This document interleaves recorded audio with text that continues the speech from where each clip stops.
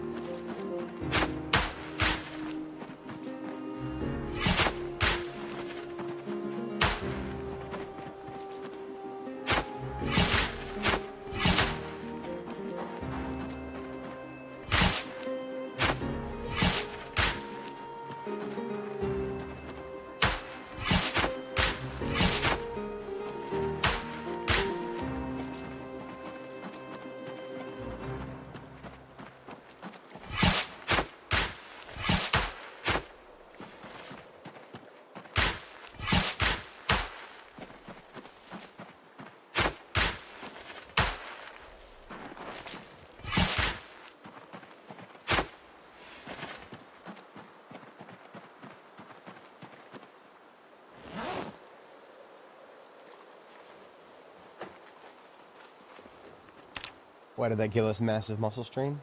Well, removing crops, I guess. Just annihilates your hands.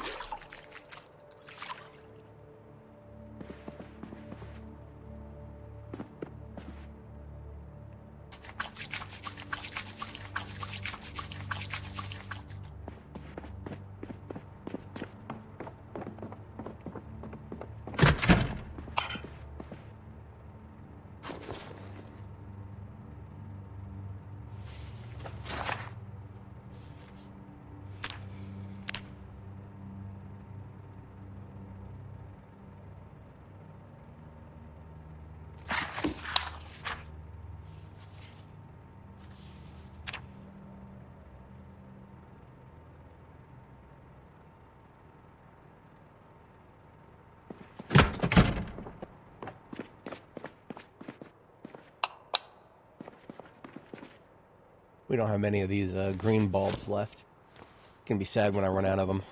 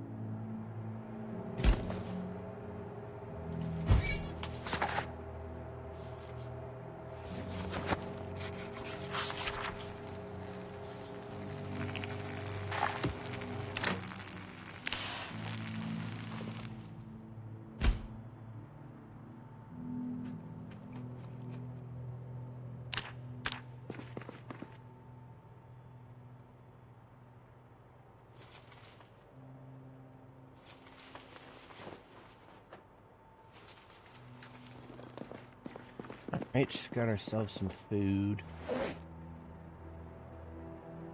Still thinking about dealing with this flax.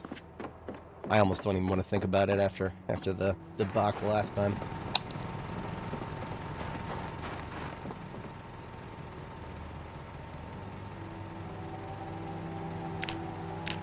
We need to go make ourselves a... Well, we do actually have a bread knife. So we just need to go get one of these rods. And leave it over here as a tool.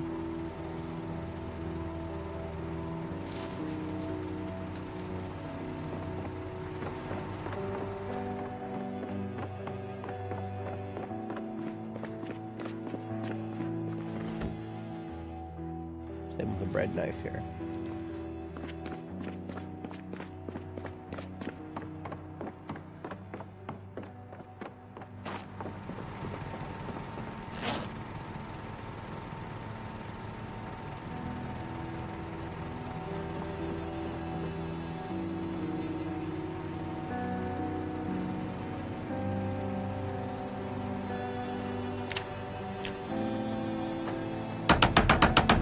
Oh, this has to make that noise. Okay.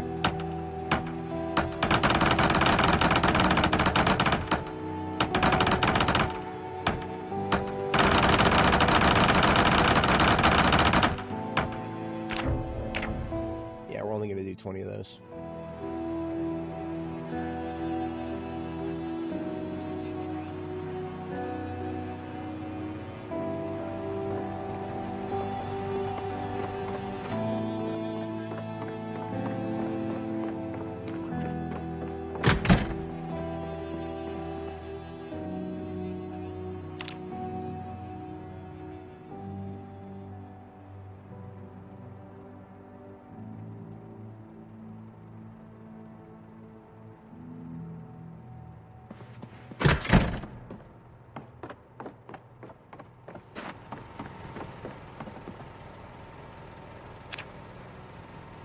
Let me guess, this makes the same noise.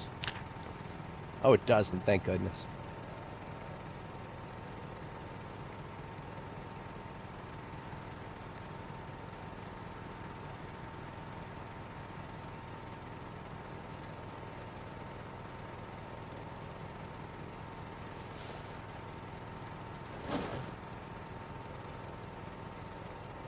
Now we just need to weave it at a loom, I think.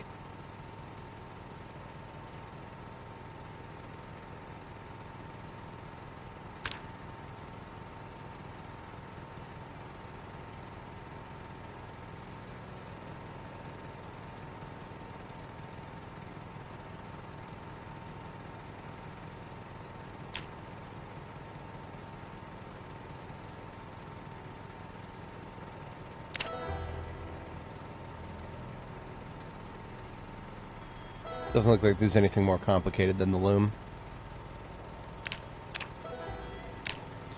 So that's 4 logs, 5 long sticks, and 4 rags. I mean, the rags are the most common object we can use, so yeah, let's get that put together.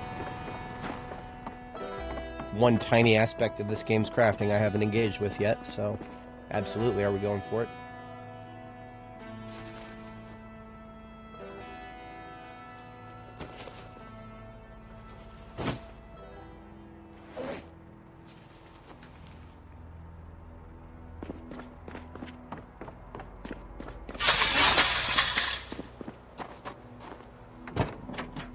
Hey there, Happy New Year's. You guys will get to have your New Year's Eve earlier than us. Yanks are always behind by a bit.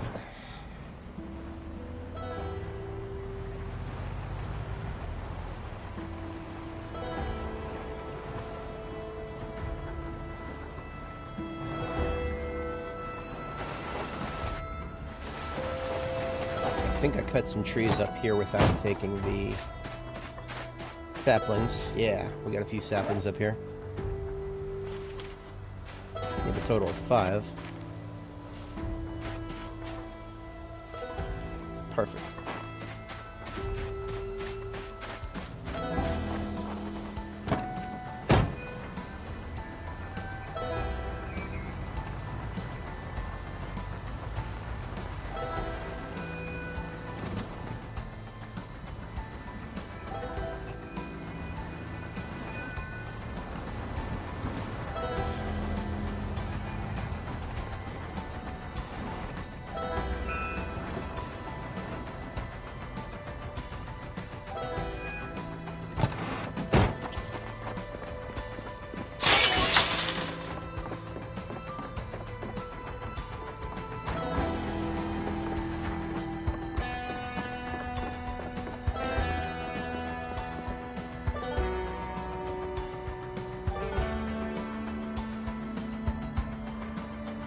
we go.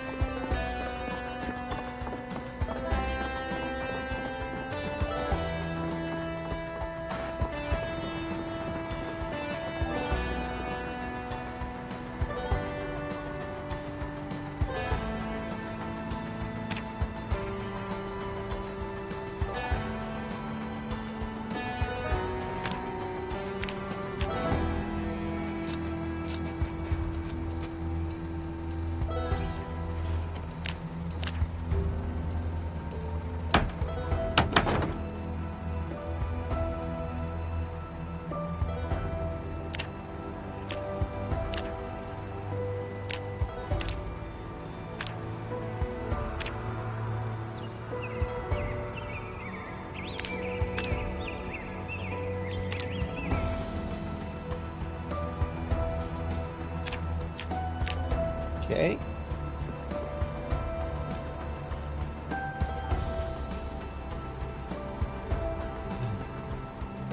That was not what I needed.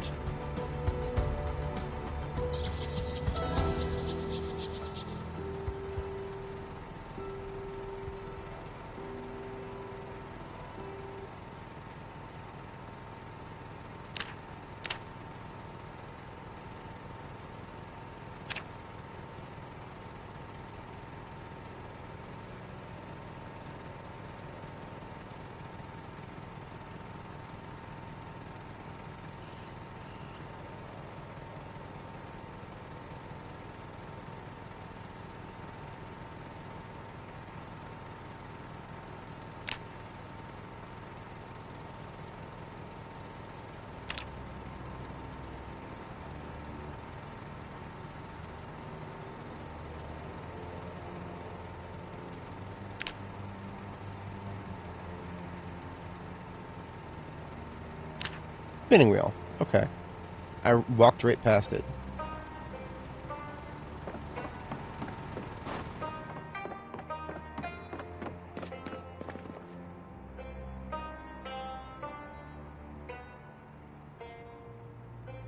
So I can make thread, and then I can turn around and use the loom to turn that thread into cloth. So I could get thread from the sheep as well, but we would get nowhere near as much. So the loom does actually have a place inside then at my tailoring station. Does it? I don't have a lot of room here.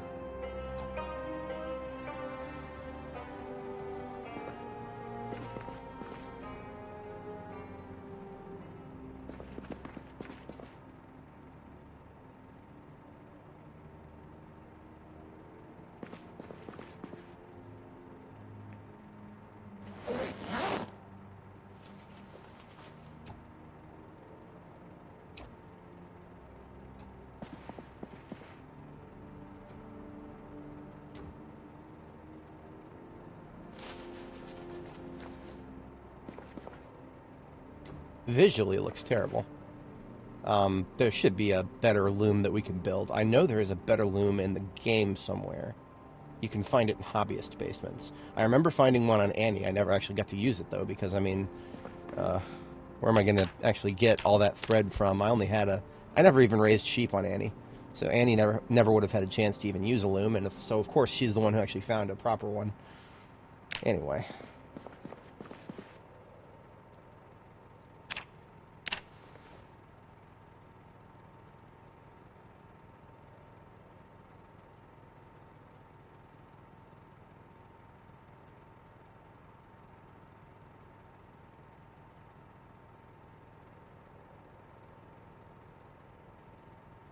That does take quite a bit of time.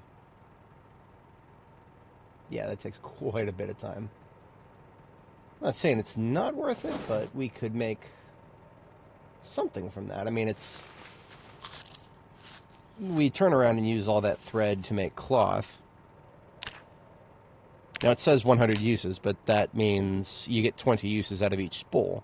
So from the flax that we just wove into thread, we could actually make a full cotton fabric roll now. That's something I've never been able to do easily. I have found fabric rolls in the past. On Annie, we found a few fabric rolls.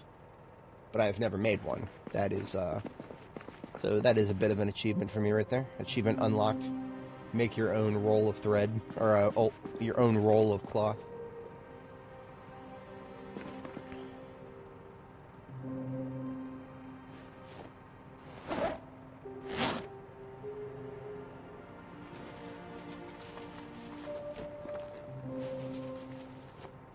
So we could turn around and use this roll of cloth for quite a few different tailoring activities. You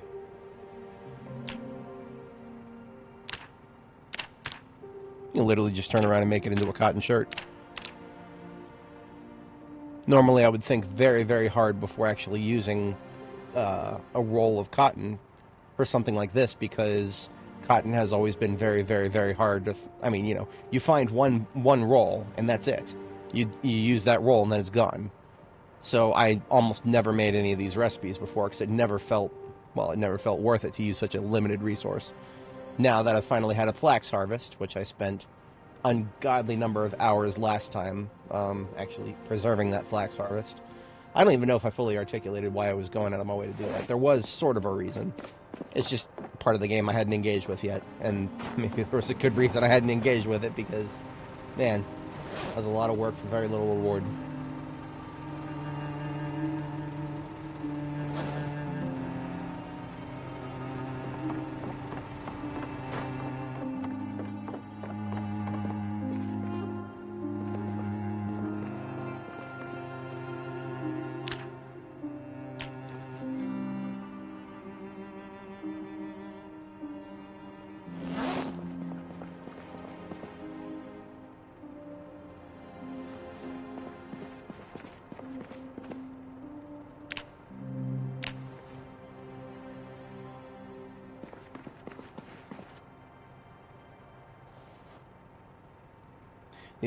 The amount of time it took to weave the flax into thread was actually a tiny amount of time compared to how much it just took to weave this cloth.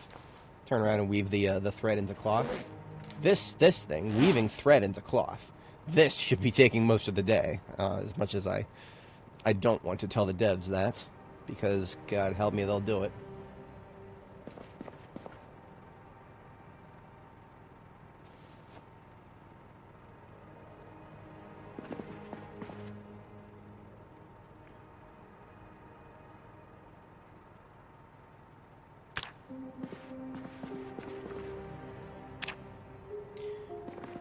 Now, here's something I'm curious about. I have a bunch of wool that I sheared off of the sheep a while back.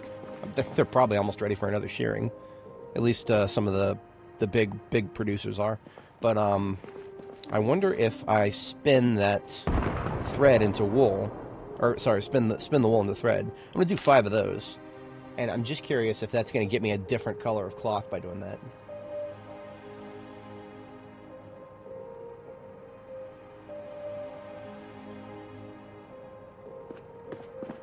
See, the cloth color that we got from the flax cloth is sort of this beige brownish, like light tan almost. This is going to theoretically turn into white because all the thread is white. At least that's the theory. I have no idea. Let's find out.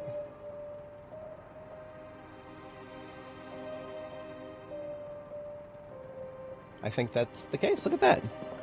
Look at that. That's cool.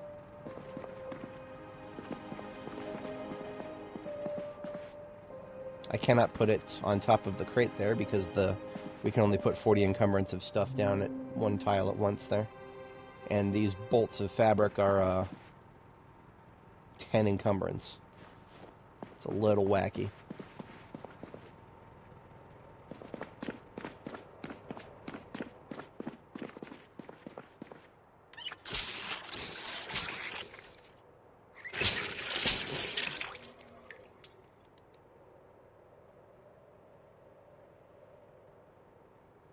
See, now that I have the capability of making literal tons of cloth to work with, I feel like I will have a lot less trouble just grinding through the next couple levels of tailoring. I do not have tailoring level 3 of the book, but I might not need it now. With all this material to work with. Because all I got to do is get through 2 levels, then I can read Tailoring 4, and then Tailoring 5 is already available to us. So we could blow through Tailoring, possibly. That might be something I do.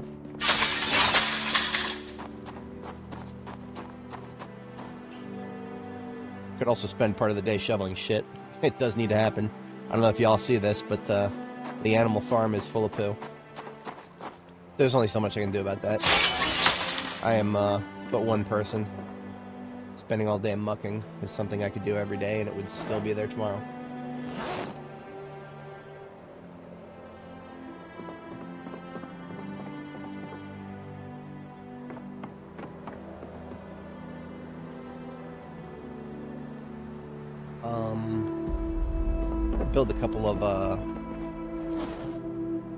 I'll build a couple of compost bins. That couldn't hurt.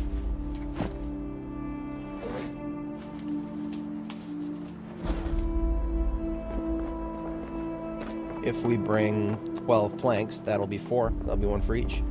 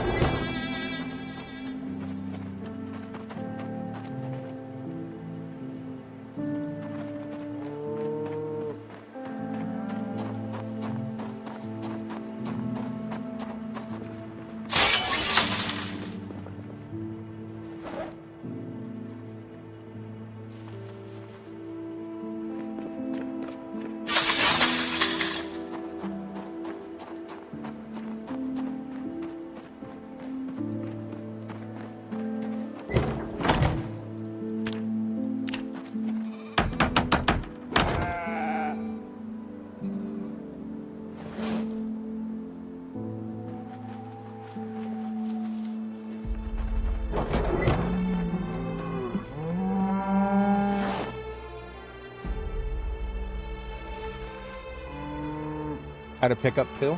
Use a snow shovel. You don't actually have to do that, but it works.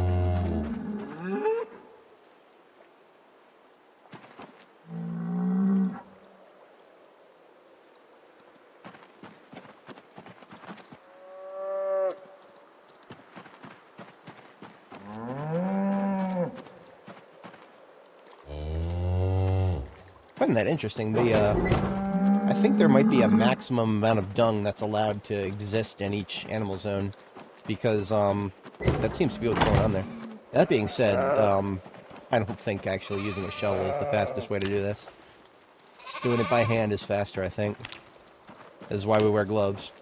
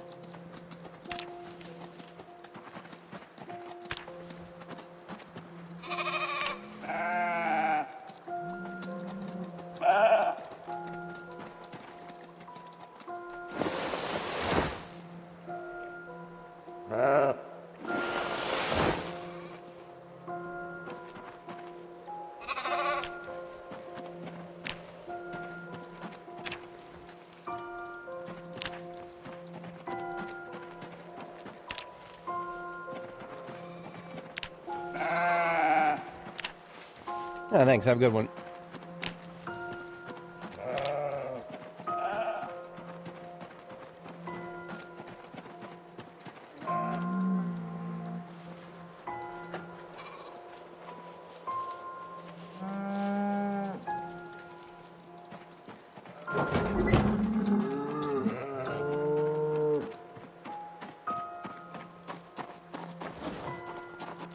Definitely gonna wash up before we touch our food.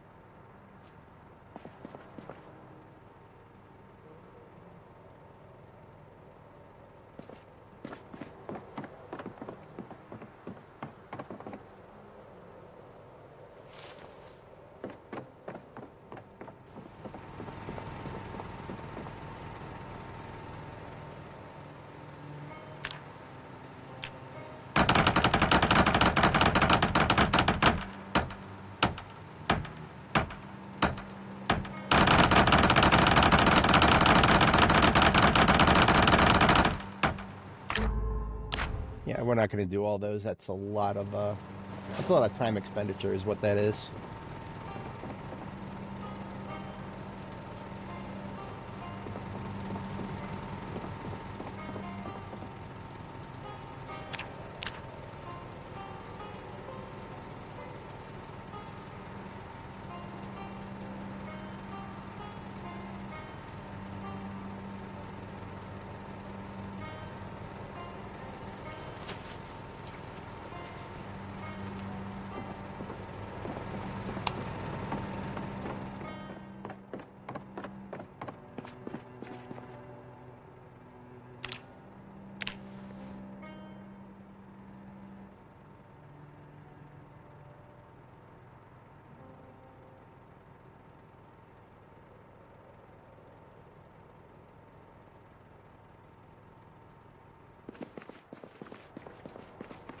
What better way to ring in the new year? At least in Project Zomboid, it's not a particularly momentous occasion. There's no great ball being dropped in New York right now. The only thing being dropped in New York right now is a zombie or two wandering off of a building.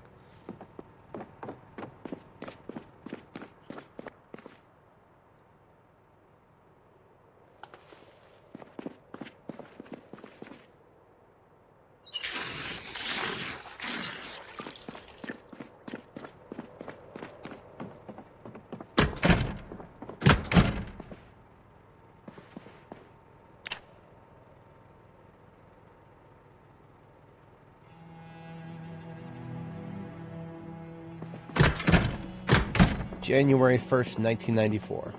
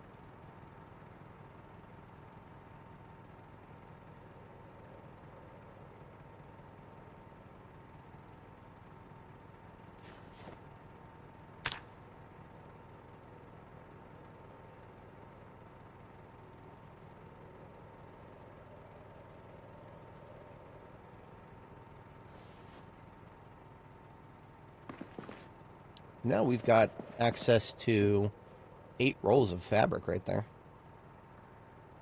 We could make quite a few clothing.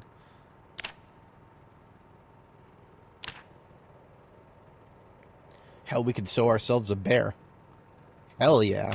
That's the first thing I'm going to sew with all this.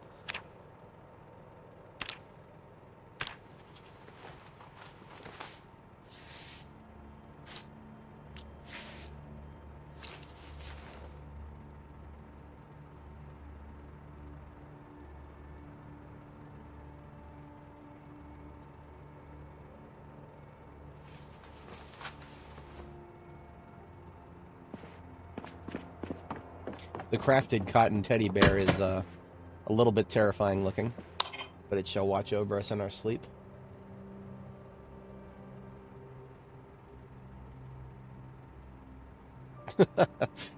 Freddy Fazbear up in this bitch.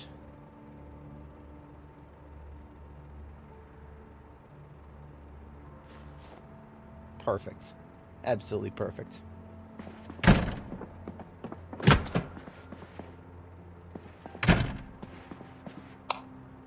That should increase our nightmare percentage by 2,000%, but oh, if only stuffed animals had any effect on your sleeping in this game.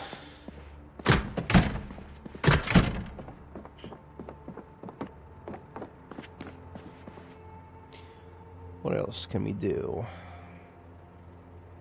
I picked that one because it was a level 4 recipe. But there are some other recipes that are, yeah, like a pair of pants right now. It's one of our best recipes.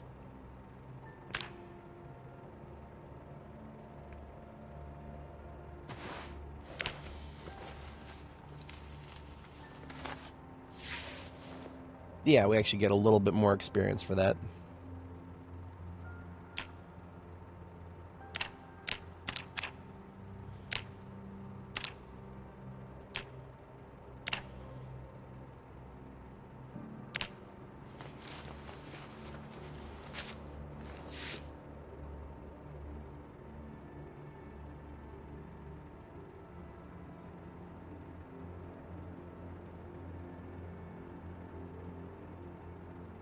So we need a total of 1,500 experience in tailoring to get to the next level. And we have 140. And we get 39 for each pair of pants we craft. So we would have to craft 35 pairs of pants. Anything better that we can do with all that? See, a shirt is a lower level recipe. So I could try a shirt, but that also costs buttons, and buttons are very finite. Buttons are, I can get, now that we have flax infrastructure, which is, like I said, something I've never had before, we have basically infinite cotton, or, well, you know, functionally. We can get more cotton, basically, is the point of that. Buttons? We can't make buttons. No. My level 10 blacksmithing capability, I can't go out and make buttons. What are you talking about? Of course not. Why would I be able to do that? Oh, I can use bone beads. That's interesting. I wonder if that's true for all recipes. That's very interesting. Alright. Alright. You know what? I complained, but I didn't check. Yeah, we only got 26 experience for that, so that was almost a waste.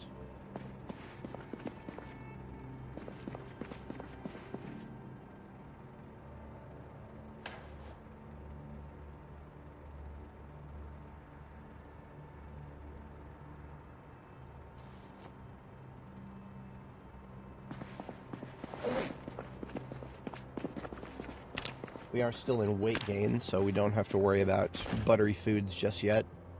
But that's coming. That'll be soon.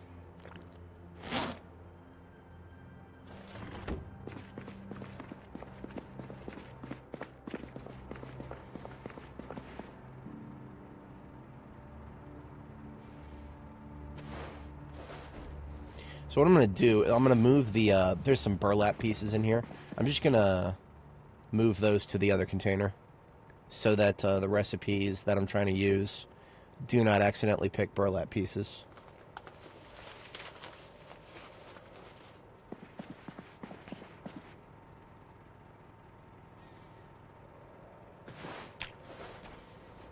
could straight up make a sheet, and then I can turn around and make sheet rope. Okay. Now that's interesting. That's very interesting. So having basically something I always used to do is collect rope, because rope is, I've always found rope to be very annoying to make myself. But the fact that we can turn around and just make sheets out of this cotton fabric roll, that means I can get as much rope as I want, assuming that I've done a full harvest of flax. I'm a little bit past that point, though, because, I mean, it bears repeating that the amount of time that it takes to grow flax and then harvest it and then dry it, by that point you could have found plenty of rope, as I already have. I already have 3 stacks of it. So really, at the end of the day, what I've been doing is still the best course of action, even though I found a new way to go about it. Yeah. Anyway, let's make some more pants. It will probably remain the best way to get a few more levels out of this.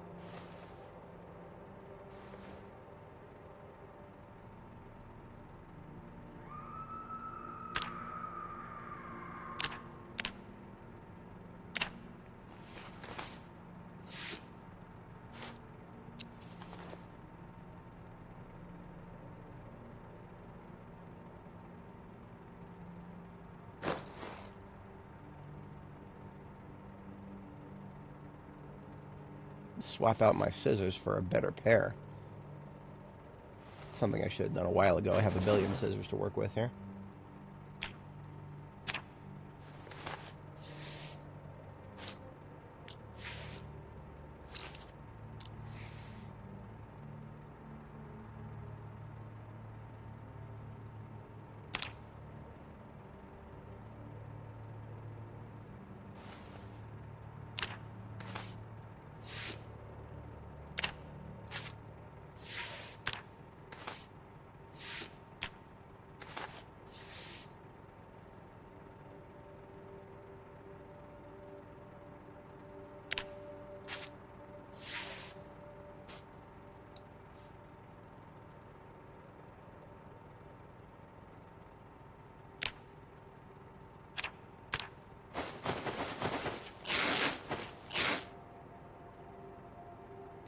Gets us plenty of rags if we do it that way. And then we can turn around and use those rags to make other things. So we don't actually have to do nothing but cloth pants. What we can actually do is sew some, whatchamacallit, like neck guards, for example. But for that, we need to make sure that we're not actually accidentally using denim. So I'm going to move the loose denim that I have in this box over to the other box.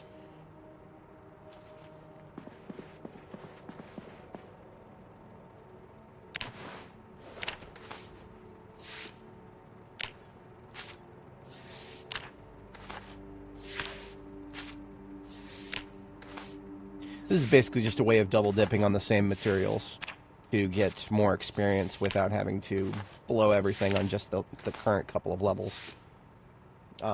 So in effect, what we just did is we made a bunch of pants, ripped them into rags, and then sewed the rags into neck guards. So all the same cloth that we wove got used twice. And you can kind of do that almost the same by ripping up these neck guards we just made, but we get much fewer rags when we do that. So there's diminishing returns.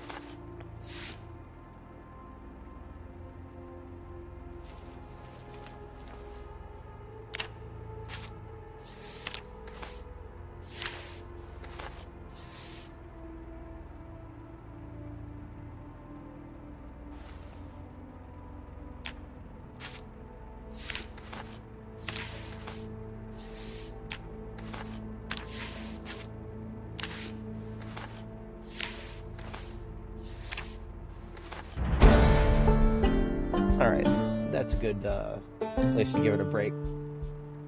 We got one level of tailoring out of that.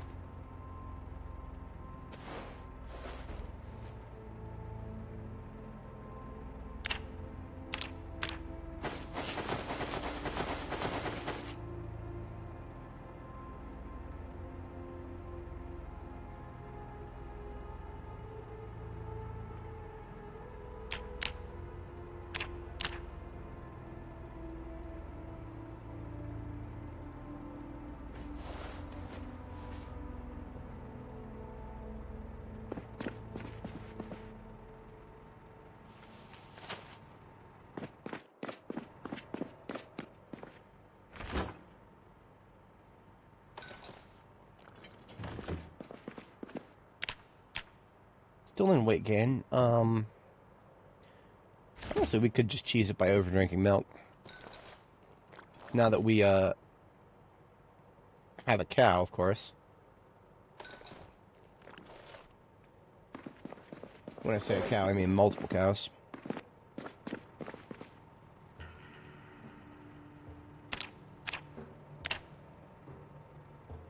We can turn these flax toes back into twine. Hell yeah.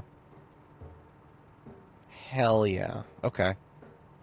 For that, we need a rod. Should probably keep a rod down here at the tailoring station. Good thing I left a couple of rods up here. Oops. That's no good. Don't miss the stairs.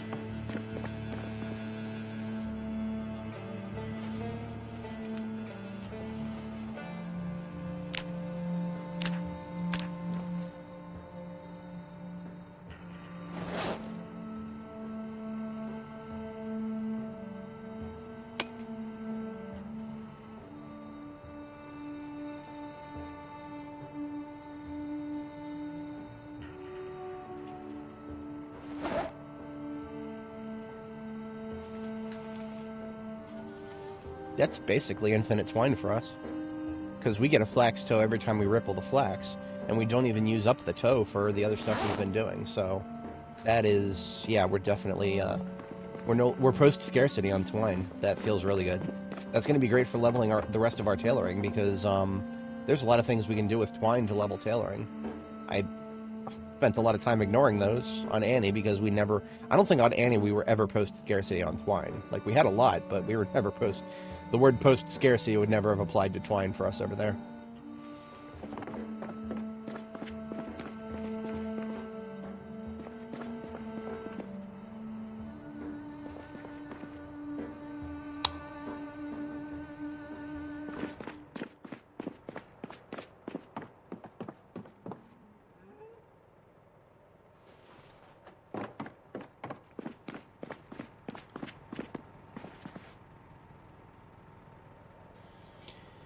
Did we get anything interesting for tailoring now that we're level 5, I wonder?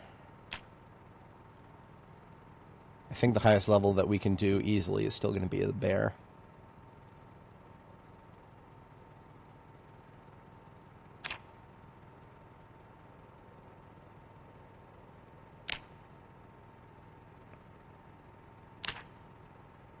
Like we can do a fur hat out of a raccoon leather. We got a raccoon leather.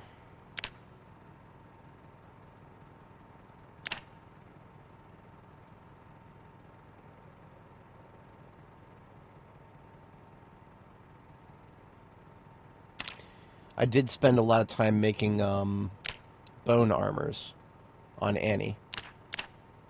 And we do have a number of bones to work with, but we're not anywhere close to post-scarcity on that. We would get diminishing returns very fast.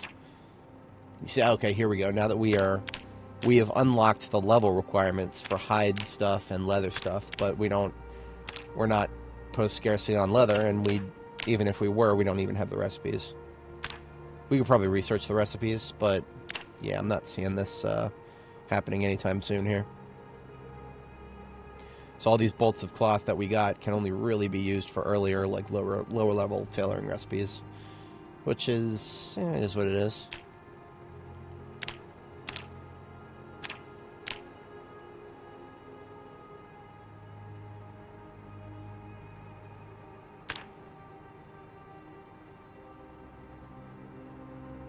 I think if we were to make a bunch of bears,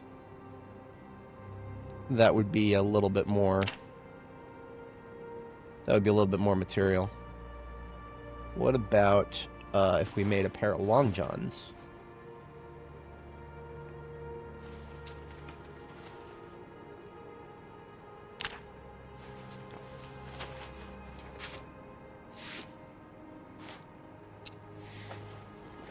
Same amount of experience as pants, I think. Hang on, that was 39 for those.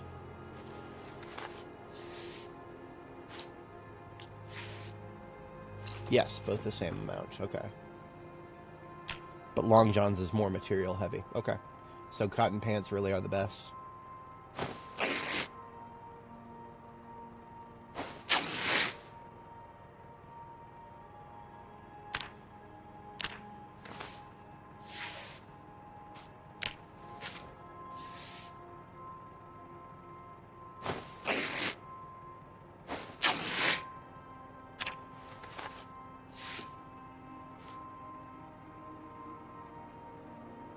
If anybody was hankering for 7 Days to Die to add learning by doing back, this is what we're asking for here.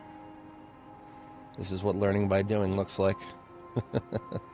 I don't have very strong opinions on that. I find both systems to be different forms of the same kind of a grind, so I'm not really bothered by which form it is.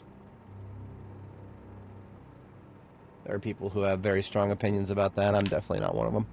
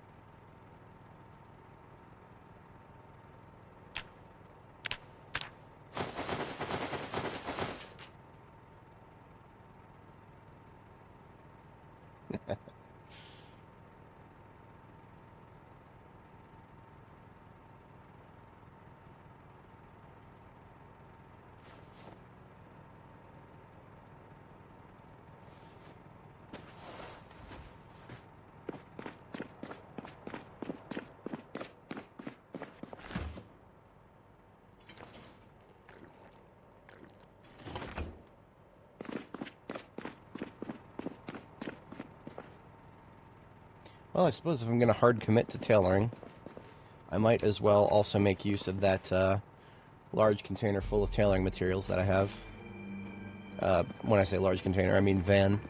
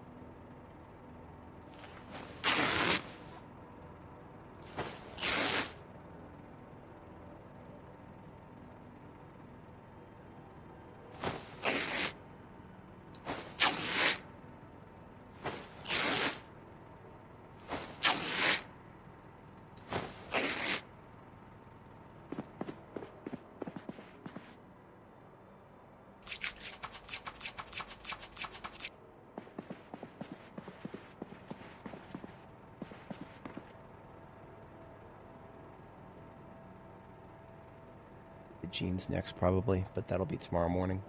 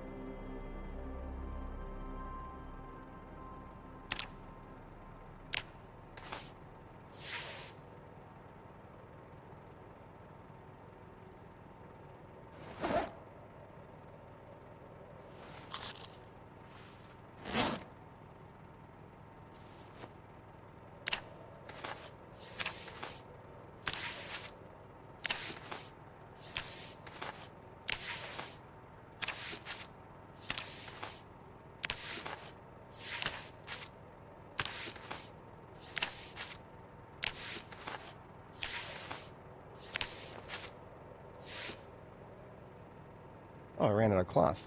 Or, sorry, I ran out of thread. Isn't it cool that I can just make more?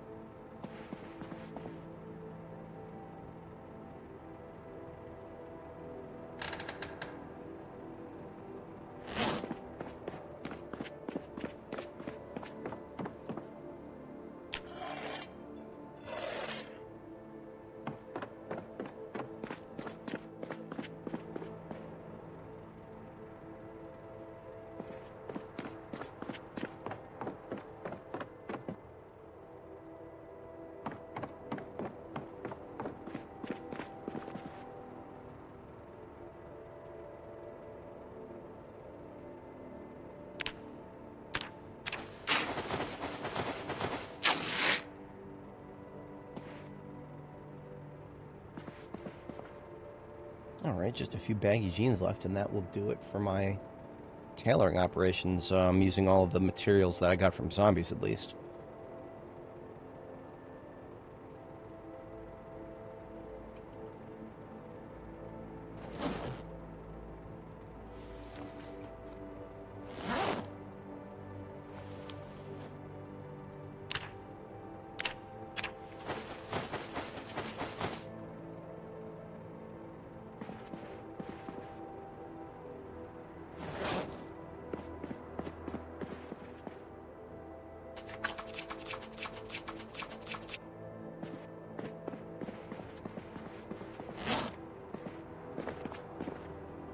Boom, there's Electromax van freed up.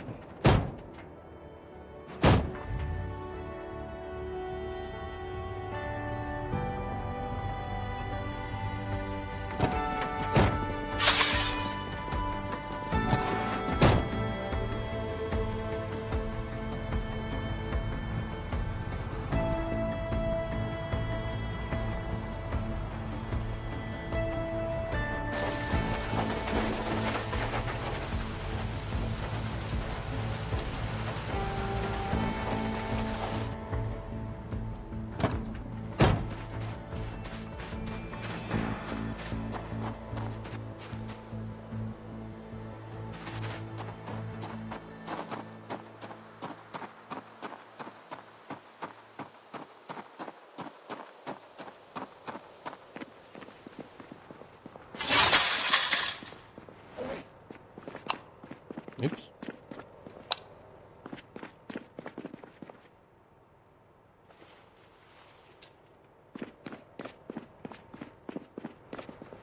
Alright, having taken myself broke on thread, that means I need to make some more thread. We'll use some of that flax.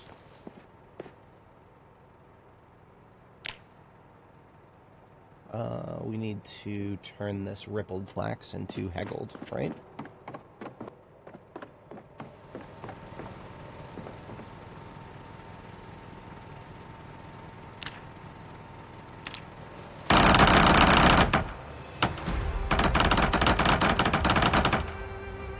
Sorry, I hate that noise too.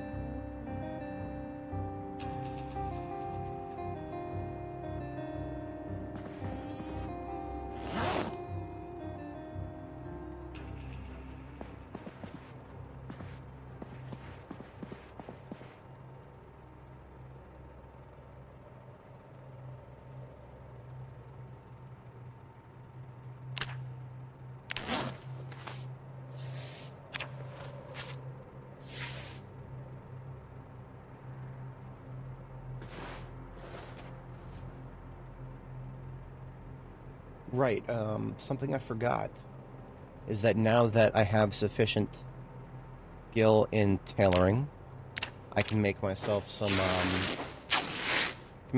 briefs that actually give scratch protection. Briefs cover the underwear slot, obviously, but they all the ones that you get from the default game don't give you any sort of protection whatsoever. They're just they're just cloth. They don't even give you insulation. But there is a recipe. So improvised briefs.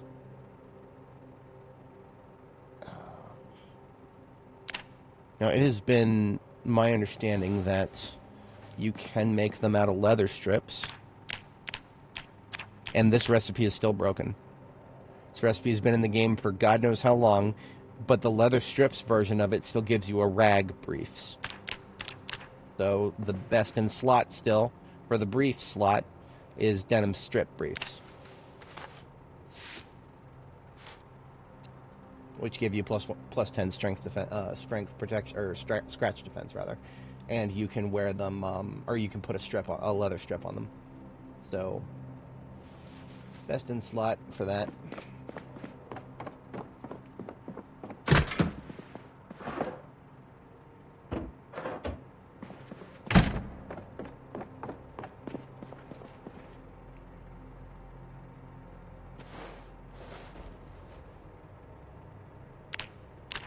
Still not quite in rapid weight gain, so we'll make some more of those eggy omelets here.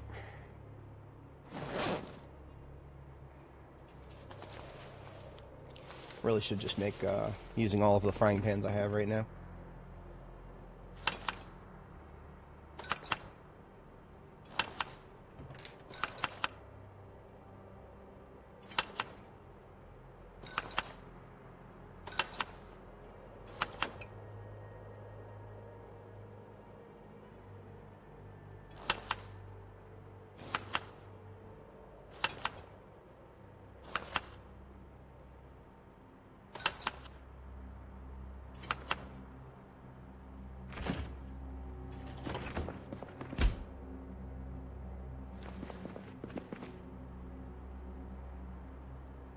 Good morning.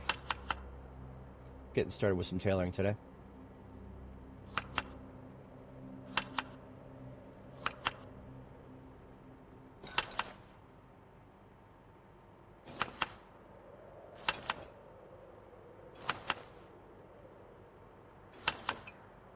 Tailoring and cooking.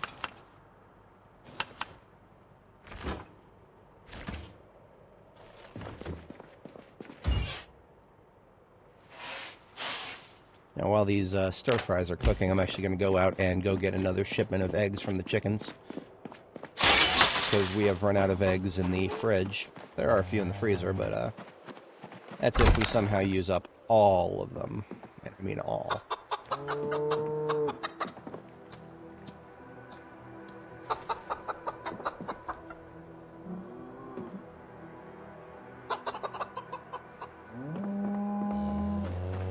I'm going to pet the chicken through the wall, because it is a good chicken.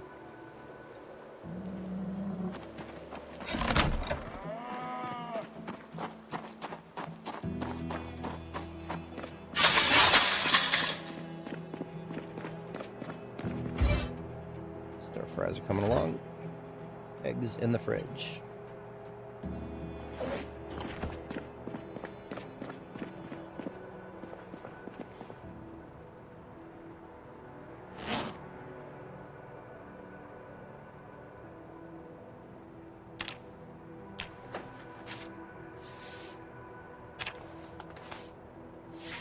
Make like 2 of those and see how the stir fries are doing. Perfect.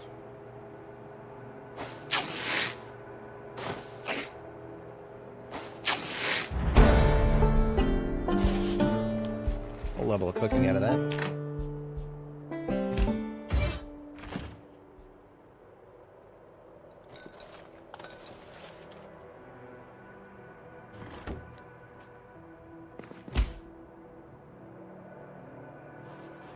Alright. Enough time for another couple pairs of briefs before we have to, or neck guards, So neck guards are still one of the most efficient recipes to do. If all you've got is thread, strips, and a needle, this will get you a little bit of tailoring experience. You got to do the grind. Might as well do it efficiently.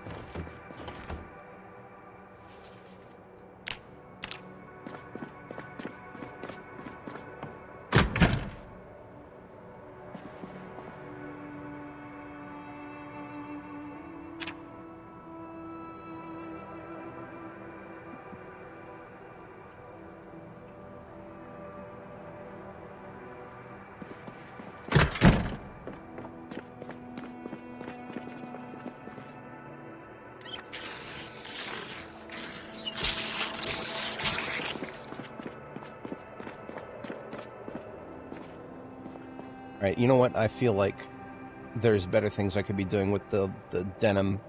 I have so much more cloth than denim, so I'm going to take the denim and bundle it into stacks. Oh, this right here, this is Riverside. We are in the river to the north of the Riverside Police Department. Positioned very nicely for access to the gas station down to the south there.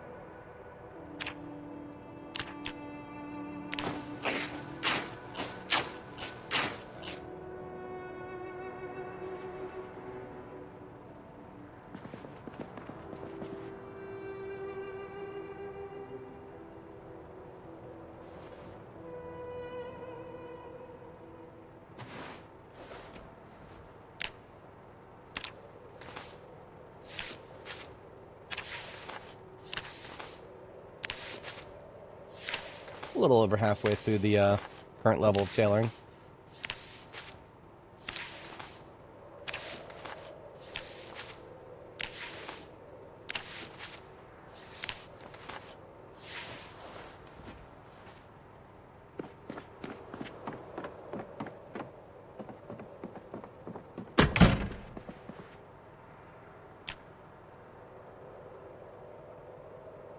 Instant nightmare, great.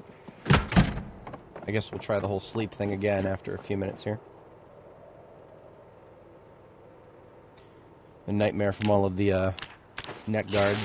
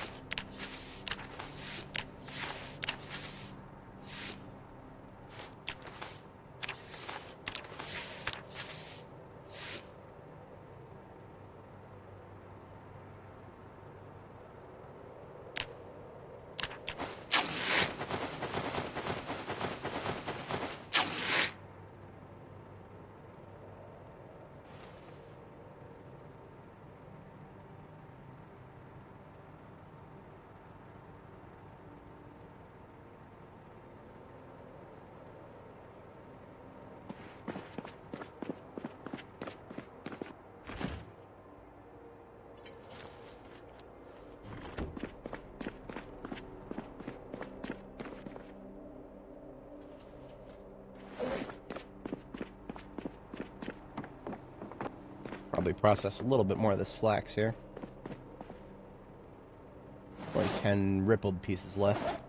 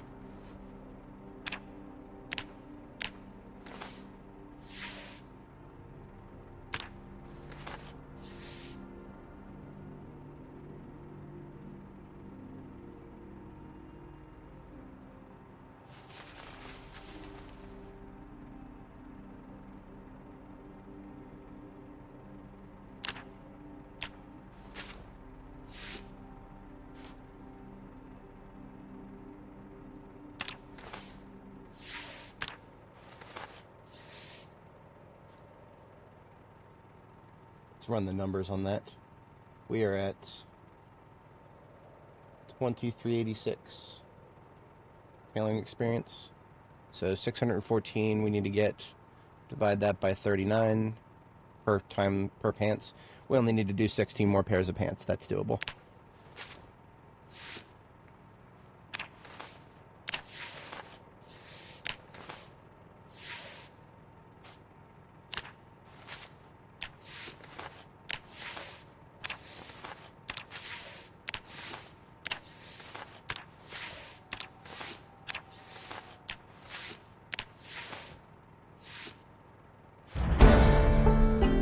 Gotcha. We gotcha. So what now? Now we have the next book to read. We just had to grind through all that because we did not have the Tailoring 3 book, and I did not feel like going out and spending 200 hours chancing whether I might find it or not. So instead of doing any of that nonsense, we just... oops. I'm still carrying the pants. Let's get those ripped up.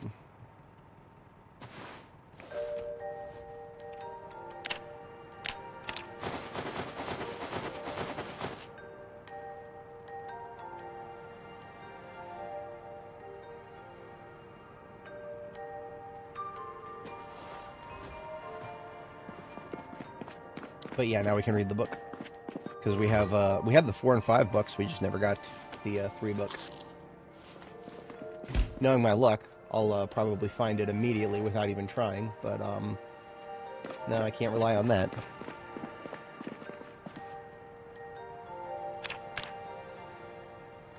We're gonna spend the rest of the heckled flax that we have right now on thread because that was something we're always gonna need.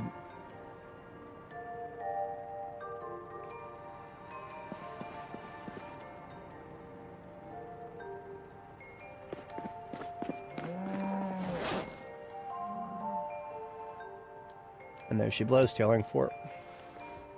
She's gonna grab both books because we're gonna need both.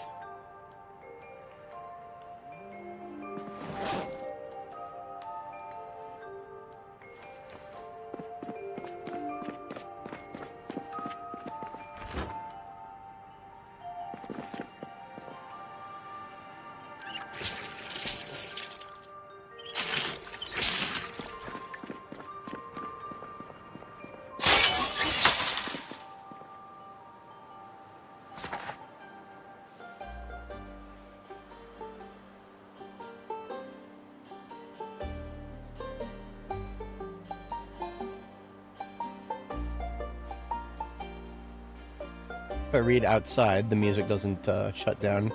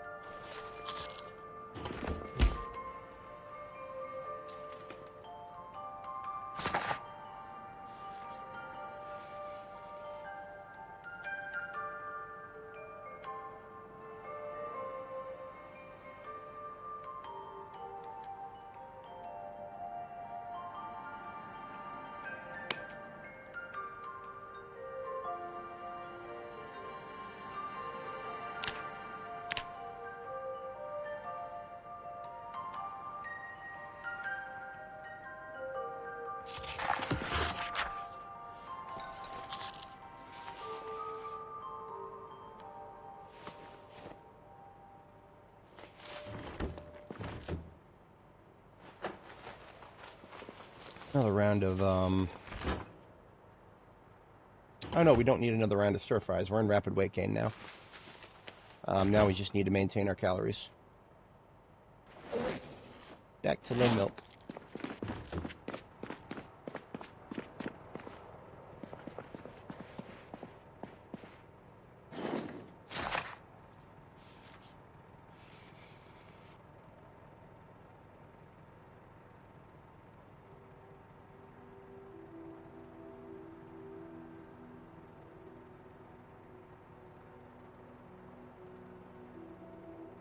Now, with the power of both the book and the native bonus, we are going to probably explode through the next 2 levels, which I'm always perfectly okay with. So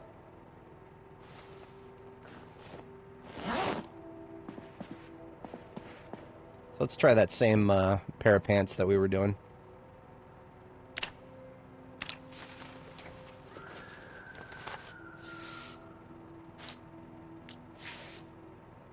Got 468 experience points for that. Yeah, we barely need to do 9 more of those.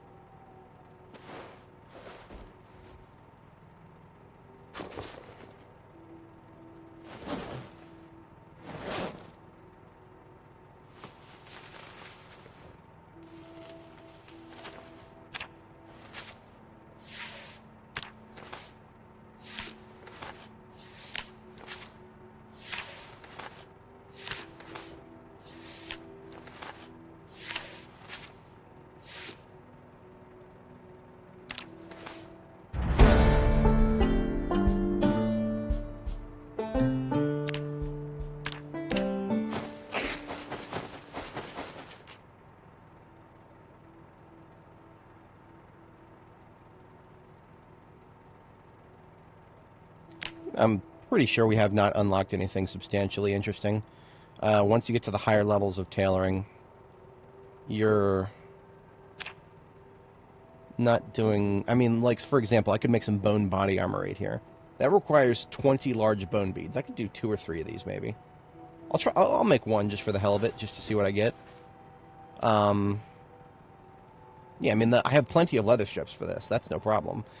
The bone beads is what I'm going to run out of, though. I have two large animal bones right here, and out in the truck I have, like, I don't know, maybe about a dozen animal bones total from the couple of cows that I've butchered so far, so... Yeah, no, that's... Okay, so the stupid-ass meta noises, we're supposed to deal with the fact that we're just randomly the game just plays a couple of wave files every once in a while, and yeah, they added new screams, new in the background. Oh no, somebody just died. Does that mean there's somebody out there? No, there's not. There's nobody out there. We're the only person on this planet. There's no NPCs in this game, no matter how hard the devs want you to pretend that there are. Sorry, the illusion for me was shattered a very long time ago. I hate to sound jaded, but I really am. I wish they would just. I wish they wouldn't go through the song and dance of playing the little silly little spooky sounds in the background when there's no NPCs for those sounds to have any sort of meaning behind them. But that's just my 2 cents. Yeah, the game just randomly plays screams in the background for no reason at all. It actually is kind of annoying. But we play the game on its default settings here, which means we get to hear silly little spooky sounds play for every, I don't know, every 20 minutes for no reason. Spices things up, doesn't it? Yeah. Yeah, something like that. How do I make... I thought I had bone beads. How do I... Oh, I need a drill. Aha, I don't have a drill over here. That would be a problem. We should have a few drills. Yeah. Let's put one over there in the tailoring area.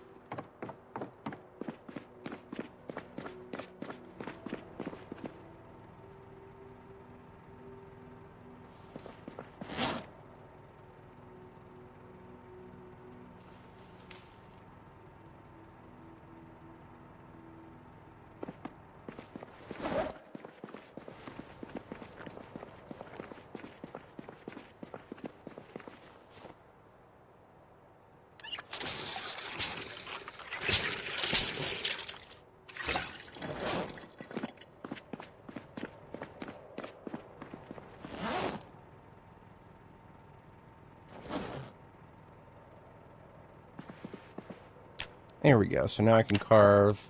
I'll get a total of 8 bone beans from these 2 bones. Which means if I want to do one of those chest armors, I need to go do 3 more bones total. So I can go out to my animal parts truck and get that. But like I said, we would only have enough materials for like 2 of these. I'm not going to go kill one of my cows just to get a bunch of bones for something that I could... do much more efficiently elsewhere.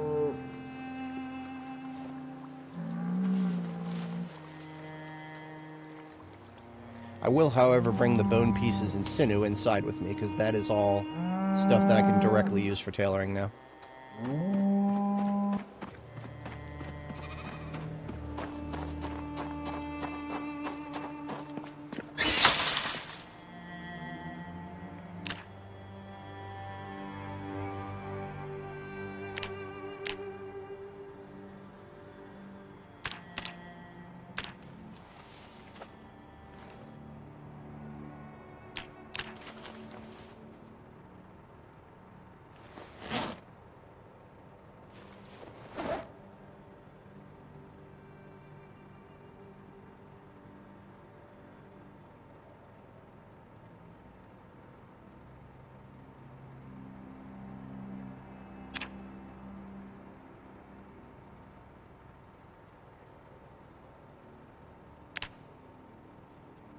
Now I get 4 leather strips.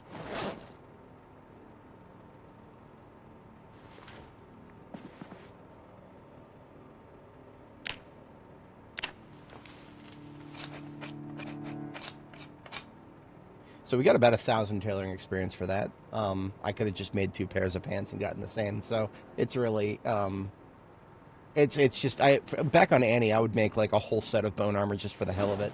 I'm not doing that again. I never used it, and I never would use it. It's inferior in every way to other things that you can make.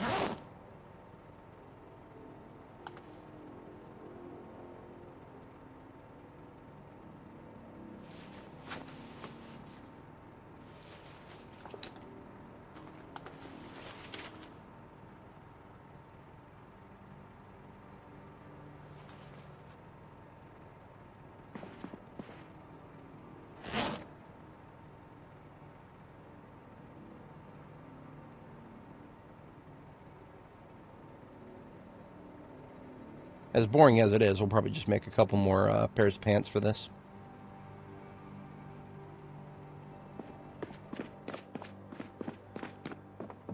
Skeletons. Do you mean if you mean zombie skeletons? No. All the bones and all the zombies that we kill are 100% useless for tailoring. It seems there is no way to get bones except for killing an animal and butchering it, or if you're really lucky, you can get some through foraging. But I've mentioned this before. If you're trying to forage for something specific, like very specific, like animal bones, good luck. Good luck. If you're trying to forage for something that specific, you'll find a little bit every hour, maybe. We're not fucking with that. I've got more. I have spent a lot of time doing silly things on this stream. That is 100% true. I've spent a lot of time doing silly things. Even I have my limits, though.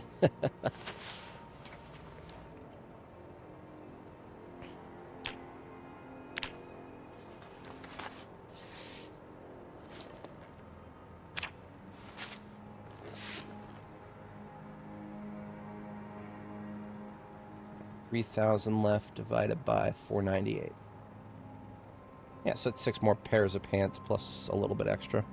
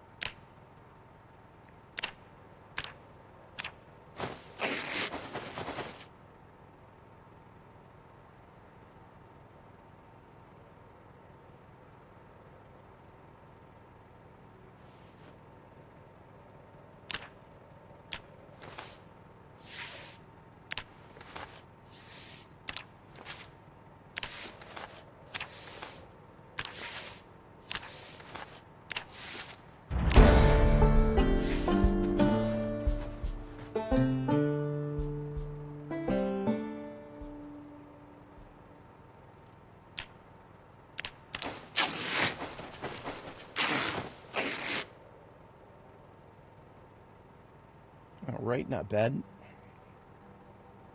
We're now tailoring level 8, which means we are ready for the next book. I'm going to put away the previous one.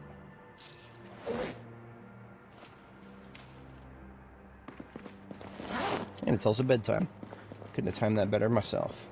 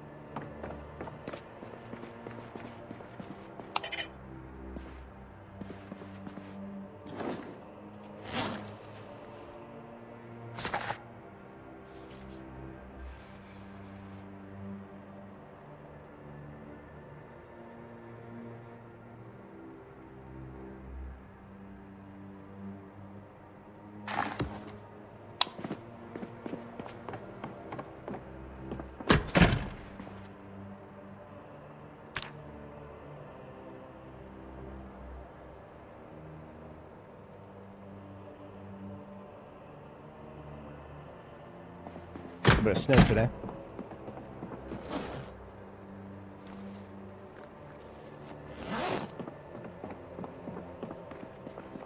Swap my long john bottoms for proper long johns. Then I could probably be insulated enough to go outside.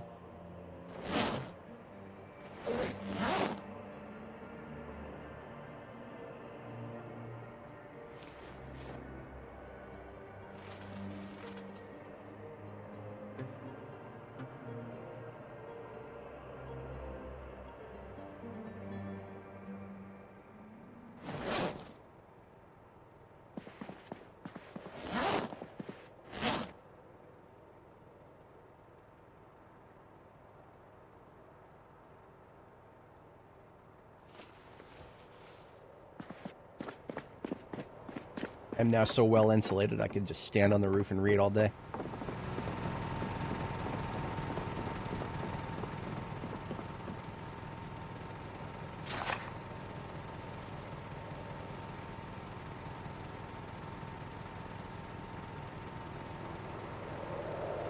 Oh wow, I am impressed. I'm actually a little chilly. I was actually challenging myself a little bit to see if I was insulated enough for that. Looks like not quite. There are a few upgrades I could do. I could do a tank top instead of a crop top. And then I could do a proper hat.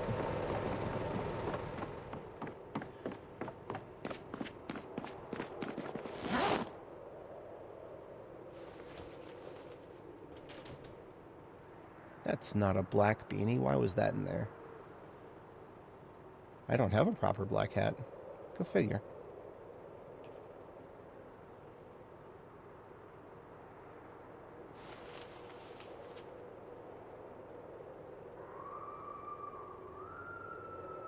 Yeah, so there's another stupid-ass scream for no reason that doesn't do anything but annoy us. Can't wait for another one.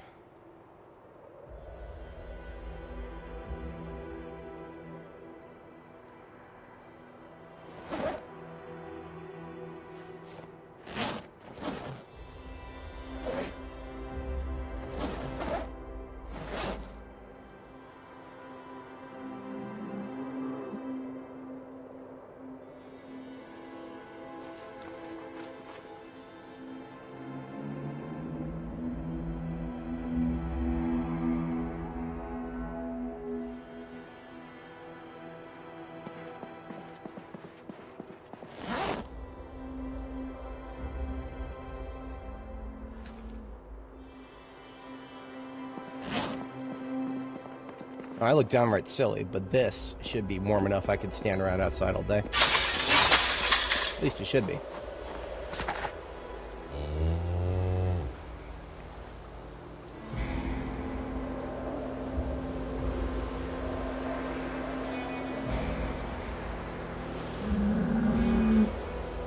Yeah, it is.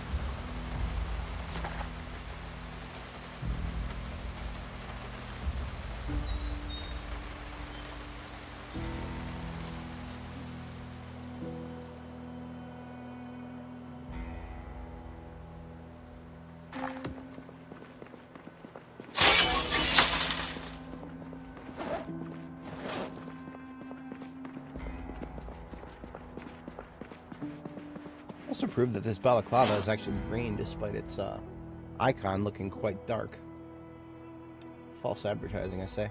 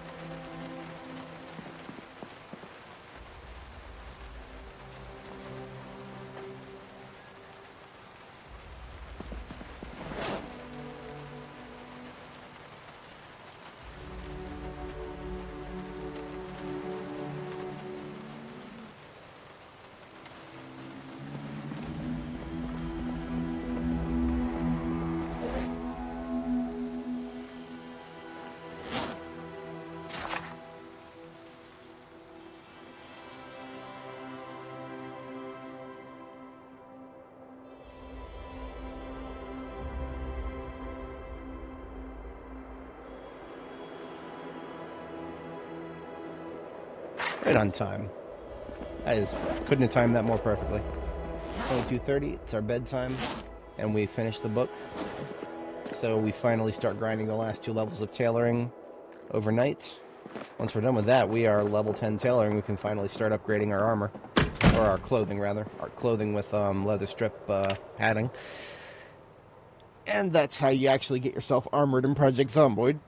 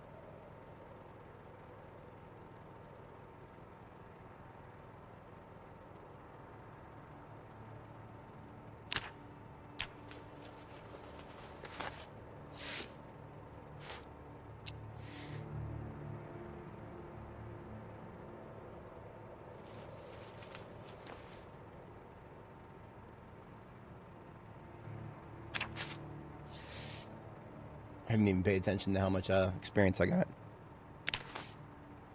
624. That we'll be done with this in no time.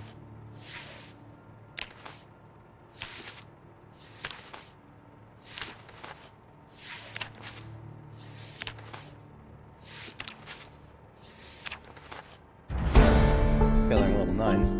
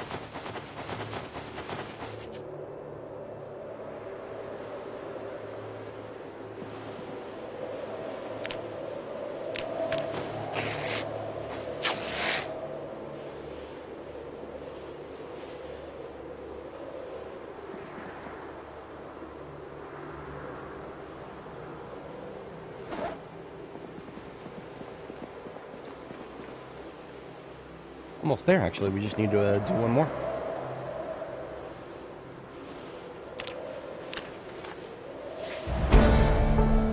Feels good, man. Feels good.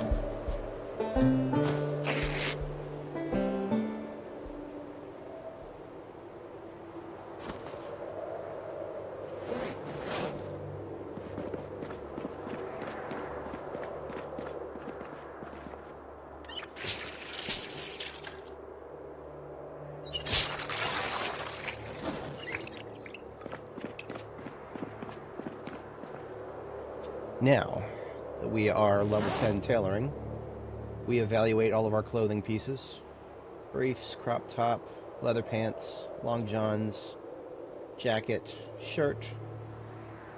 This is a t-shirt, formal shirt, Hawaiian shirt. Those are the 3 different chest layers. And then gloves. So those are all items that need to have leather strips appended to them. So we are going to need quite a few leather strips. I have been saving all of my strips for the most part for this exact occasion. So I'm going to unstack these bundles of them. 46, that'll be a good start. So just getting out my thread, my twine, or just my thread rather. And let's get started with that.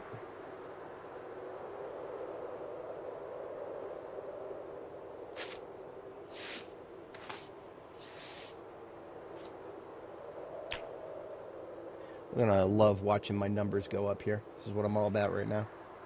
This is what I'm all about. Now we get to... So here we go, denim strip briefs that have 10% native scratch, but more importantly, you can put a leather strip padding onto them. So now that makes 30% scratch, 10% bite. The days of your groin being the most vulnerable part are definitively over.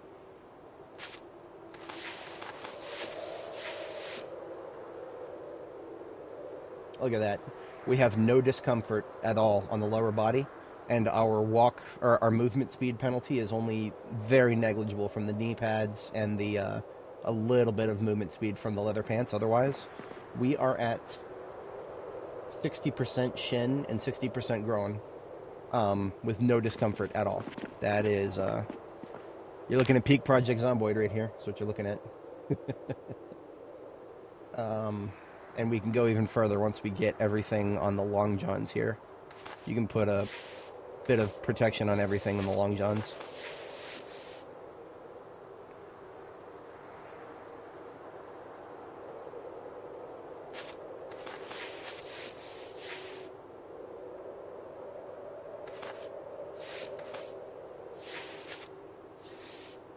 And that's up to 70% for the entire lower body. Now, what we can do is we can stack that ever so slightly further on the shin by getting some, we have to get long socks as opposed to regular socks. We're currently wearing regular socks. I don't think we have any in the correct color, unfortunately. Oh, you know what? We might. We might. Okay, so here's, I've been sitting on a load of laundry for a while now.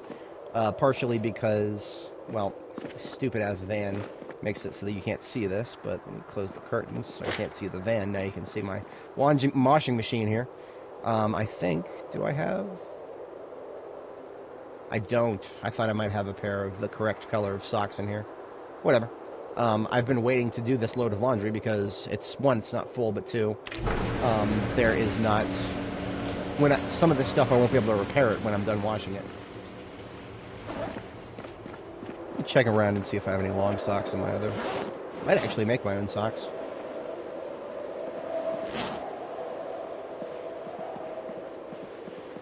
Yeah, I didn't pick up any long socks, doesn't look like. I usually think about socks.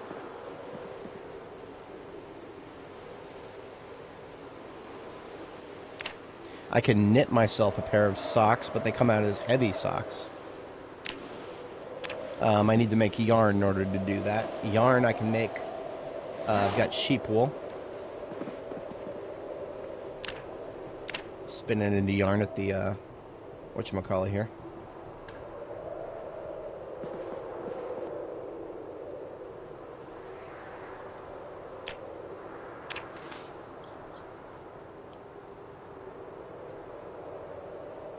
So now I can add leather strip padding to the shin layer from the socks.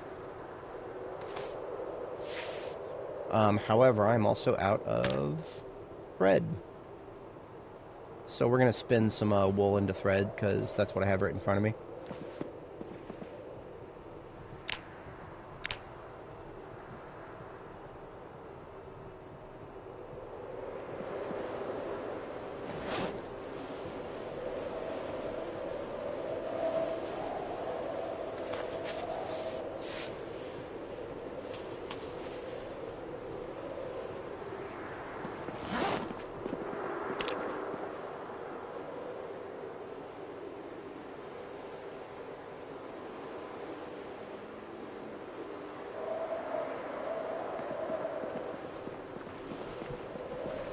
Alright. Laundry should be done.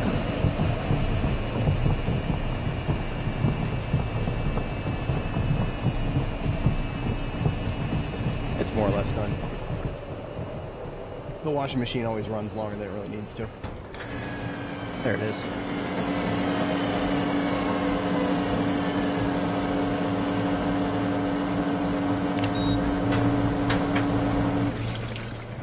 I wish I could fast forward through doing laundry in real life. That'd be nice. Alright, so we're done with the... This is peak protection that we're ever going to see on the lower body right here. So I take back what I said about the groin not being as protected as others. It was equal to the shin for me for a while there, but then the socks. Now that I've got a layer on the socks are bringing the shin above the groin in protection level. Honestly, though, 70% groin with no discomfort. I cannot stress enough, you're not going to get that anywhere else other than being level 10 tailoring and knowing exactly what to put in each slot.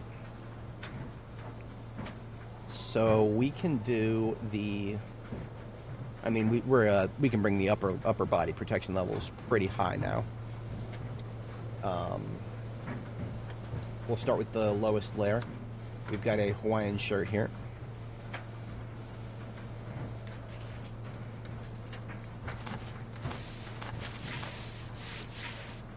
So that has brought upper torso and lower a little bit up.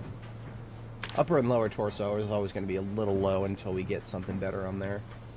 So formal shirt is next. This will get us both arms and torso.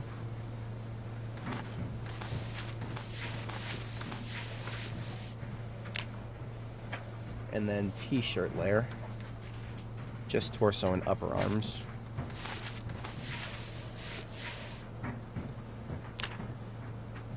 Then we got our crop top, same thing.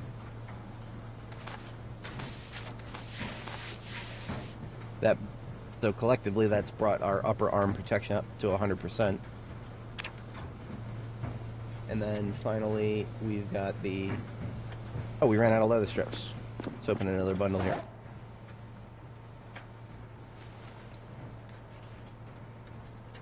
And then we've got the jacket layer. And we don't have something in every layer at this point. There are other layers we can put on. But the thing with my current kit is actually overdressed for even the coldest weather. So we go out there right now, we have 80% or above on every layer except for the head, neck, groin, and hands. Actually, no, groin is right up there with everything else. So just the shins, groin, upper and lower torso, and forearms are 80% instead of 100%. And then, of course, the forever vulnerable parts are your hands, head, neck. That is always going to be difficult to do. What I would do sometimes in the past, and I probably will still to this day, in my ambulance I have a neck guard, ice hockey neck guard, that gives you 100 to the neck. And then sometimes I would carry around a riding helmet, I think one of which is in the dryer right now. No? That's a crash helmet, that doesn't count. Let me check around for one of those.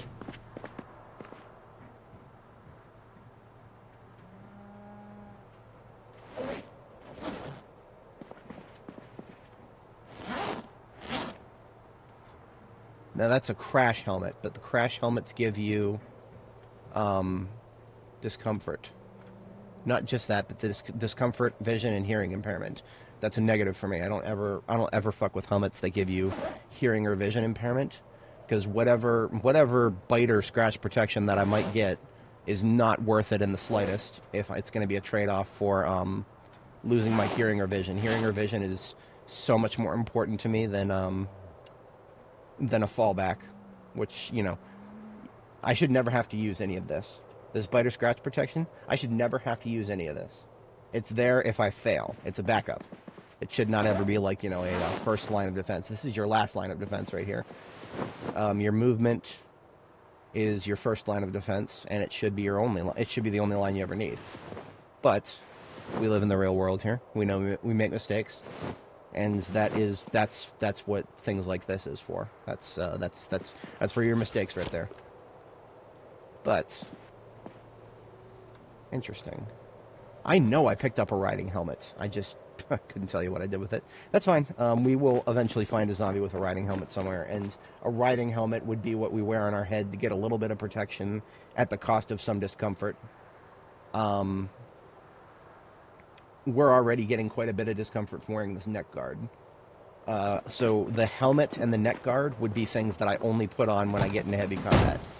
And even then, after doing some heavy combat in Louisville with that loadout, it's not good long term. If you keep wearing it for too long, the discomfort builds up so much that you'll stop regenerating stamina completely. Like your stamina regeneration, that's what discomfort really does at the end of the day, is it fucks with your stamina regeneration. So if you get winded and you try to sit down and get a little bit of stamina regenerated, you won't. If you're too uncomfortable from wearing the stupid ass armor, you won't get any stamina back. So yeah, the devs gave us armor, but you still don't want to fucking wear it 99.9% of the time. Like it's it's one of those backhanded things. You know, we've been asking for armor for years, and the devs finally gave us armor. But I don't think this is the armor that most people actually wanted, because it's not something you actually want to wear in combat, at least as far as I'm concerned. I'm focused on surviving. I'm not focused on living out my RPG fantasy where I wear armor and go into armor like, you know, like a fucking medieval knight or some shit. I'm not here to play out the fantasy. I'm here to survive. And because of that, I'm going to do the best course of action that I can find. None of which has anything to do with armor for the vast majority of situations. Knee pads and elbow pads not included. These are very, very, very low impact armor. We'll very rarely ever feel the discomfort from these, but they still give us 30 and 40% protection levels. Yeah, I always wear those. But now that the dryer has finished processing our recovered stuff here, I can actually repair this stuff. Some of it is stuff that I have been sitting around on for a while. And there's also some stuff in the containers here that I need to repair. This long sleeve shirt, hoodie, skirt, Hawaiian shirt. That's a Hawaiian shirt I spawned in. All of that is stuff that has gotten damaged that needs to be fixed. That I now have the capability to fix since I'm level 10 tailoring.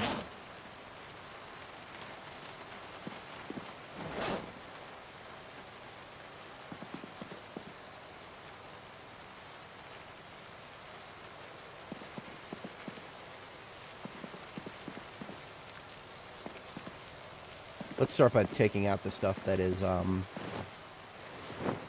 does not need to be fixed. This beret, I think, is gray, or is it white? Ooh, that's a bright white beret. I remember finding that now. I don't know if I'll ever get my Gandalf the White costume put together. It's theoretically possible. It'd be very, very hard, though. But I now have a hat for it.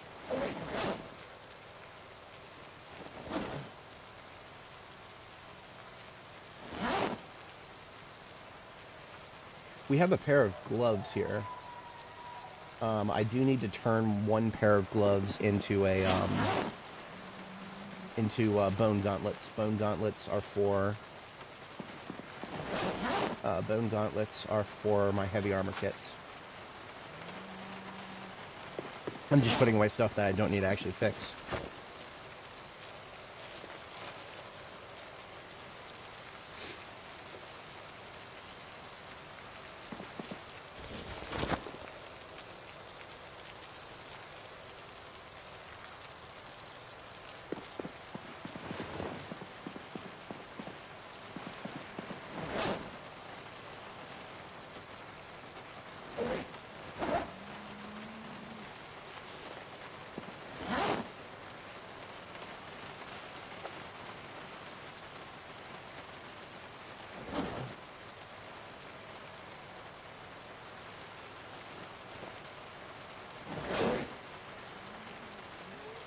Okay, that's all the stuff that I don't need to fix.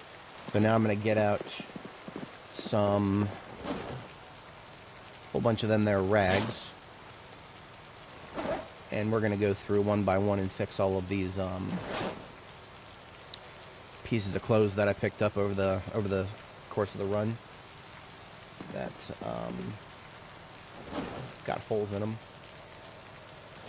I picked up this hoodie particularly because I could not find a black hoodie anywhere else. So patching these holes up and having a black hoodie that matches my aesthetic. I don't know how often I'll actually wear it because it is it'll get me really, really warm. I'll get really heated wearing this.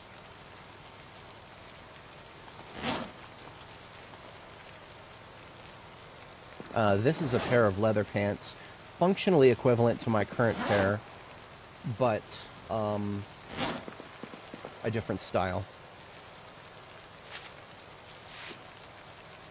See, the one that I'm currently wearing are skinny leather pants. These are regular leather pants, which almost have the appearance of like baggy jeans. To be honest, I kind of, when I'm wearing the jacket, it feels better to wear the thicker leather pants. So I might actually hold on to these. Save the skinny pants for a summer outfit. But that means I would need to put leather strips on this set. The leather strips do not show up visually because I have a mod that turns them transparent. Leather strips look stupid in this game. I know that's probably part of the appeal. I don't know. No, we're here to style. We're here to style. I used to just be like the kind of person who would just completely disregard leather strips, even after having the ability to put them on my gear, because they look stupid. But now, with a very simple mod that turns the leather strips invisible, I get the best of both worlds, and I'm happy about that.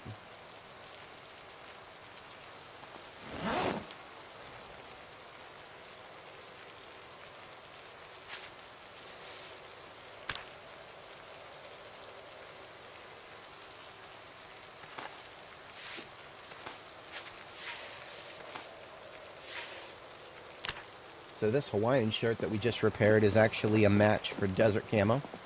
So we can go in there. And this black shirt that we picked up is, well, that's actually supposed to be the one that I was going to wear. Because it's a better match than my the one I'm currently wearing. The one I'm currently wearing is, well, I don't know. Look at this. This is the one I spawned in, the one that I just fixed. I got a hole in it because of a single mistake. Look at that. The one on the left is just slightly a better match. That's fine.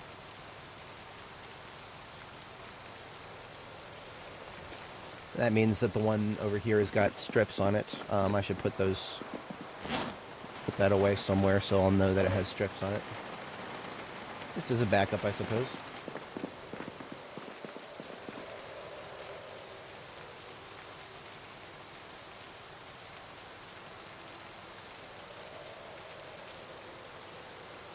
Now, in that vein, we've got a long sleeve t-shirt here that I think I was going to replace one of my... Oh, that would replace the military t-shirt. That's good for now. The military t-shirt is valuable for its insulation, but not necessarily for its coverage. This long sleeve t-shirt will have more coverage.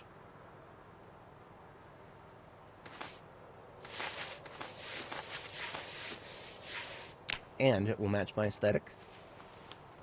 Beautiful. With that, we've got 90% to the forearms with that little upgrade there.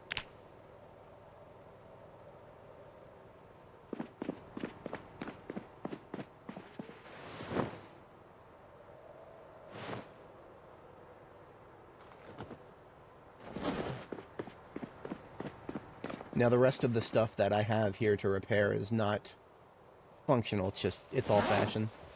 Like a long skirt, for example. I just picked it up because it happened to be the correct color.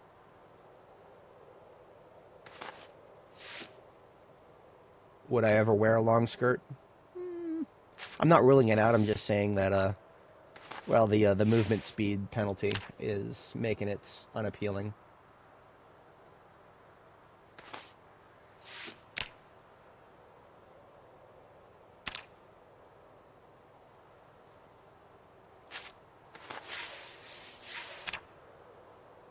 And we have a cute purple skirt to add to the collection. I know, I know, I know. I'll never make purple work. I still want to. I still dream. I still dream someday I'll be able to make purple work. And what I mean when I say work is I need to make it actually match with other stuff that I need to wear. Um, that's a challenge, and I'm not backing down from that challenge. I'm just acknowledging that it's probably not one I'm ever going to complete. But that's why I continue to collect clothing in that color, just in case. Maybe someday I will find correct slots for everything. But that is everything. Except I do want to get to this hoodie that I'm wearing. I'm probably not going to be able to wear it all the time. But I am going to add some padding to it just in case. Because it is going to be a good hoodie of the correct color. So that means while I'm wearing it, my protection levels are 80% or above on the entire body. Now, I could only get these protection levels because of the military officer jacket that I'm wearing. The officer jacket is actually a unique item. Possibly it's best in slot, actually. It is military jacket dash officer. Now, why is it best in slot? It doesn't provide quite as high of a baseline protection level as the regular military jacket, but this one goes down. It's a long jacket, like almost a trench style. It goes over the groin and the thighs. And because of that, it is actually best in slot, in my opinion, because it actually contributes to not just the upper body, but the lower body, particularly the lower body that's hard to cover up. It's really hard to get groin protection in this game without wearing like a cup or a cod piece or something that would cause a lot of discomfort and make it not even slightly worth it. But look at that. We've got 80% or above on the entire body. Now, that being said, if we were to start going outside and fighting zombies right now, we would cook. We would get really hot. And that's because we're wearing the jacket. Not just this jacket. This jacket by itself is hot enough, but we're also wearing a hoodie. So we would get really friggin' hot. The only penalty to getting hot is that you sweat a lot. But if you sweat too much and you get like the stage 2 wetness moodle, that actually puts you at risk of getting sick. So unironically, we could sweat so much that we get sick from it. Do you get some fireworks?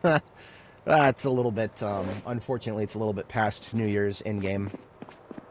In-game, we kind of started burning a little bit of the clock there.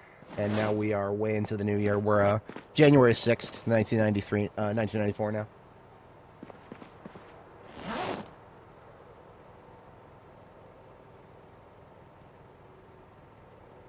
Three spools of thread left, but they're all... There we go.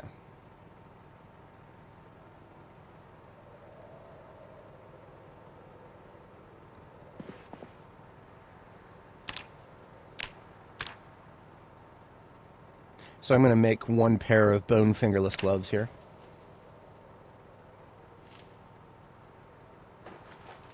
That was stupid. That was really stupid. Okay, what just happened? I had a pair of leather gloves in my inventory that I wanted to turn into bone fingerless gloves, but the stupid-ass game used the gloves that I was wearing instead. The gloves that I was wearing had leather strips on them, so the leather strips just got eaten. God damn it. Whatever.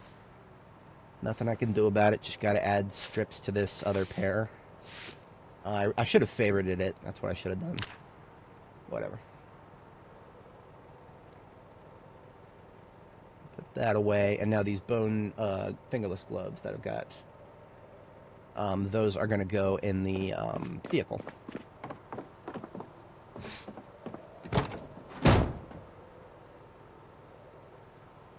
As part of my combat kit. So, you see all these lovely protection levels. I can bring them up a little higher by wearing the bone fingerless gloves and the ice hockey neck guard. That brings some of those vulnerable spots into high protection level. The only problem is this will build up discomfort over time. So this is the balance, right? The discomfort balance. This is why I'm trying to strive to make sure that my ambient set that I'm wearing most of the time doesn't have much discomfort. So that when I put these two items on and get into heavy combat, these two items will give me a bit of discomfort, but it's something that I can deal with. So that's the balance that I'm striking right there. So the neck hockey, or the hockey neck guard and the bone fingerless gloves. You could, if you don't find a hockey neck guard, which actually kind of rare, if you don't find one of these, you could just make a bone neck gauntlet. The bone gauntlet is the same protection level. It's just not the right color. It's not perfect black, so I don't wear it.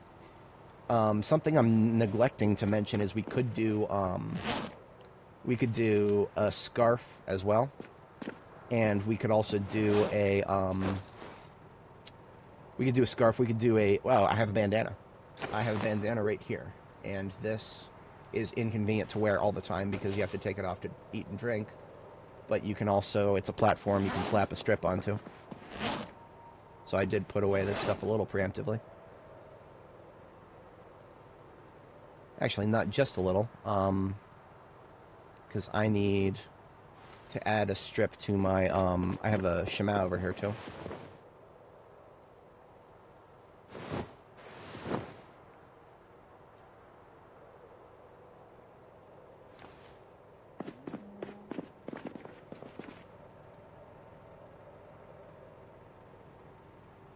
Now this does not match at all. I would not want to wear this for matching's sake.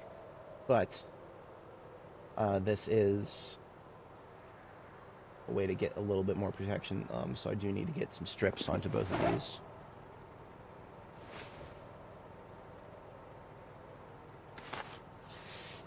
So leather strip on the bandana, and my face, my head protection, ambient head protection goes up a little bit. And I would be putting this on all the time anyway if I got a lot of zombies in the area. Same deal with the shema here. Yeah, that brings up both head and neck a little bit. But I'm going to go ahead and take off the bandana because that's inconvenient for base work. The shema is... I'm going to leave that in my... I'll go ahead and leave that in my van kit here.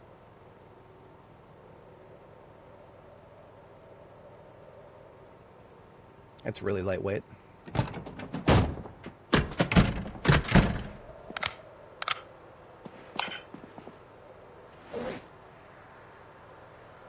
Alright, we'll just fast forward. It's almost bedtime.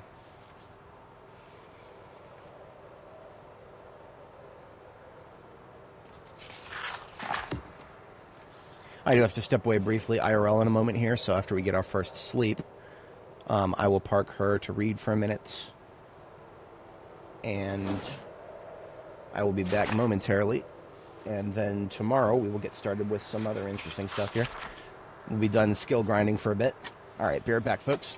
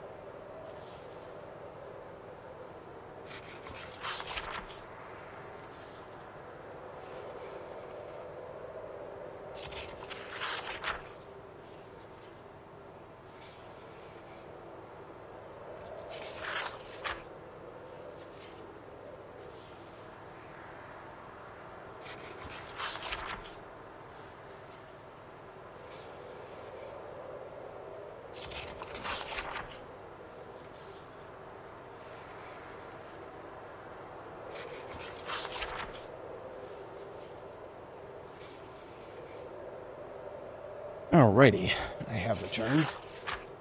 Appreciate everybody sticking around. We are... Oh, look at that. She just finished forging Volume 4. So we can put that book away. Grab another one for our ambient collection. Speaking of ambient, we've had a few lights go out. Get the bulbs replaced.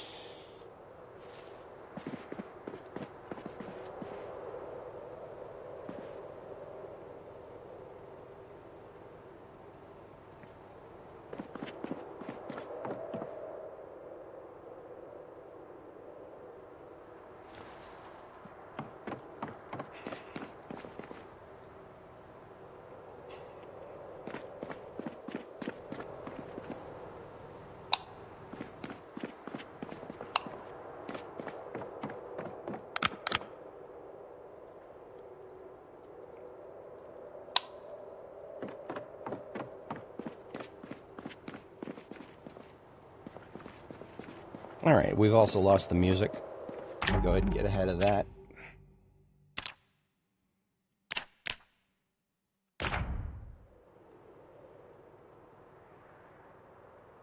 When the music stops, we play it ourselves.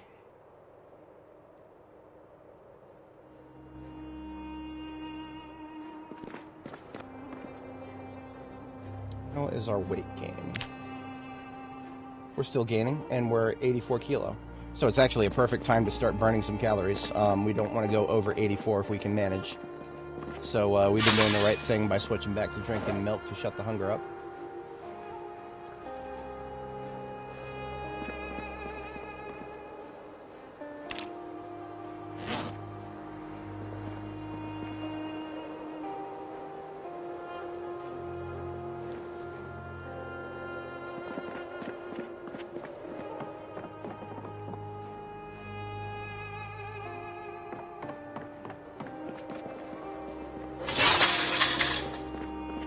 Speaking thereof, we're going to get some more milk out of the cows here. See, I'm getting hot already just by running back and forth in my own base. That's going to get worse, sadly.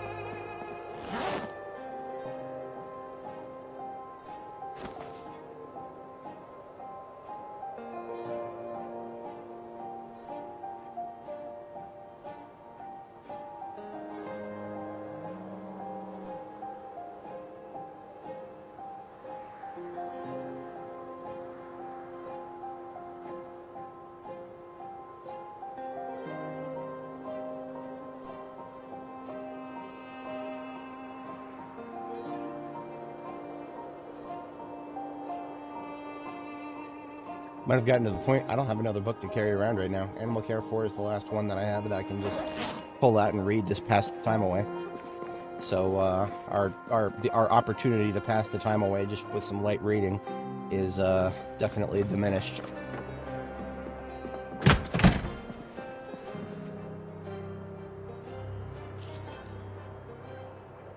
Yeah, I can't even read Animal Care 4. I have to get a little bit more skill before I do that. That's alright. I'm going to spend the last couple of minutes here getting geared back up.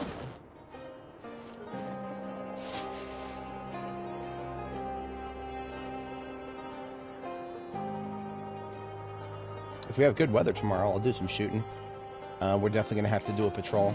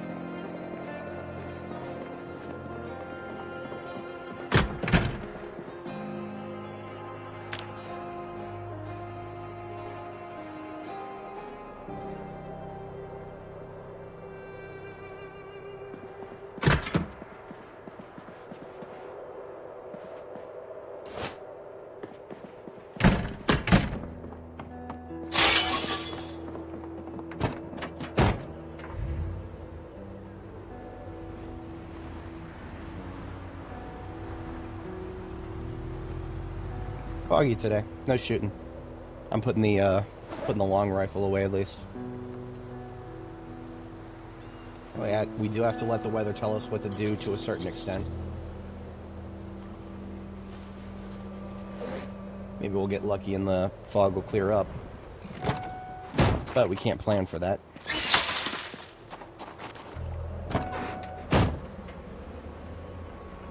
Oh, you know what? The water is going to be stuck on the ground. The water is going to be stuck on the ground because we've gone back and forth between snow and rain. And whenever that happens, I've noticed the water tends to get stuck on the ground, like, permanently. It should have cleared up overnight because we had no rain overnight, but it didn't. So we're just going to close and reopen the game whenever that happens. It does get rid of all the water built up on the floor.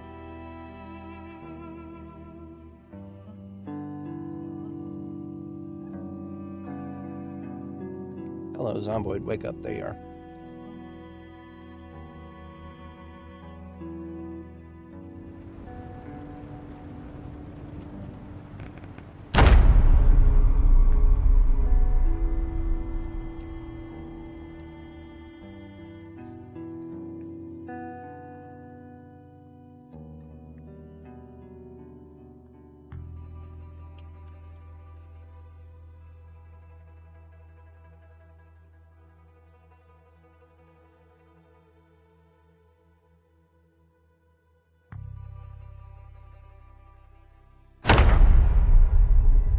Alright, yeah, all the water's gone, but we still have fog.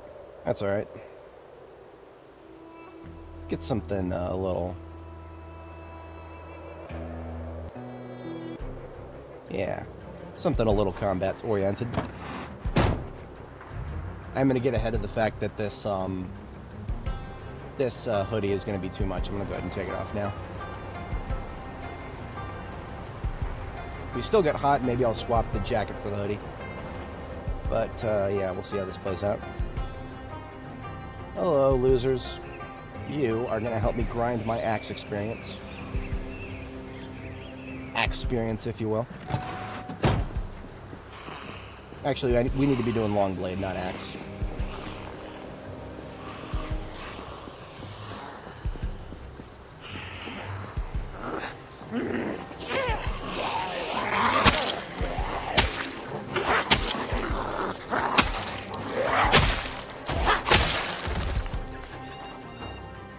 Feels nice not to need to worry about checking them for paler bowls anymore, but we are still going to check them for memorabilia or leather strips. We're actually out of, basically.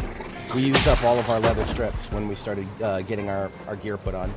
So if we see zombies with leather jackets, we're still ripping those up.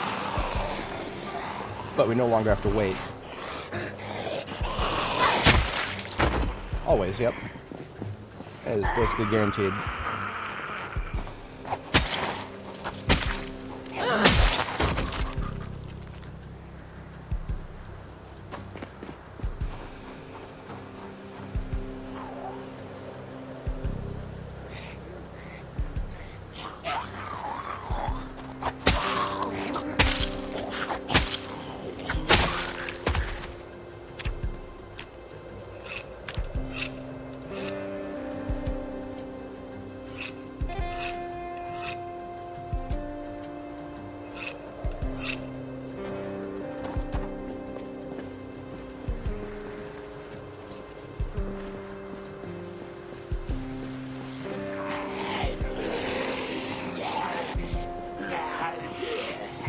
Damn it. It's going to be challenging for Longblade level 2.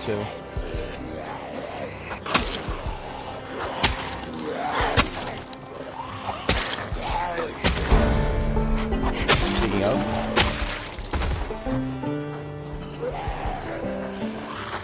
Yeah, we're doing alright.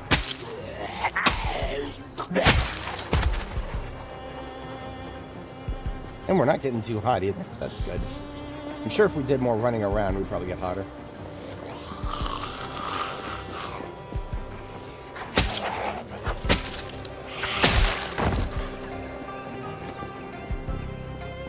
Fucking task. Oh, Windows just crashed. No, not big surprise.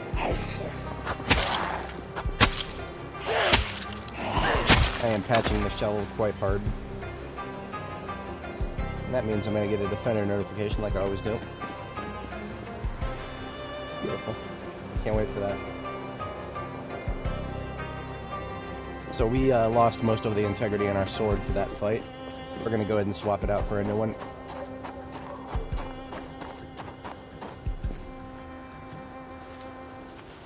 And there's getting hot. I was waiting for that. After just running around for a couple of seconds there.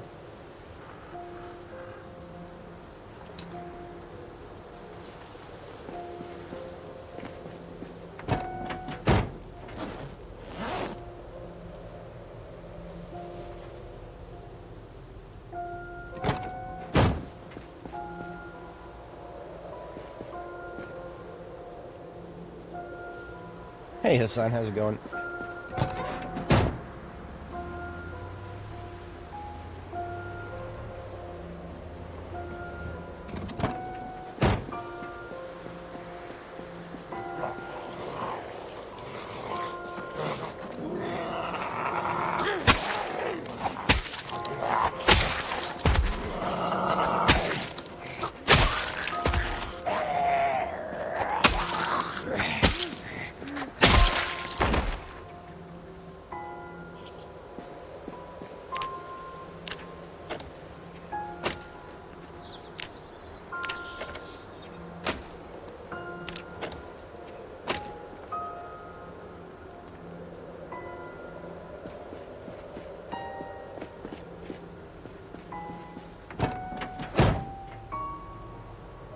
Thank you, Defender. I don't care.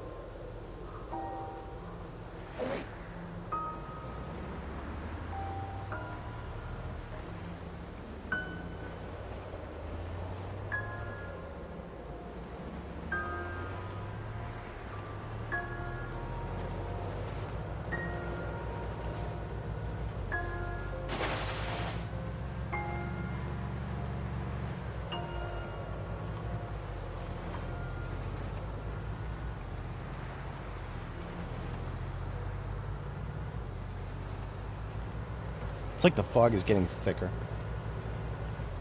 Fantastic.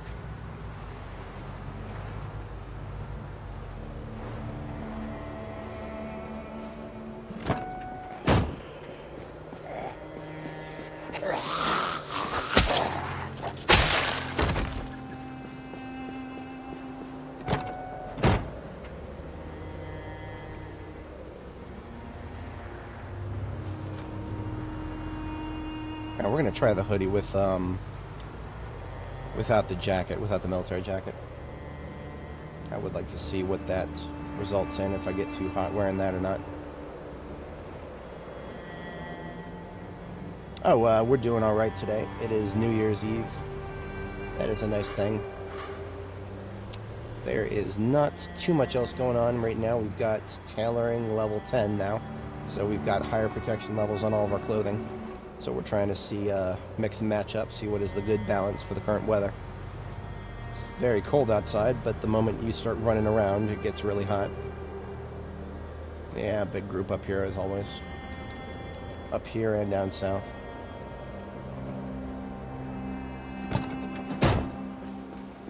I definitely like the appearance.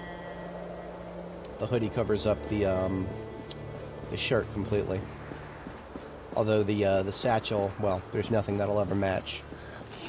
I may do I might do a mod for that. Actually, you know what? You know what, guys? I'm sorry about this, but I think we're gonna do that right now. We're gonna do that right now.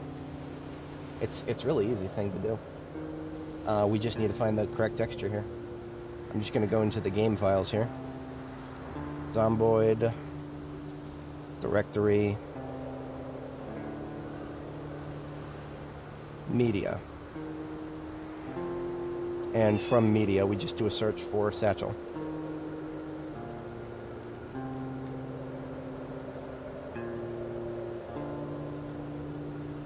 And there it is, satchel underscore military. I'm going to hit Control C, and then I'm just going to check the path. It's in textures closed bag. I think that's the same place as the rest of them. Yeah, textures closed bag.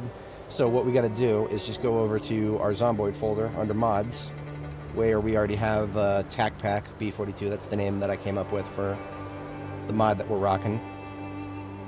Clothes bag. Yeah, okay, so we just paste that in there. Sorted by large, or just check the icon. So this is the two other mods that you guys are looking at right now that I have that we have operational. You actually can't see the belt and suspenders because the hoodie is over top of it. So I take the hoodie off here. You can see that my belt and suspenders are also black, the correct tactical black color. So we're just going to do the same for the satchel right now. I've already got Photoshop open. We're going to do match color. So I pull that into Photoshop, and then I also open up the backpack in Photoshop, and all I've got to do is go to Adjustments, Match Color, and the source is going to be the backpack. And look at that. Look at that. Easy peasy. Control S. Save that. So now, when we close and reopen the game, we are going to have a satchel in the correct color. I'm just going to put my... Damn it. My ugly face isn't on the screen anymore. I don't know why it does that.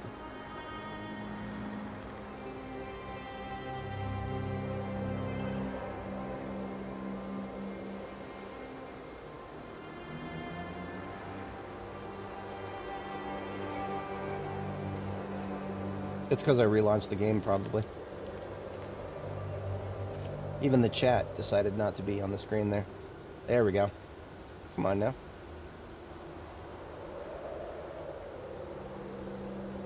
Okay, fixed that problem. Can't wait for it to come back. Alright. Yeah, now all we gotta do is close and reopen the game. Yeah, that's, I enjoy doing this. I enjoy matching. It's the problem is, of course, that we couldn't come up with, there is nothing in the game already. There is no black satchel that exists in the game. Like, if there was, like, say the game had, like, a SWAT satchel, for example, because, you know, SWAT, everything is SWAT, it's tactical black. That would have been the correct color, but, that's not in the game. I've looked at all the satchels in the game, and none of them are black. So what we just did is just change one of them to be black, since we could, if there was, like, a super rare satchel out there that was the correct color already, I wouldn't have done that, because I would have just taken it as a challenge. I gotta go find that satchel. Just another thing that I could do. But since there is none, yeah, I don't mind doing a little recolor.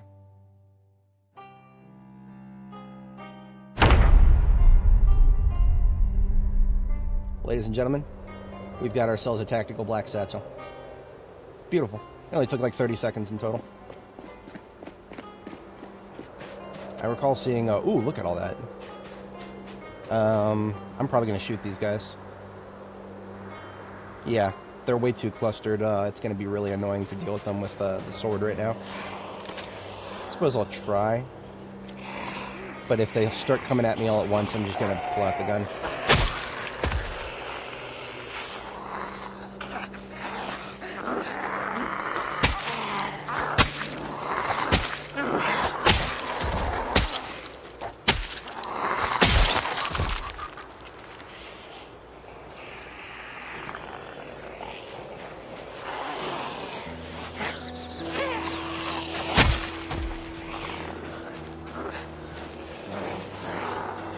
Time and date right now, 9 in the East Coast, United States, 9:50 a.m.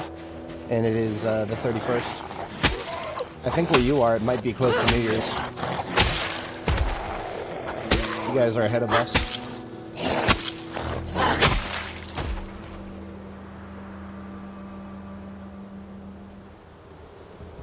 I didn't need to pull out the gun. They decided to drip feed. That's nice.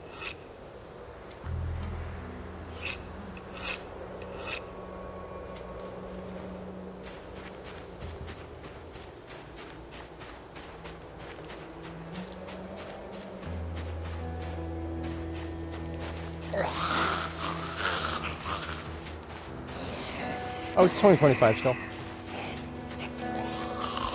Not yet.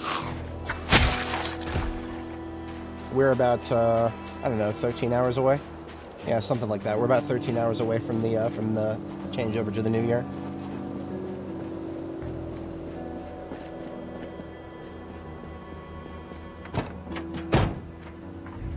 Kind of silentish, yeah. I mean, that would have pulled the whole group.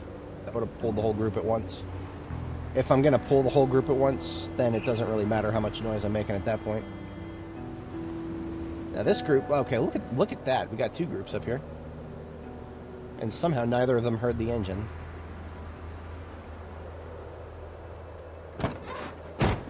This is another situation where if I can drip feed it, I will. But I do need to. I'll have my other hand ready to grab the gun if I need to, because I cannot kill them fast enough with the sword right now. If I had short blunts, I could kill them.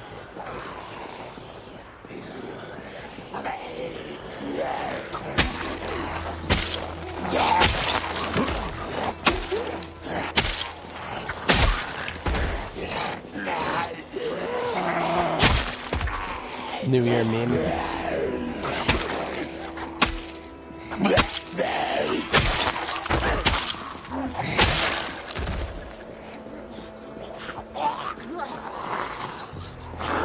Oh yeah, absolutely. I mean, that's me. None of my friends go out and party, so it's not like I'm not the kind of guy who would just go out and party for the sake of it.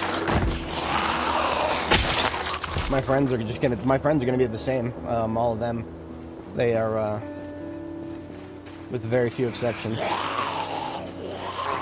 And few exceptions being, they'll just be spending it with their family. Like my bestie, he'll be celebrating with his wife, I'm sure, and maybe 1 or 2 of her friends. But the rest of us are just going to be doing what we always do.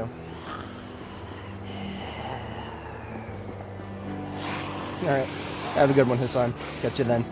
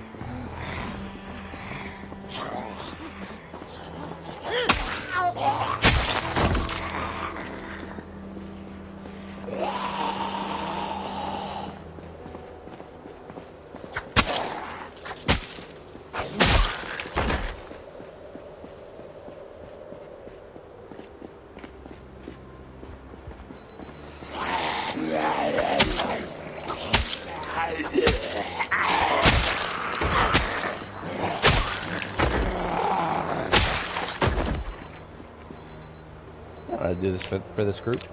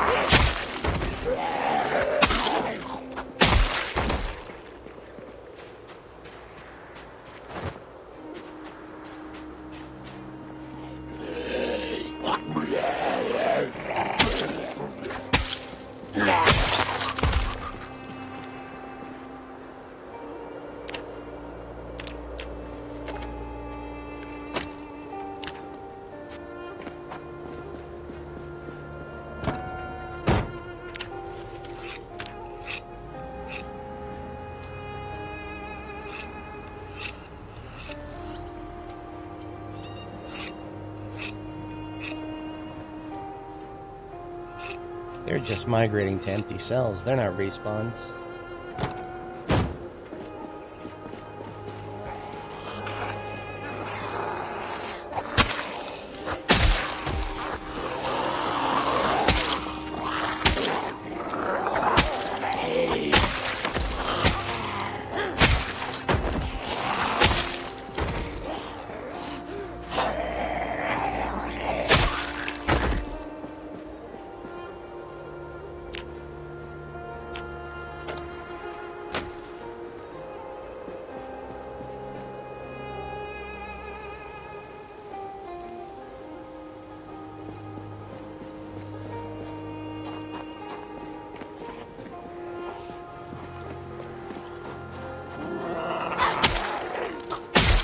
Driving past a whole group back here. Hate these trees, man.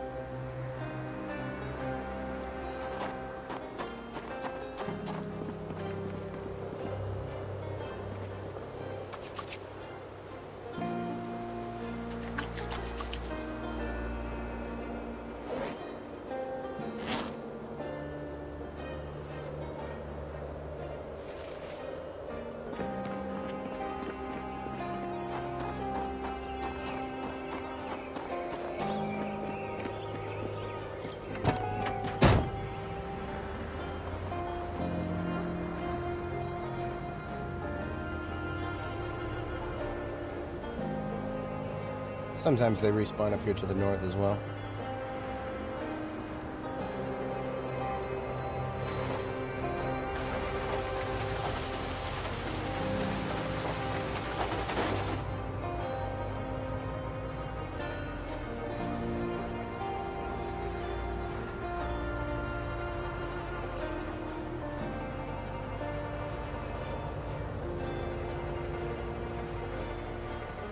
Yeah, right in front of the hotel.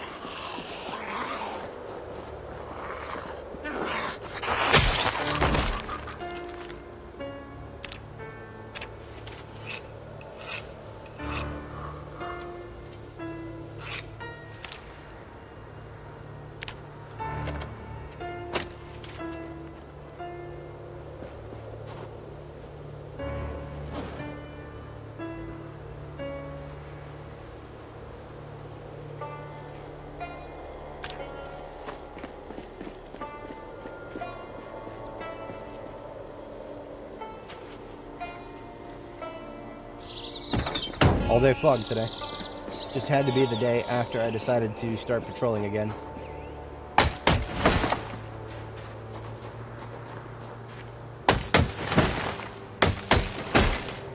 Make this side path here just a little bit wider so that I can drive it.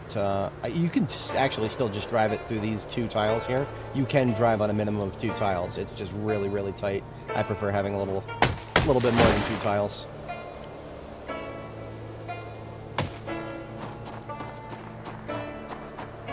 That's perfectly sufficient.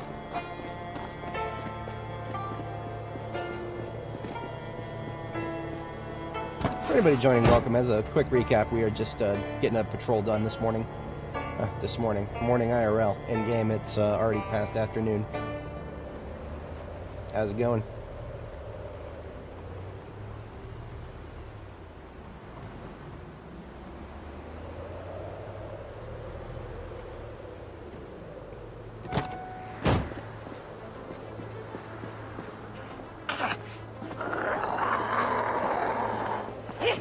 They're not very comfortable fighting in front of those trees.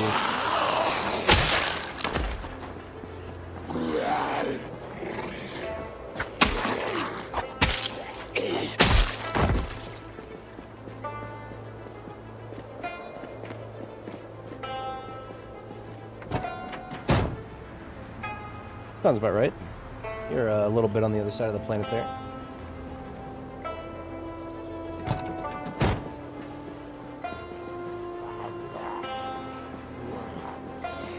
Asia is already in the new year.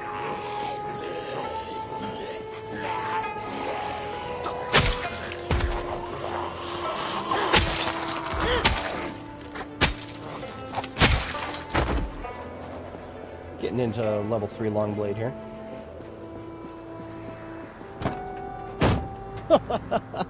I missed that memo. That, hey, good morning, Richard. 90% of his body. That, I was gonna say that you could get some skin grafts for some of those, but there ain't much skin left to graft for the rest of it.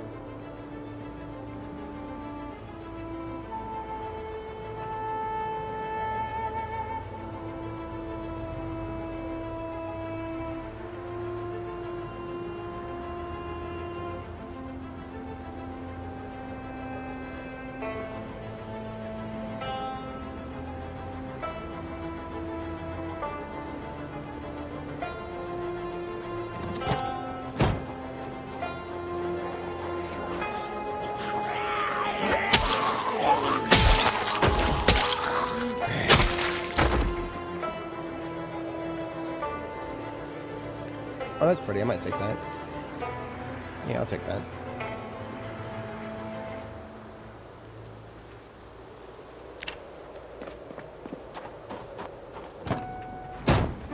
That's rough, buddy.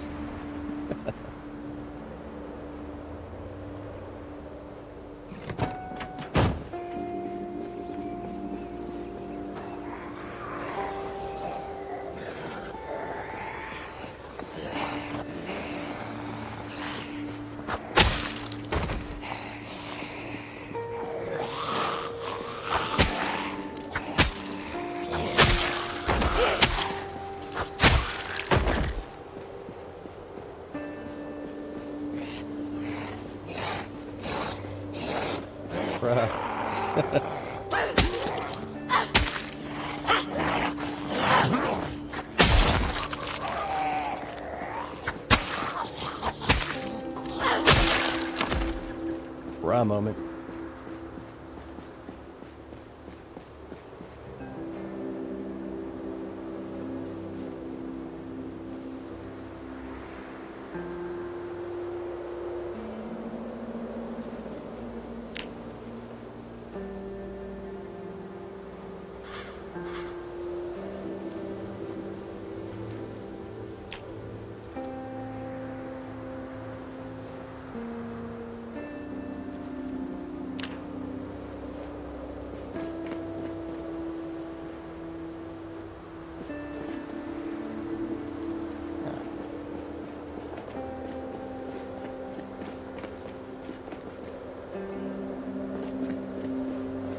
They need good wheels on it. There are some of my trucks that could use better wheels. These are all garbage.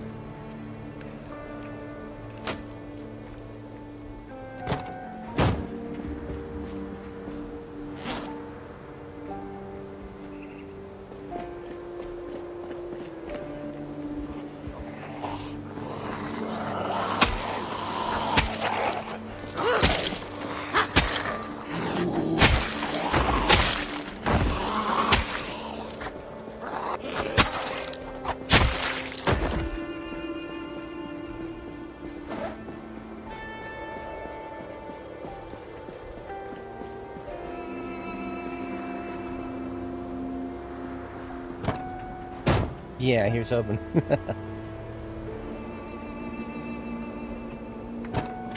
We got to level 10 tailoring this morning using the flax that we harvested and successfully processed. So let it never be assumed that we completely wasted our time the other day. We definitely spent a lot of time on flax, and we definitely got more flax than we needed, but that's also because we had a plus 75% tailoring. We would have needed a lot more bolts of cloth and a lot more thread if we actually wanted to grind through that without the glitch bonus that we're currently operating under. Basically, despite the speed with which we just leveled tailoring, it would have been about 75% slower without the current situation.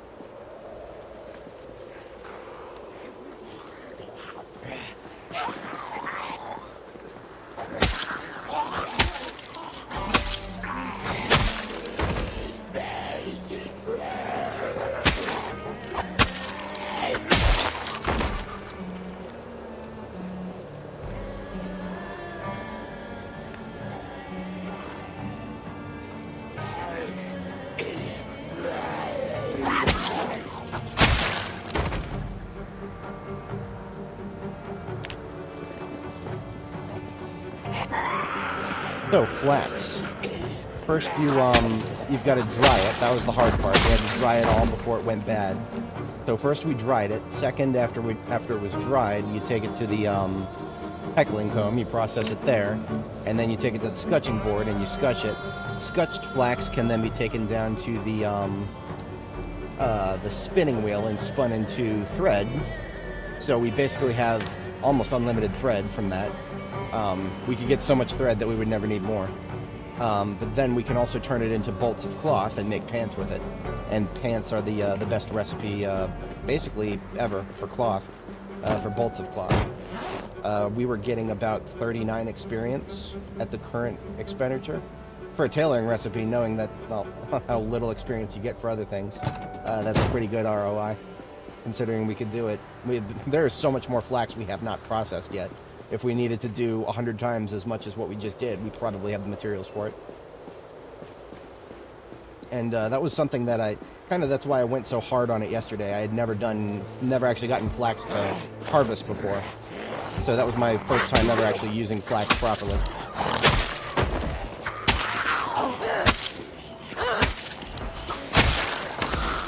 Yep, fuck this.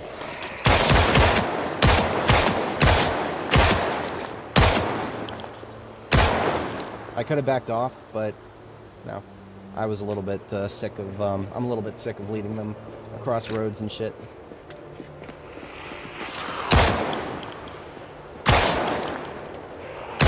We're just going to invest 1 magazine of M9 on this.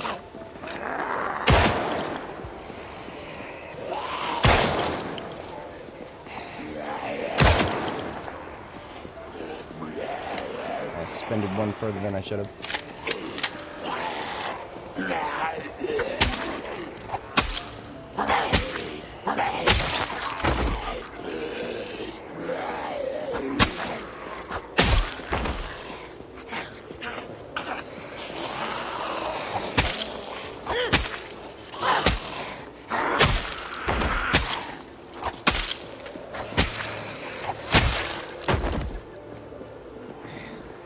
I think you can do it to make burlap as well. I don't think I actually figured out how to do that, though.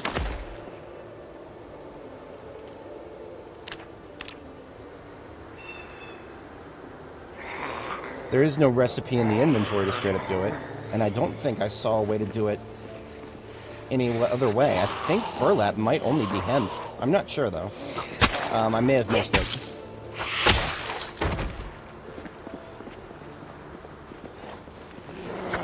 Or we may need a better loom than what we found, or what we built rather. We built the loom.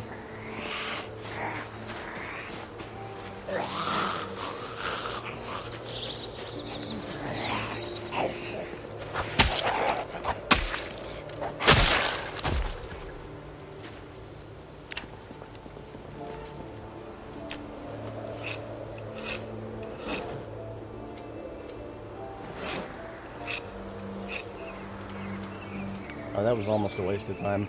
This sword is basically done. We're gonna use a machete now.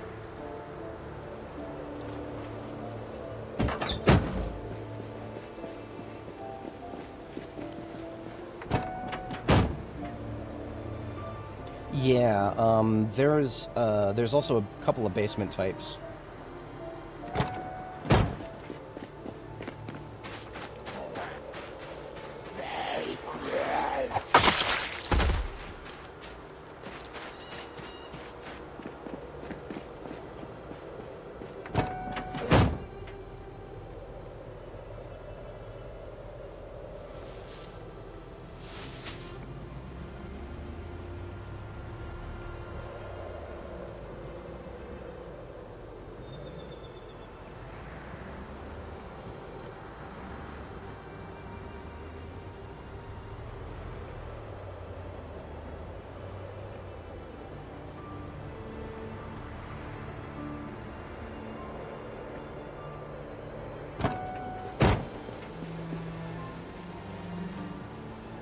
Here's a pair of long socks that I thought I had picked up.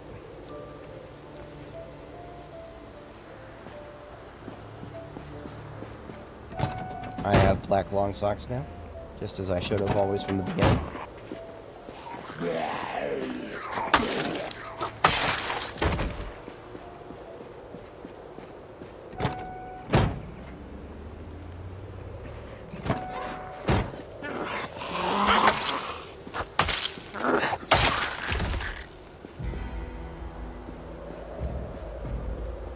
We did clear everybody else in this area somewhat recently.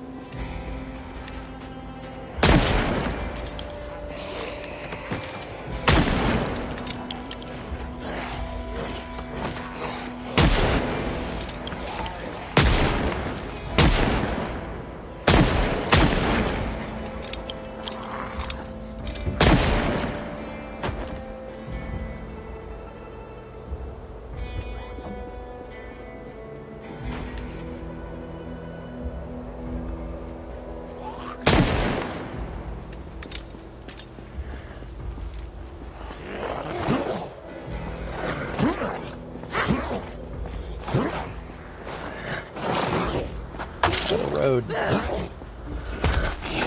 No dead in my road. Ooh, it's a purple Hawaiian shirt. Sure, why not? I'm in the market.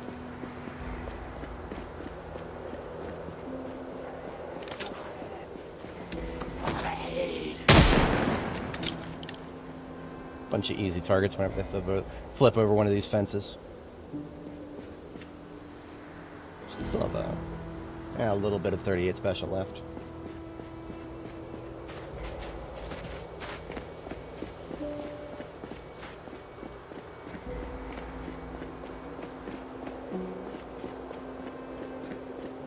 I might do a basement sweep. We're a little late in the day today for that, but I mean, once we've done a full patrol of Riverside, I'm not going to go into the gated community yet, because I have not done an initial clearing of it yet, so that's going to be an actual fight to go in there. bigger fight than anything I've done today here. Technically speaking, I don't know if I've ever actually cleared the south street here. But even if I hadn't, I would have already pulled a lot of the Zeds out of here.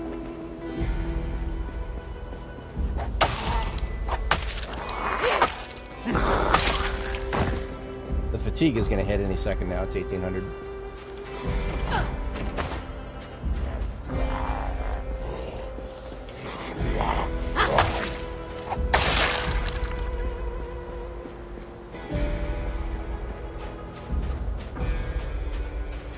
Come on, come out of there.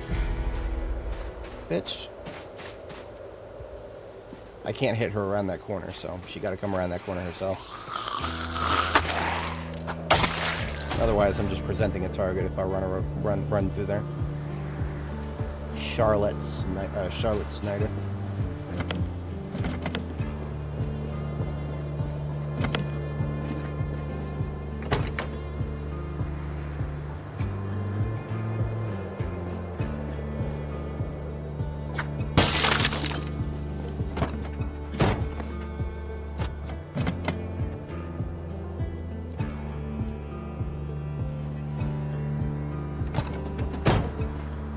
Speaking of being in the market, I am in the market for more wheels. Old, pretty shit condition.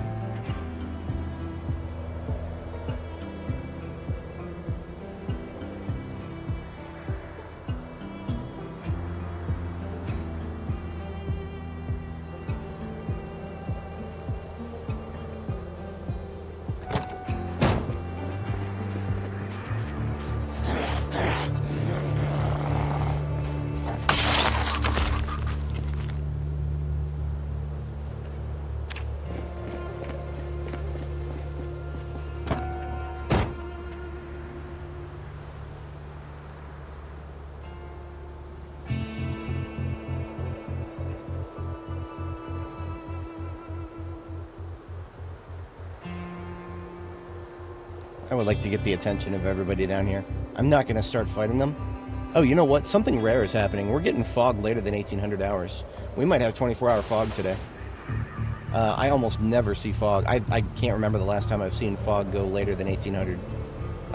So the sheer fact that there's still fog, that tells me we might have all-night fog. Which is funny because this game's engine can't support dark fog.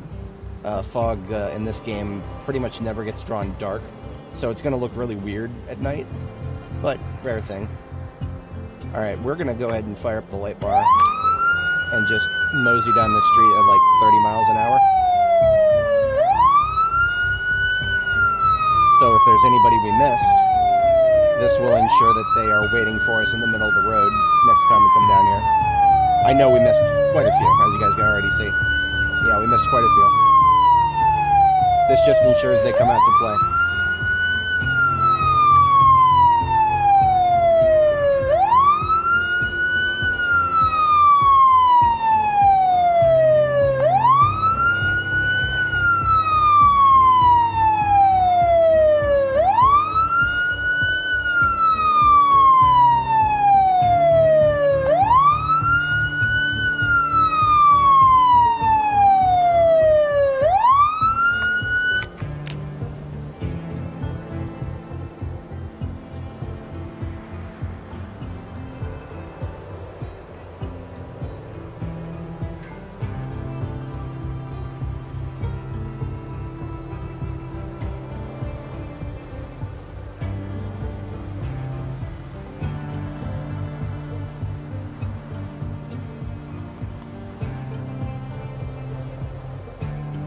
We should have cleared the road leading down to the school here. This should all be clear right now. We came down here semi-recently. Well, he says, as a zombie flips over a fence to him.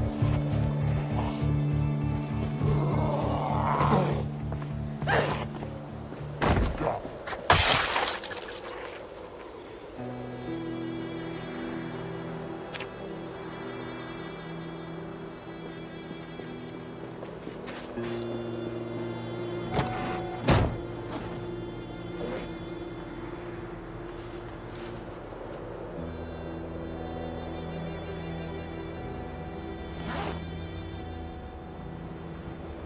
mean, I've already cleared most of the town. Everything you guys are seeing, for the most part, minus a few of what we saw in South there, minus a few that we saw in South, most of them are respawns. So, respawns, unless you leave them for an entire year without touching them, respawns are rarely the same density as initial spawns. Even then, it's Riverside. I mean, Riverside is one of the easier towns in terms of total population. Yeah, we're definitely on track for All Night Fog Day. Spooky.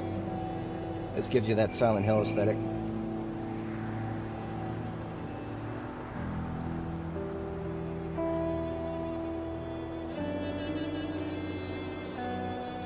Two basements, as far as I recall, in this lot.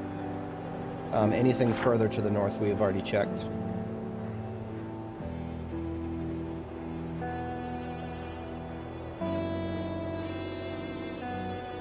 Yeah. That sounds about right.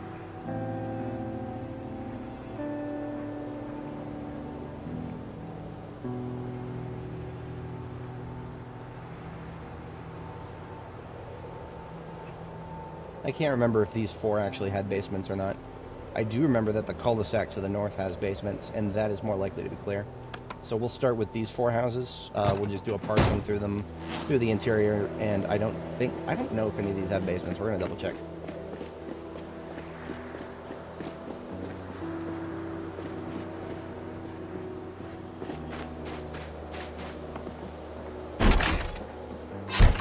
And the keys to this one.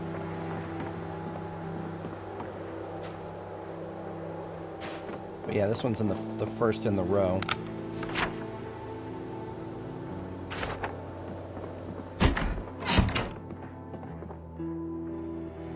And I'm not doing full clear. I'm just taking very low priority, or whatchamacallit, just a couple things like non-perishables, checking for books.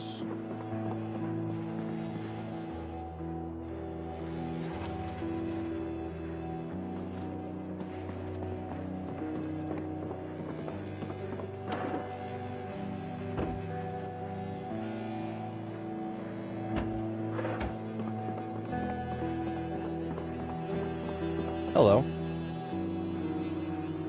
He did not make a single goddamn sound. I hate these ones. These ones are so fucking dangerous. Zero. Hang on a second. Hang on. I gotta really drive this home. He is not making a single sound. Not a single sound. Zombies. For the past, I've played this game for almost 2,500 hours. Every single time I have encountered a zombie inside of a place in the past. Okay, we heard a footstep just now. That was it. He's supposed to be making the mouth noises. Do y'all hear any mouth noises? Nothing. Absolutely nothing. And this is new to the latest version of the game. This was not in the game before 42.13. Or at least, between build 41 and 42.13. I put 2,500 hours into this game and never once saw a zombie behave like this. These guys are incredibly dangerous. If you are somebody who relies on your ears like I do. My ears are my life. And this guy is not. Fuck you with a rolled up pitchfork. I'm disrespecting his house because of that.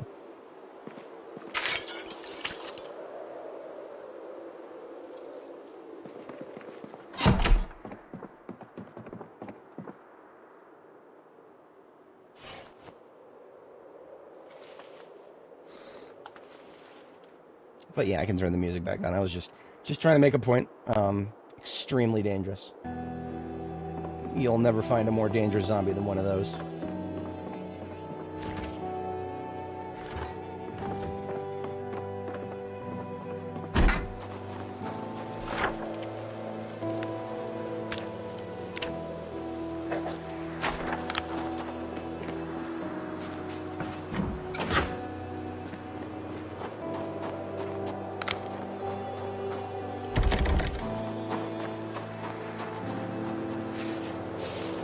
Wait a minute. This is a...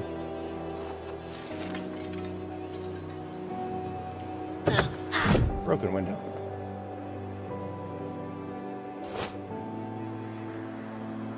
So the devs, according to a patch note, the devs fixed multi-tile objects not being destroyable.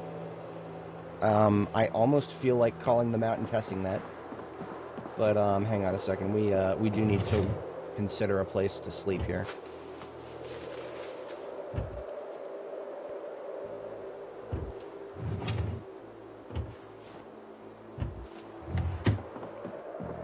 There is no... I cannot sleep in this house. Oh, you know what? We are considering a place to sleep. If I dismantle that piano and it correctly gives me planks and nails like it's supposed to, then we will be able to board up the windows of the house next door and sleep there.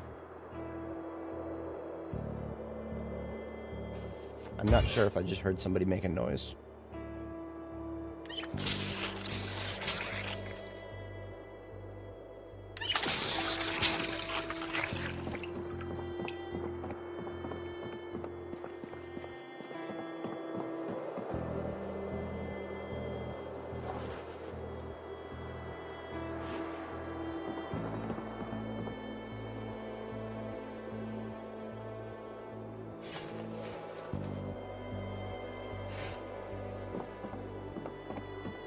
Alright, moment of truth. Have they fixed pianos? Nope, they have not fixed jack shit. I don't know if you guys noticed that. We disassembled the piano. We got planks and nails from it. Piano's still there, though. Devs haven't fixed jack shit. That patch note was a fucking lie. Hang on a second, I need to point this out. I'm sorry, I'm obsessed with certain things that are silly, but I need to... I can't stress this enough. The devs said they fixed this.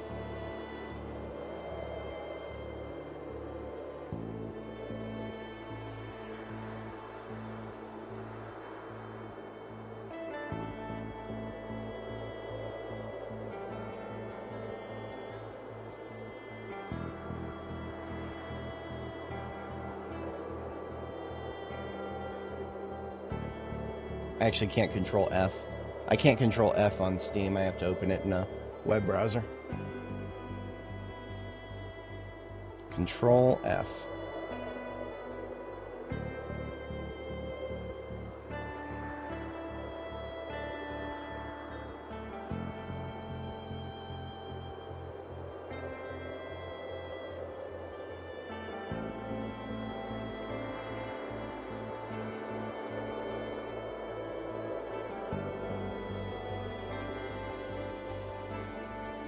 Huh. Must not have been in this one.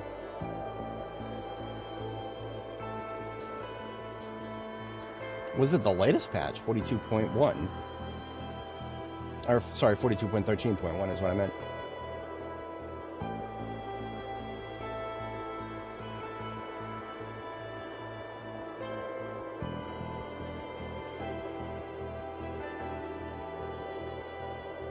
Here it is. Fixed destroy. Not working for multi... Okay. Okay.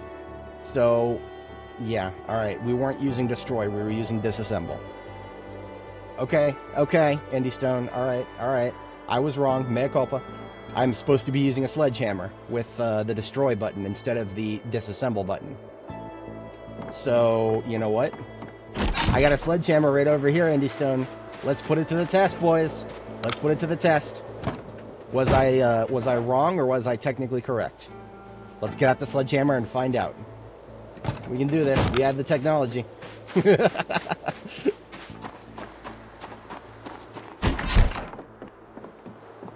Fixed destroy, not working on multi-tile objects.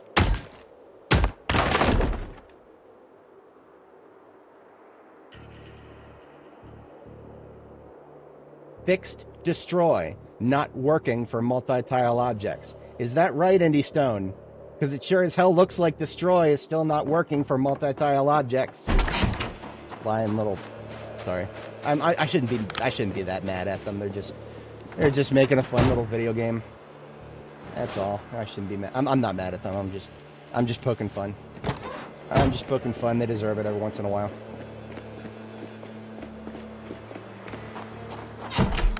We're going to sleep in here. We're going to board up this window because, well, that's why we... There was a purpose to dismantling that piano. It was not just to test to see if they had actually fixed it. It was also to do that so that we could sleep here tonight.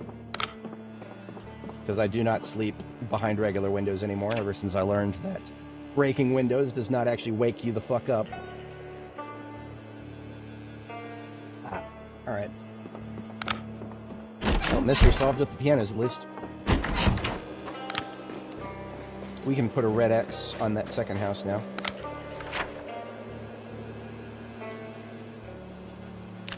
You know, the funniest part is, even though we disassembled and destroyed that piano, we can still pick it up. We can still pick it up. We can still just pick it right the fuck up and take it and put it down somewhere. Pianos are a problem of self-replication in this game. You get infinite pianos if you want it hard enough.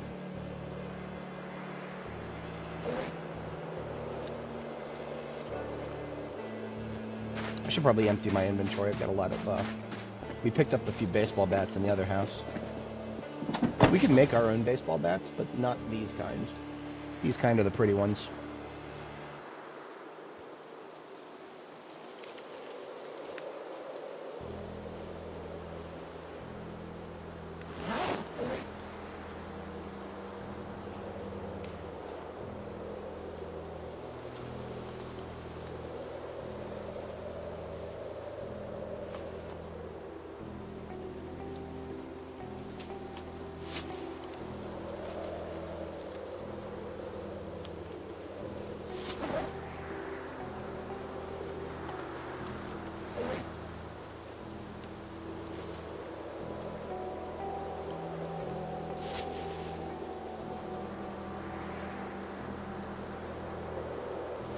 So of all the stuff we found so far in these houses, the only bit of it that I would say is extremely useful is the coffee. Pretty much the coffee and duct tape. Now, if you're a long blunt enthusiast, these baseball bats would be a nice find, but, I mean, even if we were a long blunt enthusiast, we can make our own baseball bats at this point. These ones are just the kind that are pre-war, as opposed to the ones that, if we wanted to make our own, they would look a little uglier.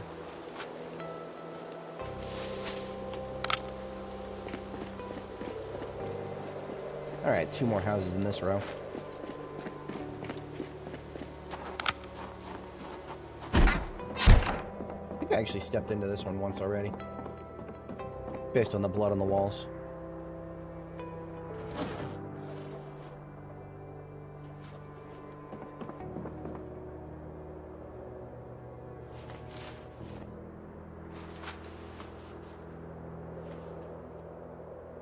Oh yeah, that's a great place right there.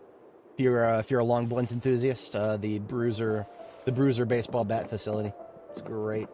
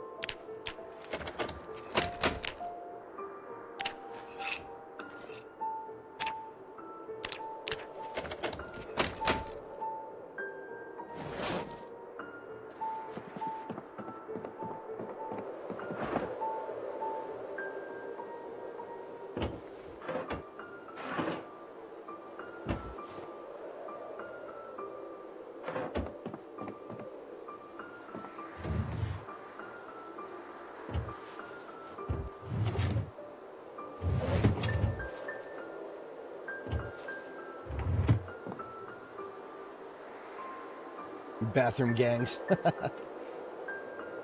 The funny thing about bathroom gangs is at least you should still be able to hear them. Should be. Can't guarantee that, though. I feel like the chances of getting more than one of those zombies that I pointed out earlier that never make any noise, I feel like the chance of getting more than one of them in a group are probably astronomical. Just based on the fact that, you know, those ones that I mentioned, they are rare. You definitely don't get them often. Which is a damn good thing. Now this house has got a closet with 3 crates in it. Each one of these crates has a small chance of being a crate with books in it. But I had very little hope of seeing that actually happen.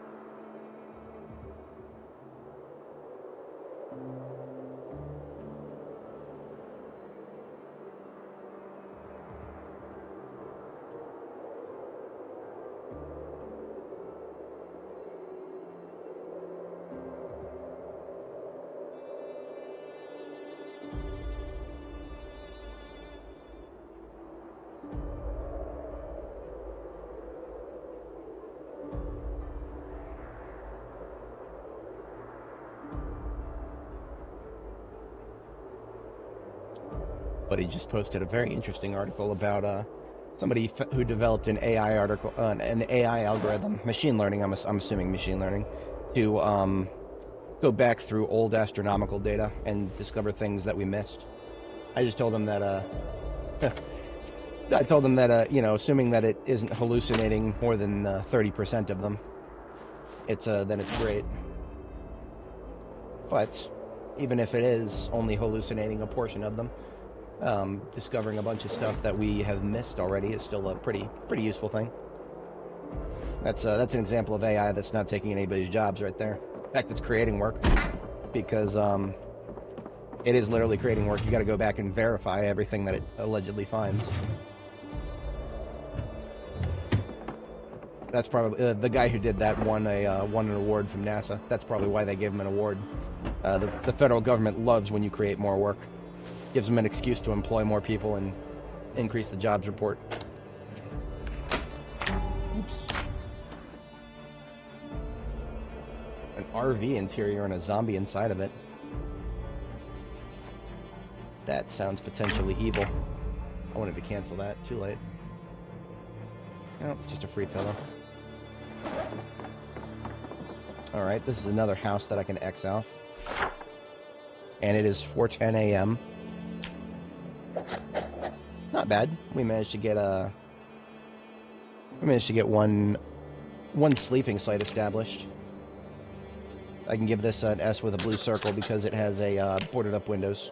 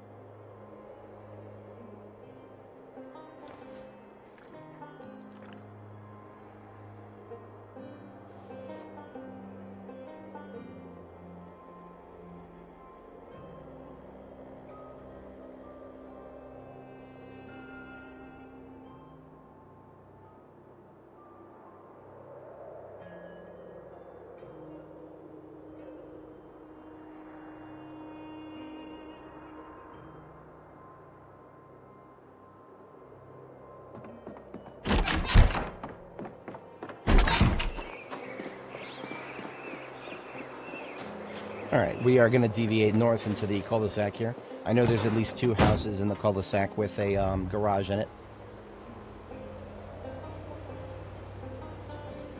We should have cleared the cul-de-sac should be mostly clear.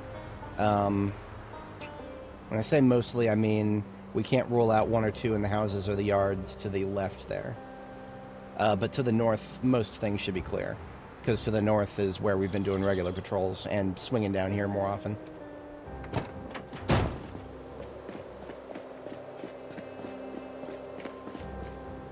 I'm going to empty my backpack before proceeding.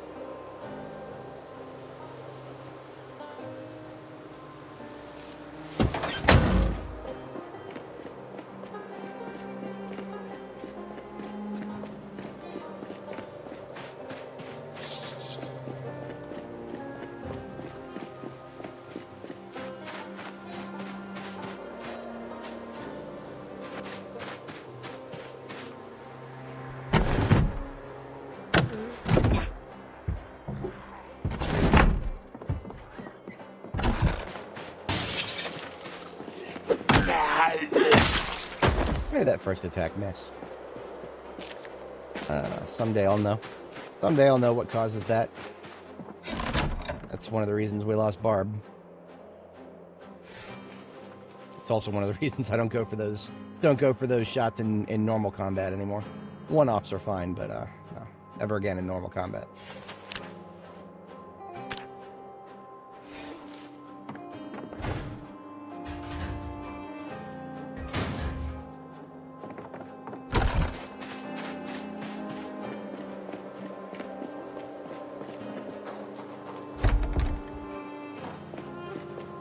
He's gonna break a window for us. Oh. This one does have a basement in it.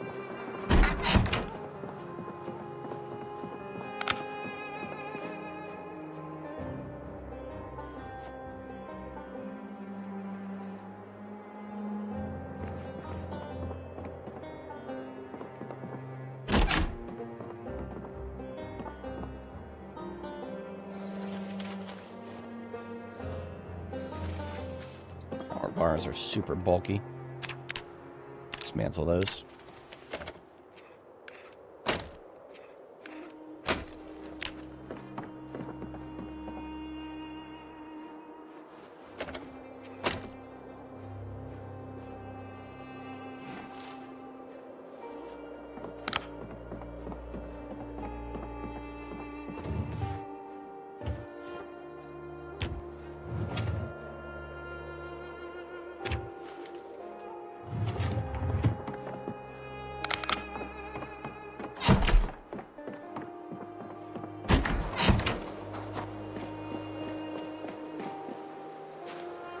Now this,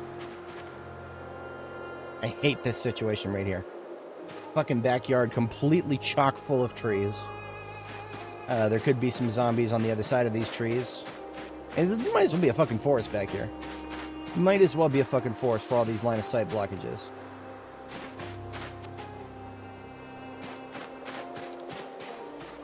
And of course they all spawn in front of the entrance to this basement. Pure coincidence, I'm sure.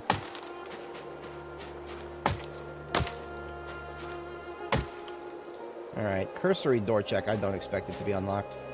Almost never is. Even if I was to find the keys to the house, I have confirmed that sometimes the keys to the house don't actually include the basement.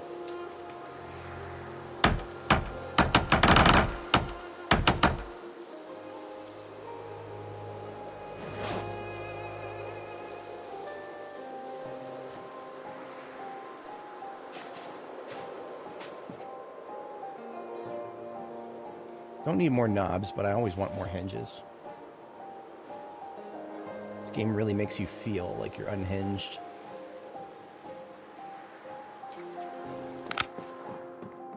Oh, this basement. I know this basement. This is the Epstein basement. Don't read too deeply into it. You'll get depressed. You'll find one of these in about every 1 out of 15 basements or so. And there's no loot in them. Just like in real life.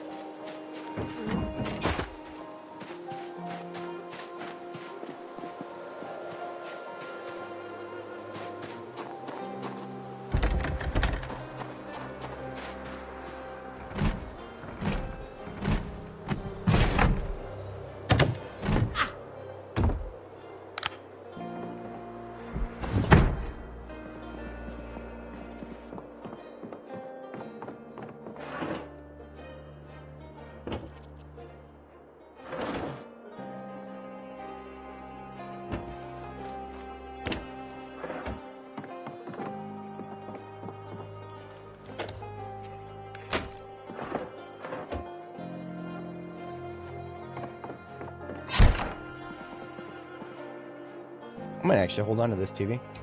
I do want a premium tech for the base.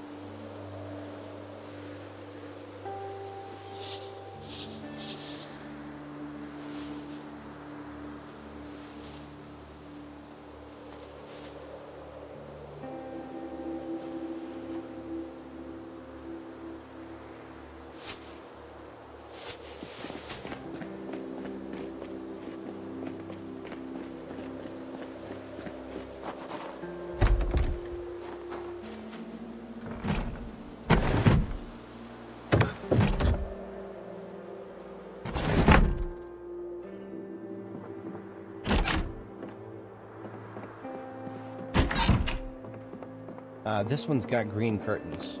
I think I need a couple spare green curtains for the kitchen. I can't remember if I needed green. I will have to remember that.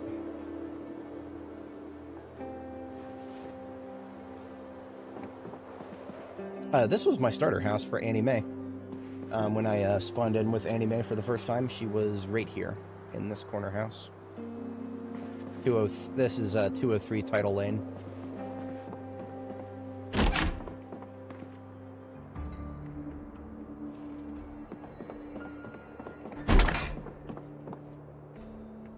A barbell? I don't have one yet.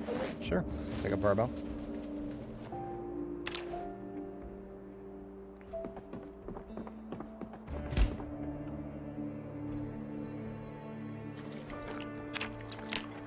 We stopped gaining weight at exactly 85 kilo, just as we planned.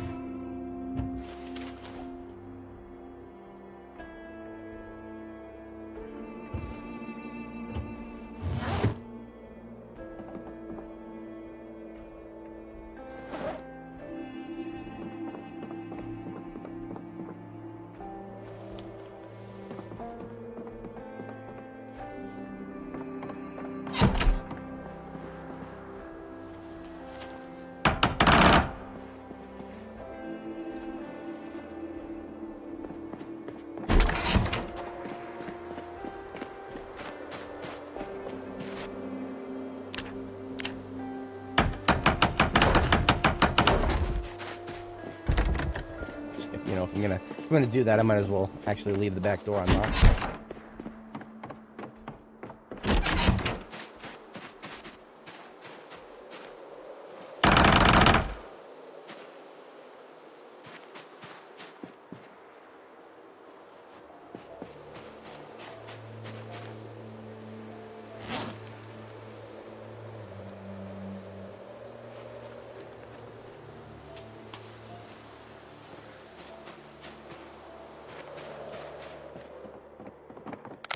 Interesting. This is a basement with a drill press. The drill press is not yet usable. But since the bandsaw is usable, I feel like the drill press might be useful someday. Don't know. I don't think there's too many things you would use it for. The only thing that I know of off the top of my head is you can drill a plank. But that's like really easy, and that's the only thing that I know of, so I don't expect that they'll make it functional until there's more stuff you can do with it. We do already have 2 of these, actually. I feel like it's a really easy accessed one. I'll take this one with me just for the sake of having it. I wouldn't do that if it was even just a little bit further away from my base. But we're right here. This is one of the closest residences to my base, actually. That's why I'm being a little bit less discerning with the loot that I pick up, because I'm just taking it across the street. It doesn't have to go very far at all.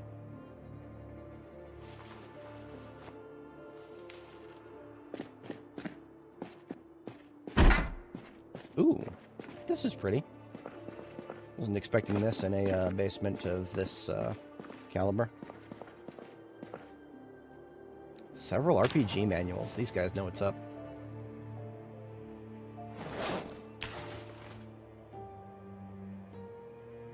I mean, I've never had a very extremely active chat.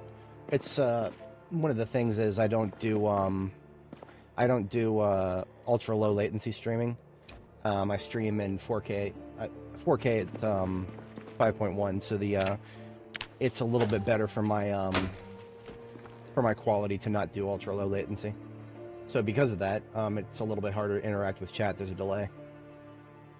And so that's why I have been less I think people who actually want to chat constantly are probably less inclined to watch my content because of that. So my chat is not too overly active.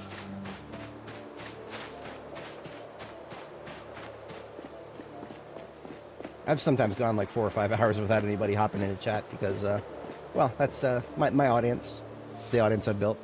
It's alright. I still love you guys. In the based way, not the cringe way.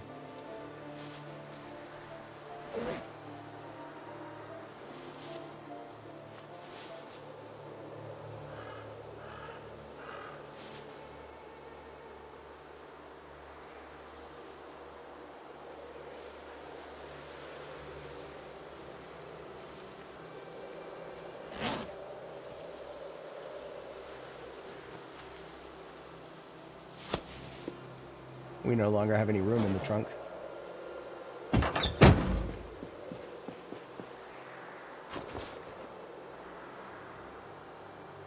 That's okay. I'm going to stage for hand carry because I want to finish up this cul-de-sac.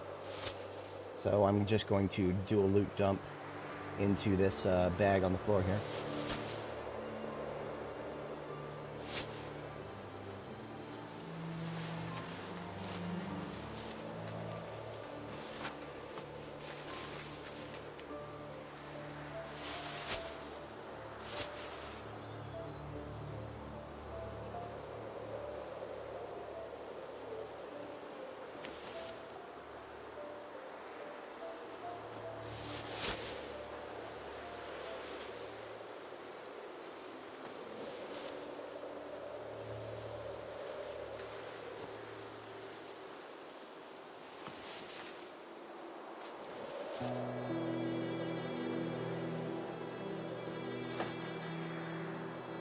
A bit of preemptive separation of the light bulbs there. Alright, so let's go ahead and mark off these 3 houses.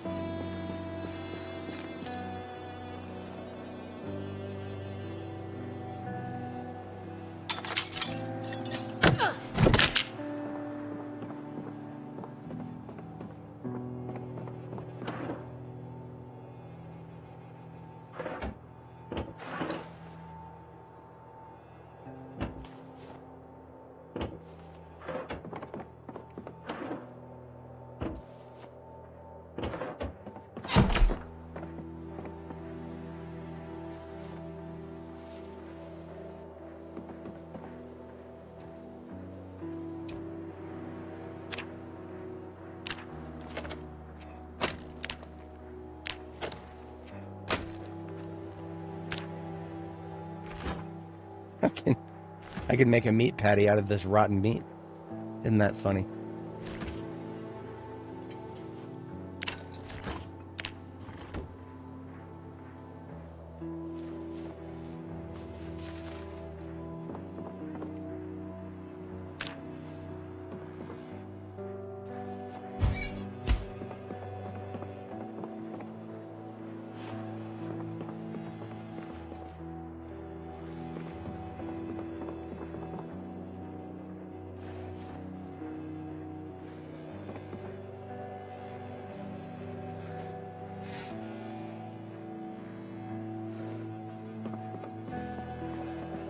And this house does not have a basement. I don't think that the other two in this neighborhood do either, but I would like to get X's onto them today.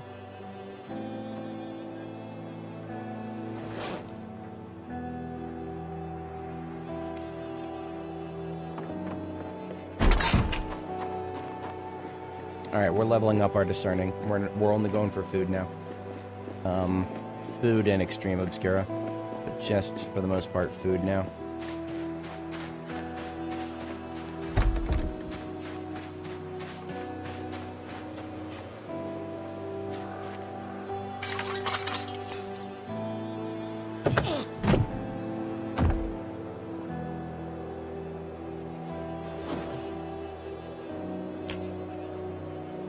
Ooh. Coffee and pancake mix. Both rare.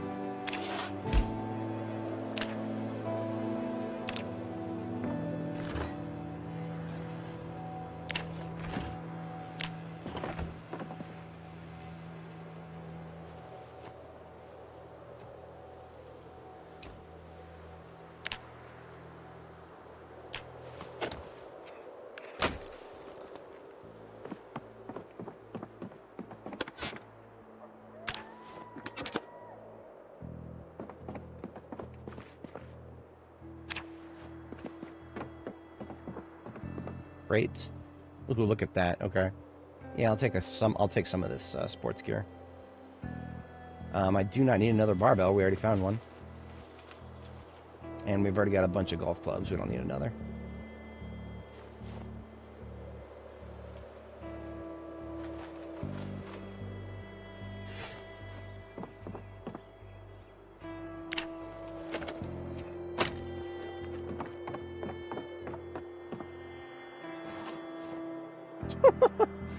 Home VHS, Nofvid.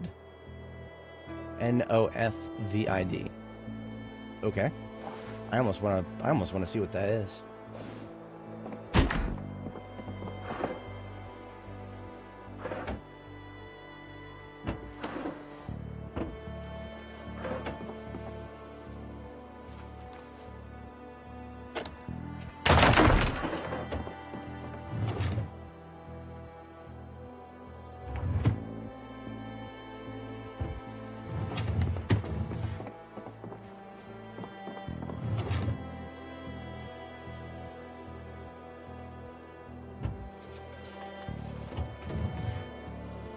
Remember when I said I was going to be more discerning? Well, working on it. I'm not very good with being discerning, to be entirely honest. Anybody who's watched my streams long enough will definitely know that. I'm a hoarder at heart, and this game tickles my brain in the right way for being a hoarder.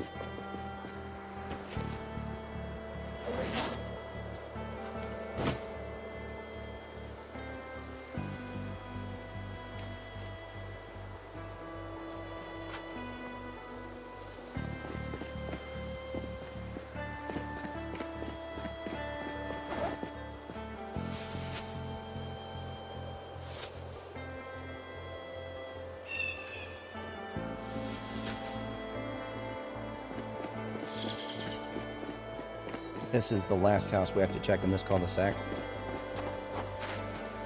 And yes, it does have a bush in front of the door, because the gravel doesn't reach all the way to the door here. Poorly constructed house, to say the least.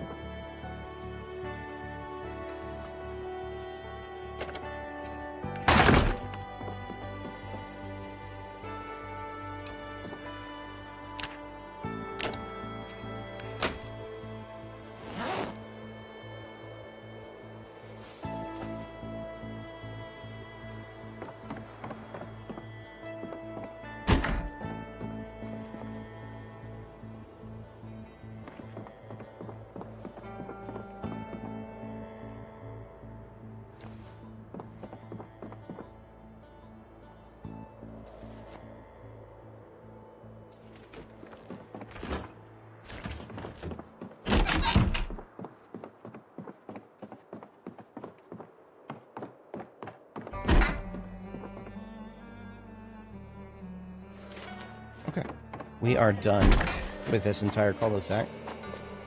So we got to check several basements. Nothing particularly interesting.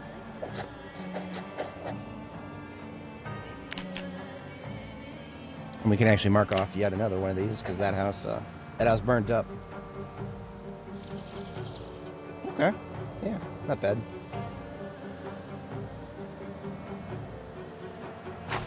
Back we go.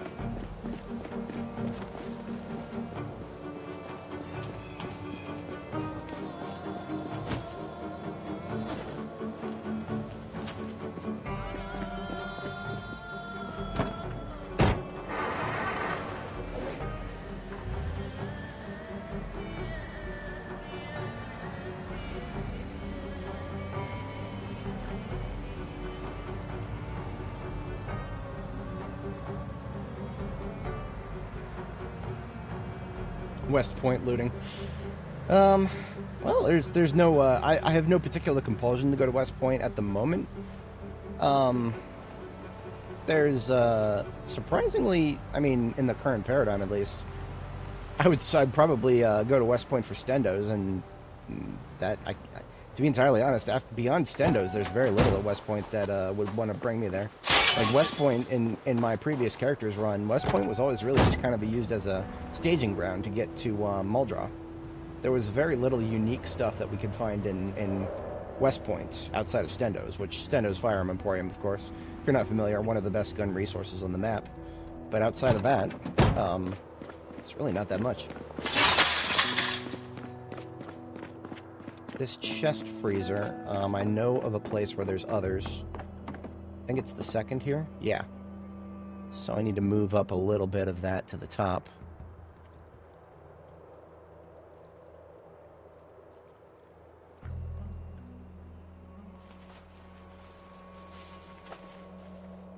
And now I have exactly the correct amount of room for a third.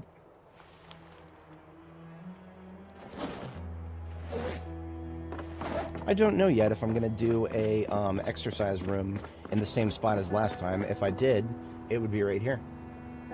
I suppose it couldn't hurt. Put the barbell there.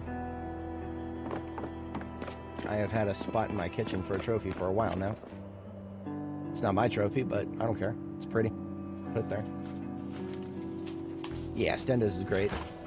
It's not very well defended, all things considered.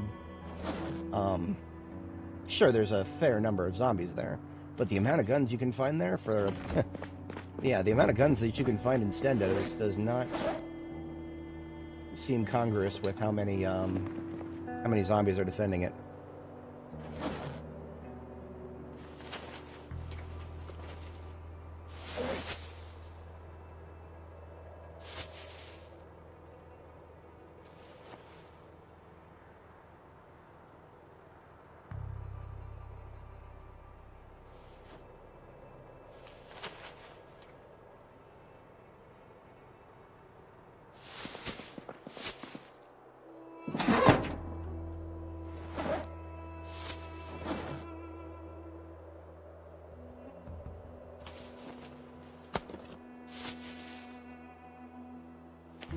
Starting with books because they're easy, and I know I picked up a lot.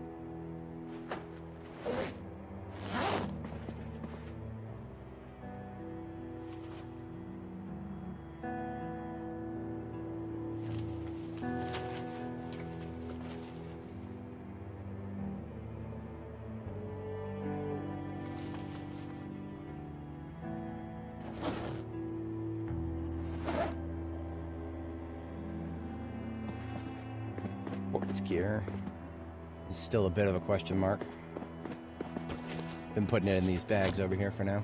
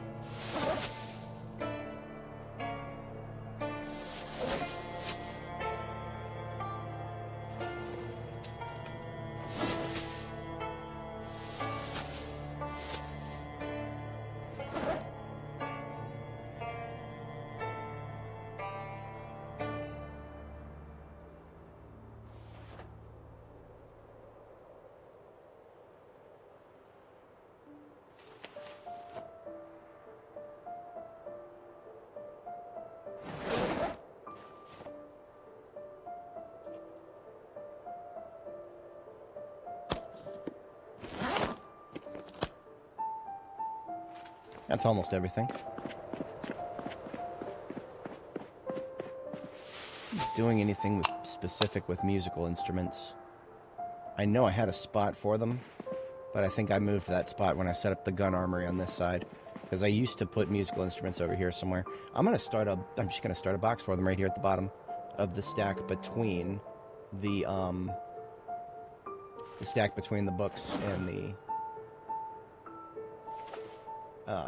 books and the guns.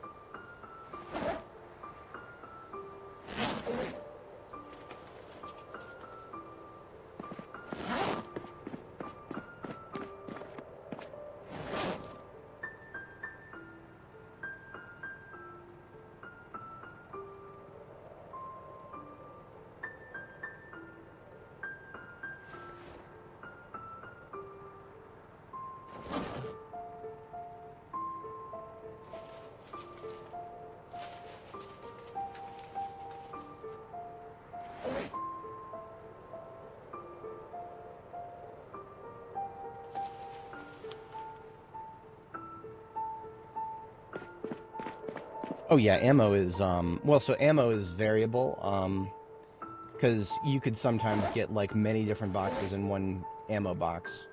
Like basically, if a container is designated for ammo, sometimes you get a lot and sometimes you won't. So it can actually be surprisingly variable how much you get from any given loot source.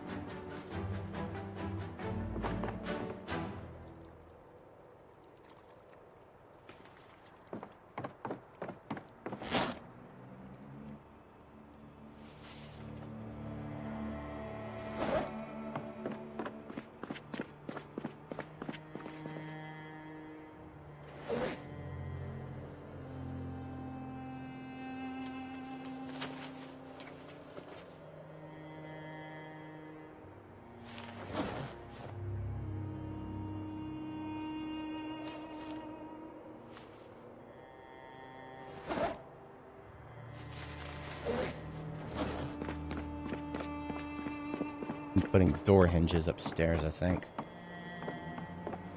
Yeah.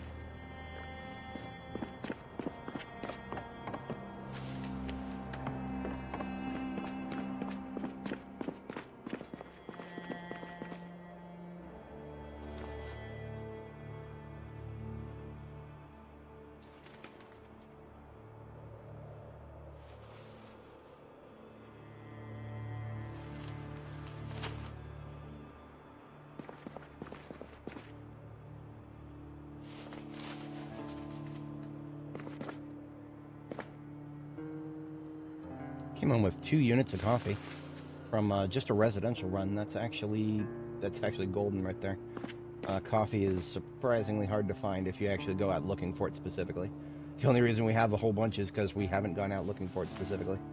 It's one of those things where the harder you try to find it, the less you'll actually find. So I've given up, long since given up actually trying to find it. And I just get happy when I randomly come across it.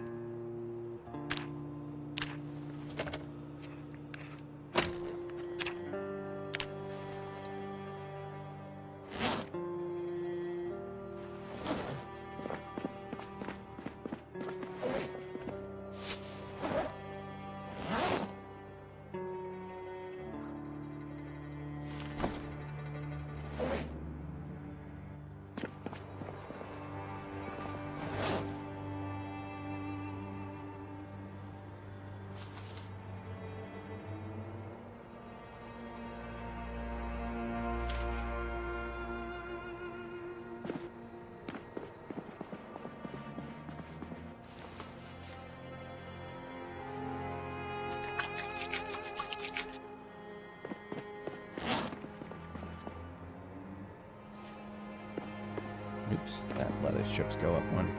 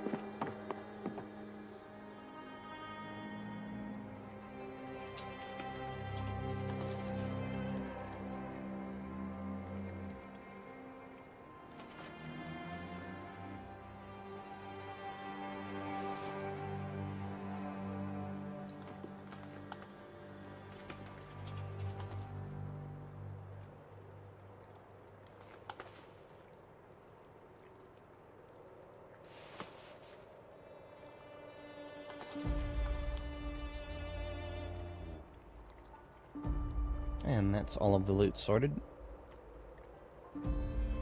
Didn't even cut into our bedtime.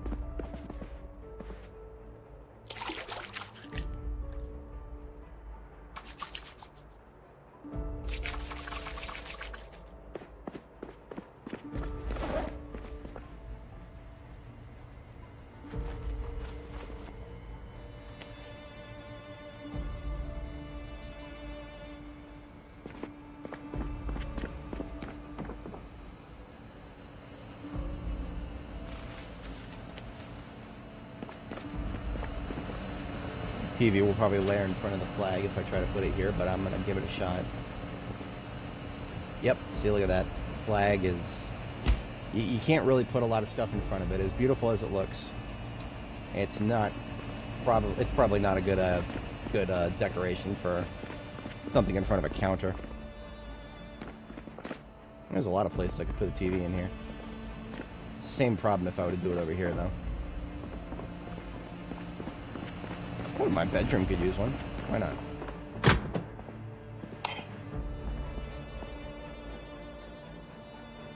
That's actually a perfect use for the tall dark table.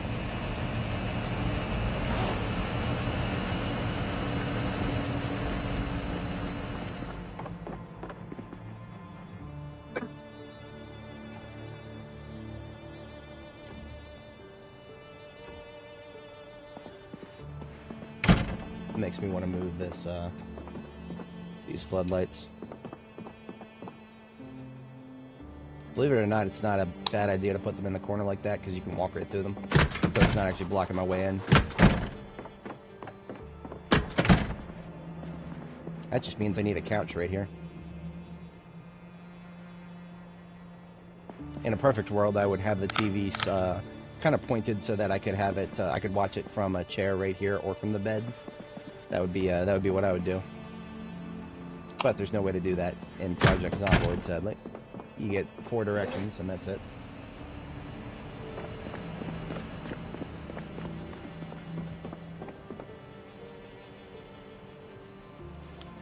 As an overnight activity, I'm going to reassemble those swords, because all 3 of our swords that we've been using so far have taken a rather substantial bit of damage.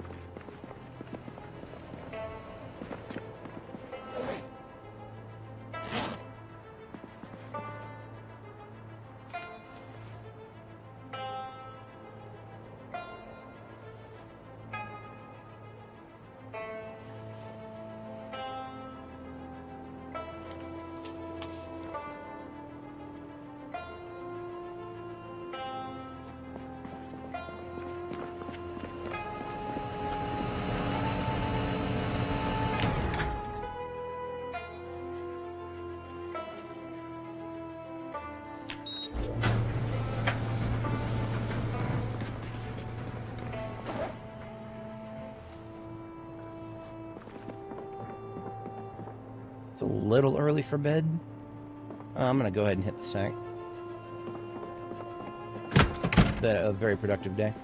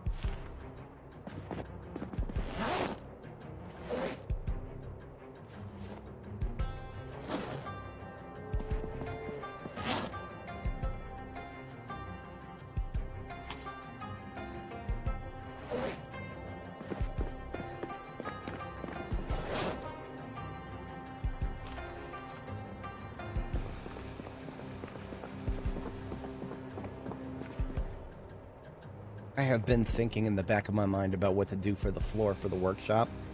I still haven't exactly come to any conclusions. Brown carpeting is very easy, very straightforward. Oh, black carpeting, because I already did the walls black. Yes, we're doing black carpeting. That's actually an overnight task I could handle tonight, easily enough. I know where to find a lot of black carpeting in Riverside. There's a restaurant in the L-shaped commercial area near where the, whatchamacallit is. Near where the video store is. We're not ready to pick up the stuff from the video store yet because we need to get our home theater put together before we bother with any of that. It's all vanity stuff anyway, doesn't really matter.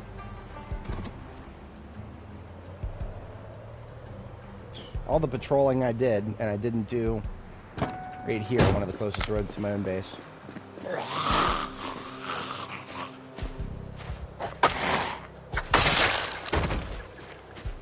Oh, those are cute.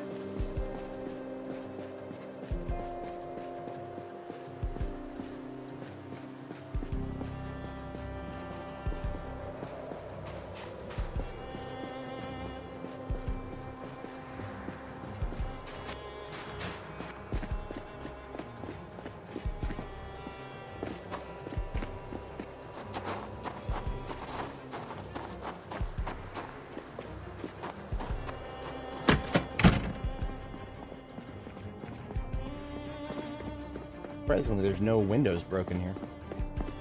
There's almost always windows broken in the restaurant. It's a throughway that zombies can pass through.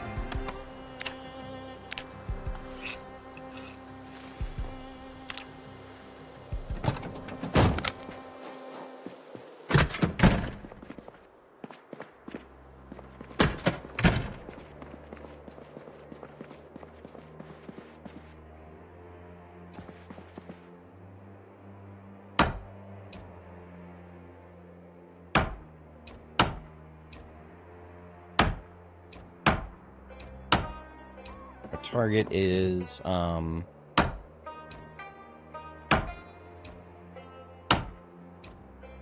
64, I thought. I actually can't remember exactly. It was a multiple of 8, and I want to say it was 64. Black carpeting is lightweight, so if we get extra, no worries.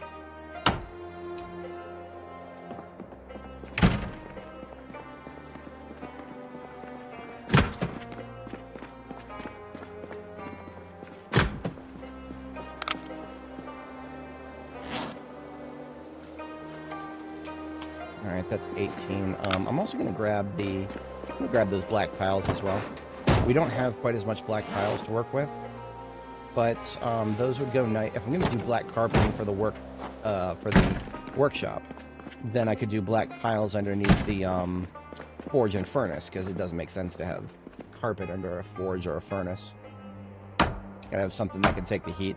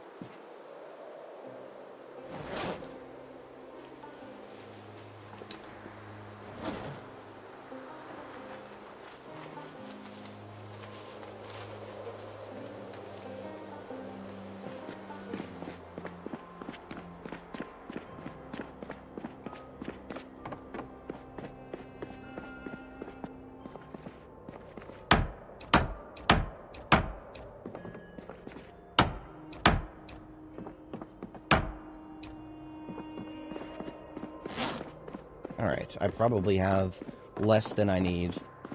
But it is 4 a.m. I'm going to go ahead and get to bed to maintain the bedtime schedule here. And we will put down what we have tomorrow morning, and then gauge how much more we need to grab.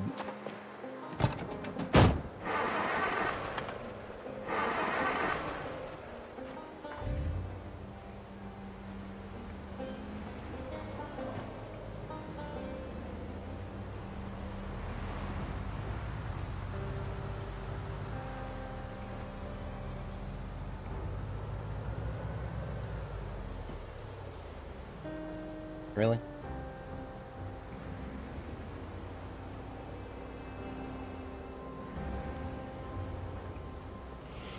Come on, come across the street.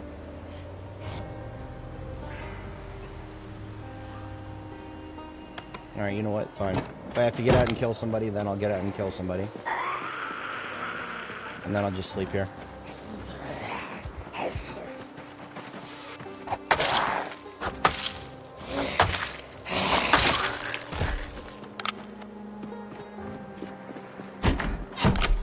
See if any of this has made progress.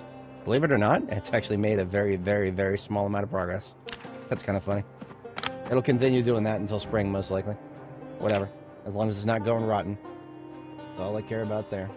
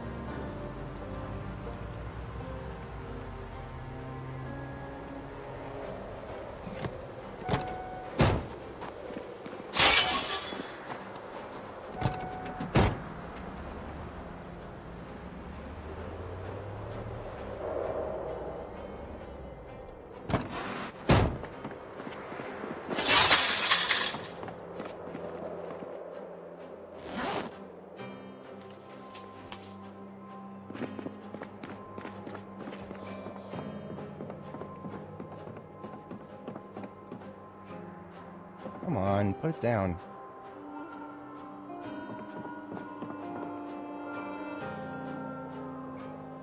Yeah, I would be mad too.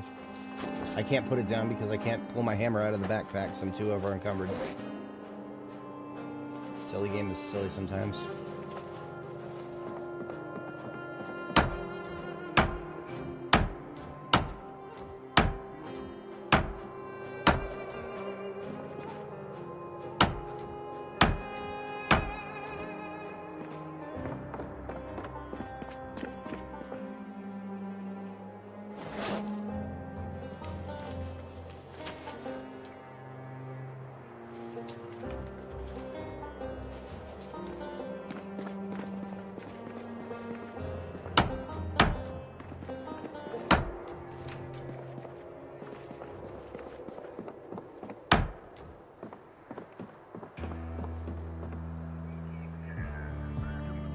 Oh, the truck. I gotta move the truck out of the way if I'm going to put piles down.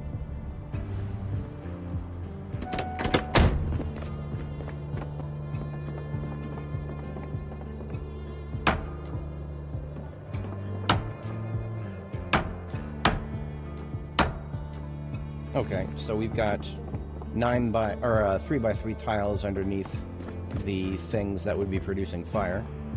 And then we have 6 tiles left, which is actually perfect to link them up here. So we just link up the 2 zones of yeah, that's a perfect number right there. We're good with that.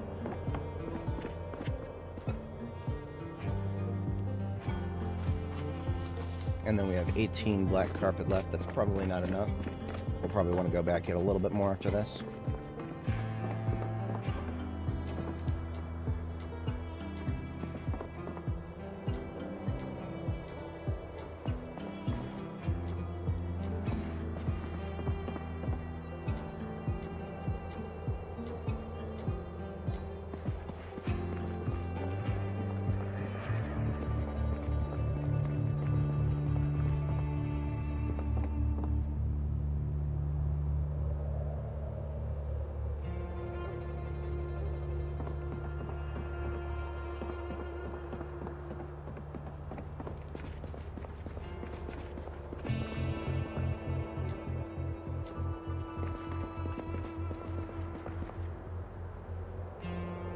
9 times 1, 2.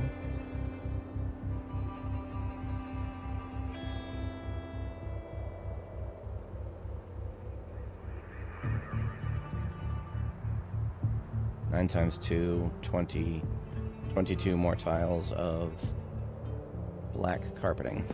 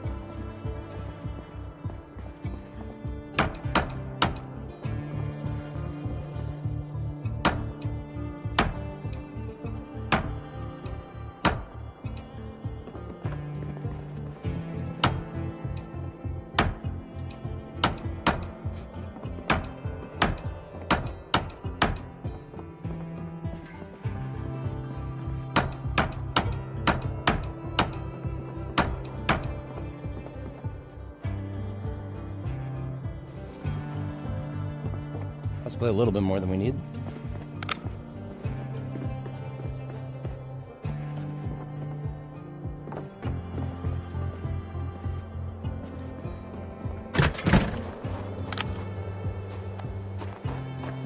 What kind of flooring is this? Is smooth white? No, this is white carpet. Okay. So there is a distinction right there. That is a distinction and a difference. What about this? This is also white carpet. Okay.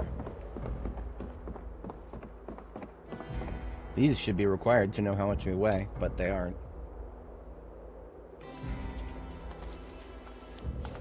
Very curious half measures when it comes to certain amounts of tedium in this game. You would think with how tedious they made the rest of the weight system, that they would just go full cloth and just make it so that you have to go stand on a scale to actually know how much you weigh.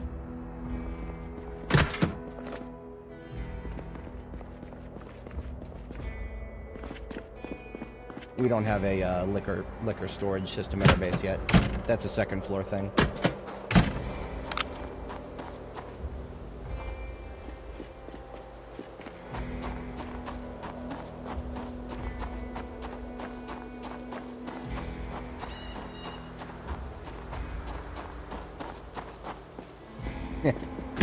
I don't often use exit signs, but I can always think of strange uses for them. Just thought of one.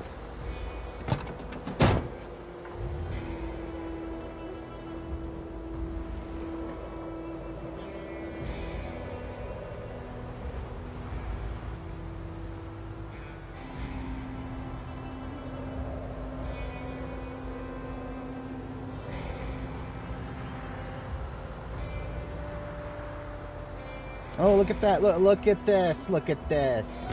I saw him this time, you fuckers.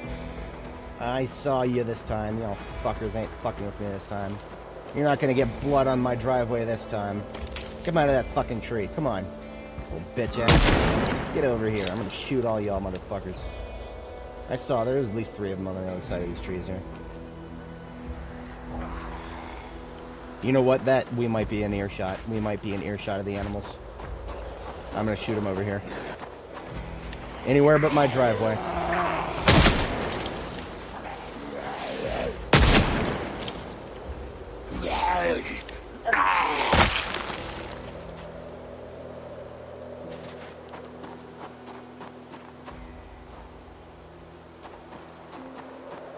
Blood on my fucking driveway. They were going for it. Y'all saw them. Y'all saw where they were going. I need to get rid of those fucking trees. I need to get rid of those trees that are blocking my line of sight. I probably would have seen those assholes a long time ago if I didn't have those trees right there. Every time I drive past those trees, the thought echoes in the back of my mind that I got to get rid of those fucking things. And then I just, well, I mean, I've got other things to do here, but still, I should stop putting it off.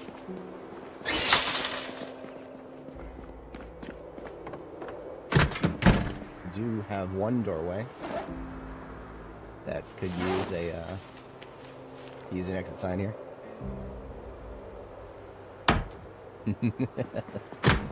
I mean, very, very, very few of my doorways can support an exit sign because of how I've built this place. I was thinking about maybe doing a clinic over here. I always like to do a clinic in this quadrant of my base designs. In my RP mind, I'm thinking if NPCs are added to this game someday, that, well, we're gonna want to take, if we ever want to take one of them in to join our group, then we need to vet them first to make sure they don't have an ongoing infection of some sort. So a clinic in the front of the base is something that always comes to mind for me.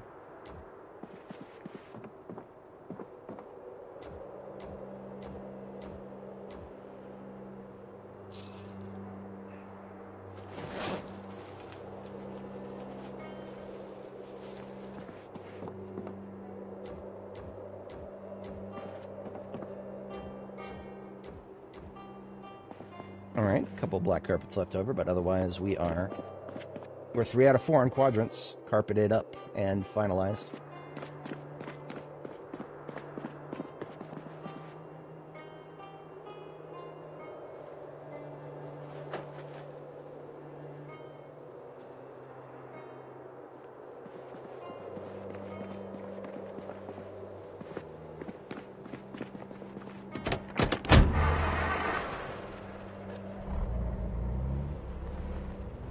Still have my parking spot figured out here. It is directly, so it's I park so that the wheels are directly on top of the duffel bags here. That ensures that I can access the trunk of the truck from both sides. Because the trunk of the truck, if anybody is not familiar, is where I keep all of my charcoal and tools that I need at both the forge and the furnace. Those in with the purples over here.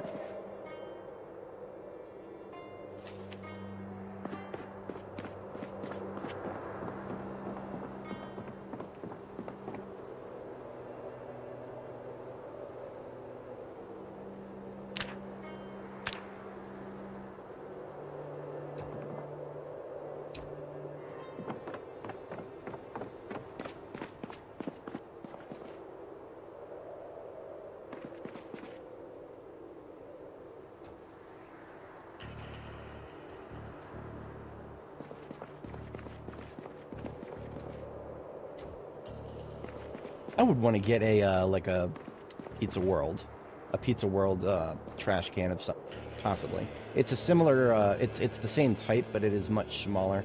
Or I'm sorry, not smaller. It is correct colors. It's black and red. Black and red wouldn't be the perfectest match, but black matches better with anything than a color clash like that right there. I just took the Spiffa ones because the Spiffa one is a objectively superior one. It's got more storage in it.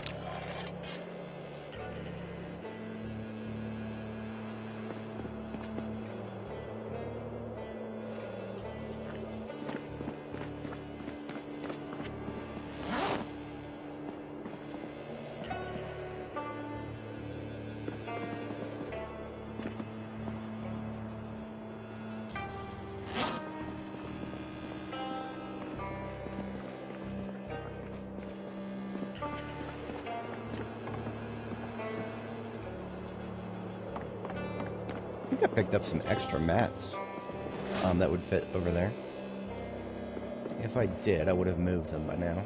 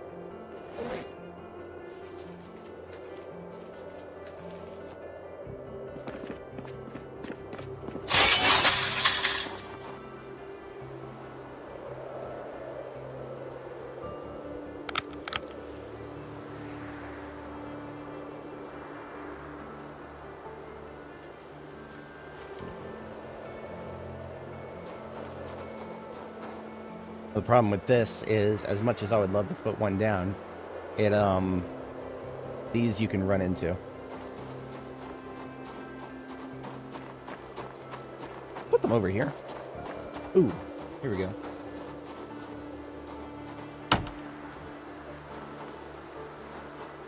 You can walk through them, though. So there's actually no reason not to put them in a place like this. At least for now. I was going to get some stop signs, too. Put them out in front of the base. Stop. No entry.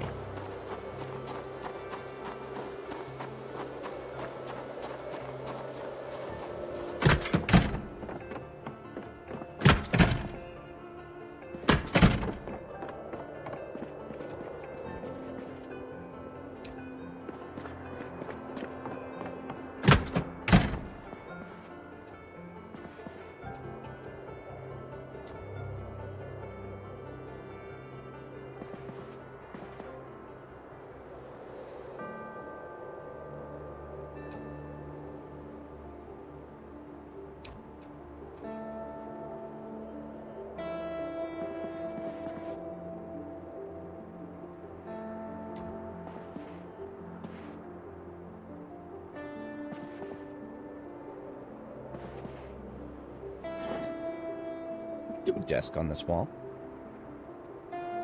Possibly, yeah. Because you can walk right through the black seat, so that could stay there, and this could be a desk spot right here. In which case, that would be a home for the computer here.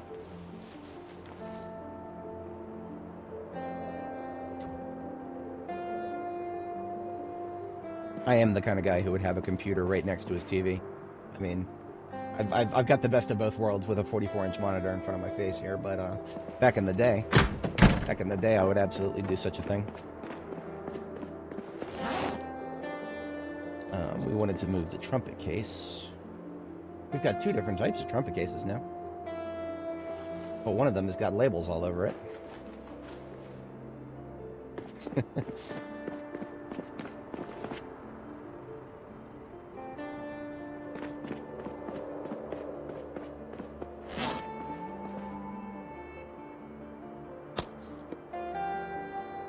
All that is for the conservatory, which is going to go on the next floor. I have once in the past tried to do a conservatory on the first floor. There's not enough room. There's not enough room, so I'm not going to try this time around. If I feel like collecting musical instruments and making a conservatory, most instruments I know where to find some. I have been on the lookout for a guitar. I haven't seen one yet.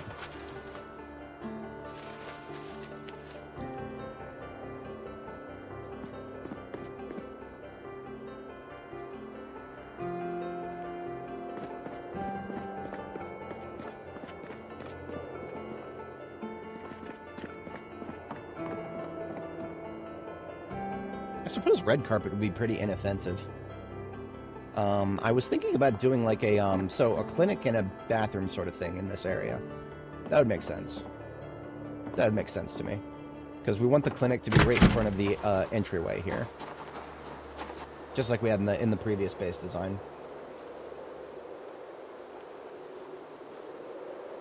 Thanks, Papa John's. I don't care. I can show you guys a screenshot of my previous base here so you guys know what I'm talking about. That's actually not the clinic. That's the hospital. That's the second floor. We're looking at the first floor here. And this is a bit of an earlier screenshot, too. This is when I had the bar on the back wall. I'm not doing that this time. The bar is definitively on the second floor. Same with the conservatory. I was trying to do a bit of a conservatory thing in the tailoring workshop area. No, that's not happening. No, we can fit a bathroom on the lower floor, and we're going to do that, but we are not going to be able to fit one. No, that'd be fine. Okay. I do think we'll be able to get that the way it should be. Because then we can put the hospital wall decoration right here.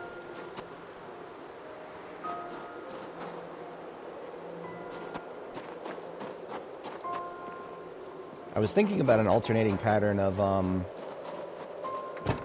Stars and Bars and Kentucky State on one side and then on the other, but in this case, we have a lot of both. Or actually, no, we don't. We only have we have two spare Kentucky States and like 12 Stars and Bars.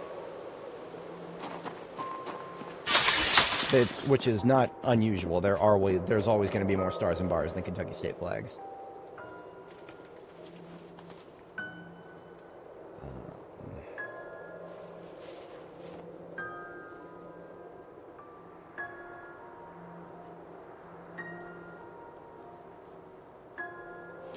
Okay, I can think of homes for those.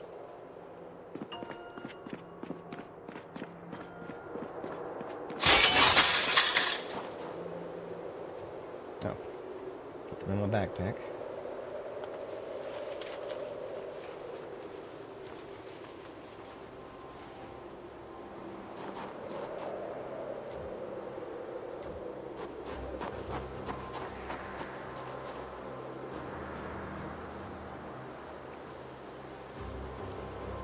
I could make it even. I could do another triple wide. If I take like the one off of the kitchen, that would free up a little bit of room in the kitchen for other decorations.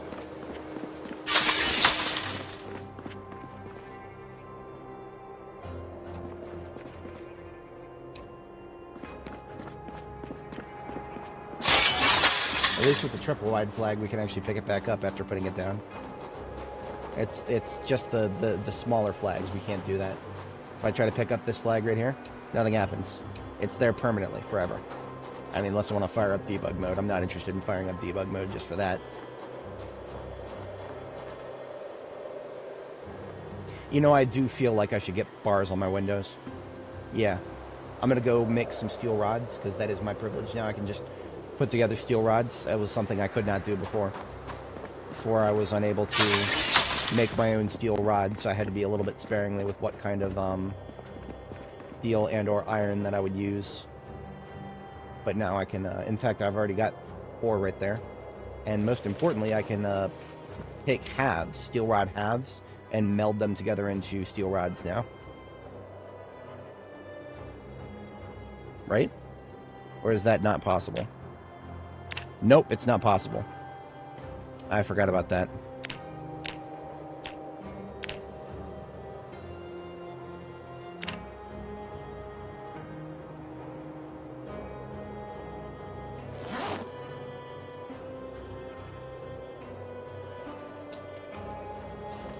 So there are some things I can't do that I'll never be able to do. What I can probably do is...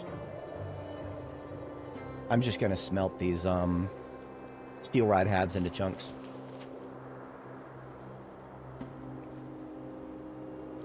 Yeah.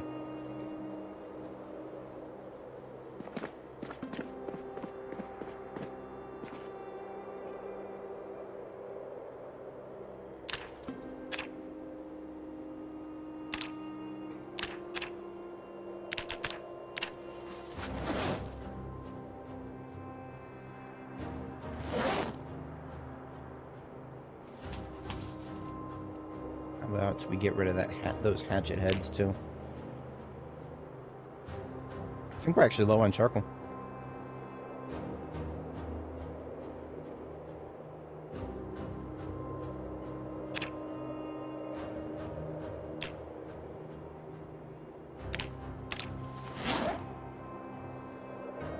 No better time than to go ahead and do a charcoal run.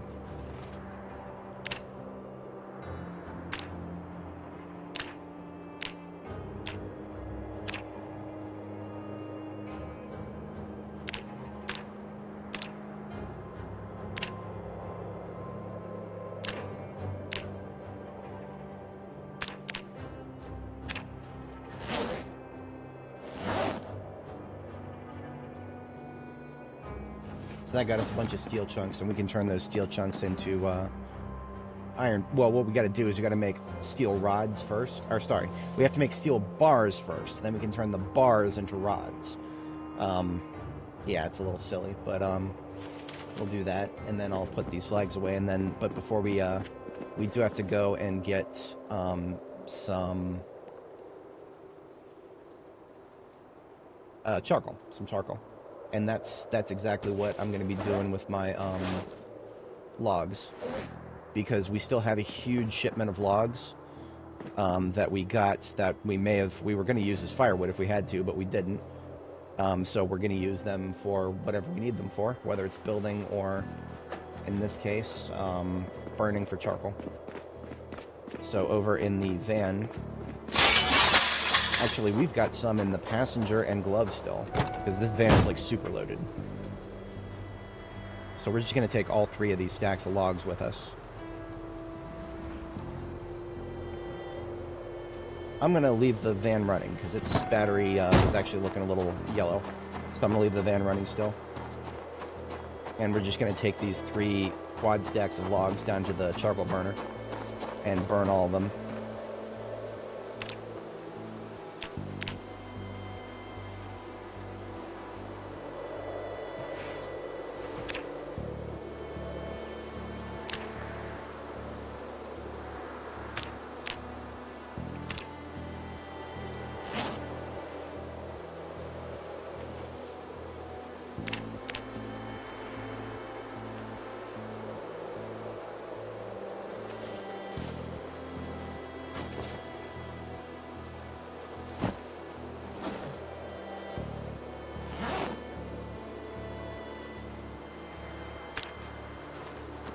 Alright, so we came away with about 72 charcoal.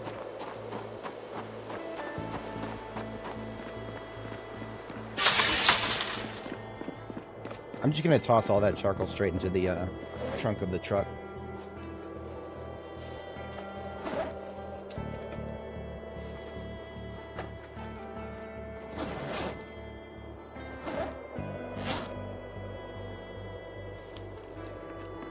And we're going to go ahead and get the rods welded onto the window that we need to park the truck in front of.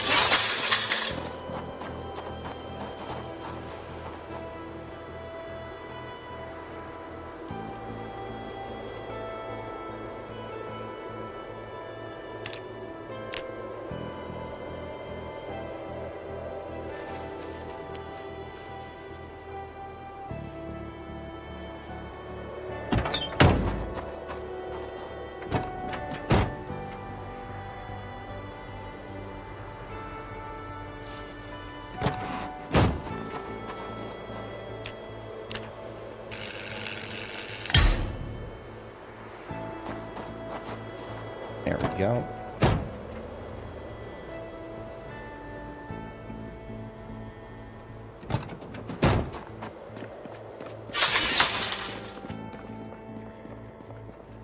See, we would have had to do that anyway if we were going to go and redo our swords. We would have burned through all of our charcoal without even finishing all 3 swords. So we did not just get distracted. We got a couple jobs done there at once. I'm gonna go ahead and turn steel chunks into bars twice here. Of course, this has to make noise.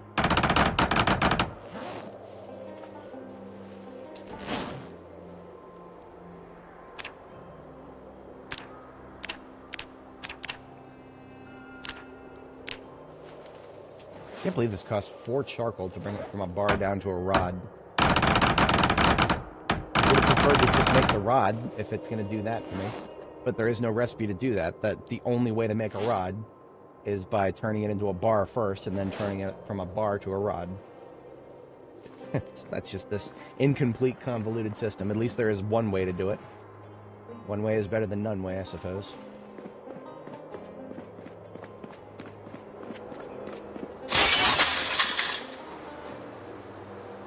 What are we short on? This torch is almost empty.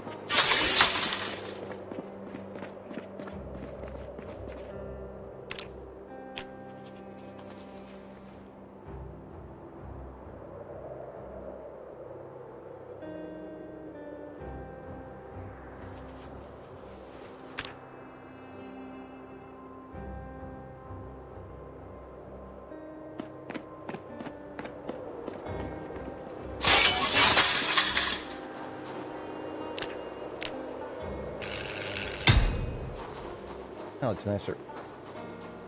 I should have done that long before I ever fell asleep in that bedroom there, because even though the chances of a zombie just accidentally wandering all the way out here is much, much lower than anywhere else on the map, it's still non-zero, and especially after seeing those assholes over there just kind of wandering in this general direction.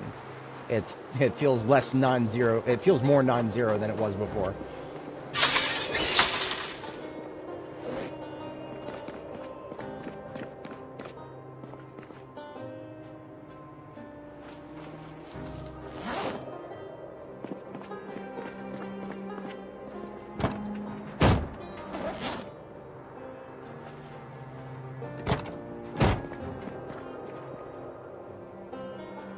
Okay, we're a bit low on things to do until we hit the sack here.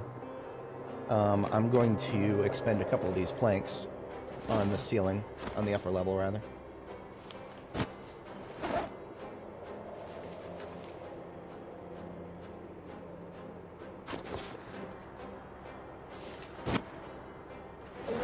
A couple of them. I'm actually going to expend all of them.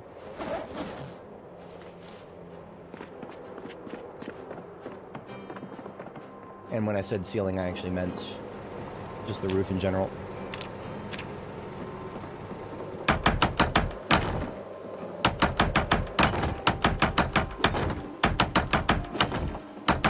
Now, why am I building this?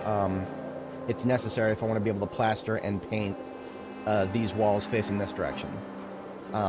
If you want to do that, you need to have a scaffolding at least. Just a basic wood floor. Like, for example, like these walls right here that I plastered, I had to be outside to plaster them. You cannot plaster them from the inside. So, yeah. If I want to have a second floor to my base and I want the walls to actually be plastered, no other option.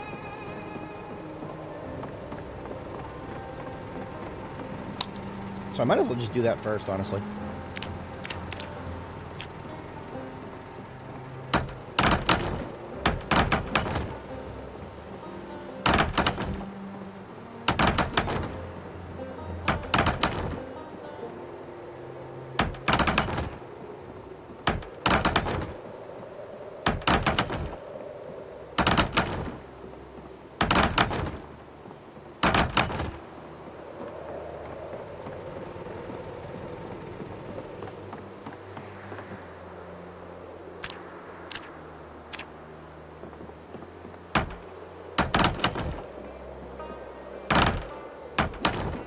What? Oh, right.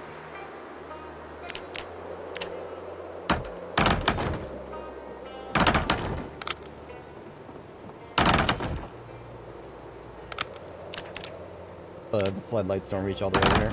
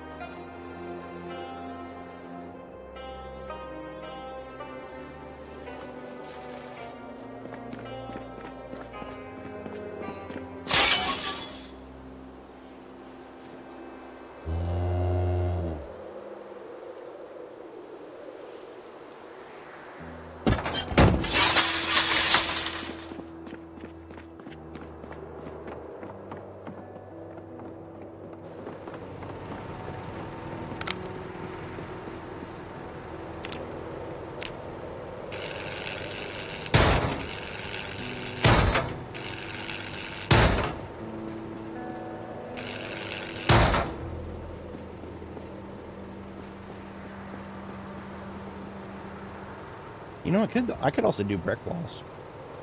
Brick walls, the things to consider if you want to do masonry with brick walls. Brick walls, as far as I understand it, they can be plastered. I would want to test that before I even go any further with that thought, but they can be plastered. I remember running into like an obscure thing where like one certain facing of a wall was unable to be plastered, and I couldn't make sense of that. But yeah, you can plaster them. The material cost is obviously bricks. Bricks are not hard to find in Riverside. If you go to the construction sites, you'll get 30 off of a pallet now. So if you know where to look, you can find tons of bricks. After that, the consternation is to get a little bit of clay, and then either sand or grass to make your clay cement. Because you need a heaping of clay cement for every wall that you build with bricks. And that's always felt like more effort than it's worth.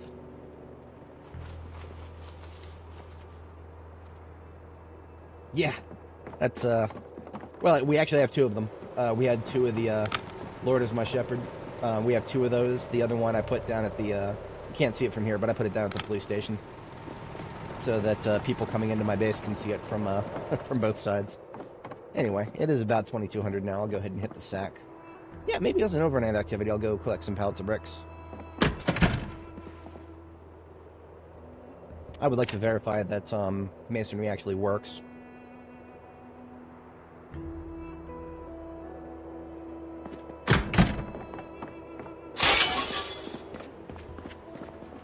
Should have emptied everything out of here by now. Yeah. Yeah, everything out of the trunk.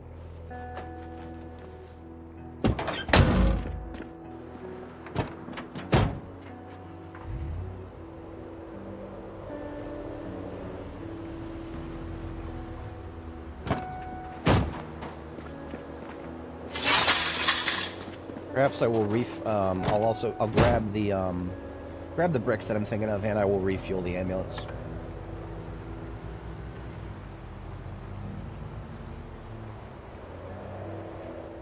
Do a little orbit around this area too before we start refueling.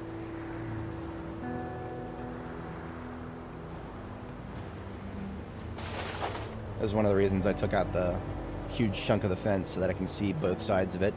Because if there was a zombie on the other side of that fence and it was fully intact, well, I wouldn't know until I fired up the generator and it decided to wander its bitch ass around to the other side. Oh, look at that. We got a respawn right in front of the PD. But yeah, there's the sign I was talking about. We got one on top of the PD and my base now. Let's just bring all these little bitches on over here.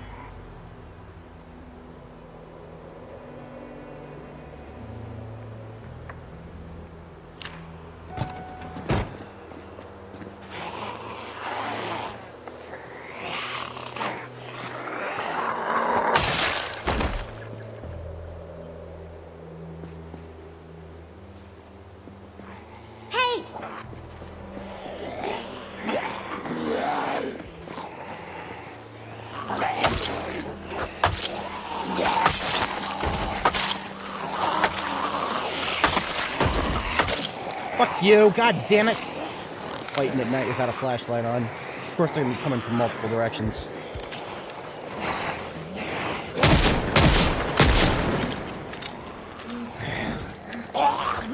Shut up. Not afraid of you fucking assholes.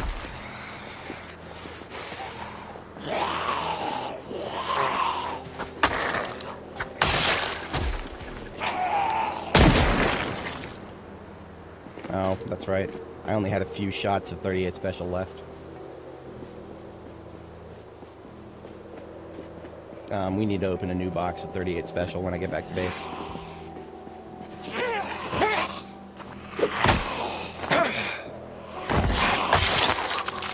It's a cute skirt. LEO below, I'll take it.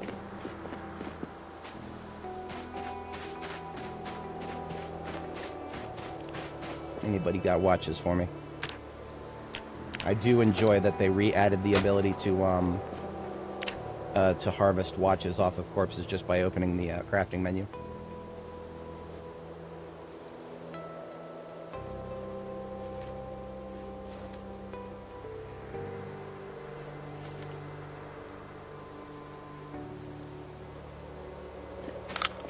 Anyway, where was I? Bricks.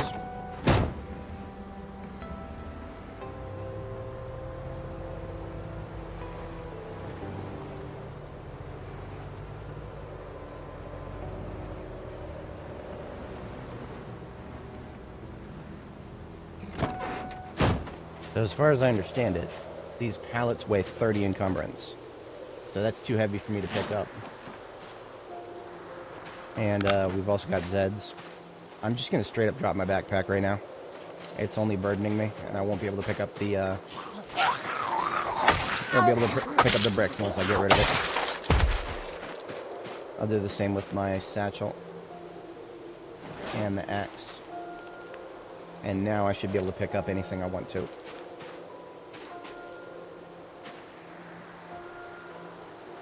Now once I have it picked up, how do I take the bricks out? Oh, don't tell me.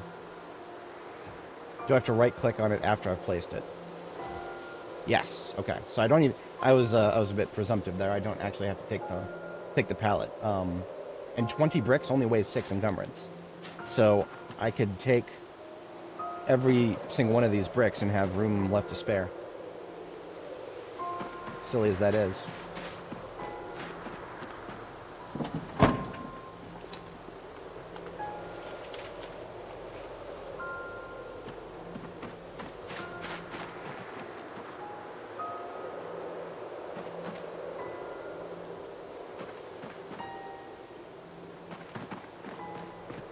This will probably give us half of our walls right here, as long as we have enough plaster ready to go.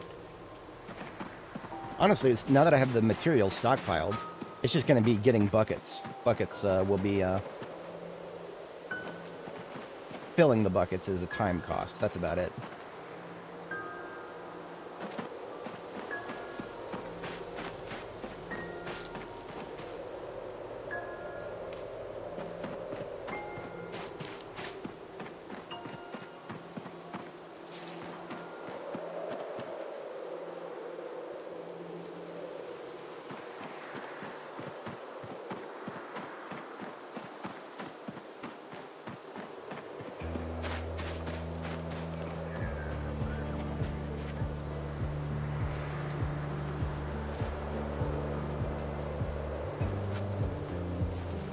So it looks like we'll be coming away with 240 bricks.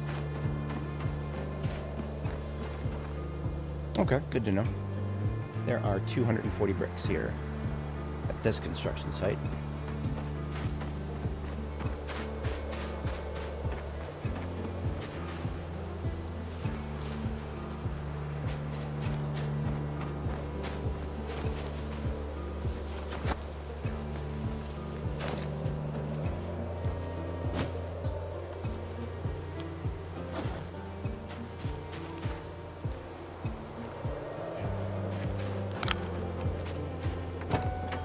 Oh, of course the rain or the snow has to come back. One of the problems with snow is I think trying to plaster walls in the rain or snow actually messes you up. Like there's something wrong with the plaster once you put it down. I've seen it happen before, and I don't think it was the rain that messed it up, but I'm not 100% sure exactly what.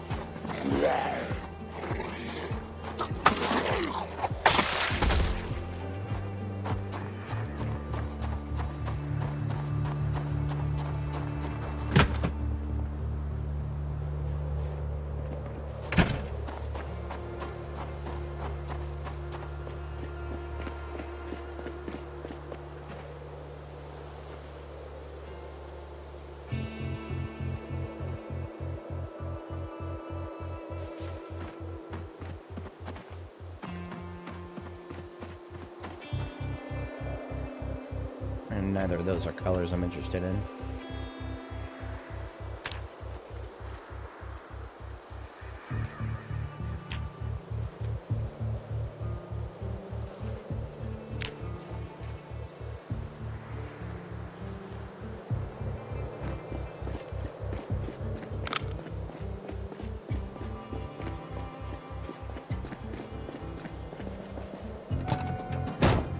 Reasons I kept killing zombies in this area, other than being my front yard. I'm supposed to fill up the gas.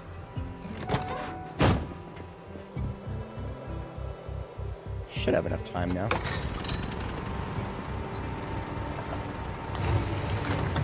Yeah, right on time.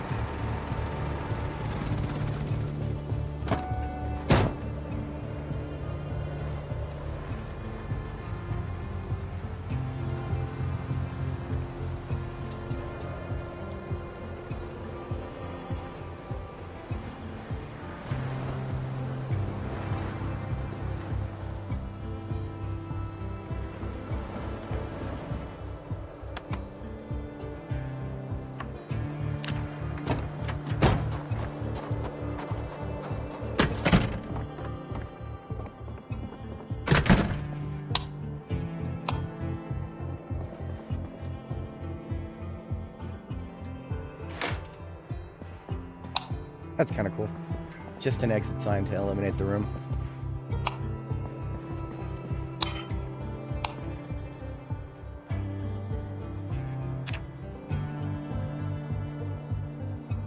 Oh dear, nightmare. Guess I'll build a few, I'll turn all these buckets of water here into clay cement, and then see if I can sleep again. That should be enough time burn.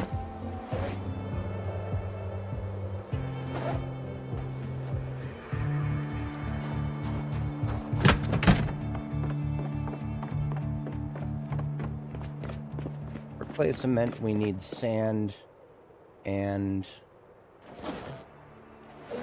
clay, but we don't have any sand.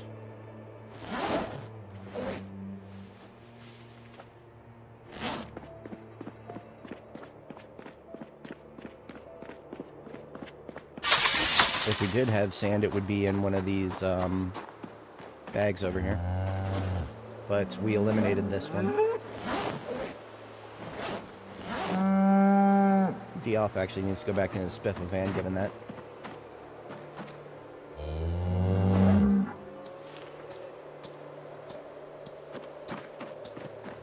In that case, it might be better to just make it out of grass instead. We can do grass. We'll just need the scythe. I'm gonna pet a chicken while I'm here. That'll get rid of the stress. Hello, chicken. I had nightmare. I pet you. Nightmare goes away.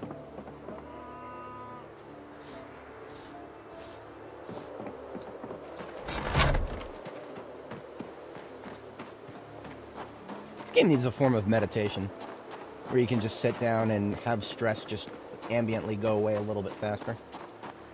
Not too much faster than it normally would, just a little bit faster. So I could just, you know, sit there and meditate for, I don't know, 1 hour, and just have at least like a small portion of my stress go away. You have to balance that with the smoker mechanic, obviously. The whole point of smoker is, oh no, you're addicted to cigarettes, so therefore you must always build stress unless the cigarettes are smoked. I mean, you could balance that easily enough. You just have to make it so that the stress reduction from meditation is not enough to overcome the stress gain from ciggies needing your hit. So I believe the ratio is 50 grass. Yeah, it's about 50 grass for 1 bucket. So we do a couple more scythings here, and we will be able to do 4 buckets.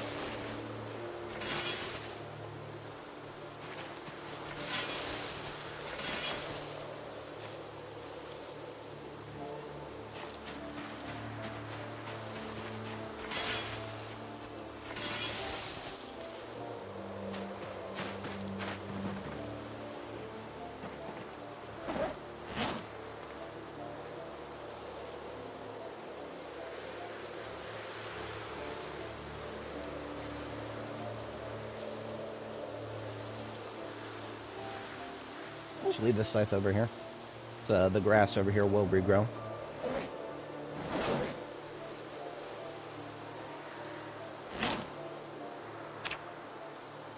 Bucket of clay cement from grass.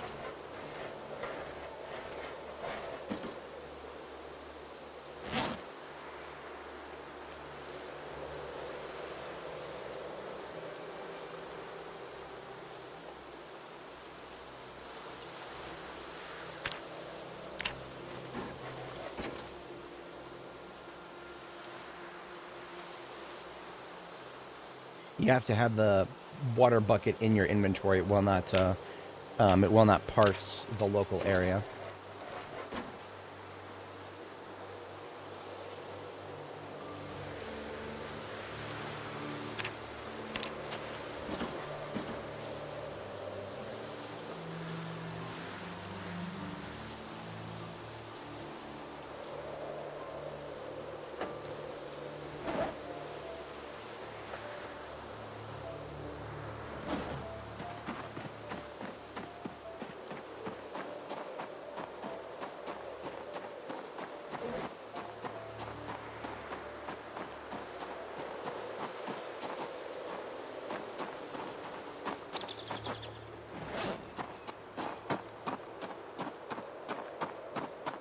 Leftover grass I'll give to the chickens. Everybody over here is good on food for the most part. Yeah, they're looking okay.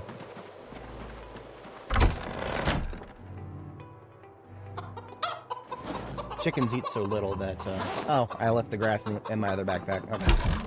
Alright. Fine.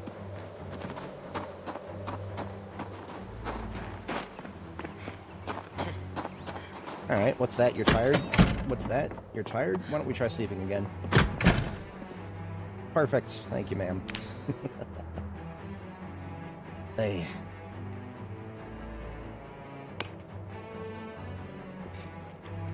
That sounded like a light bulb breaking. I don't see a broken light bulb. Okay. There doesn't have to be one.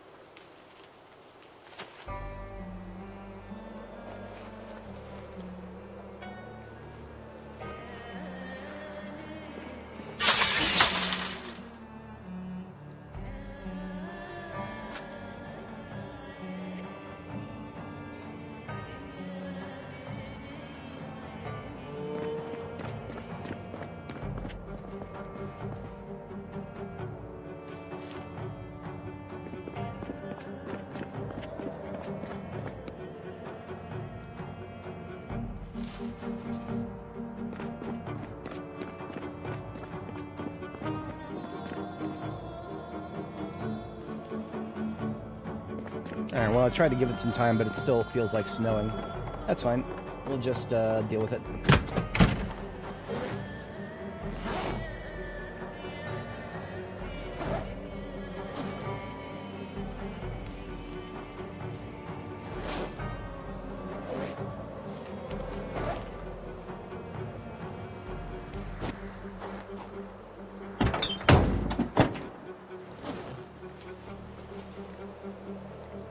Alright, so theoretically, we should have materials to do... Yes, we can do many brick walls now. But I'm only going to do one first. I'm going to do one and make sure that it can actually get plastered.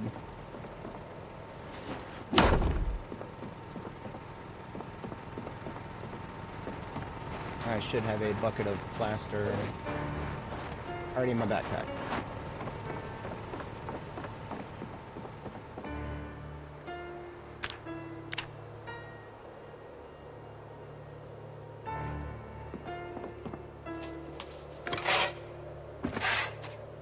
Perfect. Okay.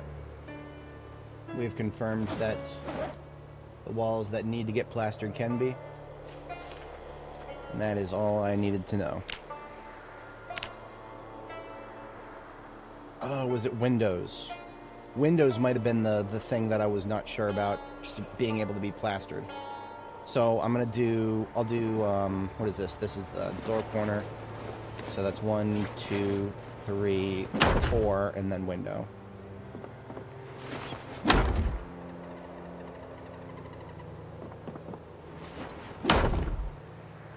Alright, now we have to stop and make sure that this window frame can get plastered. Would you look at that?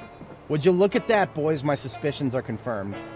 Brick walls are still slightly broken, but only for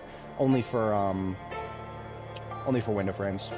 So I do, because I can't plaster this, I gotta go get my fucking sledgehammer to get rid of that fucking brick wall that I just built, or brick window that I just built. I knew there was. I remembered there being some obscure problem with it, but it was just windows, thankfully. Yes, you can plaster. Okay, only brick wall, not brick windows. All right, let's just get 2 of these log stacks out, I suppose.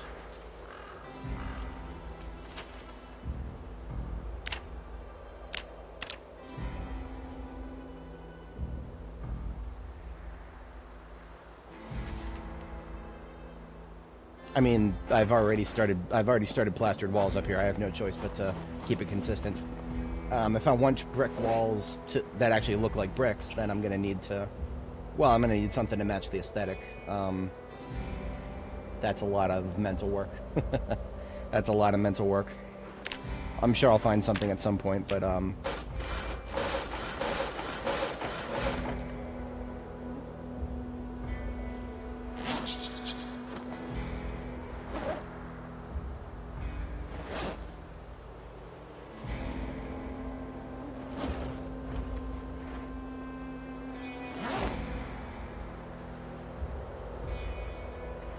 9 in there, so if I want to get 3 more by hand, then I can do the other windowsill as well. I think it should just be...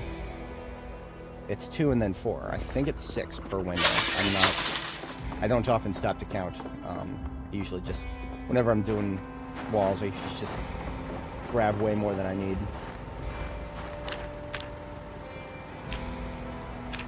It's only 4. Okay, so we can actually do 3. So starting right here, that's 1. It's 3 from this side, so that's 1, 2, 3. And here's where the window would go.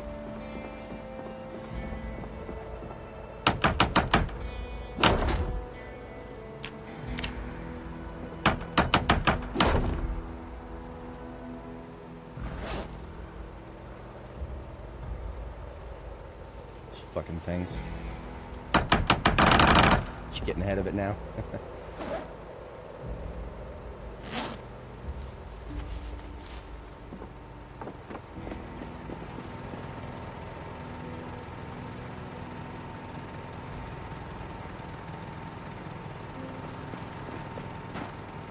Alright, sledgehammer is going to be downstairs in the ambulance.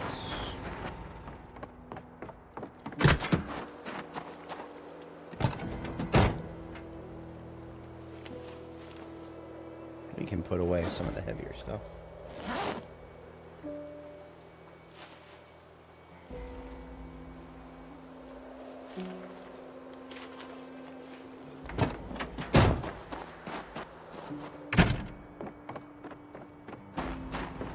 But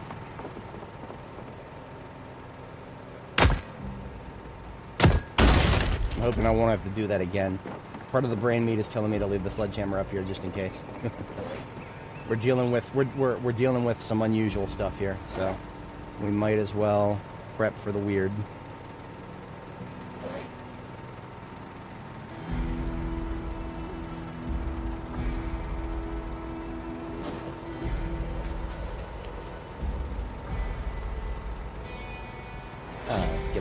Get these whatchamacallits, get these out of here.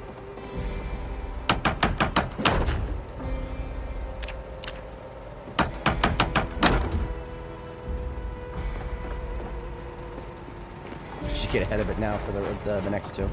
It's going to be 3 away from this corner, 2, 3 in there. Might as well do it now.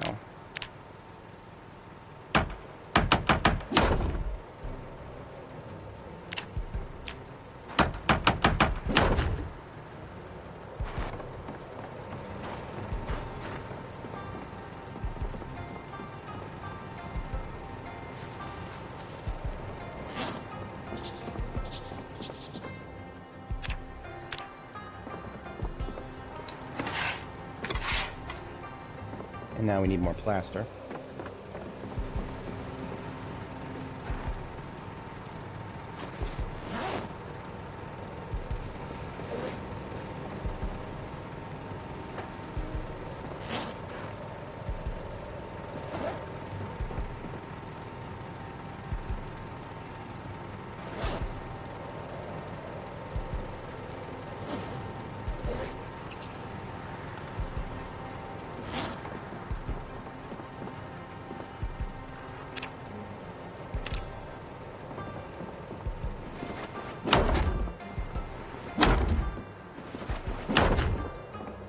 Do I want to do gates on both sides? I don't know. I don't know. TBA. I'll just avoid, I'll avoid this side for now. But that was all of our clay cement.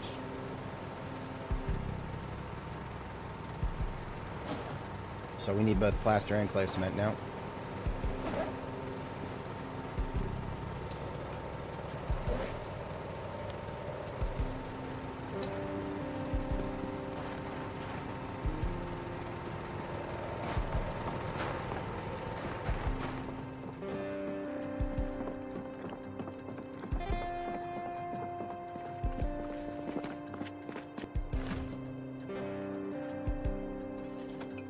That's all of our cow's milk.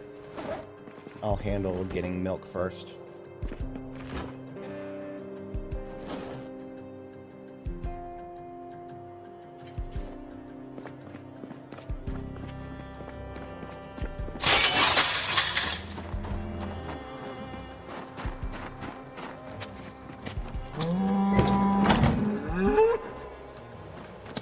Not the sports bottle, please.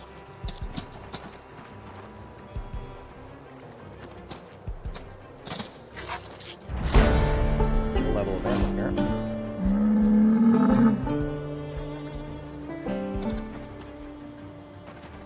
I need to check this calf.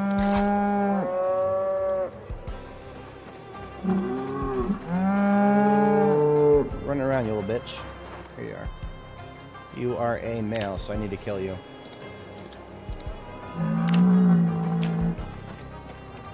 R.I.P.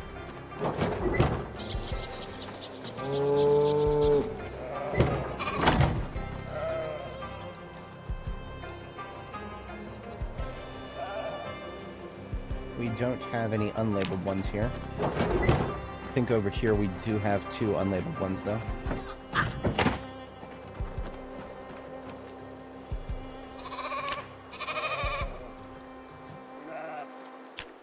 Got a female there, you junior. And then we've got another kill me. Yep. Just gotta wait for him to grow up. I already remember that this, that's a female calf up there.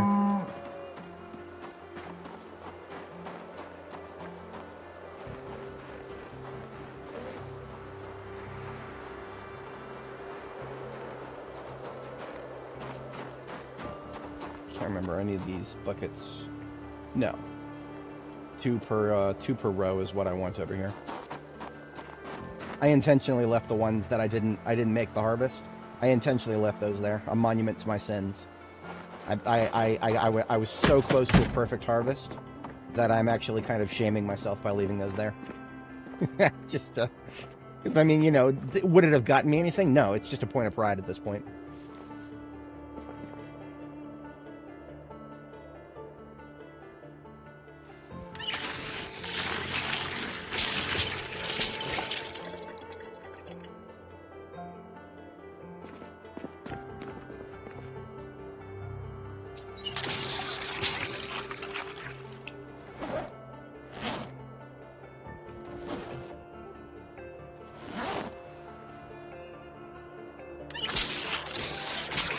We're using 2 different water sources to fill them up there.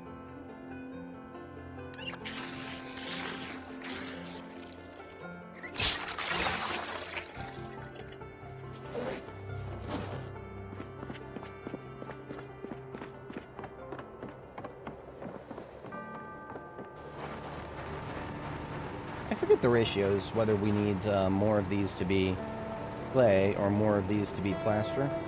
So I'm going to start with 2 plaster, and then we'll do 3 clay.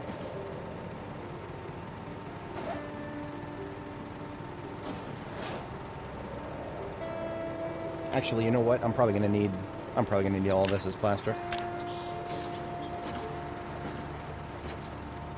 It's better to be over target than under. And so I am going to go collect my, yeah, we'll use the crop. We'll use the crop water. We'll use the crop water, it's fine. Let's at least partially expend this one.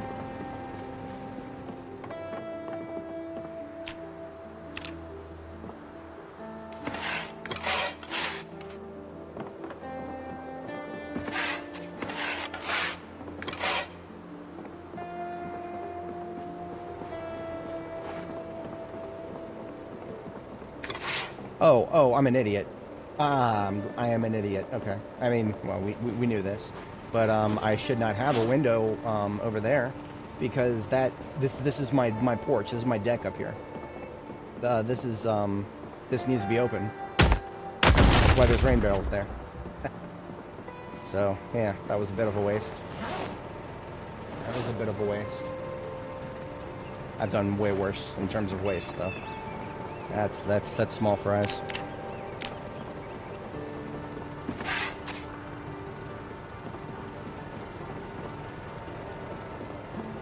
I am curious, will it... Look at that. Okay, I can do the window. I can do the window from the inside. It's the rest of the walls that I can't. See, I'm trying to plaster this wall, and I can't. I have to be outside to plaster it.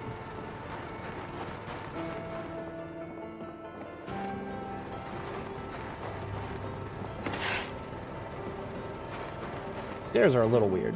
Stairs, you just gotta like face it, and then you can do that. And that used up that bucket.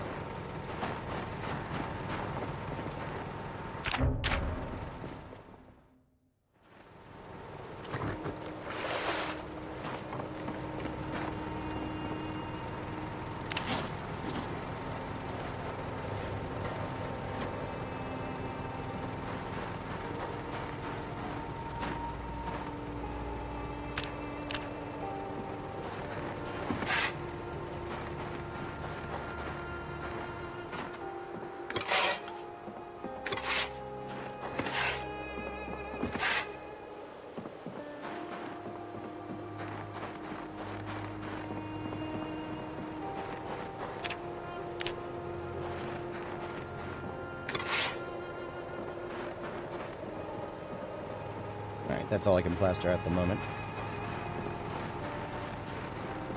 Might as well get some painting done. Got the paint right in front of me.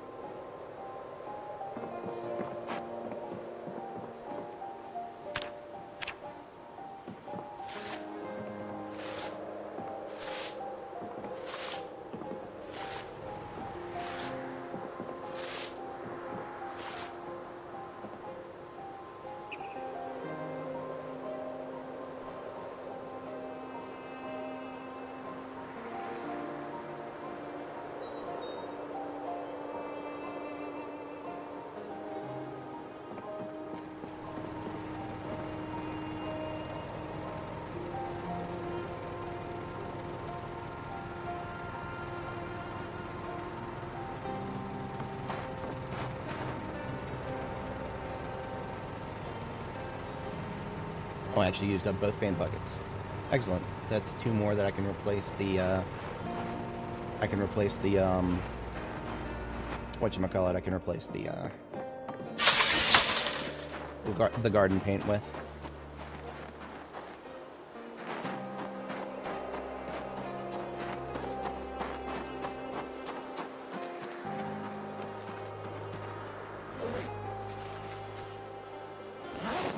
Garden paint, garden buckets.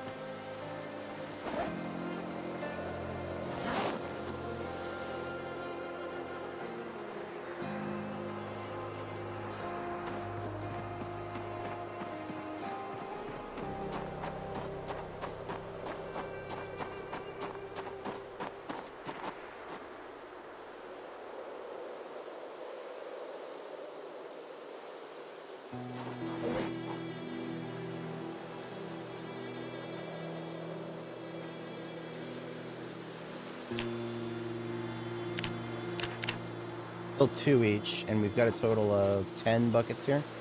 So I just need to go get 20 clay.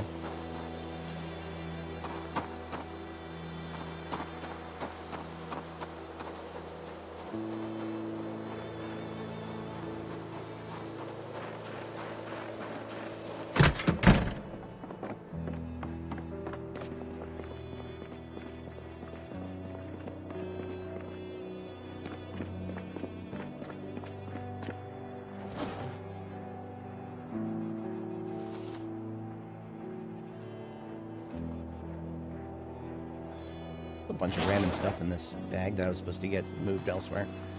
I'll do that before I forget about it again.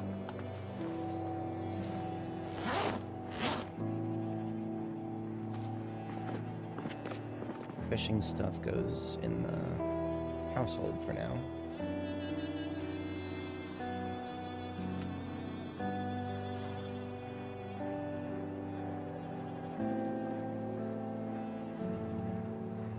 I was doing boxes of first aid stuff in there as well, I think. Yeah. Okay.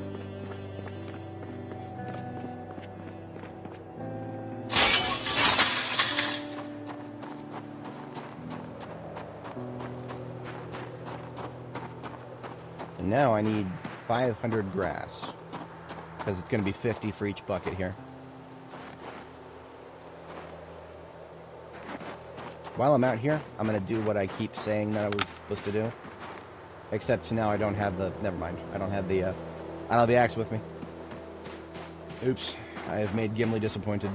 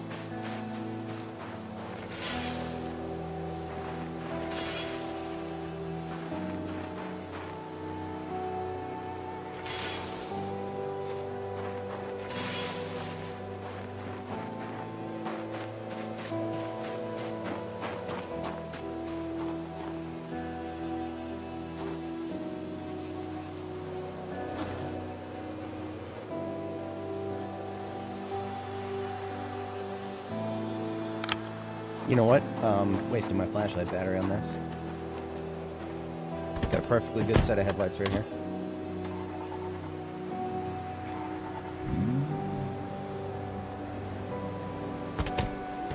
And charge the battery anyway.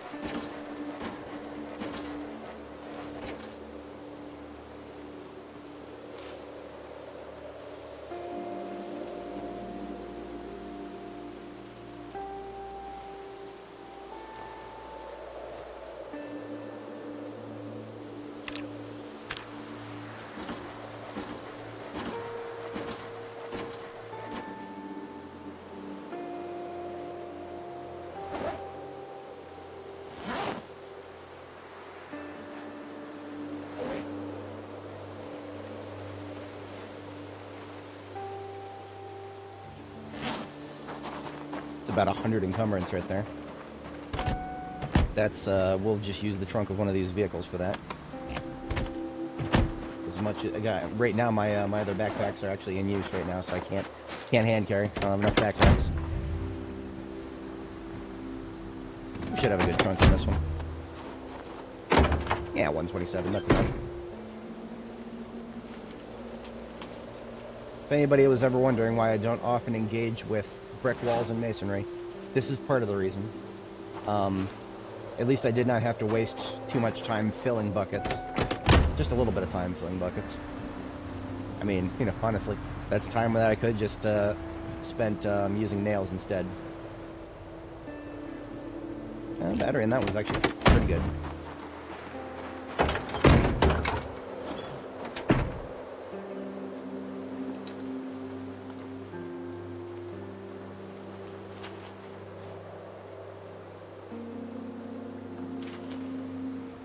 I think we have a, yeah, we have a burnout here.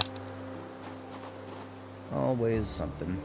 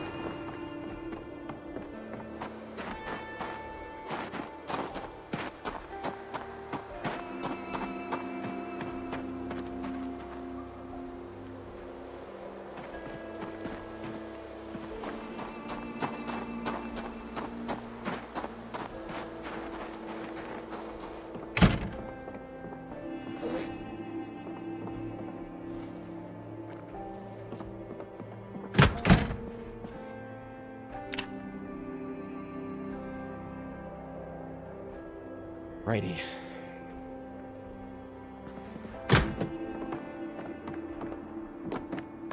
Light bulb coming right up.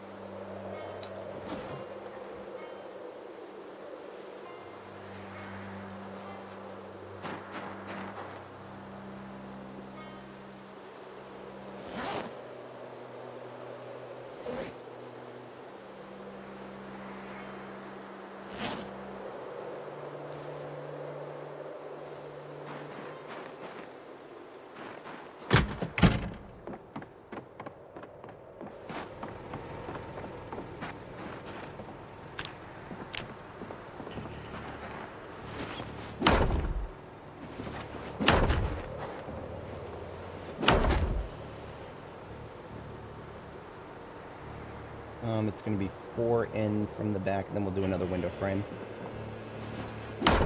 So there's 1, 2, 3, 4, and next window right there.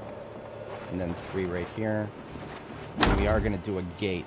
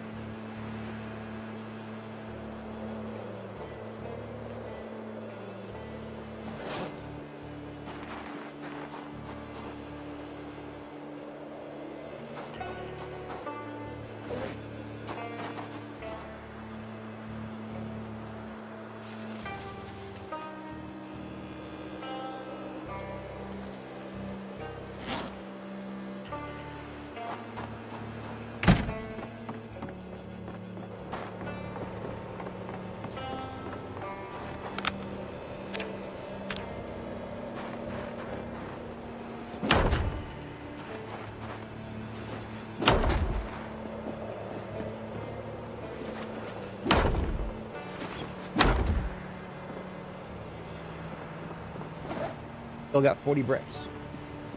So if I actually want to use up all these bricks, we've got to make another round of clay cement.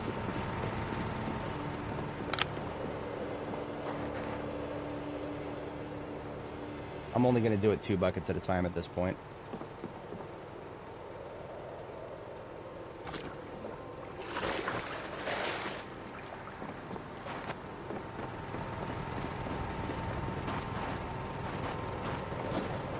Oh, I still got way more bricks than that. I forgot I left some bricks in this backpack here.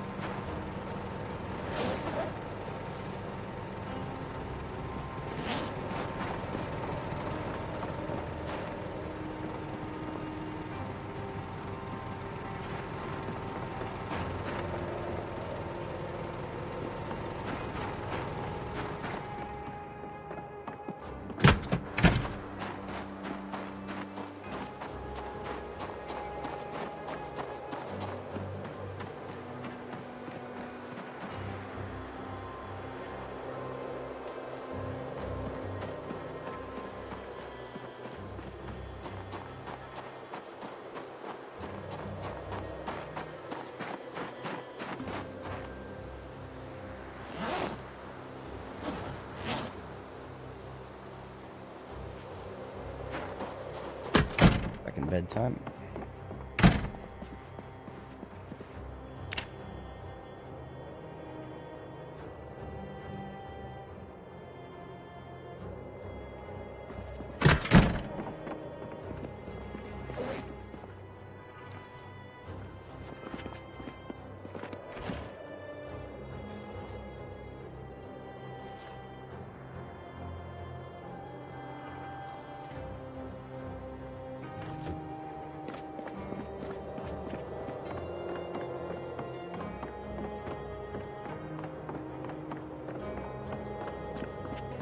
See, I've got 6 buckets I'm working with here. 12 clay.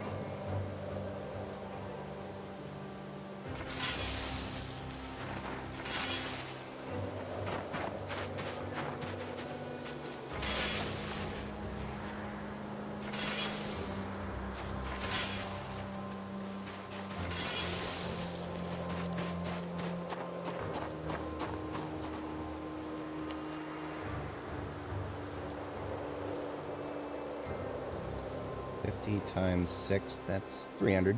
Yeah.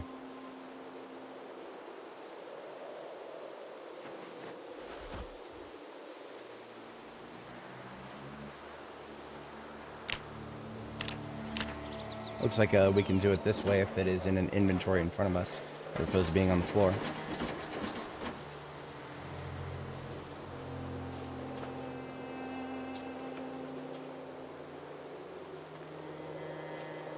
That's more efficient.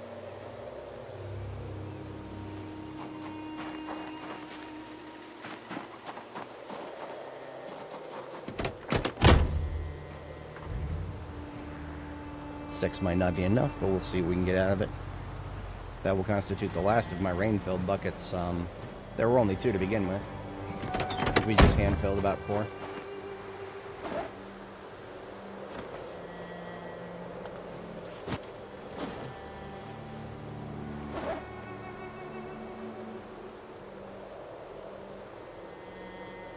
Come on.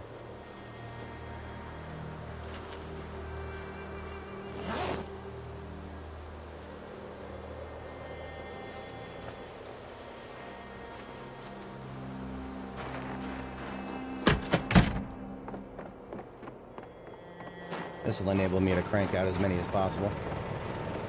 So I need to intentionally leave that spot open, so we're doing 1 more here.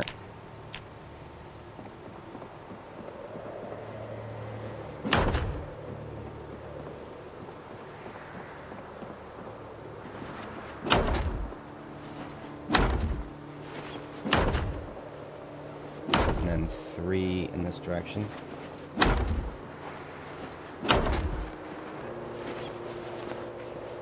For a window.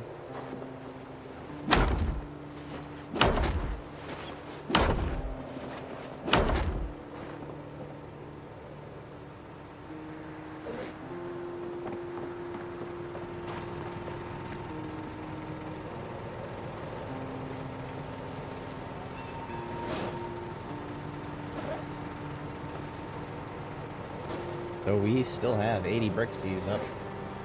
Like I said, the ratio is almost absurd. The amount of clay cement you need versus how many bricks you need. It's whack, in my opinion. It is frickin' whack.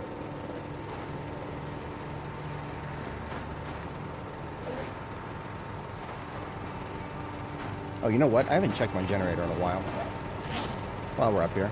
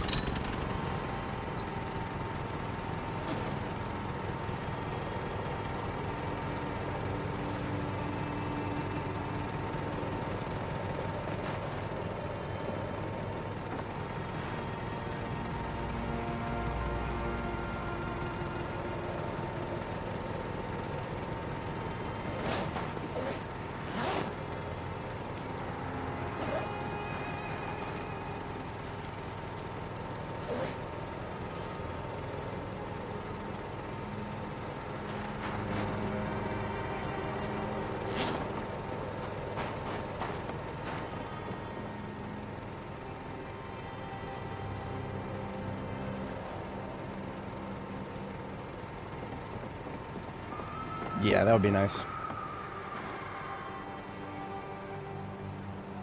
Oh, shit. Can't carry that. I have to jump through the window. And you cannot have a bag in your offhand if you're going to jump through a window. But you can have an object in your offhand. Does that make sense?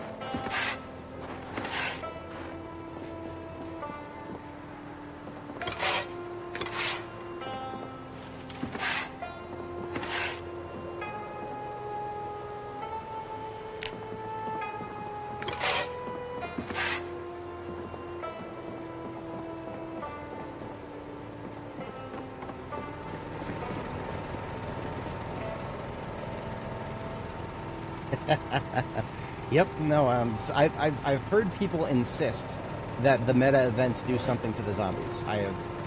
There are some people that I know of in my chat who will swear by that. I have no idea what they're talking about. In my humble opinion, I've never once seen a zombie actually react to a meta event. Sometimes I've heard people say that zombies get spawned by meta events. Like if you hear a scream, you go in the direction of that scream, you'll see a zombie. I see zombies everywhere anyway, so it's hardly that's hardly something that stands out to me, I guess.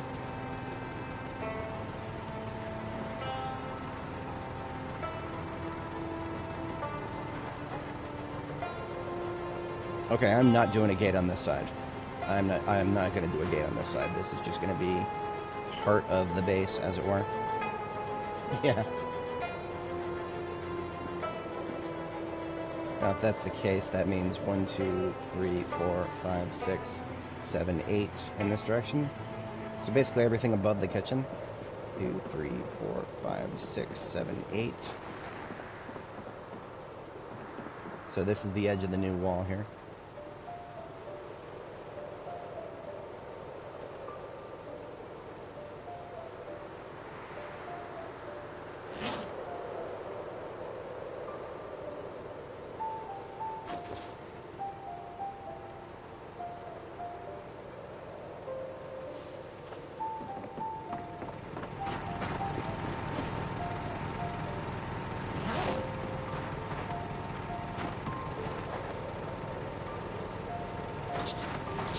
We are going to run out of plaster. Yeah, we're going to be just slightly short on plaster.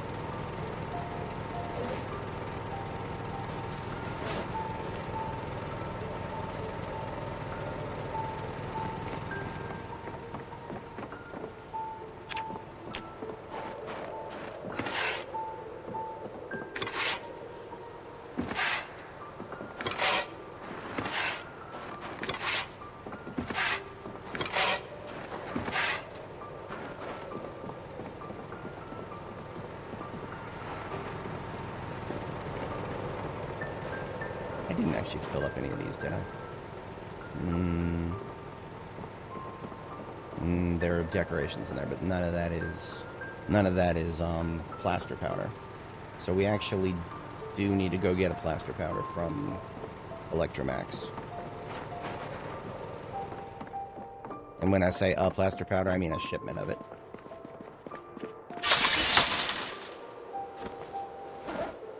Damn it.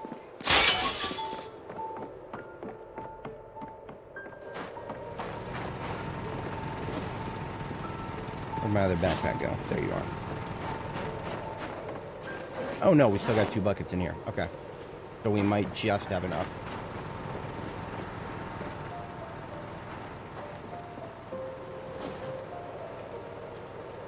It's cutting it close, though. Assuming we get 10 walls out of each. Or, it's not 10 walls, is it 5? I don't remember. It's going to be cutting it close either way.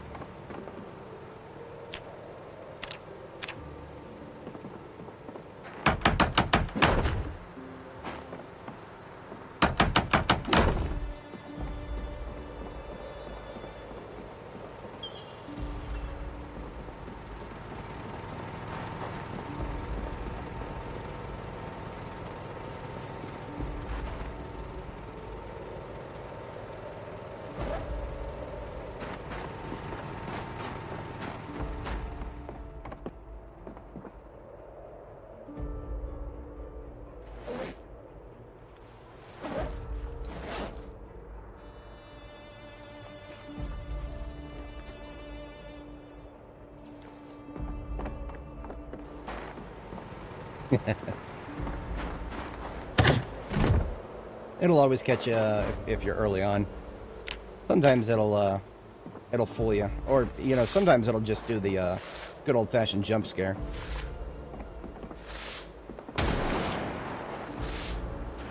Even the stupid gunshots will give me the jump scare every once in a while.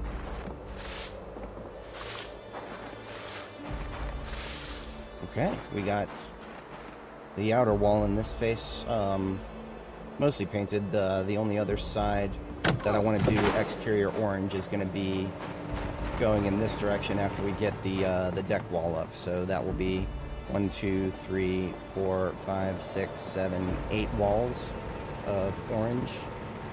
And this is already halfway expended, so it's not enough. We need to get one more orange.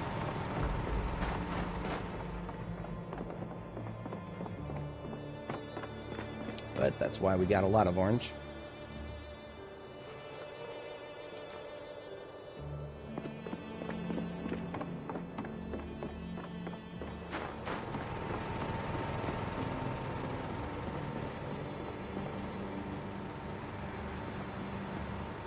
Oh, we'll also want one over here too, times 4. Yeah, so I'm not doing a gate here. We don't need a gate facing that direction, just the towards the barns.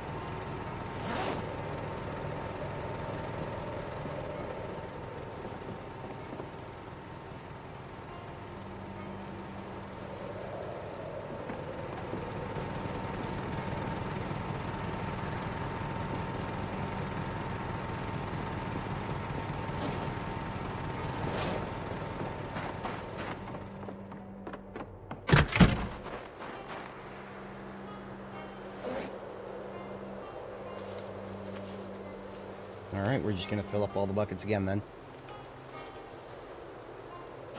We'll do them 2 at a time. That'll prevent us from getting too over-encumbered.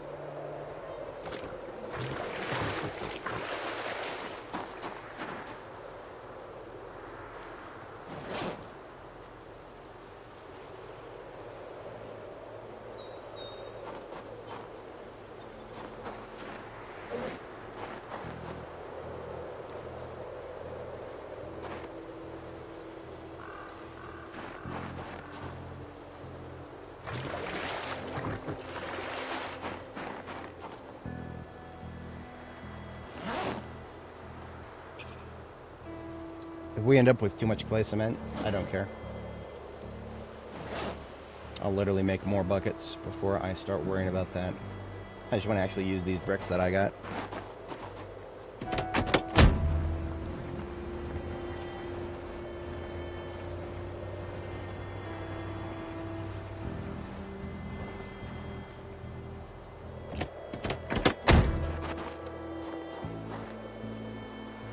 Another 500 grass coming right up.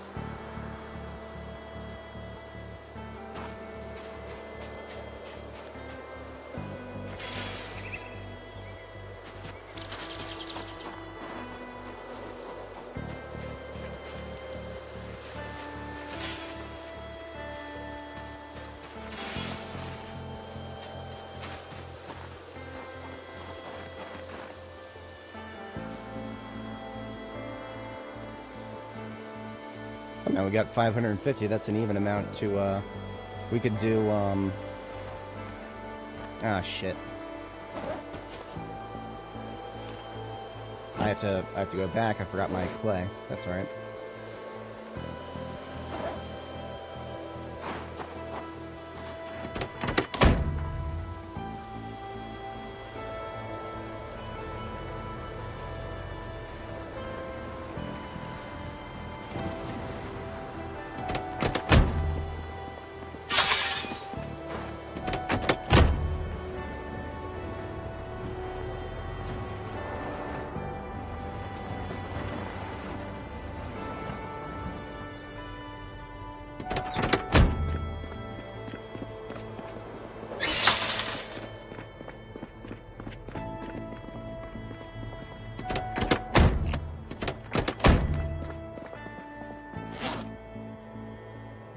If it's 2 per and we're doing 10, that's 20.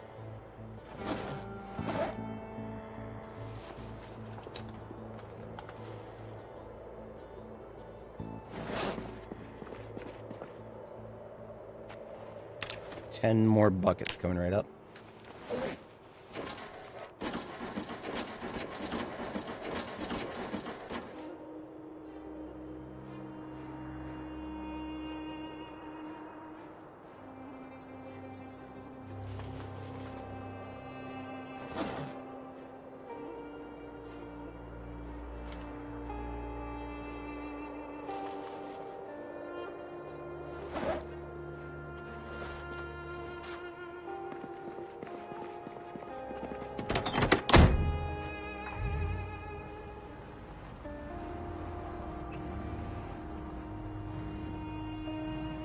Garbage can is already fucking my movement options up a little bit.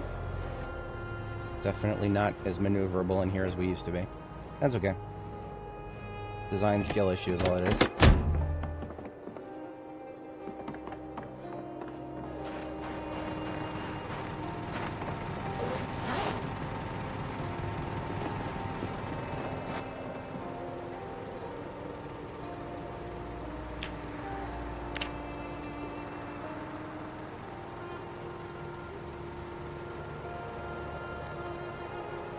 I should make it symmetrical on this side so we get another window in. So 2 and 3 here. Get a second window right there. And then 4 in this direction. We'll get a door.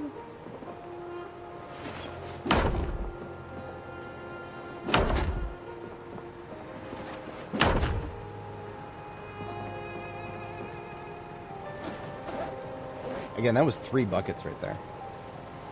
Fucking 3 buckets for 6 walls.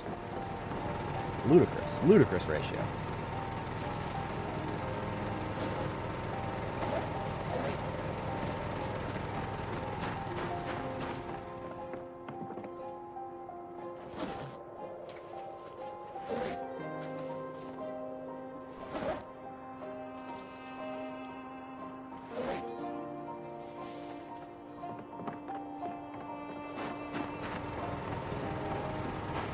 I can't remember if we can do door frames.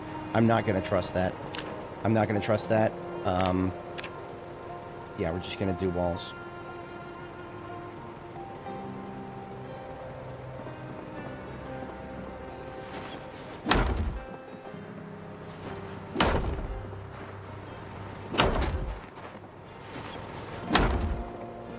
And it's going to be 1, 2, 3, and from this side as well, we'll do another window.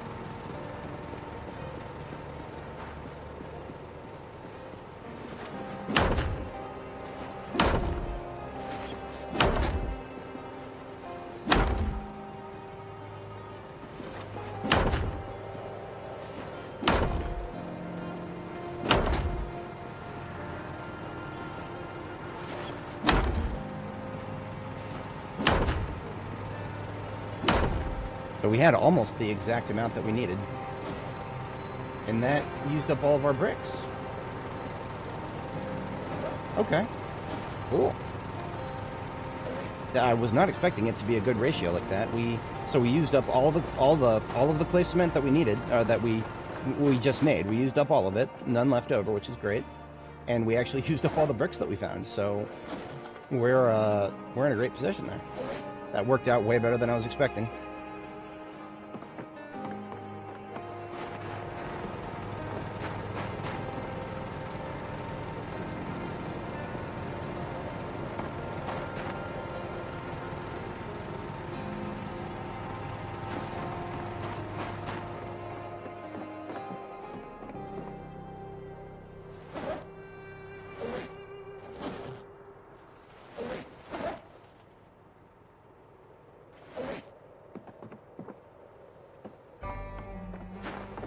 But yeah, we are definitely going to run out of plaster.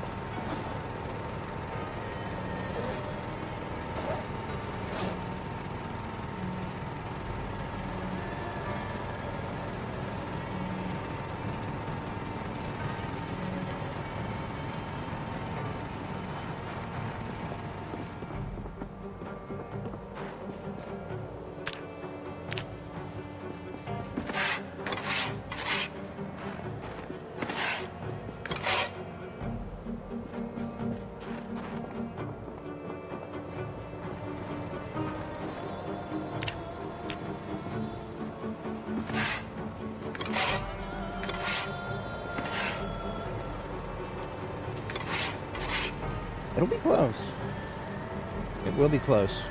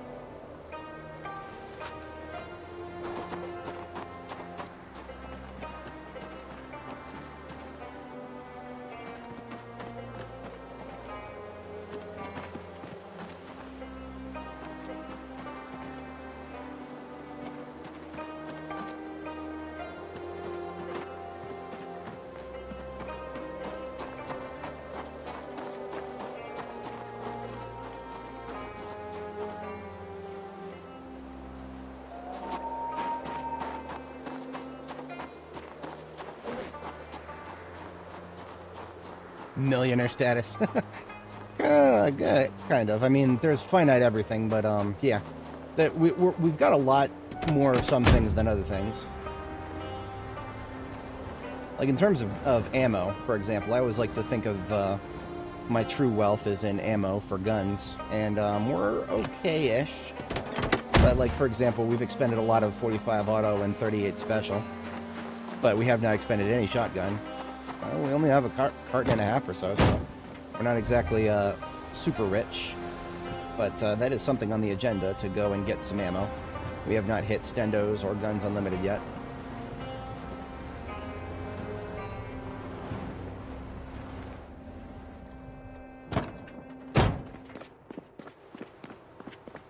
In terms of vehicular wealth, we're doing very well for ourselves.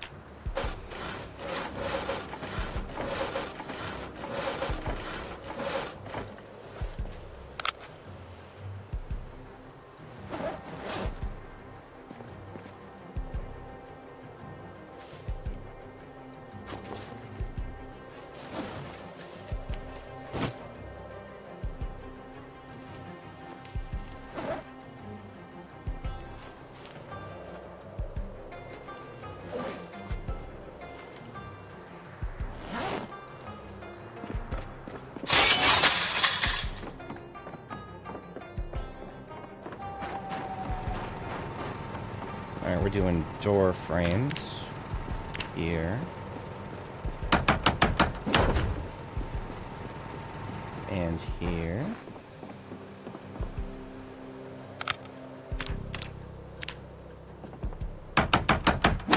And then these are window frames.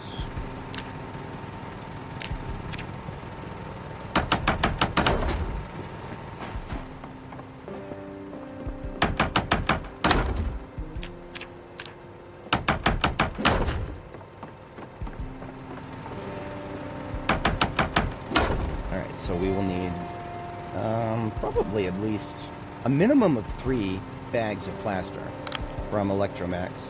And if we can't find 3 bags of plaster from Electromax, then we may have to do some creative things. You can do it with lime now. I've never had to do that with lime. Part of me kind of wants to be forced to do that just so that I can experiment, see what that's like. But, yeah. Let me get the orange put down that I'm capable of putting. You know what? I only just realized we've got the same pole problem that we do with brick walls. We have the same pole problem that we do with wooden walls. It's something about horizontal, from left to right horizontal. I don't know why, but all types of walls seem to do this now. But we can't just disassemble it with carpentry. We'll have to take it in shifts and destroy it with the sledgehammer. That complicates things, but at least I can do 2 now and then sleep away the muscle strain and then do 2 more as an overnight task.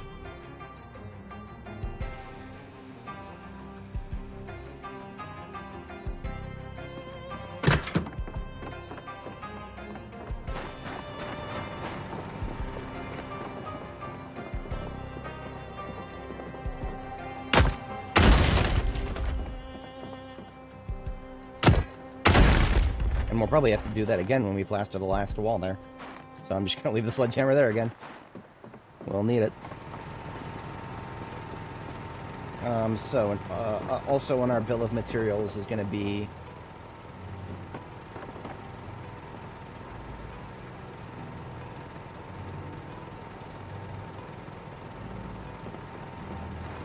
There's a part of me that wants to redo this, actually. Yeah, I actually kind of want to redo this. Not anything major. I just want to swap these door frames for window frames, actually. We can support that. We still have enough planks up here to redo that. And we haven't plastered any of it yet, so... It kind of feels dumb to have 2 doors.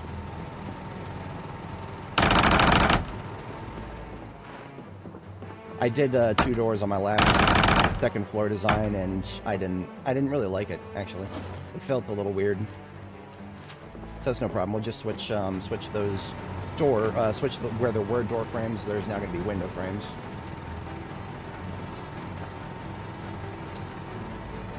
And then we'll just do a door frame here.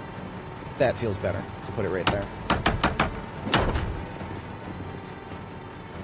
Because then one of the reasons I kind of want to do it like that is that now the windows to the porch are symmetrical with the windows to the opposite side there. And I like symmetry a lot. We can't have perfect symmetry with a design like this, but we can get closer than what I was about to do. And that's important to me.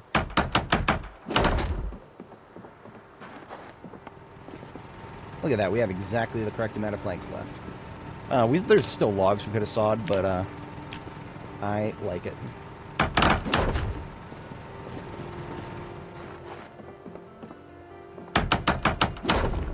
Alright, so we're going to get, we need 1, 2, 3, 4, 5, 6, 7, 8 windows for the second floor. Let me get that on my notepad here.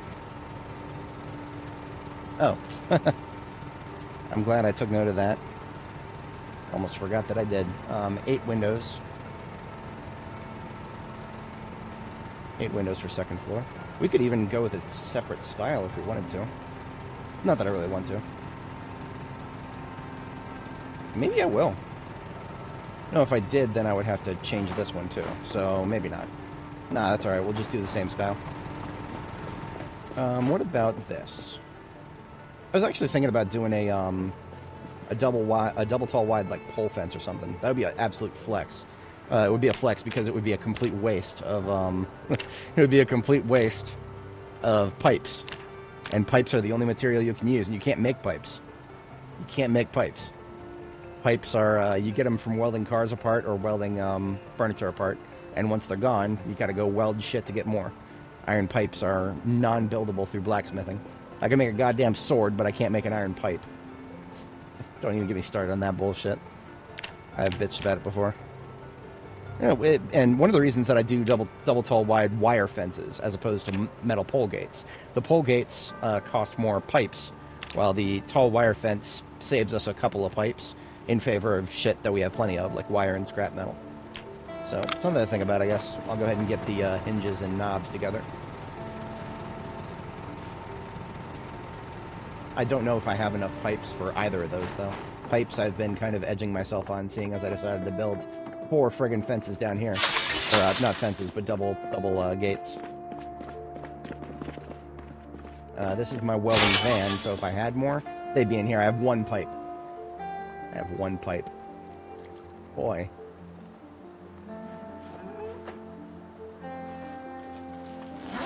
I suppose while I'm thinking about it, I can grab the materials for the door that I'm going to put upstairs. It's got to be a metal door, so it'll look nice along with the plastered walls.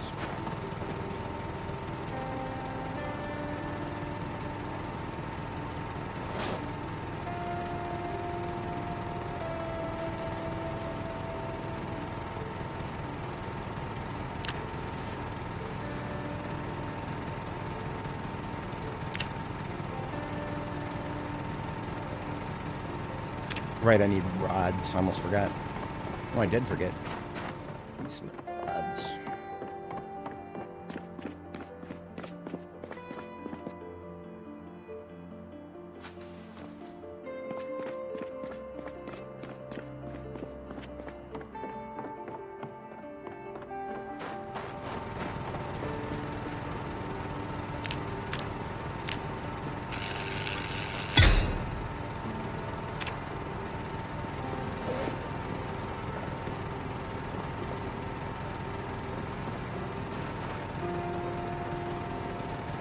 I'll go ahead and leave the knob and hinges for the gate right here. Is it sad that I've memorized it? Oh, you know what? We don't need knobs. I don't. If we're doing a pole fence, we do not need knobs.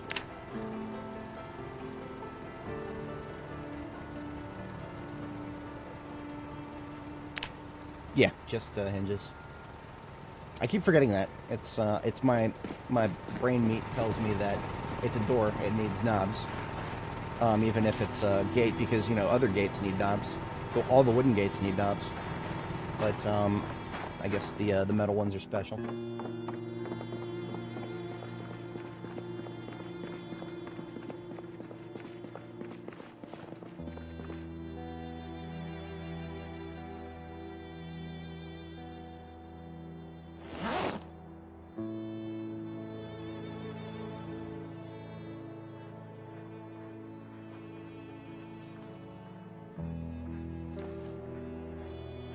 I would like to be able to get rid of this propane tank while I'm looking at it.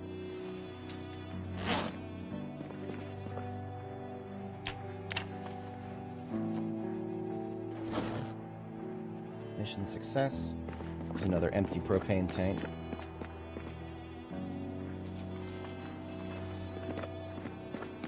Do something with that later.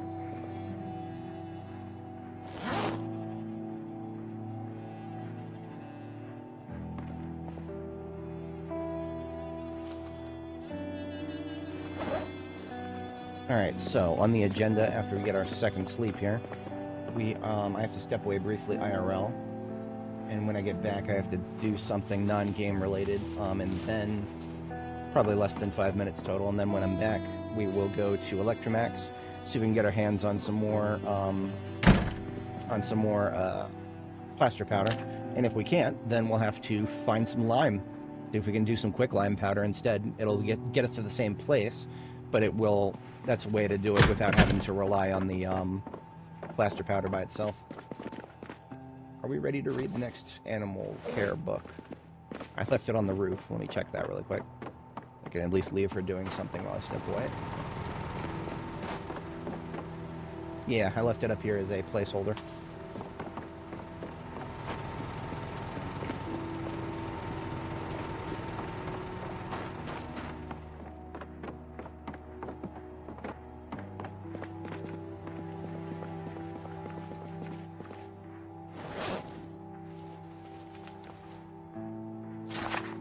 Alright, I shall be back momentarily. BRB, folks.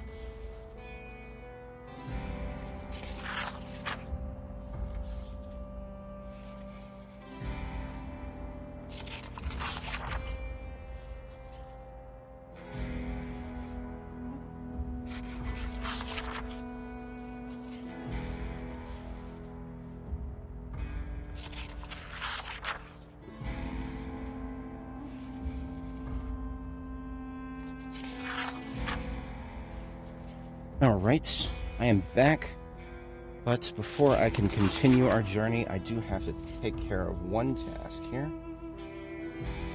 I gotta do it on my other screen. Work related. And for this, I need my phone.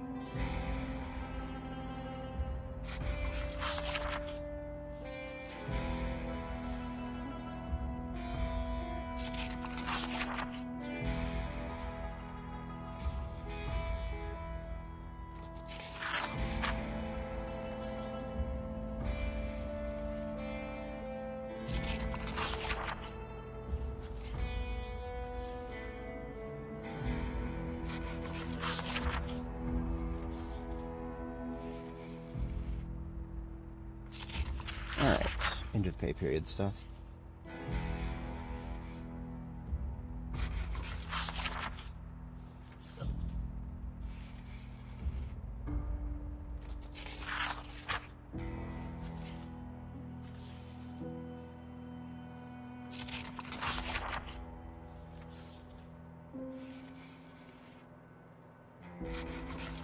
This is complicated.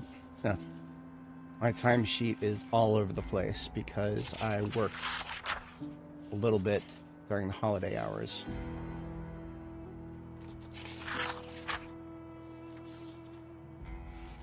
I'm that guy who volunteers to have his phone ring if the client needs something during holiday hours. Don't be that guy. Being that guy is no fun.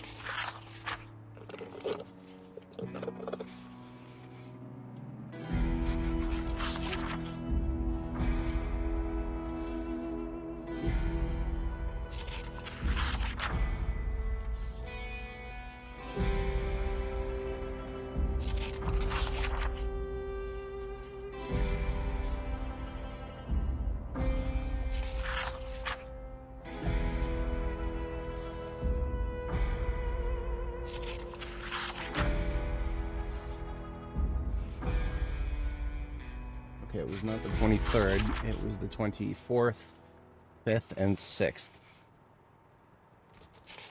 I had to clarify that. Alright, so it is 2 for each day. And then 1 for each. Okay, so I do still need... I'm still 8 hours behind. See, I'm a federal contractor on my day job, so what that means is... when your sitting president just randomly decides, oh, hey, everybody's going to get Christmas Eve and Boxing Day off, that's December 24th, 26th. Making that a federal holiday on such short notice is... It fucks with everything. It fucks with everything. I'm probably going to have one of my PMs is probably going to come back to me and be like, why are you billing hours on that day? Because we promised 24/7 coverage to the customer, you dumbass. I hate it when they do that shit. Please remove hours for this day and day. Bitch, did you look at my job title? Yeah, it's whatever. White collar work can be stupid sometimes.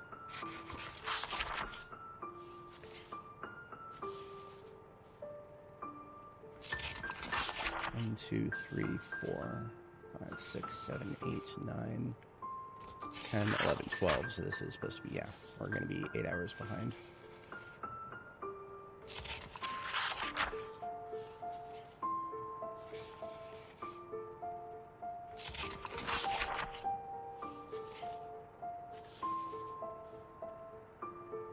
Oops, wrong button.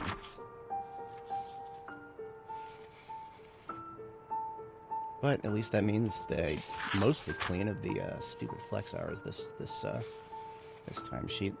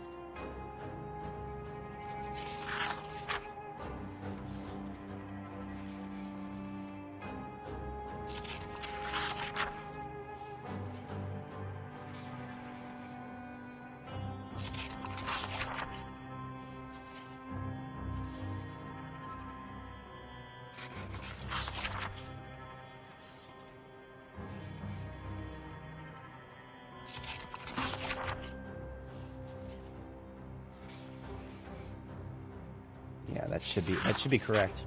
It is it's a 31-day month, so that always causes weird problems.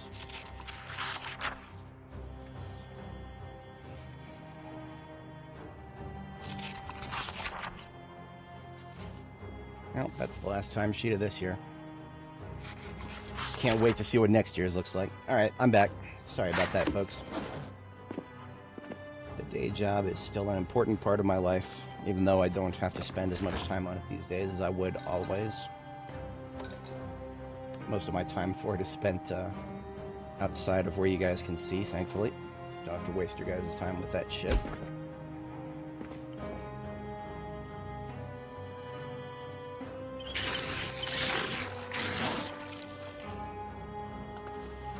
All right. So we are off to Electromax. And our goal is at least 3 bags of plaster powder, but if there's more, we're going to grab them all. Did that tree just speak on me? Don't trust the trees, man. Don't trust the trees. Oh, shit. Remember, don't bump into the water either.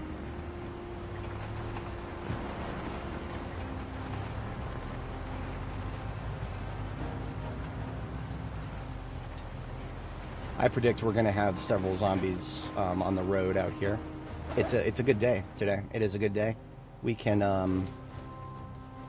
do some sniping. Yeah, we can do some sniping. I got my 223 on my back now. We're going to need it. There's going to be there they are.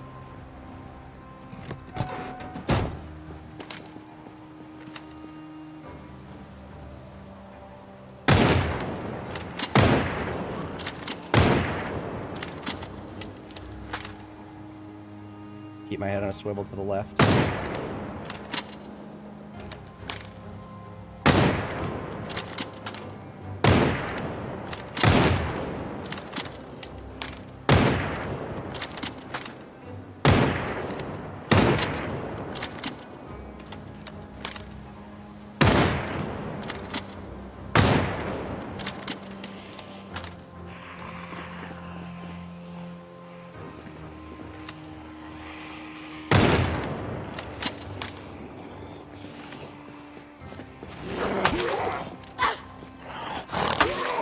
My road.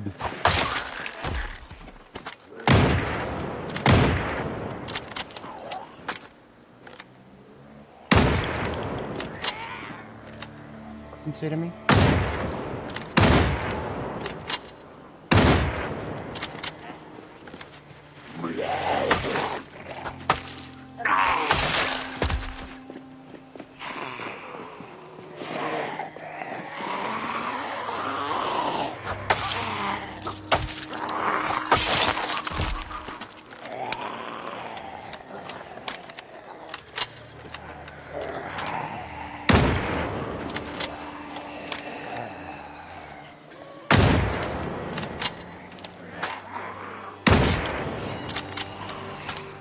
Alright, this is a long-range weapon, so I can't be doing that much more.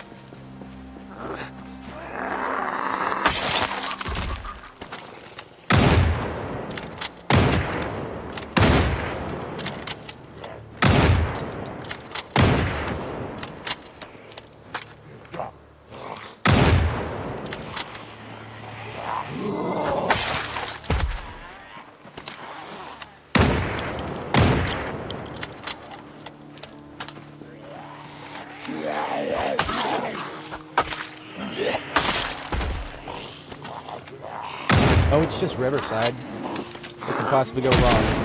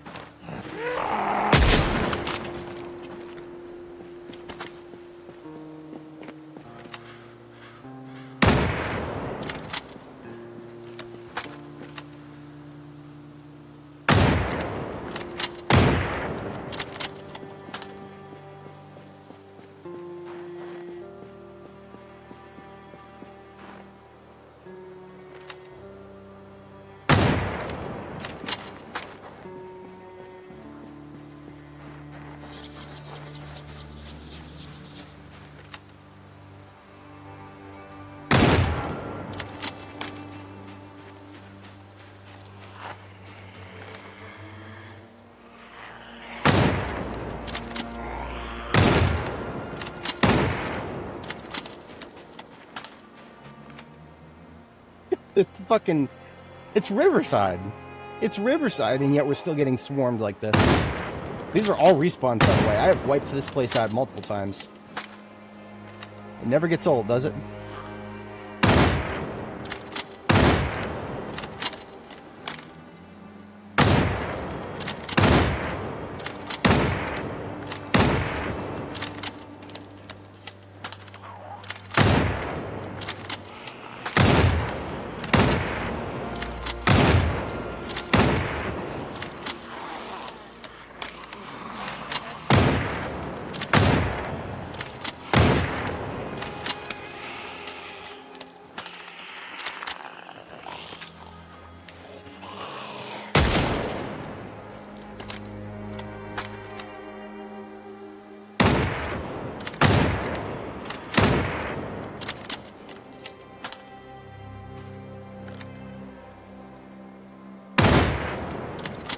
Do this all day.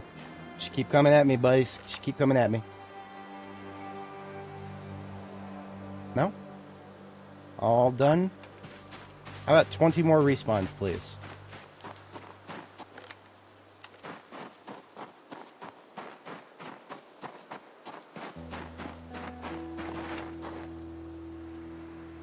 Alright, that's enough for now.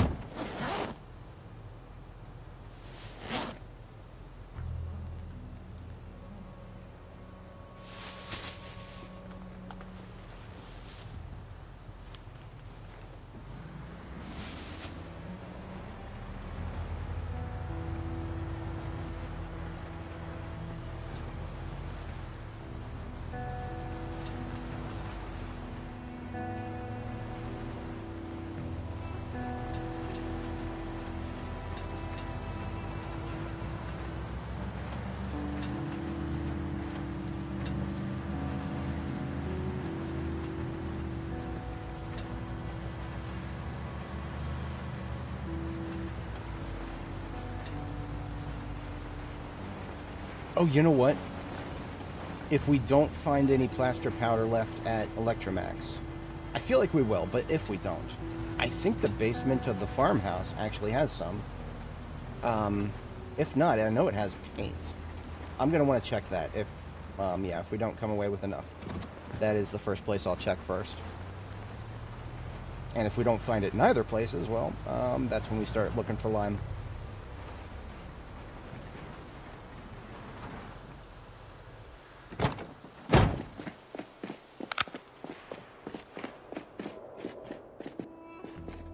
I do need, I need some white paint. I remember thinking about that. So we're picking up white paint while we're here, and I used up all of my purple, if not close to all of it. So we're taking those two. Yeah, look at this. There's no plaster powder left. I was afraid of this. I did indeed clean out all the plaster powder here.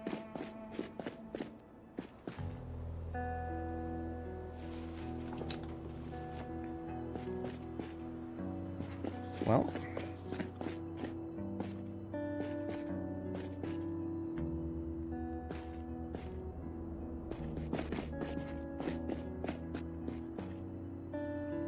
wallpaper paste powder. Similar, but not quite.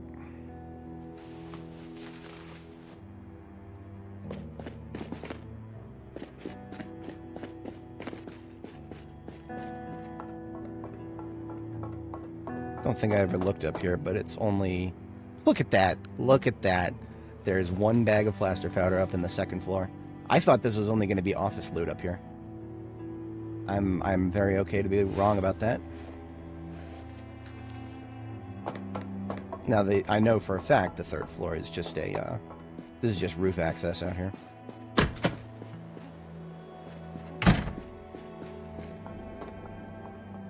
Now, the other building here, the north building, is a factory. It is not a warehouse, so we're not going to find stuff there. We're going to find, it's all steel, actually. It's nothing but steel. Now that I have, I do have steel, like, production capabilities, so I can actually use that steel now.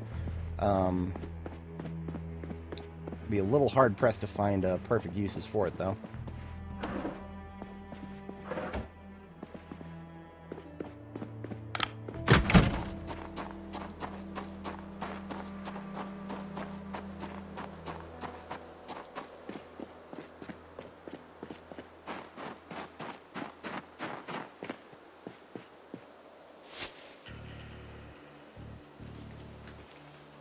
Alright, so one bag, I don't think one bag is going to be enough.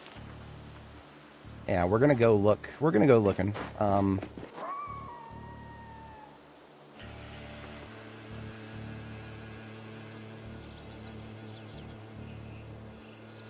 need to take from these what I still need for... Well, what I want, rather.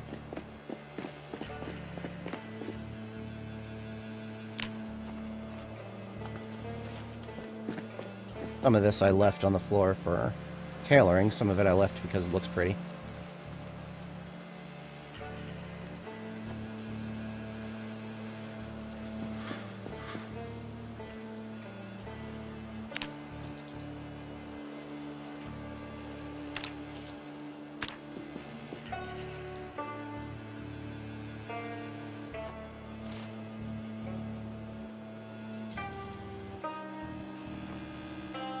Ooh, that's a black formal shirt. I need that. That's mine. That's my next shirt right there that I'm wearing. I had a feeling I had left one somewhere, but I thought I would have brought it back with me.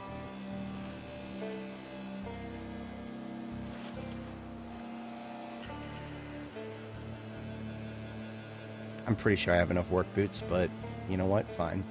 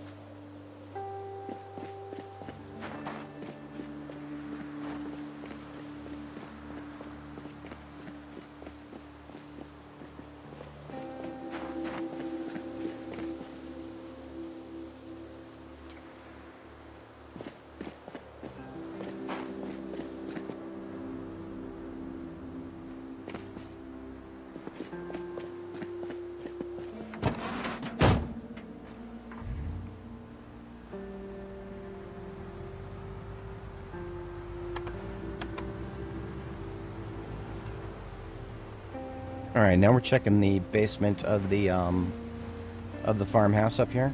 Basement and shed. I'm pretty sure I didn't leave anything in the shed, but we'll check both.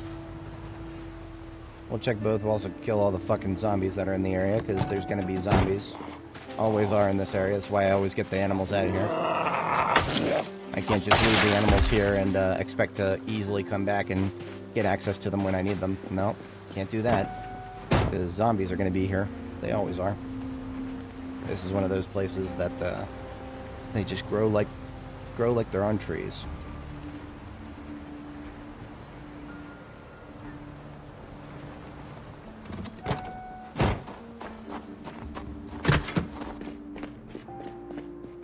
Yeah, I'm pretty sure if there was any here, I would have gotten it. Ooh, I do need a barrel because I want to make a I do want to make a mobile burn barrel.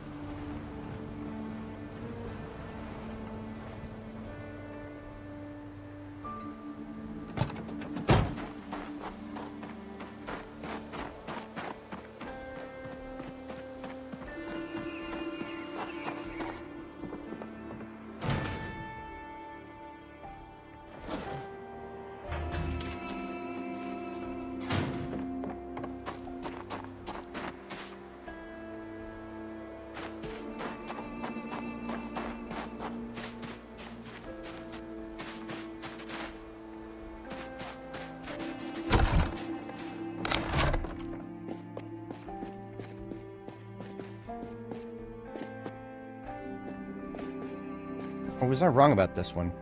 I could have swore that there was a bunch of paint down here. Maybe there was and I got it? Or maybe I was just fooling myself. Huh. Do I really? No, I don't. I don't need one. I don't need another one. No, I don't. I don't need to do another crop drying. I don't. I'm good. I'm clean, man. I'm clean. Black table. I forgot that this is here. I'm taking it. This is my desk now for my bedroom. I was on the lookout for a black table. I wasn't expecting to find one here, but I got one now. Okay, so what does that mean? That means we did not find enough plaster. So we're going to have to engage with the alternative means of making plaster. If we go to crafting, we can mix a bucket of plaster from two different things. Plaster powder or quicklime. What the hell is quicklime? I've never made it before, but I think you can make it by doing something with limestone at one of the crafting stations. Which crafting station? I don't know.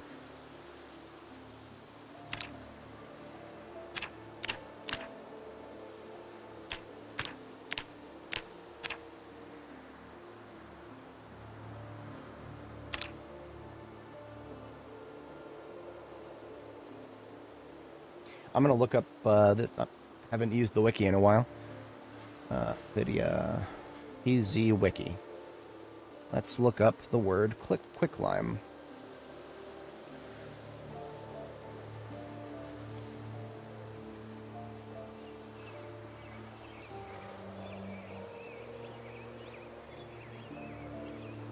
Oh, this is a kiln recipe. So it's just limestone and that's it. You just got to turn it, you got to burn it. Yeah.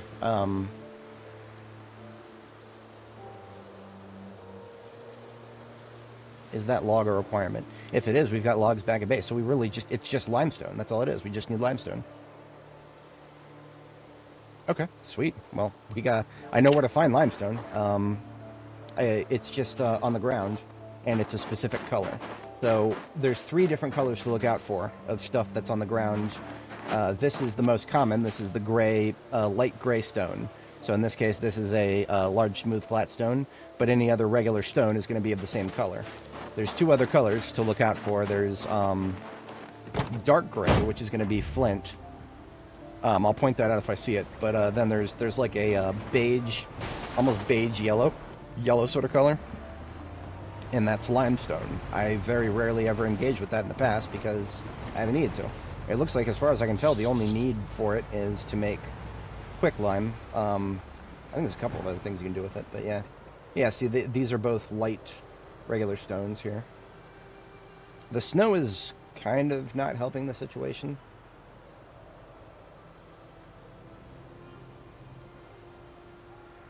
Yeah, it's not that big of a deal. We'll happen to see a deposit somewhere here. I see some flint right there.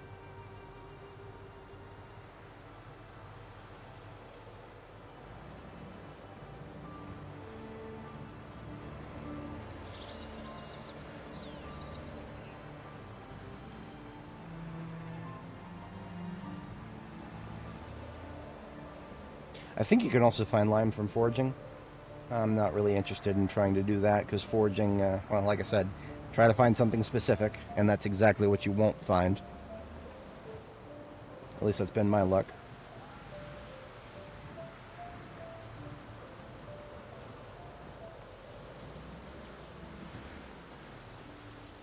Yeah, the snow actually is kind of making this annoying. Probably by design. The snow doesn't cover up the the stones that we're looking for, but it throws off the color balance. If there's basically if the entire floor is covered with snow, then it's actually easier than if it's either there's no snow or all snow. Then at least you can identify the color imbalance that you're looking for. But when everything is fucking color imbalanced, like this camouflage pattern bullshit on our screen right now, yeah. And we're coming up on respawns now, because I don't know what it is about this road to the south of Riverside. They love to respawn here. I don't know why. It doesn't make a lot of sense to me. But even though we've killed everybody in this area once already, yeah. Okay, fuck this. I'm not.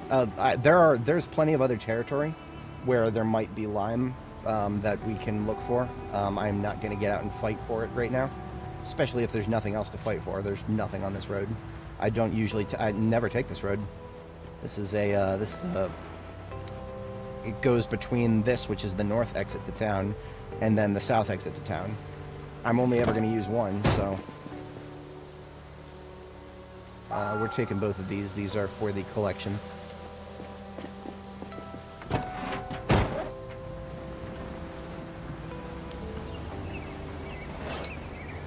Ah, here we are. I should have known that I would drive right past it at some point, so here we are with, this is what we're looking for. This is limestone right here. And it looks like it's been moved under gardening.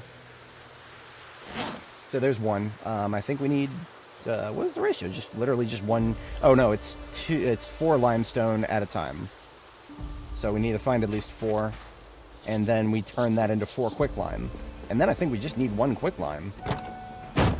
Like 1 quicklime per bucket.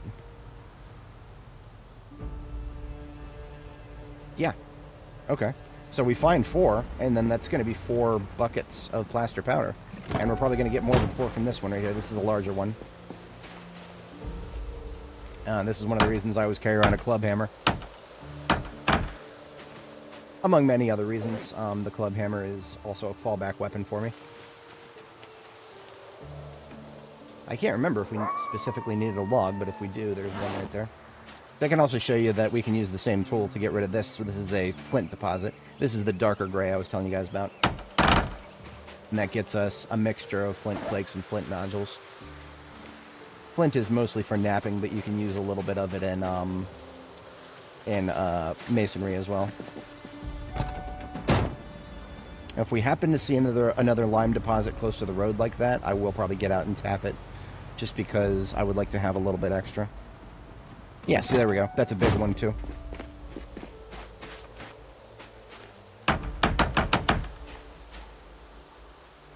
That is enough for 2 burns of quicklime, which is great. I'm going to start putting that in the trunk because we are full.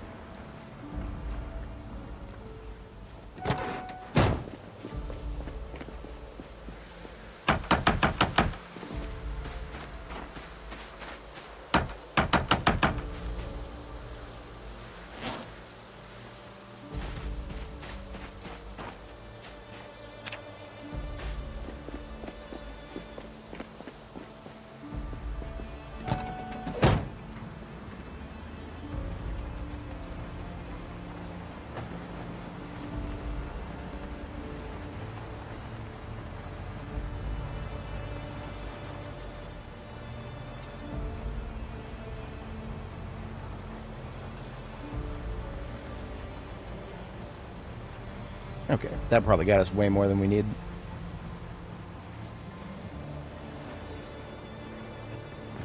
Speaking of more than we need, did I drop anything here that I actually wanted to hold on to?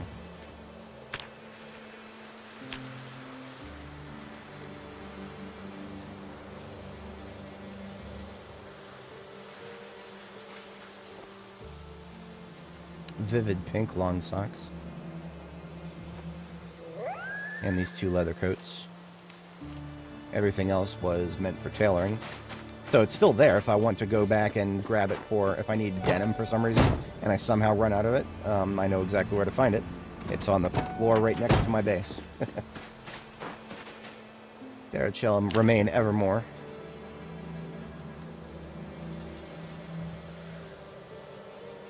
None of those colors are jumping out at me. Alright, I'll indulge myself. I've always wanted to find a skirt that somehow is an exact match for something like Olive Drab or Forest Camo. Just for the memes. Yeah, that's right, I'm wearing combat fatigues with a skirt. What the fuck are you gonna do about it? Just for the memes, though. It wouldn't be useful for anything else.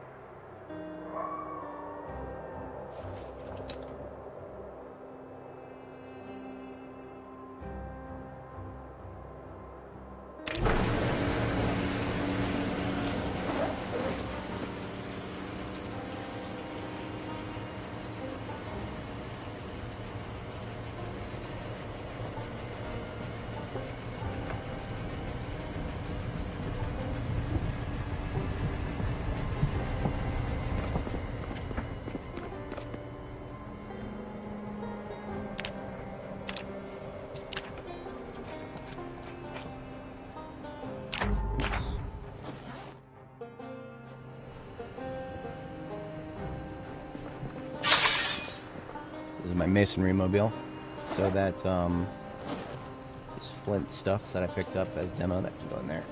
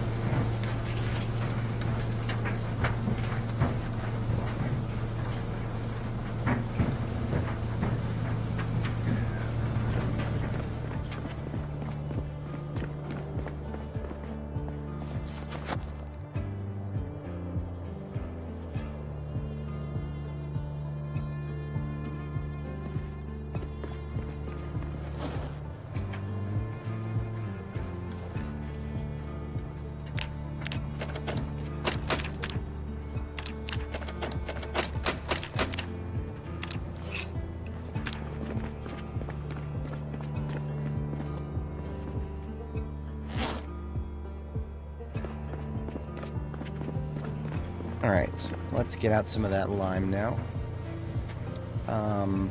For some reason, I feel like the recipe said it needed a log.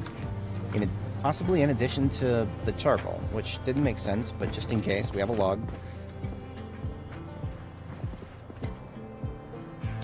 Oh, okay, so it was full of shit. The log is just on the website as an option. It's an option that you can use in replacement of charcoal. So if you don't have the ability to burn any charcoal, you can use a log instead, which is silly. Just use charcoal. Charcoal, you get multiple per log, so.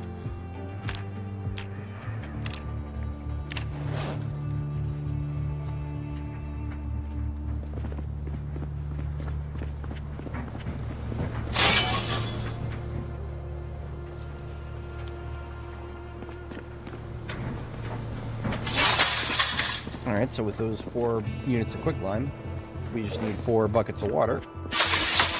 And look at that, 4 buckets. Now we just need the of water part.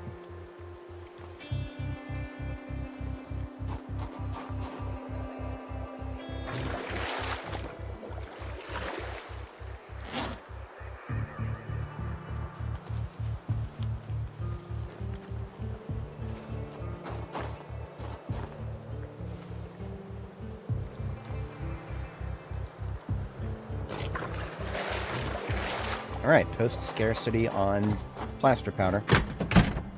Just as God intended.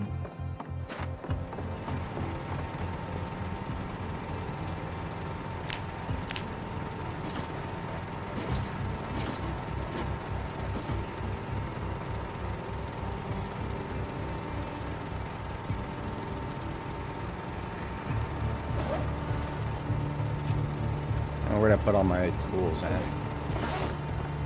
Put them somewhere. On the floor? On the floor.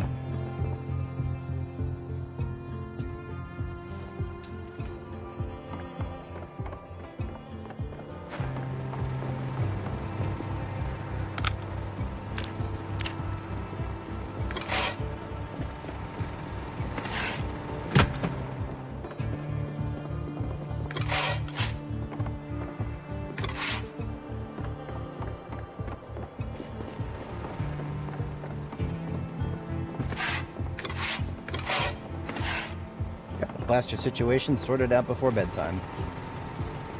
That's a productive day if I do say so myself. Last task is to get rid of this last blemishment. Unnecessary pole.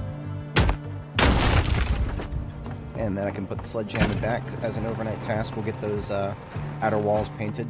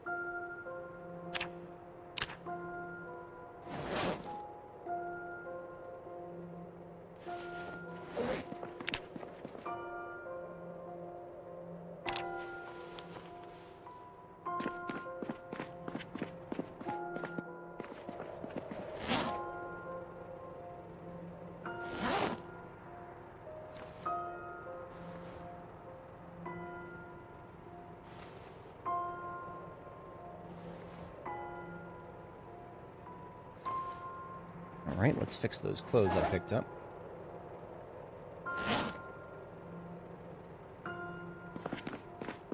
I hate being over-encumbered for no good reason. I shouldn't be over-encumbered from just a bunch of rags.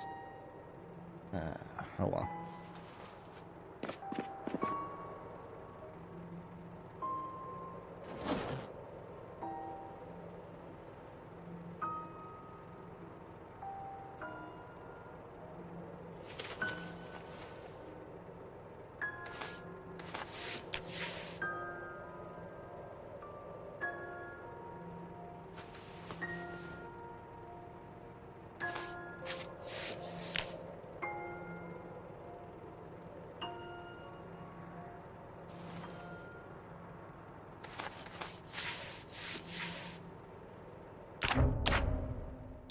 hate it when escape doesn't close a menu. Because sometimes it does, and then sometimes it just goes straight to pause.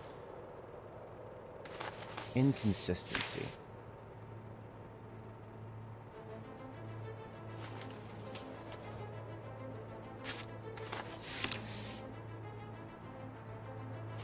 Hey there, how's it going? We've accomplished a lot today. We are level 10 tailoring, so we're fixing up some clothes at the moment. And we've gotten a lot of lovely progress on the second floor of the base.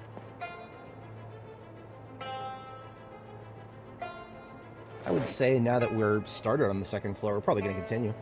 No reason not to. We're doing great on that. Especially now that we are... we're post-scarcity on, what's it called? Plaster powder. Because we have a pipeline to put together quicklime powder.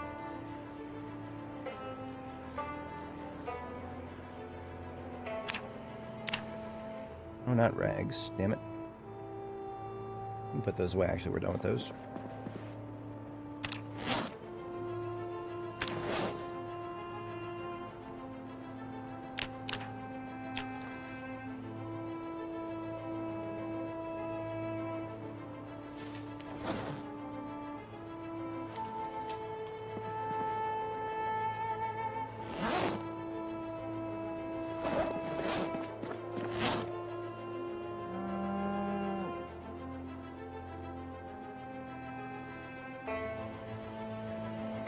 Couple pairs of work boots. And then we had a long skirt. This was in black, wasn't it? Yeah, black for the most part.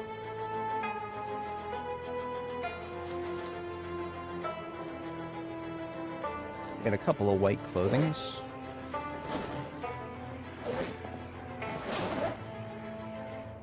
Darn, our white clothing bin is almost completely full. Gotta pull the armor out of it. That'll free up some space. So we have a skirt.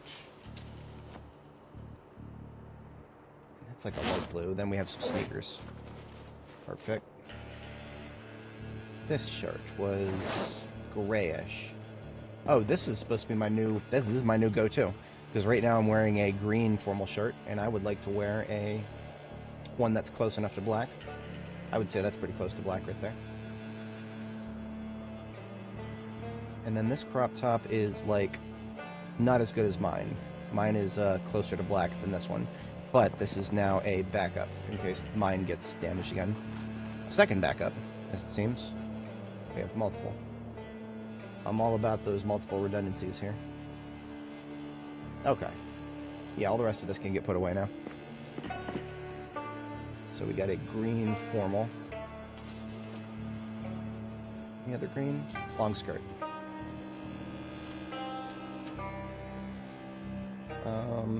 Just everything else is brown and blue and purple and pink. So browns go right here.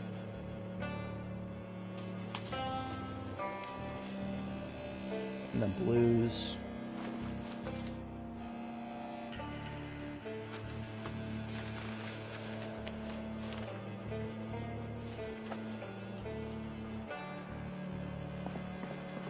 Pinks and purples. Perfect. That's all the clothes that I set aside, and that's actually a overnight done. So once we wake up, we're going upstairs to take care of that painting that I was going to do. I would have thought that I would have enough time, but took a little longer to get that sorted out. So we just want to hit the exterior walls here.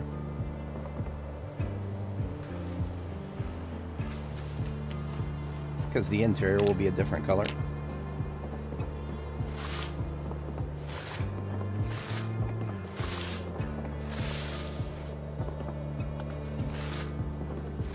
Oh, we did spawn another redundant here.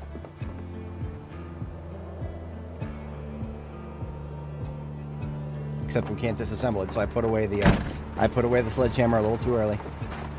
We've got one more sledging to do. feel like I need to get another sledgehammer for the base going here.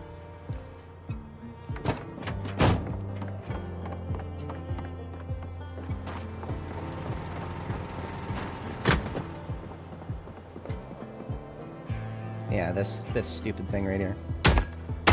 Should never have existed.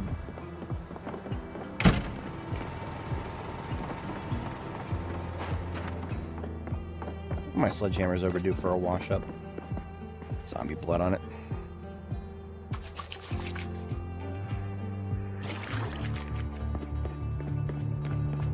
Alright, now put this away, but before I forget, I need to get some more ammo.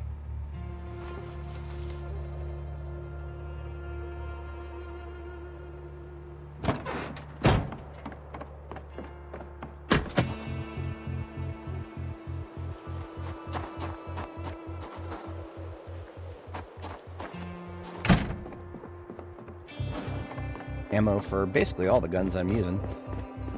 We're doing... we've got about 3 backup mags of M9 left, so that's enough for a quick blow away of anything in front of us. But then I would like to have some 45 auto hanging around the place, as well as 38 special.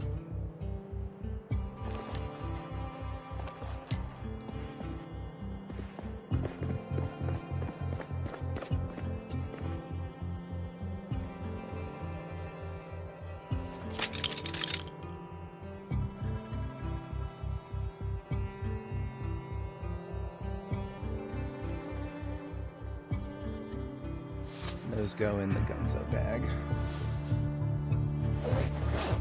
Perfect.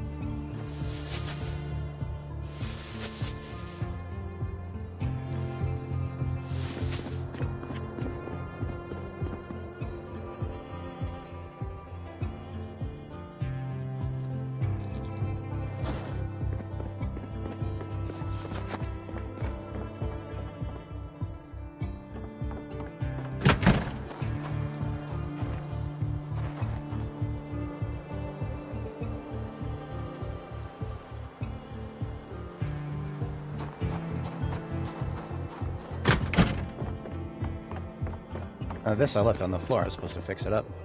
Not fix it up, patch it up. We need to get some leather strips on that.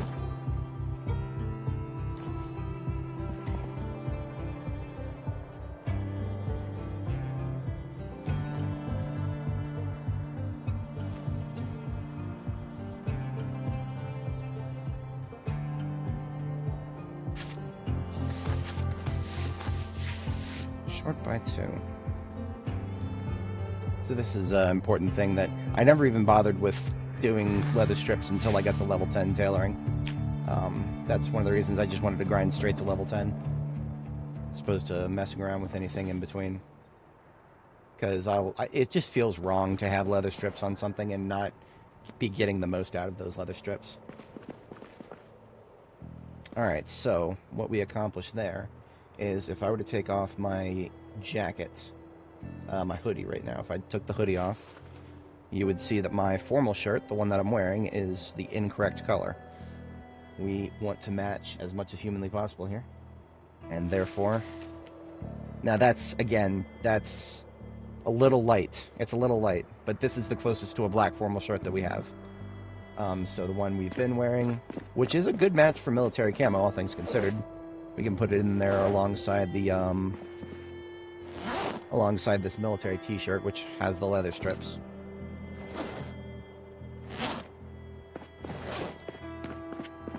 But thankfully I have the hoodie to cover up the fact that this is not a perfect match. You know, I might be able to fix that. Now that I think about it, we've got a dyeing station right here, and I think we have black industrial dye. We do. We have black industrial dye. We can fix this.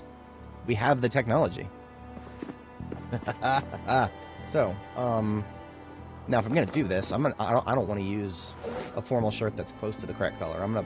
The one that I'm currently wearing that I just leather stripped up. Well, that's going in here with the grays. This is now going to be a part of my this is going to be a part of my urban camo set. Yeah, I'm gonna put this in with the urban camo set. Do we have a formal shirt in white. We do. We have a spare formal shirt in white. So I'm going to take that. I'm going to dye it. The reason I'm doing white is because white is the most common color you'll find formal shirts. Army camo and gas mask. Yeah, it's not bad. Yeah, especially since they're actually useful. They're very uncomfortable, but they're useful. So, we need to go get yet another bucket of water.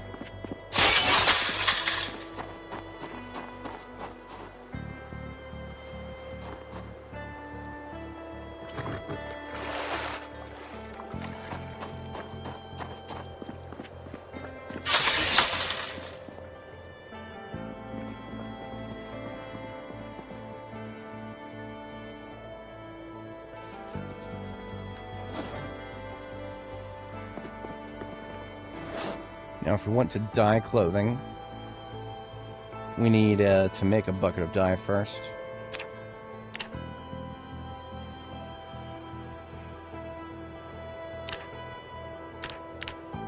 Actually, no.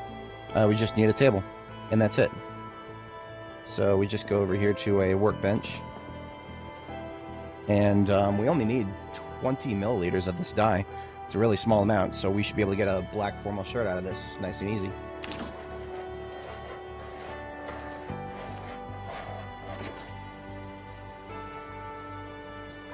That doesn't look like a black. Now that I've used the dye, hang on, let's see how far off this is. You know what? It's dark enough that I don't care. That's actually really dark. Like, really, really dark. Alright, I guess I'll take it. You know what? It's about the same darkness as the hat.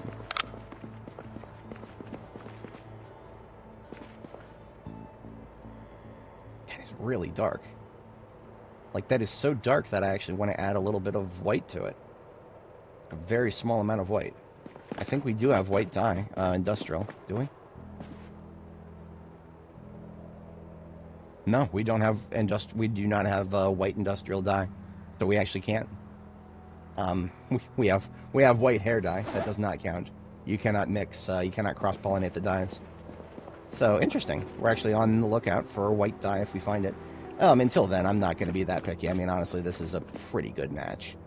You just don't look too hard at it. It's a better match than the gray shirt we were wearing. So, that means I have yet another shirt that I have to put leather strips on. This is why I keep picking up leather jackets, even though my tailoring is already leveled up. We still have patches to sew. Lots and lots of patches to sew.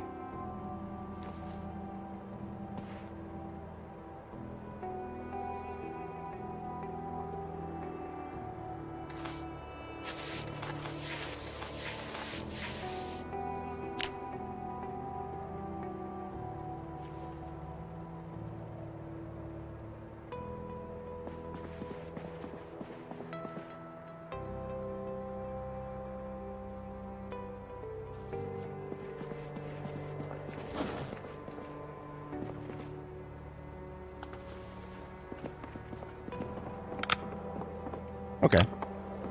We are thirsty. We drink milk.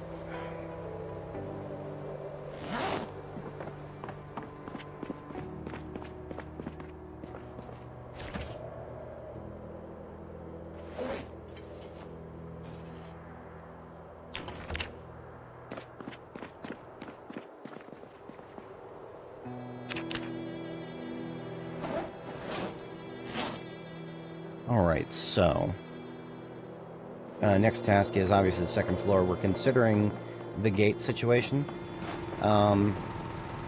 Let's go weld apart some stuff to get iron pipes. Yeah, let's get some iron pipes together. I can also replace my stairs with metal.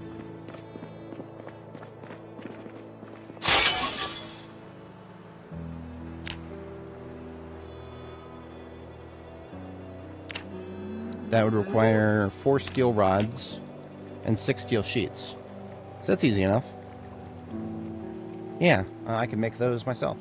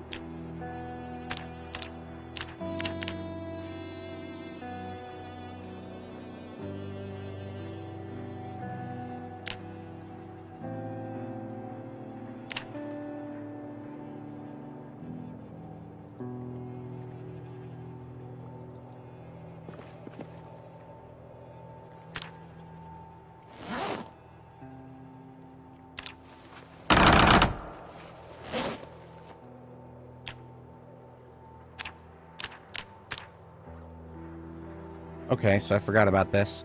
Look real close at this recipe. If you want to build a bar half from steel bar quarters, for some reason this transmutes your steel into iron. Okay. Alright, game.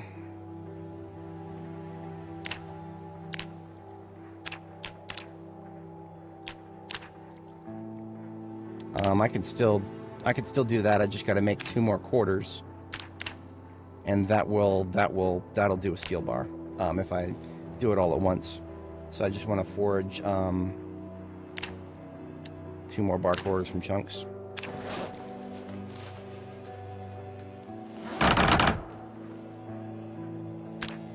Now I can forge a bar from quarters.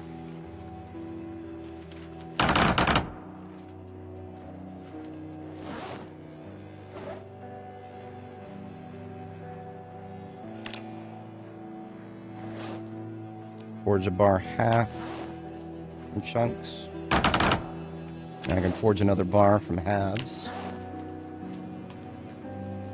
That has netted me 2 steel bars. Now, what I'm actually going to do, I don't have that much fungible steel left at the moment. What I'm going to do is leave those behind for a moment. And there's some picnic benches not very far from here. Picnic benches. Wait until you're carpentry level 10 to dismantle them, and when you do, you'll actually get a fair number of steel objects from dismantling them. It's one of the very few carpentry-based ways of getting extra steel. I'm going to dismantle the ones, they're up there by the fishing shop. And this is not a bad opportunity to take out any Zeds who are camping my driveway.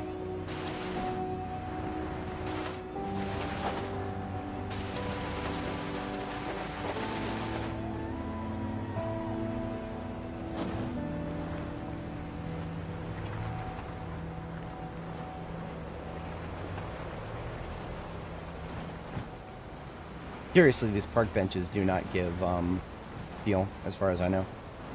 They only give wood. Oh, look at this. Yet another fucking respawn up here.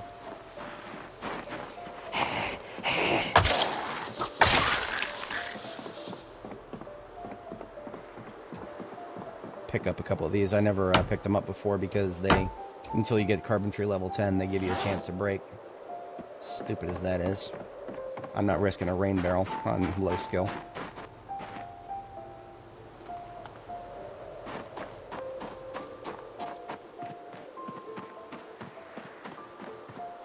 Alright, picnic benches to me.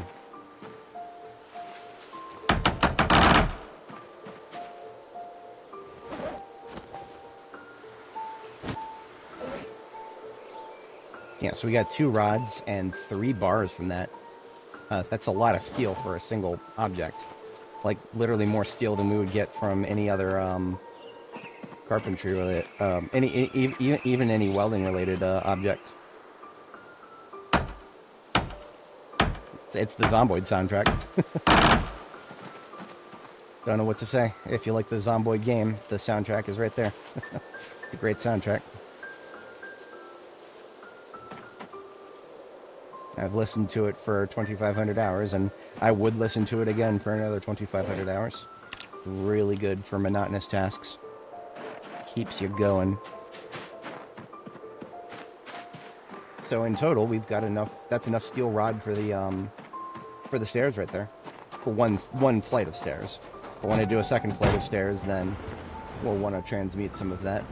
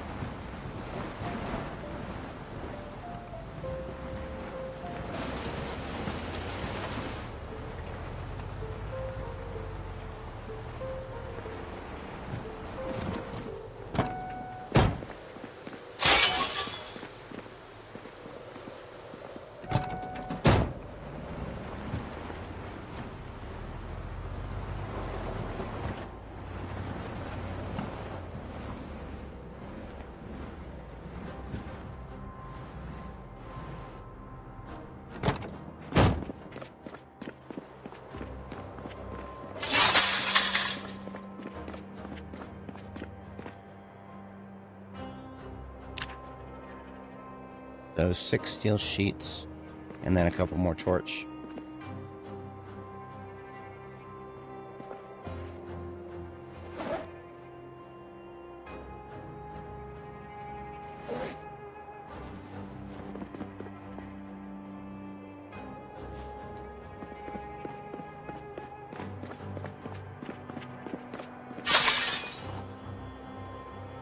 Things considered, we are pretty low on steel sheets. Thankfully, we can make more with metalworking.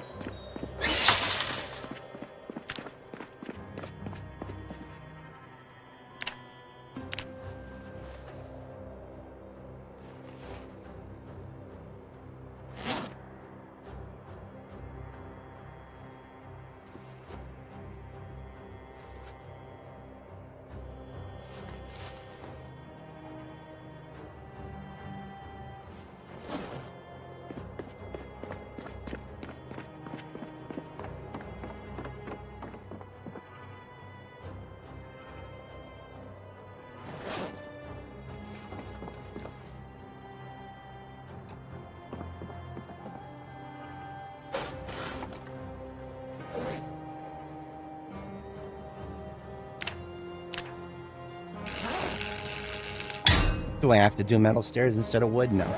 Do I want to? Absolutely. 100%. No questions asked.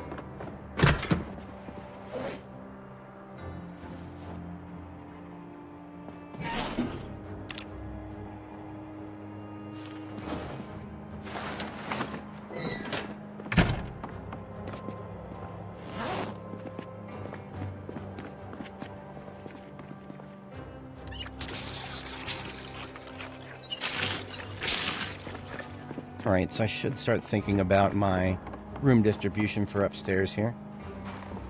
In terms of coloration... Oh, I do still have some orange to do. I can't forget about that. There are 4 more orange walls to do here.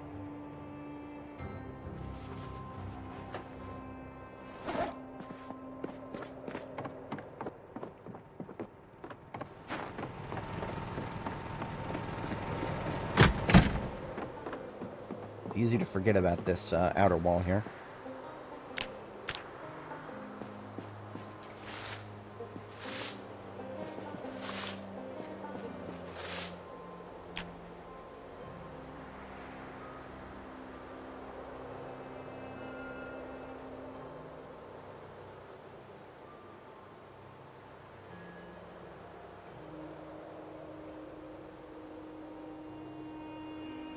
Okay, cool. Just counting something in my head there. I feel like I want to do gray on this wall right here. 1, 2, 3, 4, 5, 6, 7, 8. And the gray can of paint that we picked up is 10. So the gray can of paint we picked up by chance. I think we already had some gray paint somewhere, but now we have it and a purpose.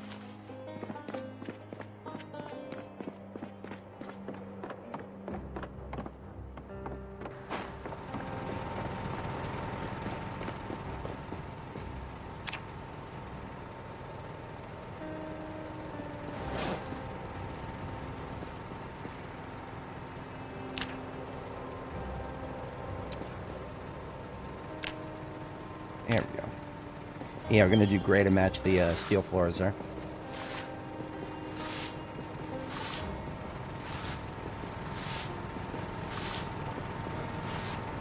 I like it. I like it a lot. Got that industrial look to it.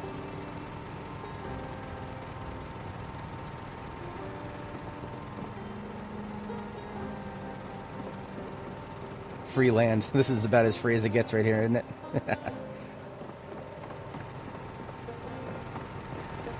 And we brought some rain barrels up here. I'm going to take the shepherd quote. We're going to move that to the upper floor once we get it established. Meanwhile, we replace it with a couple of redundant barrels.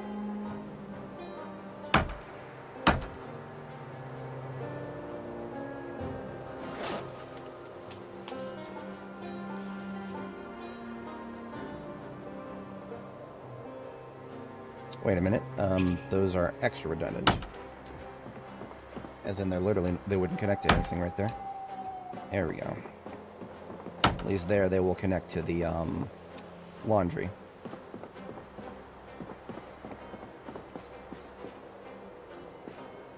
If I wanted to do a satellite dish now,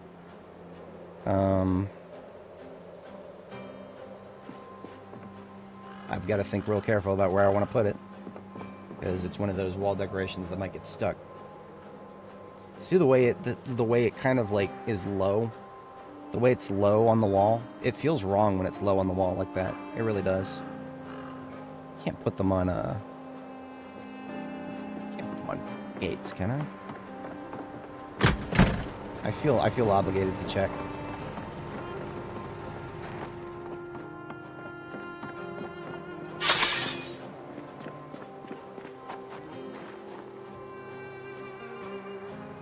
Can't put them on gates. I mean, honestly, it's low enough you should be able to, but you can't. Whatever. And you can't put them under windows. Alright, whatever. Third floor item it is. We'll put them on the third floor next to the, staircase, I think. So I can, leave it here.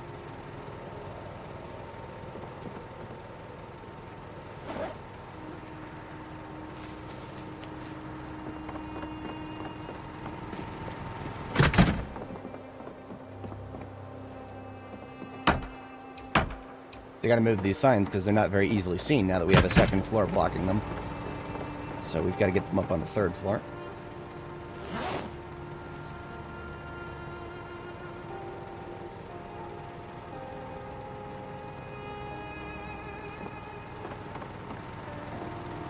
These walls will remain blank for a time. I don't know what I want them to be yet, but they will be something.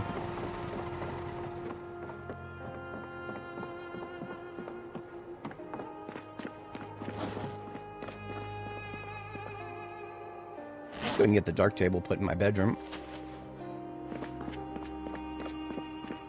I have been waiting for this.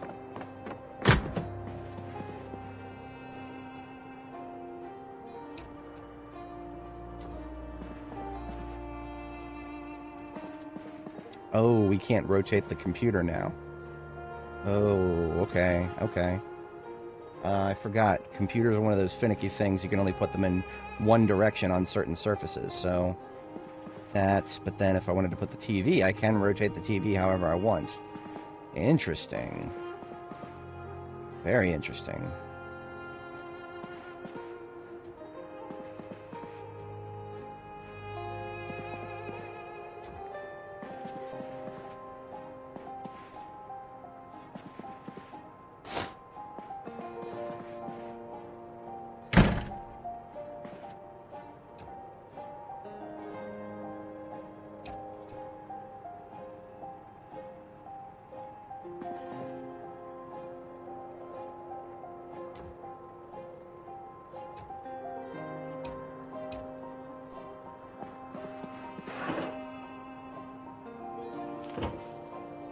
Try rotating, swapping their spots here.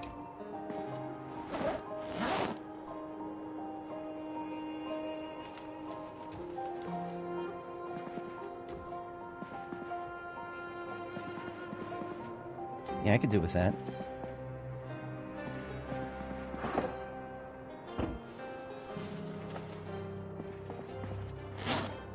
But you see, if I put that on the computer there, and I try to rotate it, it doesn't rotate. I don't know why, but certain surfaces are fixed like that. And I don't understand that. It's not the worst thing in the world, it just limits my options, and I don't like having my options limited.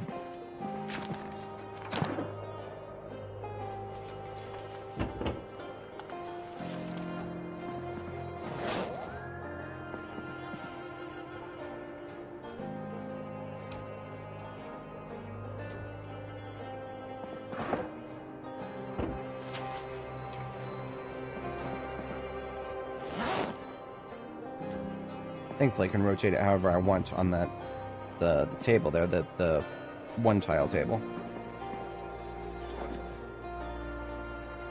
That's not too bad.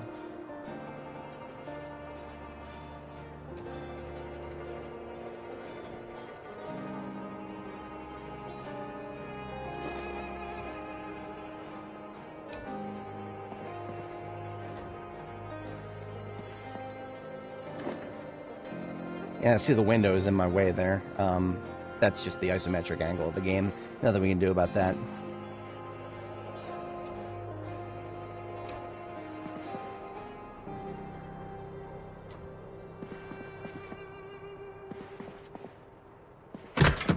Now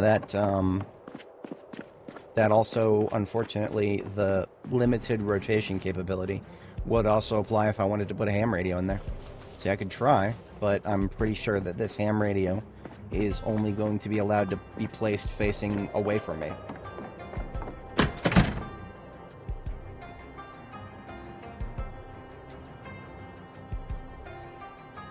Yeah, see, it says I can rotate it, but it doesn't fucking work. Whatever. Whatever. I'm salty. I'm salty. Unstable beta problems.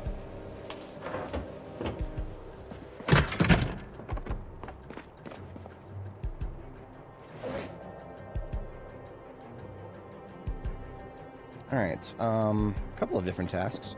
One of which, I think I am going to get the second staircase put in now. That is going to require me to transmute 4 of my steel bars into steel rods. Should have the charcoal for that.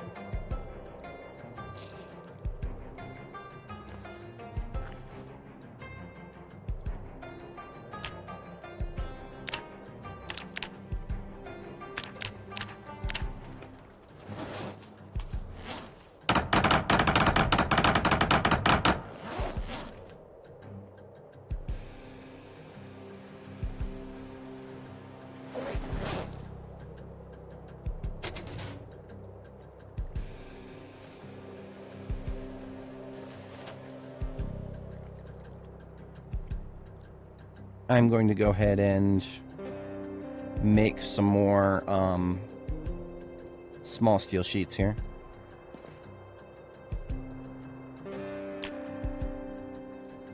We're going to need 6 for the stairs.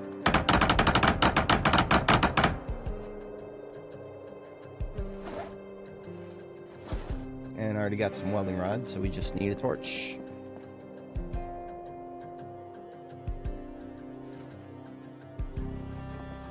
Should be able to make stairs now. Yep. So there's our second flight. I have been imagining in the back of my mind for a very long time 1 flight of stairs on this side of the upper floors version of where the entryway is. So there's the stairs, there's 4 tiles, 2, 3, 4, and then the next flight of stairs right here. So we have a nice big open entryway to the second floor there. 1, 2, 3, 4, so I'm at the base of it there. Boom.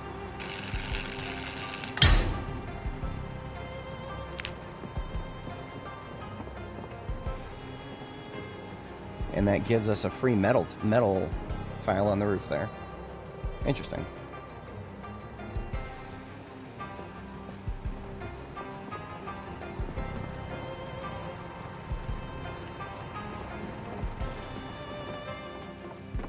we've got a lot of experience to get in welding left. We don't have the 5th book, I don't think, do we? We do. We do have the 5th book, so if we want to, we could just go nuts with welding.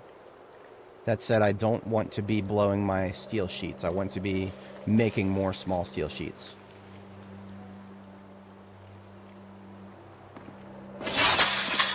Which means we're probably going to blow through a lot of the steel we have over here, which is okay. I know where to go get a lot more steel. First thing I'm going to do is forge a scrap into chunk. Yeah. So we've got 12 steel scrap right here.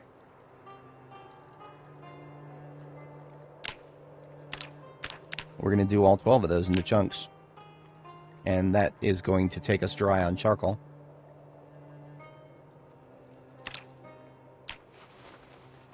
Each one of these chunks is going to be another steel sheet, so...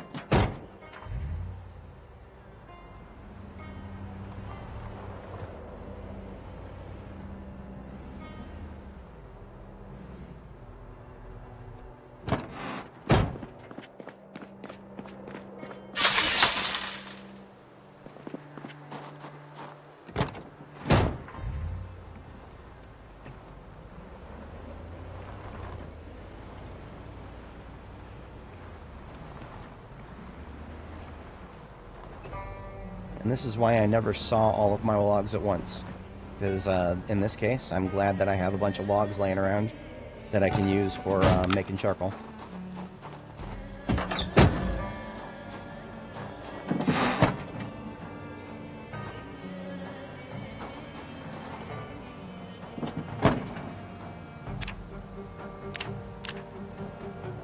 We've got an odd amount here.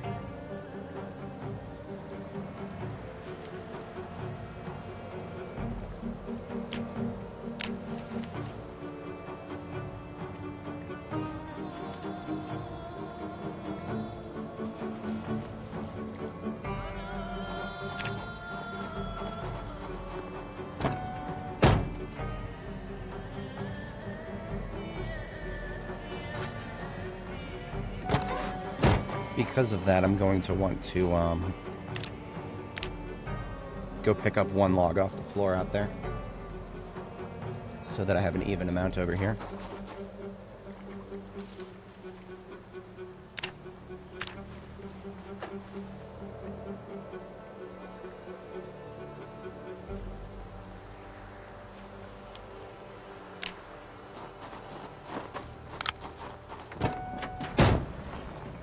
I'm going to go ahead and park this, the Plonky Mobile down here, because it is no longer loaded up with logs.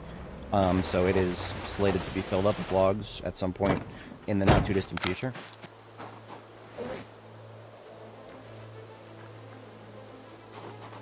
Tell you what, I'm going to grab the log that I need to get an even amount, and then we're going to go to sleep, get a catch one night's sleep here. And when we come back after sleeping, we'll come back with the charcoal truck, fill it up.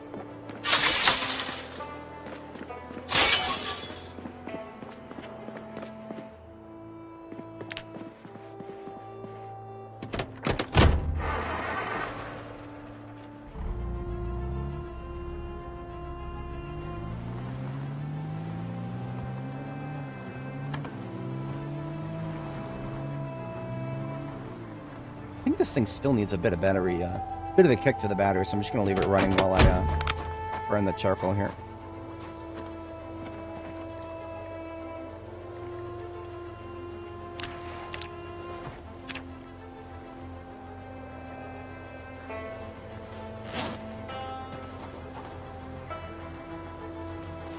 Now, this is probably going to get us more than we can actually fit in the trunk.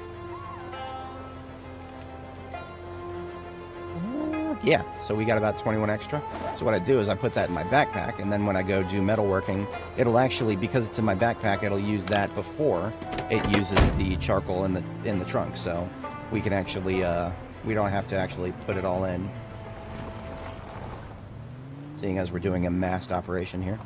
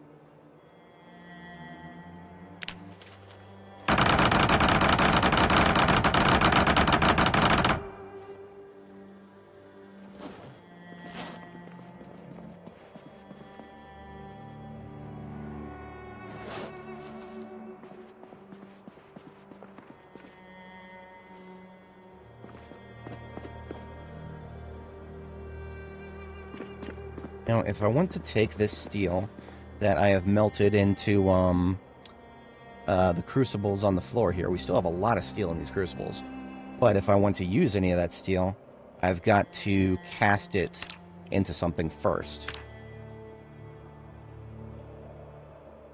Ingots would probably be the most efficient way to do that, because then once I cast it into some ingots, I can turn around and use those ingots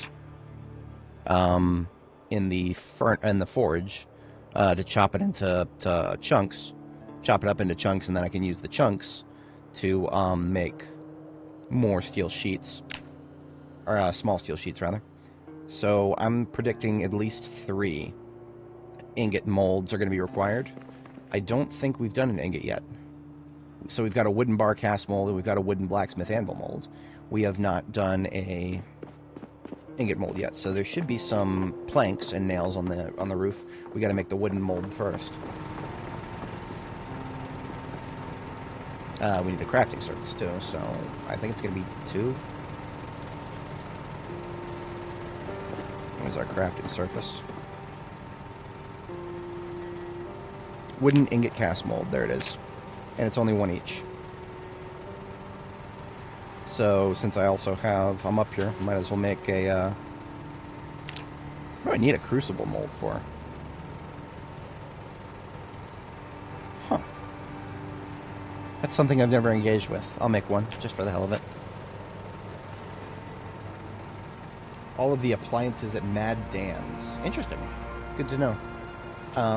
Mad Dan's on the other side of the map, but, yeah, if I'm in town next time, that would, I'm assuming when you say break down, I'm assuming you mean, with welding.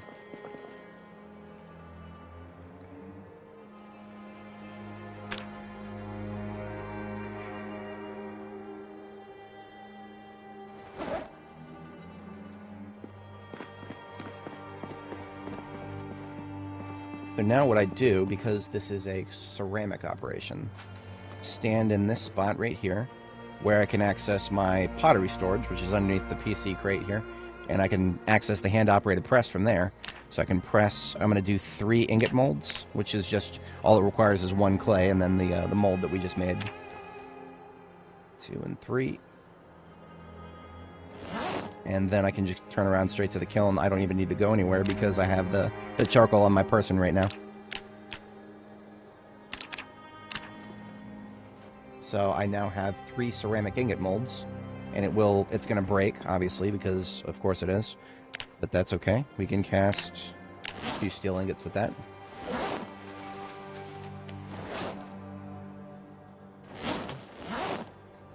Got straight into my backpack there.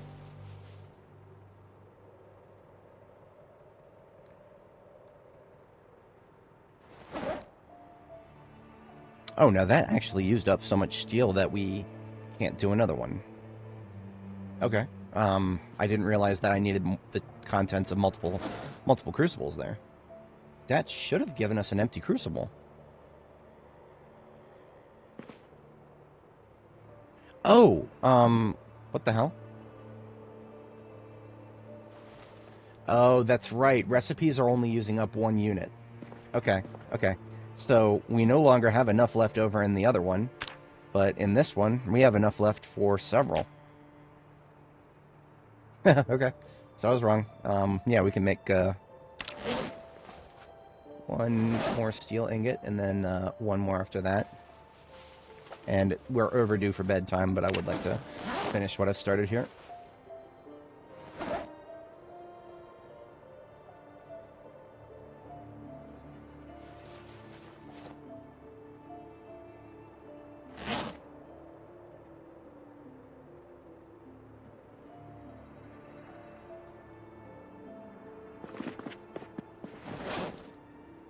Broken molds go into the trash. We're done with them. Can't do anything else. Oh, the trash can has been moved.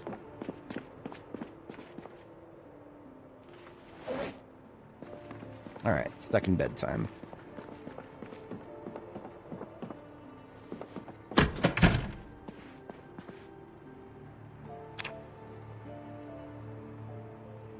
I figure, okay, so if Mad Dan's gets you a lot of steel sheet, that means that I'm assuming that one of the things you break down would be washers and dryers.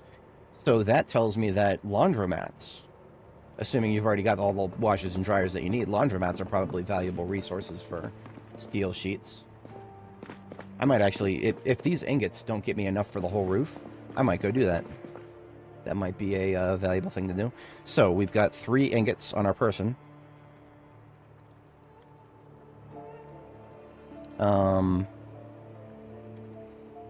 We actually don't need to use the forge. We need to use the just a saw steel ingot into blocks times 3. So we just need a hacksaw for that. And then we're gonna put the blocks away because they're heavy. Just gonna do that a couple times here.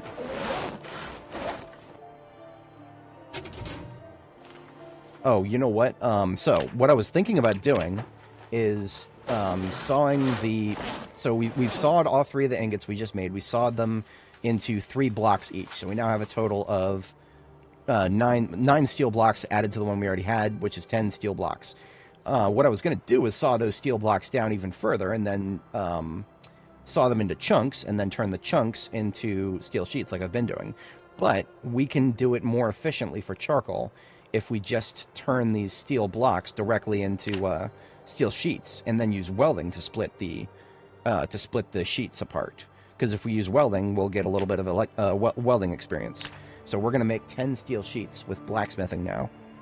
That only costs us 1 charcoal to turn it from a steel block into a steel sheet.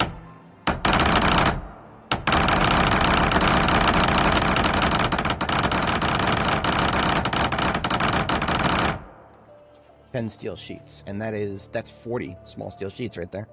I just got to use welding to rip them apart. So I'm gonna go to my just grab 4 of these torches out of my full torch bin and sit on the floor right here. I need a mask, welding mask, for this recipe.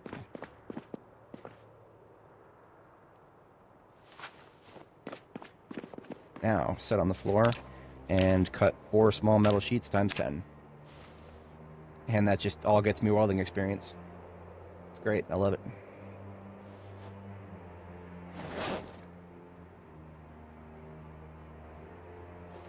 So that's a chunk of the roof right there. 53 small metal sheets. Yeah, that's a chunk of the roof. And if I need more, we've got Electromax. Electromax has got steel ingots all over the place. So we have a production pipeline to turn all those steel ingots in Electromax now. We can turn all those into steel sheets pretty efficiently. We don't need, yeah, we can do that pretty efficiently. That's great. Okay. So let's get out a military backpack in both hands. Actually, just only need one. This only weighs 26.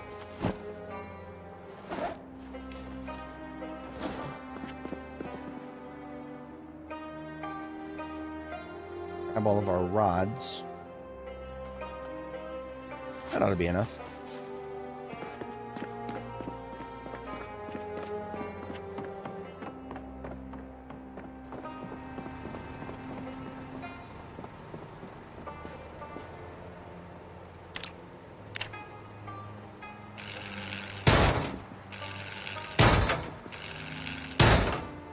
So the only thing we're going to stop is if we run out of materials, or if we get to the next level of welding, because if we get to the next level of welding, we'll need to read the book.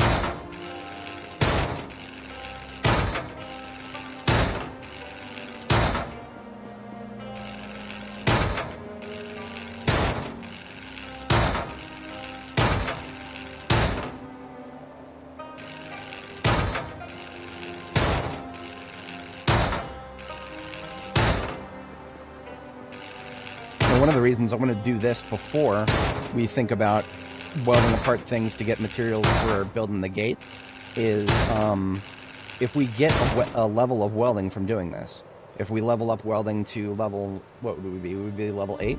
Every level of welding that you get will increase the amount of resources you can get from pulling apart something like a burned wreck, for example. So we could be getting, basically I want to hold off on welding things apart to get more, you know, pipes until I'm a higher level, if I can get that higher level first. We ran out of torch. Wow. Okay. That's alright. We'll just go get some more torch. We have a ton of torch. I've got to be very careful up here, because once again, we've got the tile problem of, you know, these two tiles next to each other right here that I'm highlighting, they look exactly the same. But we have absolutely no way of telling that this one is on this floor, while that one's on the lower floor. This is why we use walk to, hotkey Y, to make sure that we are not falling through the floor. I only just realized I don't have very many live viewers right now.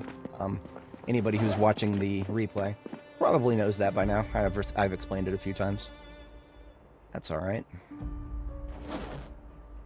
It's good practice to explain yourself once in a while when you're doing fun, obscure shit.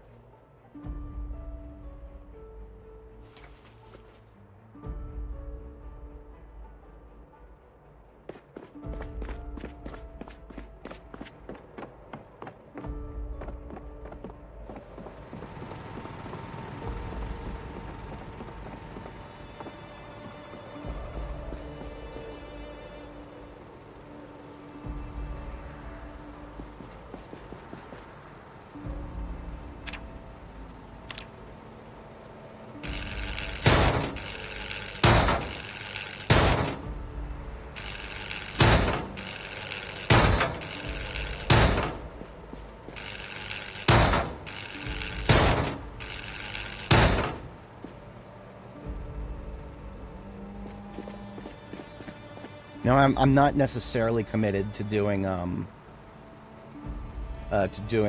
steel floors for the entire roof up here, but I felt obligated to continue the free one we got from the staircase, so we're at least doing it all the way over to the throughway that we've committed to from the second floor. We're going to do that to the third floor as well. And then we may turn around and fill in the gaps with carpentry. Carpentry is always going to be easier than masonry or welding. That's never going to change.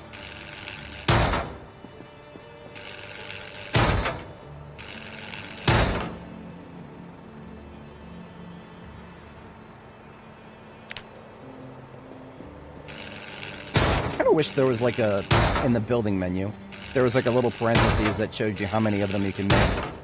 That would be neat. Okay, we are now out of steel sheets. Yeah, we're gonna do exactly what I was describing. We're gonna go to Electromax, and we are going to get an entire shipment of steel ingots. because that is what Electromax, the factory, has tons of. Steel ingots and steel bars, but ingots are the target for now. So we need a fresh vehicle for that. Yeah, we need a fresh vehicle. So I'm going to put away a lot of my stuff that I currently have on me.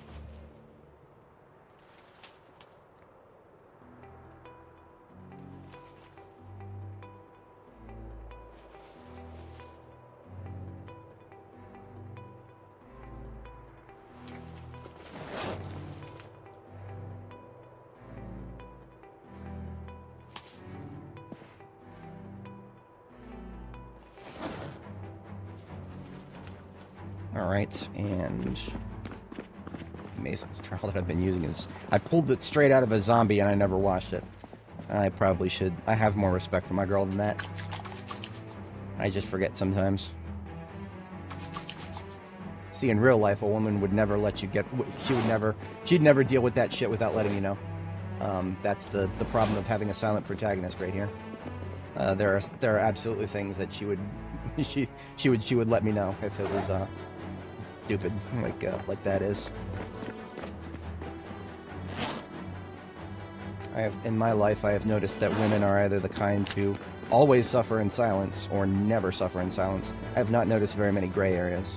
I'm sure they exist, but for the female species, it always seems like they are they're either going to let you know immediately or they're never going to let you know. Which one of these has got good storage? That's a refueling vehicle. This one is good, but it's got stuff in it. We're using the... I know this one's good. This is a known quantity.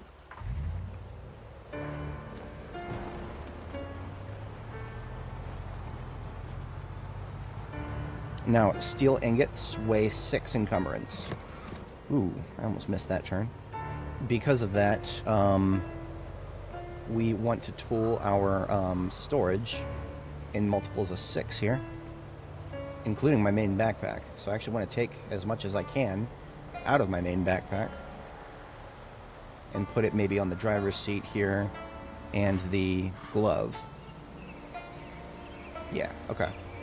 So my backpack is completely open now. Got my handbags and all of the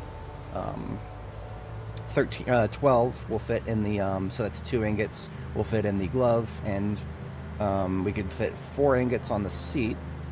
That's 6, 12, 18, 24 on the seat. And then the trunk is going to get 20 something.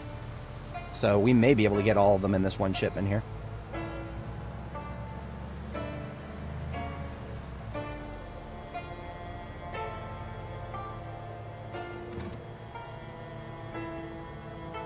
I'm gonna laugh if there's respawns now after having nothing here. Alright, here we are at this is the factory here. The warehouse is the one to the south. This is the factory.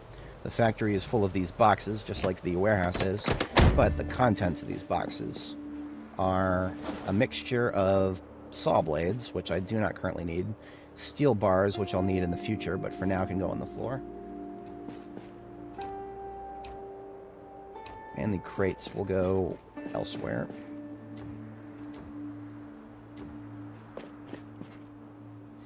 Lots of bars.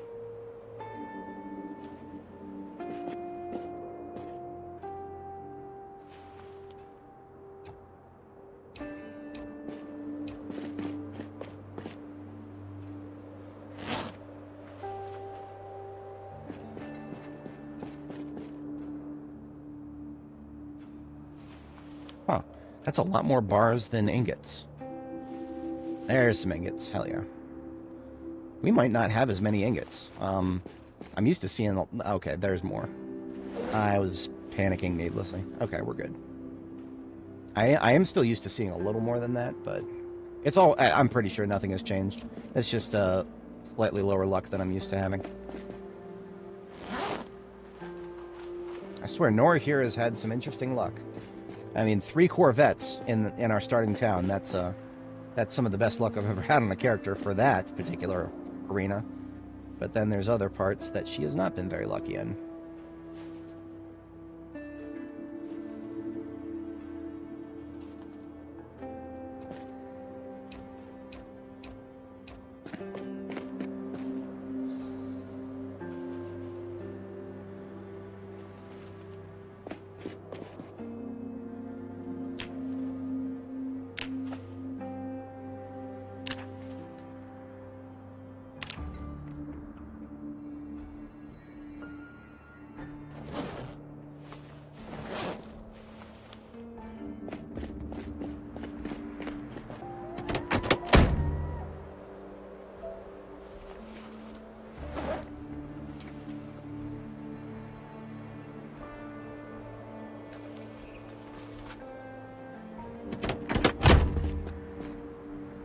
Oh, right. I still had some random shit back here.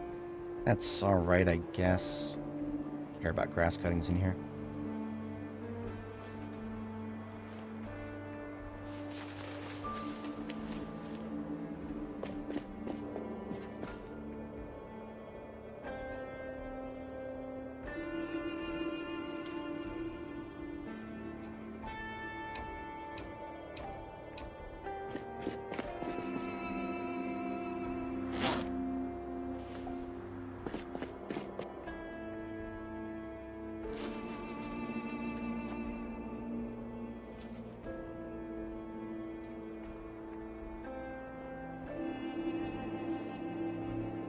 Anytime I see a box with like 5 saw blades in it, I'm like, all that room in the box and that's all you could put in there was 5 saw blades? No wonder we had a zombie apocalypse. The people here are not very organized.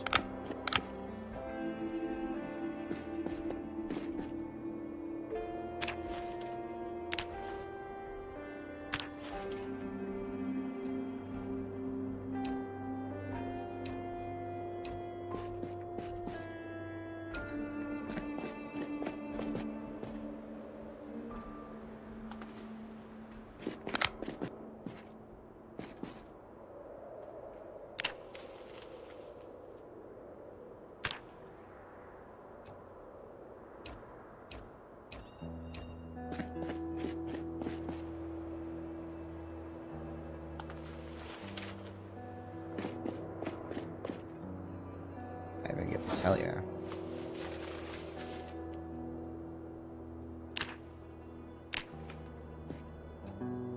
So we're not exactly rolling in ingots, but we are definitely more than enough for our current project. I mean, we probably have enough ingots if we dedicated them all to welding. We could probably get to welding level 10 easily, very easily.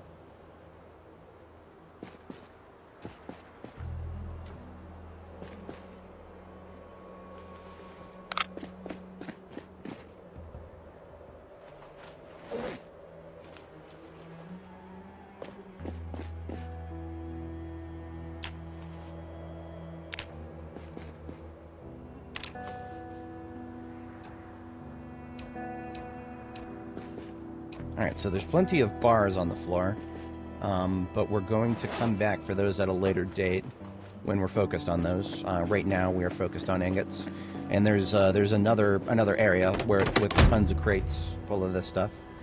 It is over on this side. Actually, there's 3 total. There's this loading bay, well, the one we just done, and then there's one in the middle, and then there's a loading bay over there on the side. So all 3 of those loading bays, I believe, have crates in them. Oh yeah, it's more than I remember.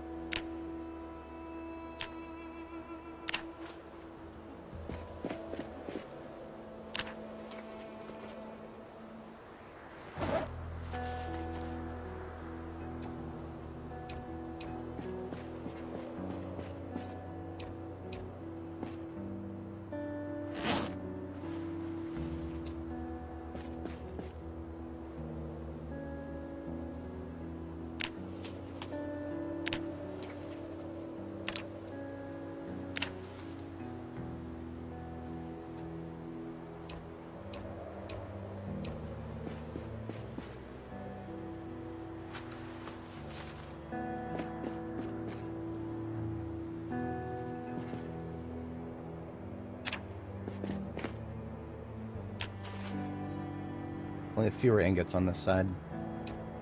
Probably luck of the draw again.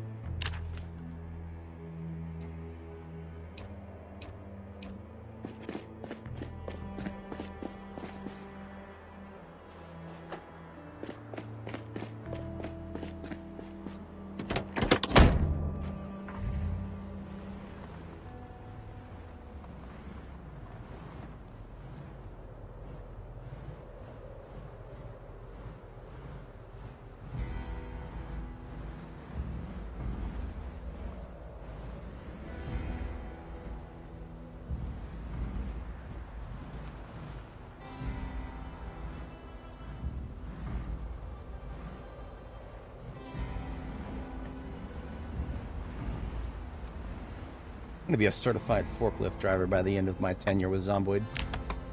Just by learning how to make obscure things move in tight areas like that. I'm sure there's more to it than that. I'm just lolling at myself. Building up a very obscure skill set there.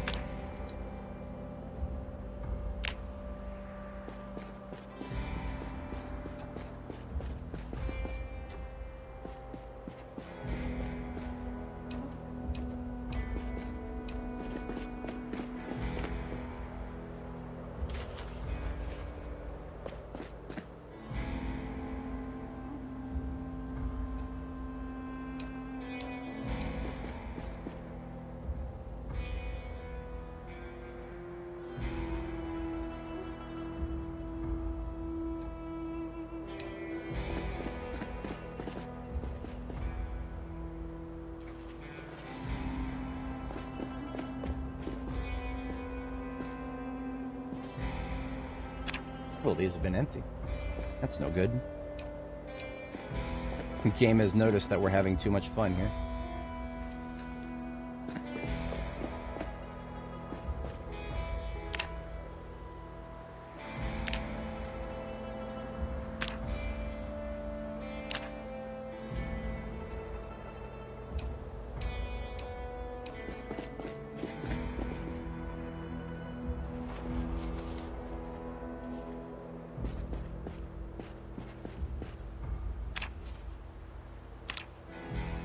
We may end up coming home with some skill bars after all. I mean, that's no problem. Throw me a good time. I'll make use of every single one of them.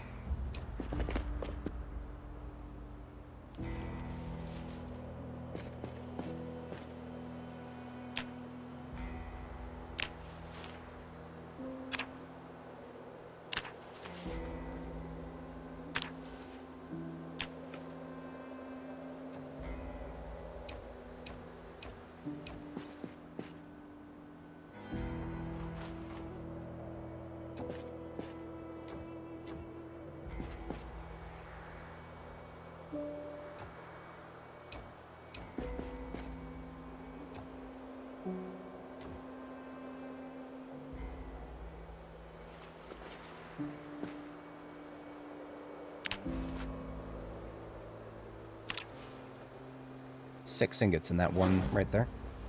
So it is good that we dug all the way to the back.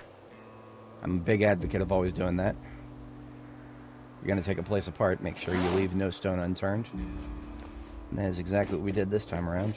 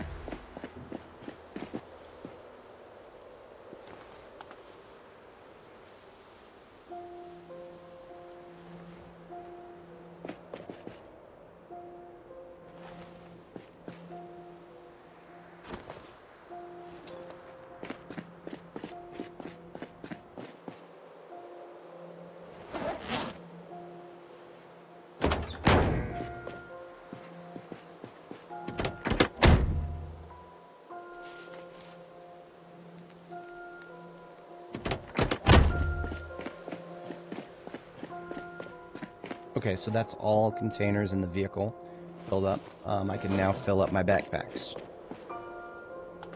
And it's actually great that I'm doing steel bars mostly in my backpacks.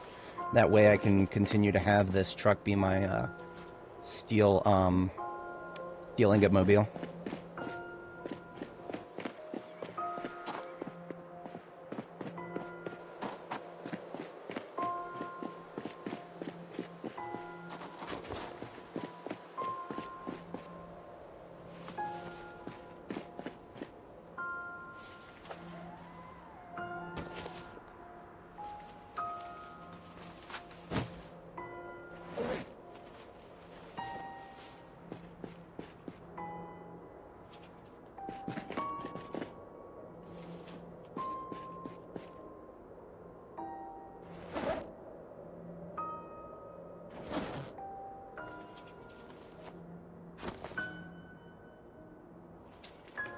I'll take some of these handles with me.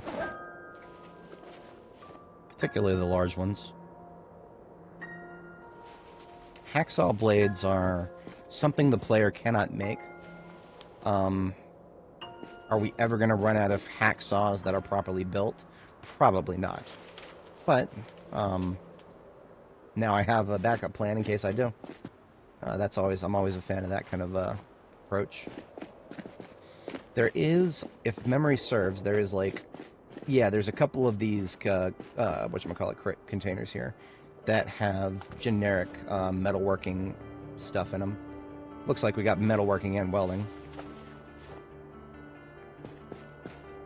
Block chunk tongs. Spare masks.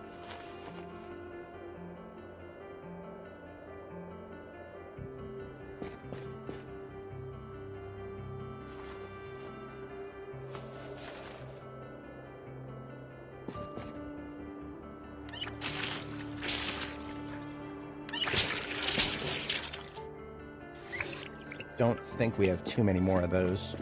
There's this little counter here, but nothing overly impressive in it.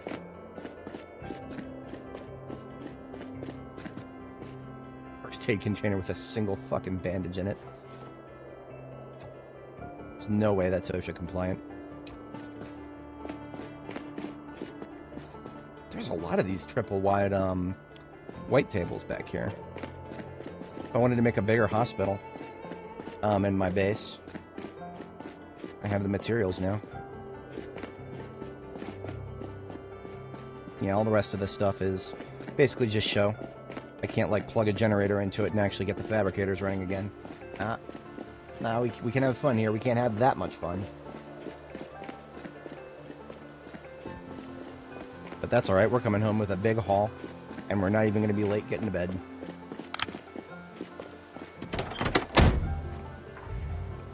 Basically all the steel. We stole all the steel. We did it, boys. We stole the steel. It's hardly stealing. I mean, this is my this is my town now. All civil authority and property custodianship falls to me.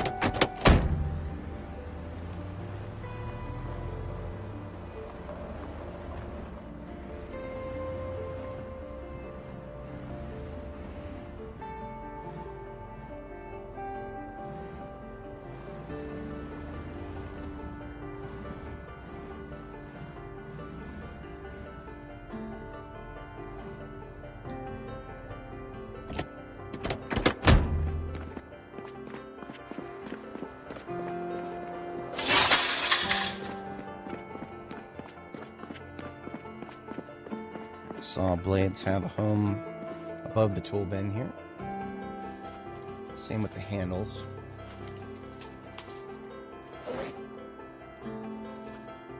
Now we are not going to have room in our steel storage next to the forge for these steel steel bars. So we're going to put them here for now. And one of these yet to be used storage units.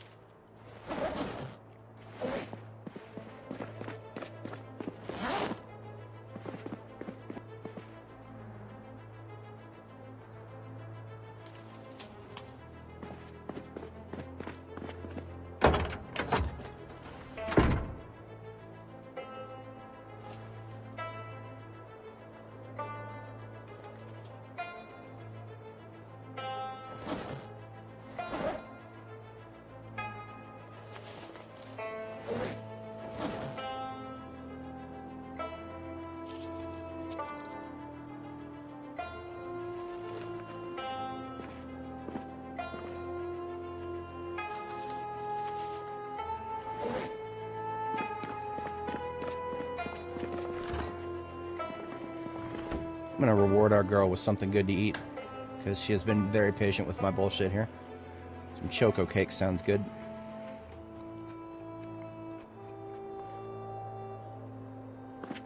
Not the most filling, though, so we'll have some milk with that.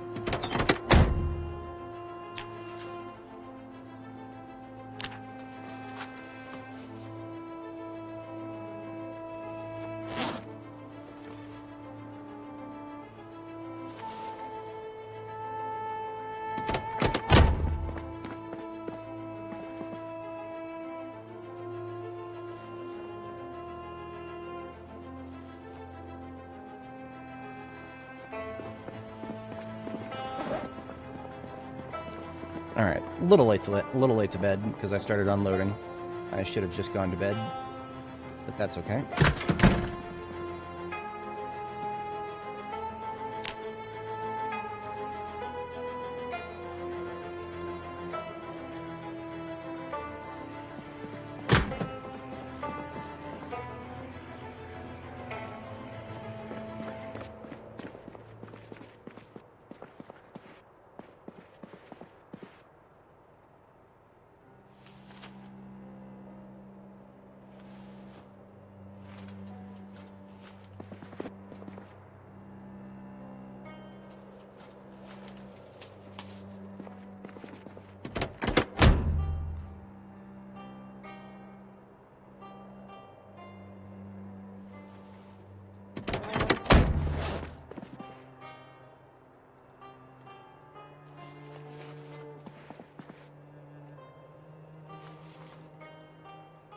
There's a full crate of steel bars right there. Never again let it be said that I'm short on steel bars.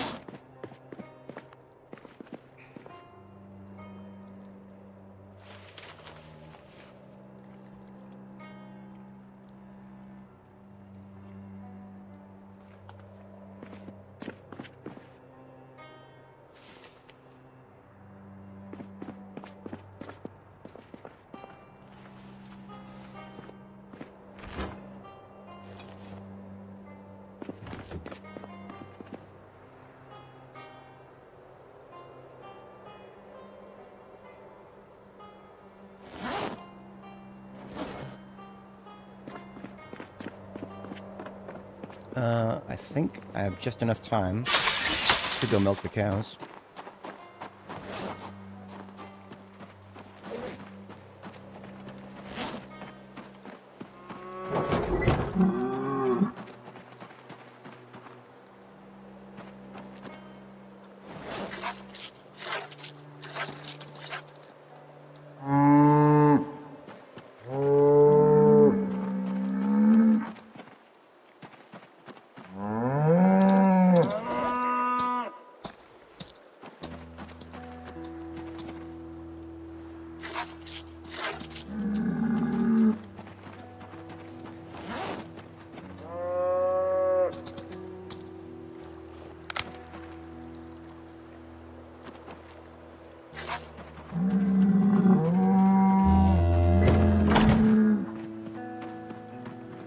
Moo on you as well.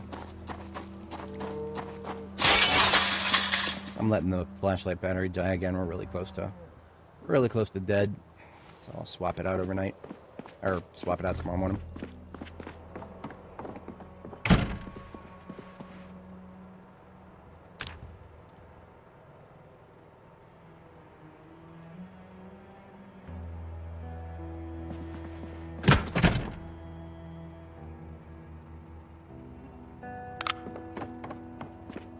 Alright, time to saw up some ingots.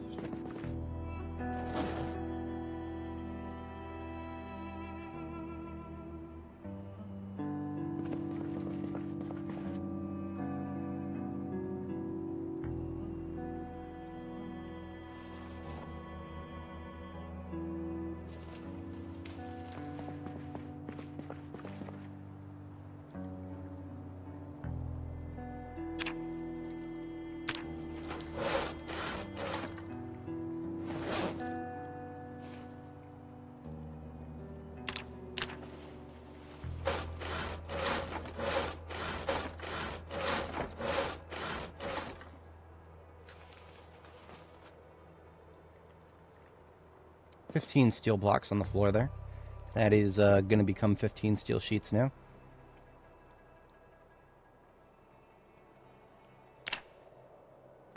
$16, make that.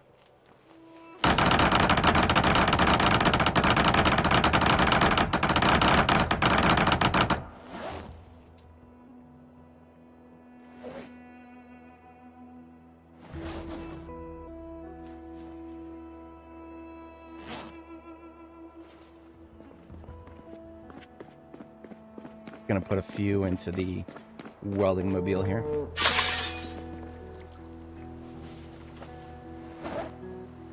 Now we're going to cut them from. We're going to cut them into quads as we need to.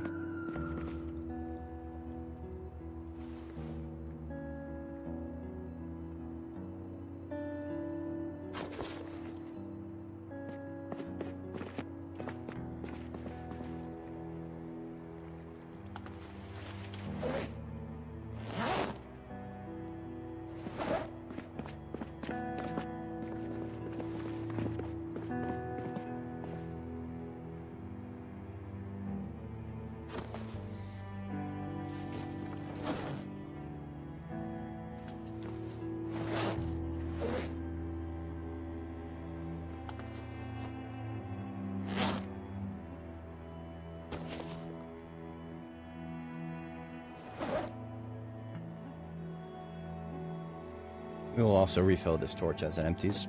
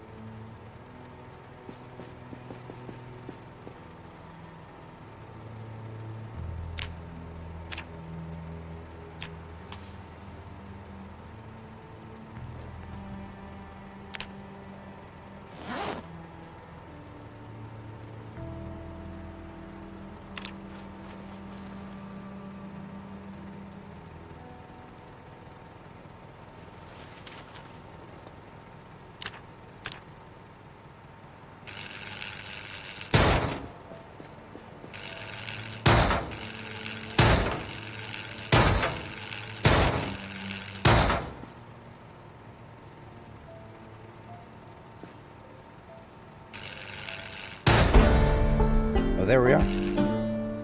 That is the next book to be read.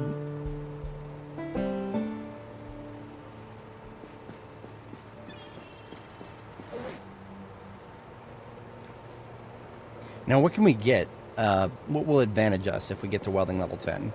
I think we get fewer diminishing returns on trunk repairs. I'm not 100% on that, though. In any case, if that is the case, it's absolutely worth it. I would level welding all the way to 10, 100 times over. Well, not 100. I'd do it 10 times over easily, if it meant that I would never get diminishing returns on trunk repairs again. Absolutely, 100%. But that means we need to grab the welding 5 book here, and then once we read it, when we go to put it back, we can put it. We can pack them all together. We're good.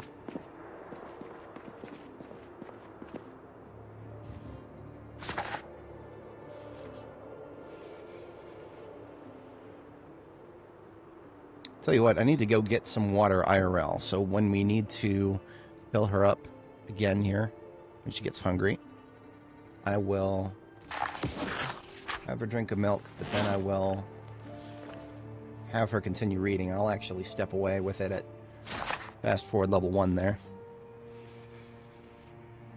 I usually don't step away when it's fast forwarding, but this is base. This is base, I feel safe. I just need to get myself some water. I'll be right back.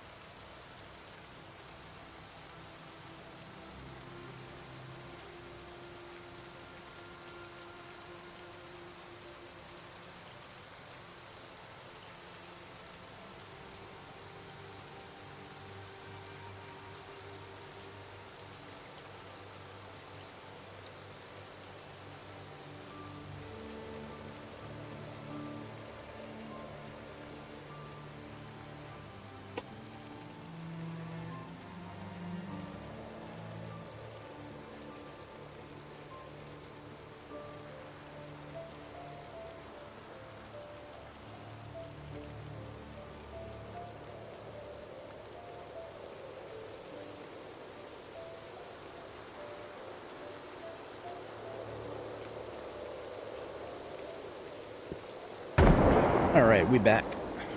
Right as she gets hungry. Happy New Year's Eve as well. We are, what are we at? We're at 8 hours. We're 8 hours away from our New Year's Eve here in the Eastern Standard Time Zone. We're actually one of the, we're I don't know, 6th last of the time zones, if I remember right. I forget. We're something like 6th or 7th from being last in terms of who gets to experience the new year.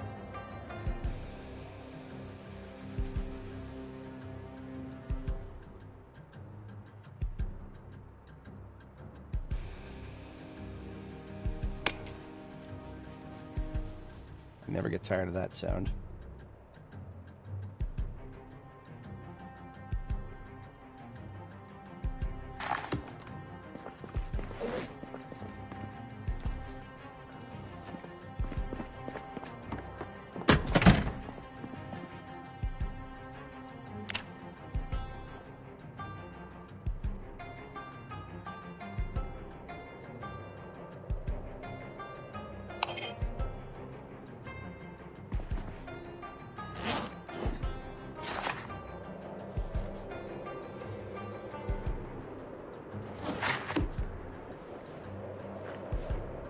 You know what?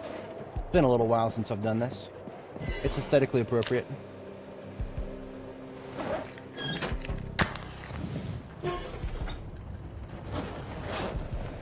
I've never actually seen what the room looks like with all 3 of my light sources on. That's like the exit sign is not a particularly large source of light.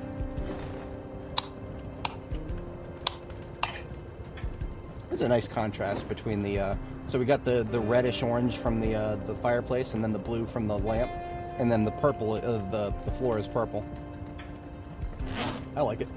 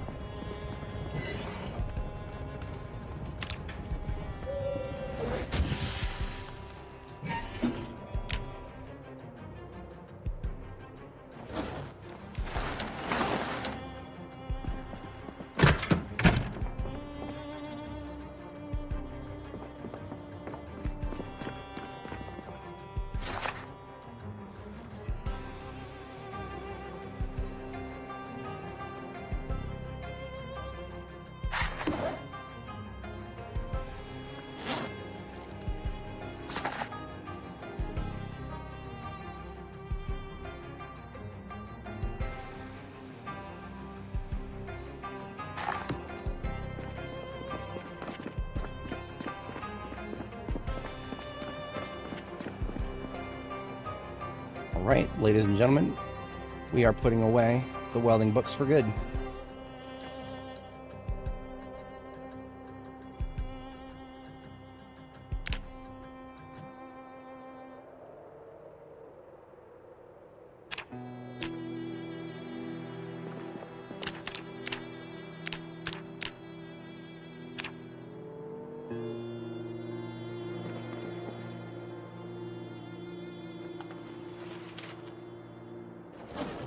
Alright, and now we get back to welding.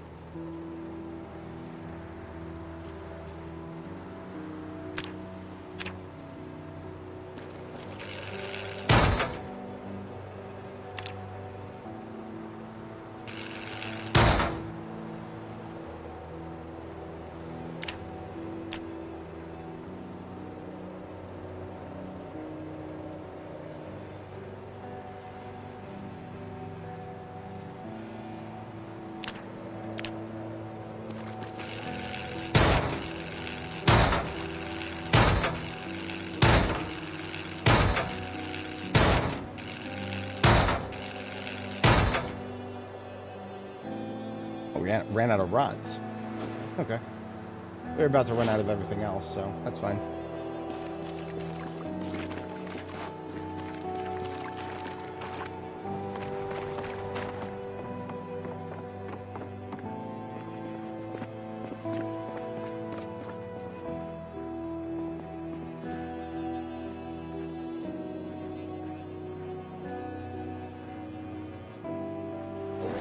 We actually don't have that much propane left.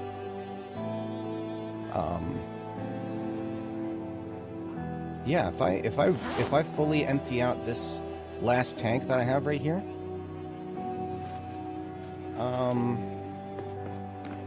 we will be out of tanks.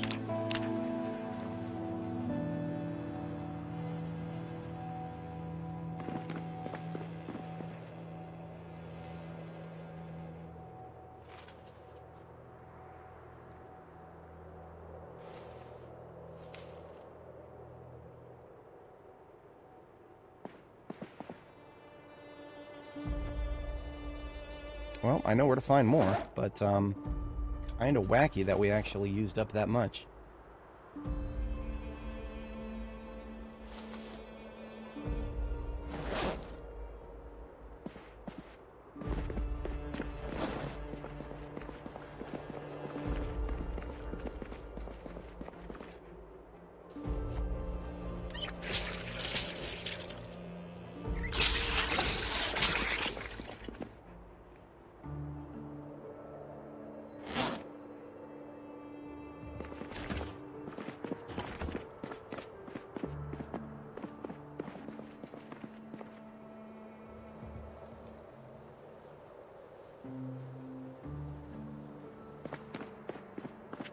I'm just going to do 2 ingots worth of steel sheets now.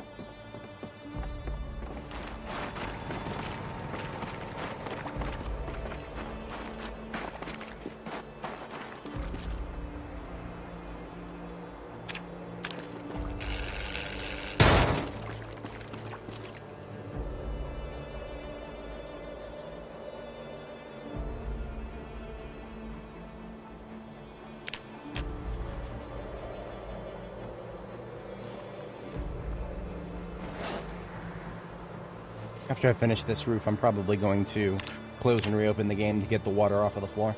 Because we had the same thing. I've talked about this before. If you get rain and then it switches to snow, the rain that's on the floor will stay on the floor forever. Until you close and reopen the game.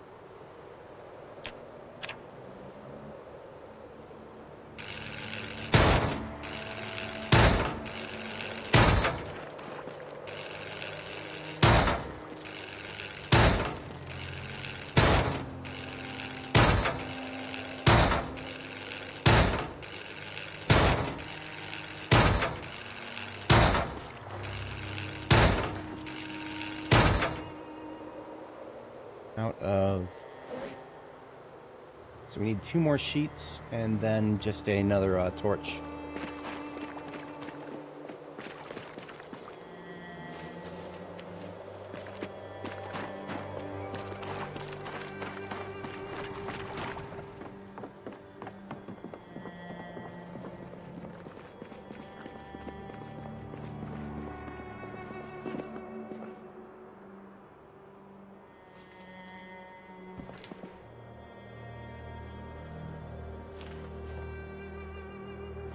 And when I say 2 more sheets, I mean 2 more small sheets. So that's, I'm gonna go straight to small sheets with the forge here. I know, right?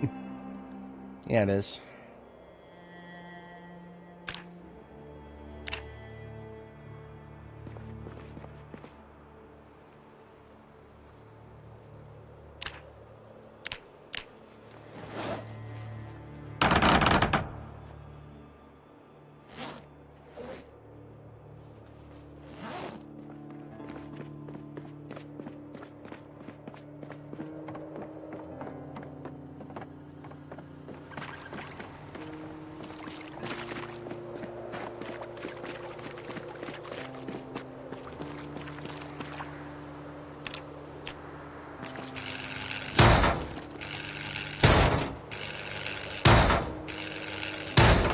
Alright, that does it for the floors here. Now, if I want to put the generator on the exact same tile but upstairs, then it needs to go right here. I'm going to mark that with a garbage bag.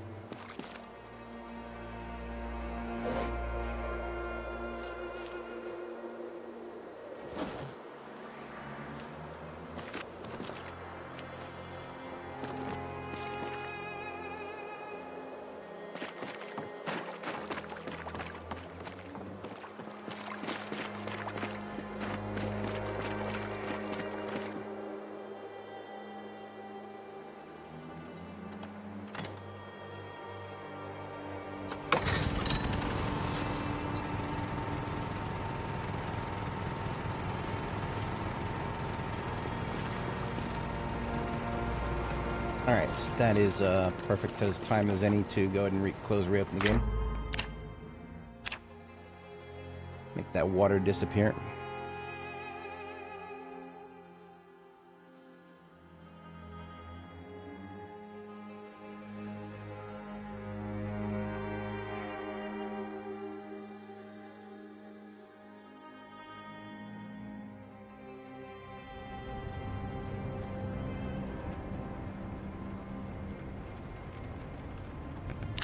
Oops. Oh, shit. Damn it. I clicked the tutorial button on accident. God damn it. Go away, Zomboid. It's starting to load the fucking tutorial. 1 misclick is all it takes. I probably could just Alt F4, but whatever. How about go away? The tutorial is stupid, by the way. It just throws you in an unwinnable scenario. Trying to set the tone for the game.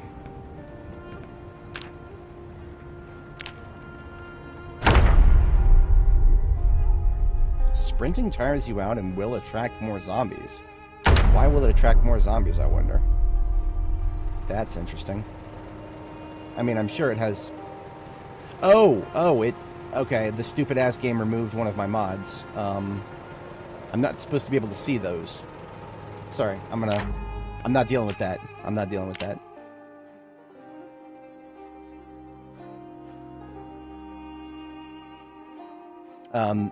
It's weird because the recolor mod for the backpack also, I mean, it's all my mod put together is the removal of the stupid removal of the stupid leather strips there.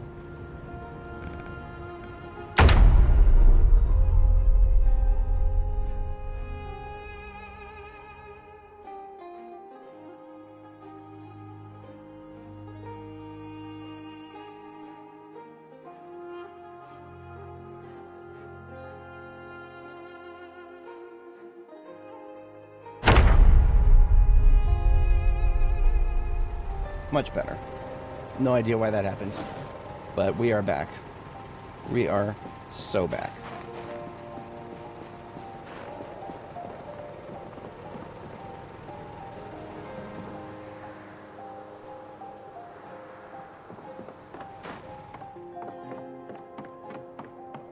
There is one more gap in my ceiling construction there. I'm going to craft 2 more small steel sheets.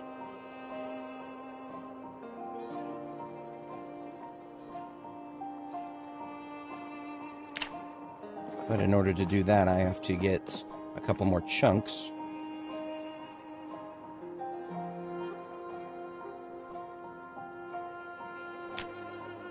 You can smelt an empty propane tank. Hell yeah, I didn't know that. Okay. Learn something new every game. These empty propane tanks that I've been sitting on and using as decorations or whatever. Yeah, I can turn some of those into steel. 4 chunks each.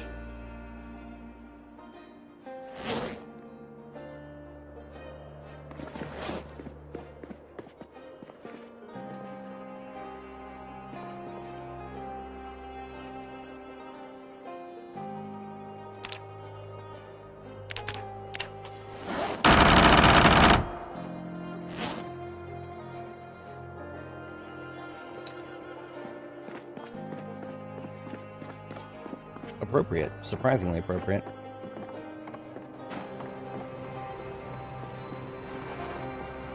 Oh, second level for this. Over here.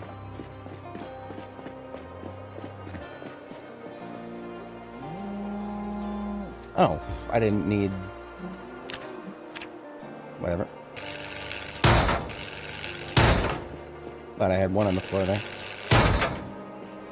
Anyway, problem solved.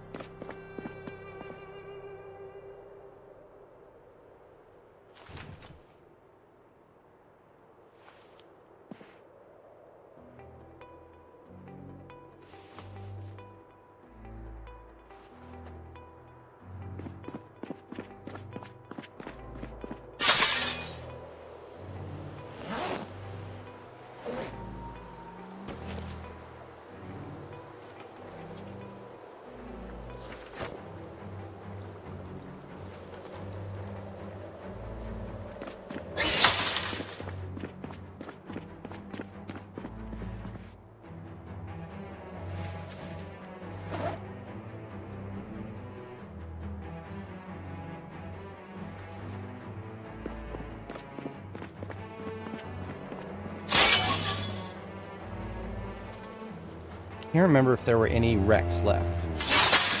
We're going to go find out. It's a bit late in the day, but that's okay. We will get tired, but we're gonna bring some guns to handle that. Yeah, we'll full gear up here.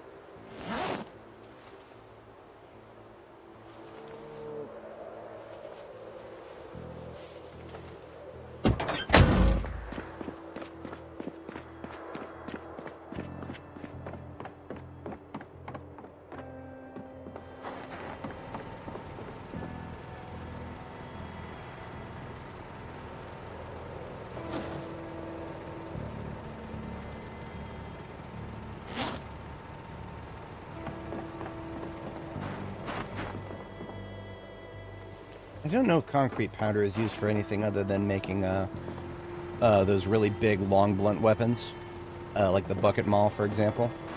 I know you can make a bucket of concrete and then turn it into a weapon, but I don't know if there's anything else you can do with concrete. I really wish you could repair the roads with it. I would do that in a heartbeat if I could.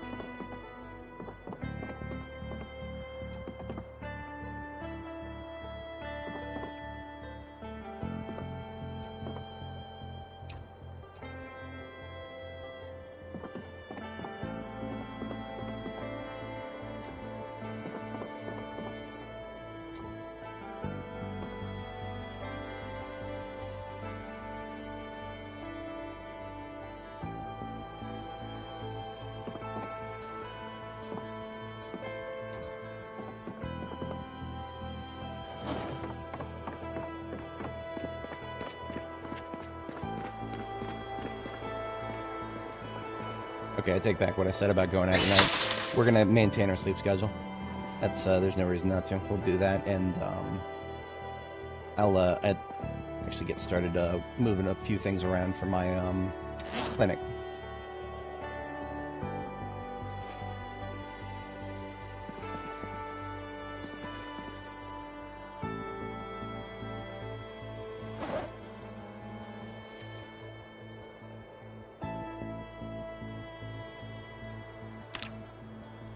So I picked up this orange barrel because I want to make a charcoal burning barrel. That weighs... It requires 4 stones. We don't have any small stones laying around in our masonry mobile here. So that's fine. Actually, what I'm going to do, I'm going to toss the barrel itself into the trunk of the charcoal truck here. And when we go out to cut more wood, we'll just take the barrel out and get some stones from the local area and toss those together into a burn barrel out in the woods.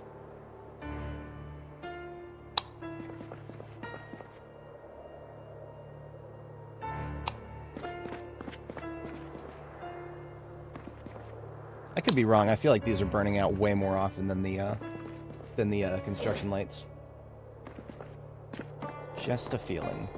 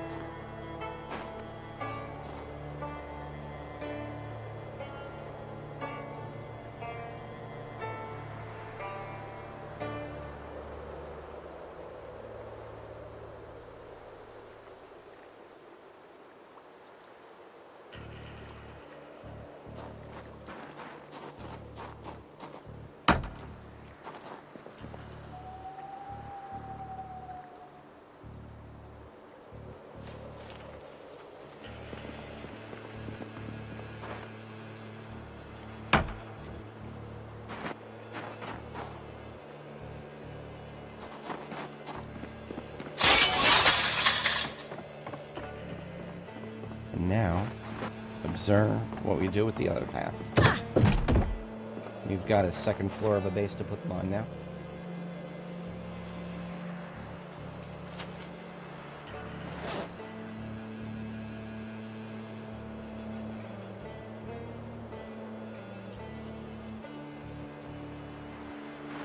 It'll look better, of course, once we get rid of the scaffolding that's in the way here.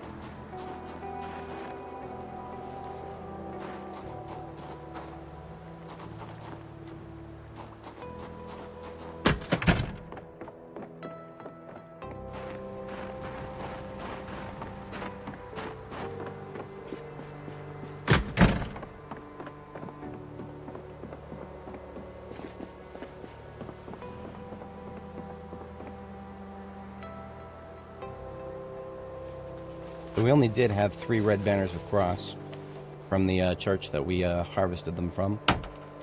Is the only way that I know of. We had to go to the second floor of the church to get this, the church in Ekron specifically. That's the only way that I know of to actually get a cross on your base in this game. All the other crosses all over the place are not, like, I'm talking specifically about wall decorations. We can build a, we can build a wooden cross that just, like, takes up a spot on the floor. A lot of people, anybody who's spent any time around Christians, they're big on their crucifixes on the wall. But I think that's not a bad situation there. Now we got a lot of stars and bars. Like a lot of stars and bars. So I'm going to think about that overnight here.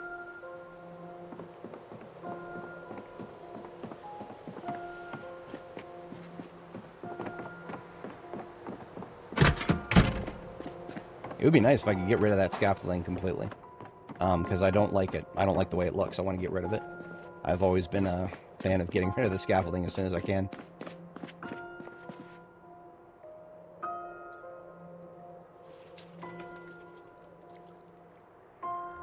Gotta do it, yeah. Spiffo altar, 100%. I believe in the power of Spiffo.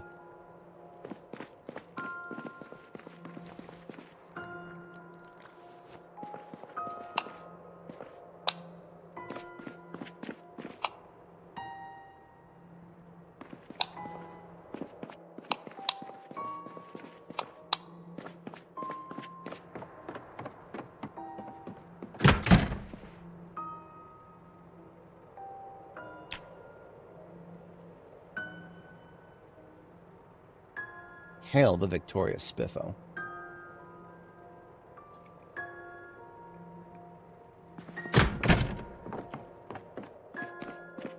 Speaking of lights going out,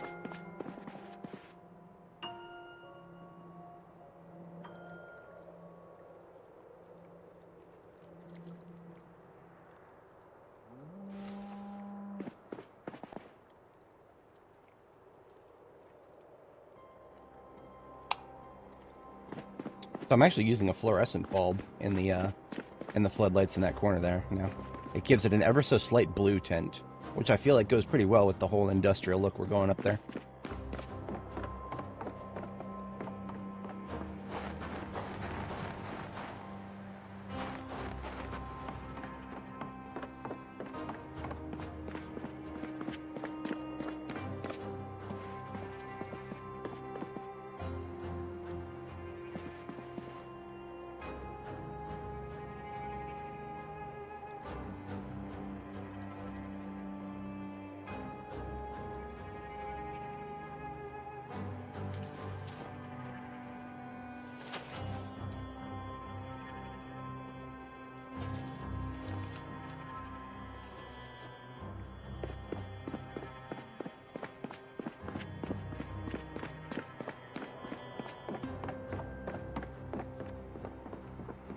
So we've got another 4 red banners with gold base.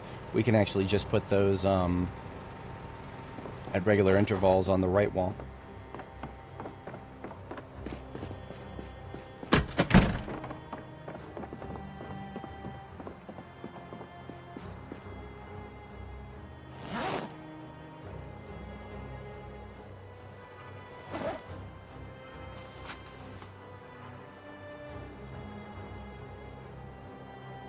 Ah, the Riverside Rangers insignia must go on a rightward-facing wall, it looks like.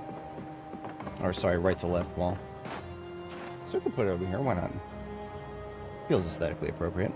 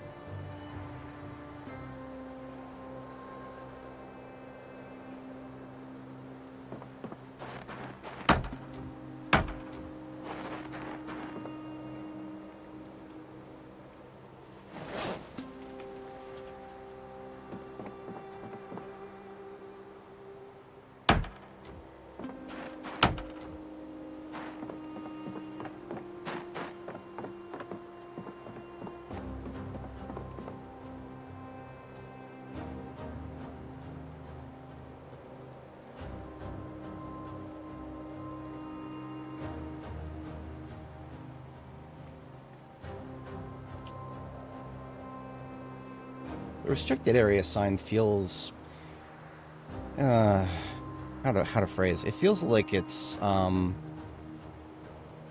incomplete to put it on a wall like this.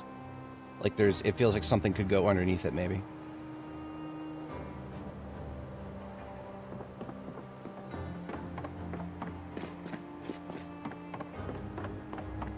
I suppose we could consider the roof restricted area. I'm not going to be that whimsical with it. I'm going to put it away. We'll think of something else.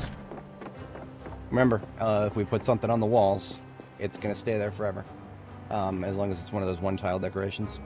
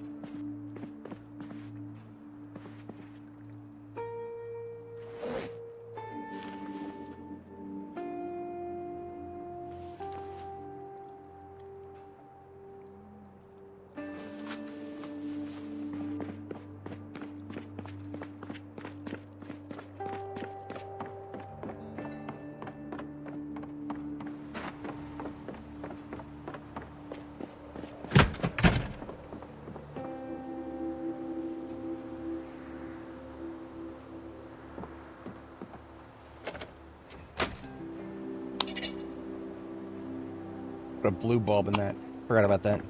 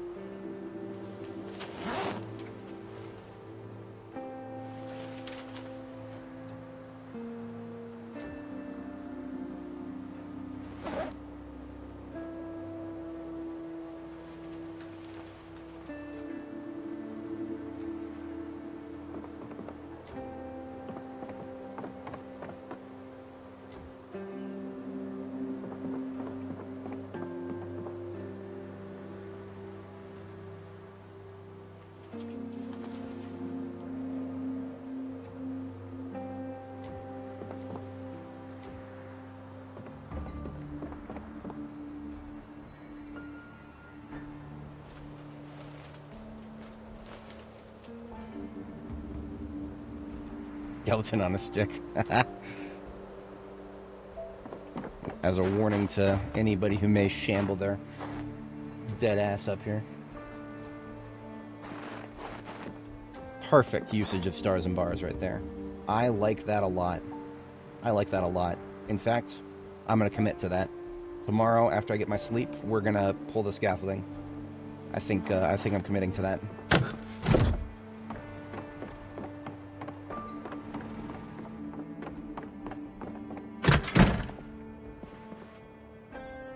So I was going to go out and do some car welding, but we're going to get rid of the scaffolding now.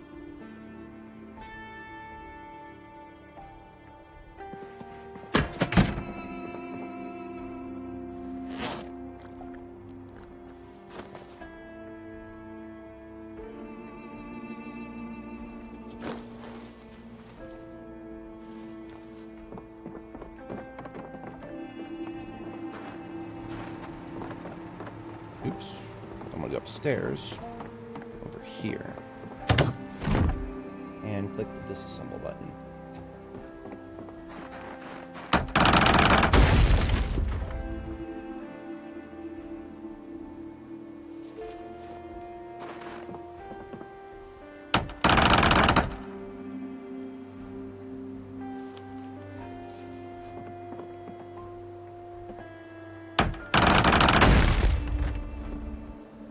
Carpentry level 10, everybody. 100% chance of successful disassembly.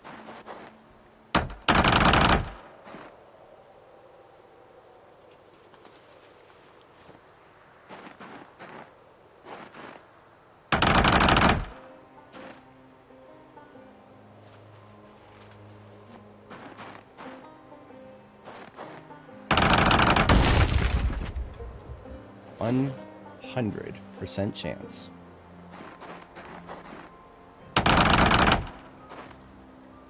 What kind of a roundup job is that? Is it actually like 95.01? I'd believe that, to be honest.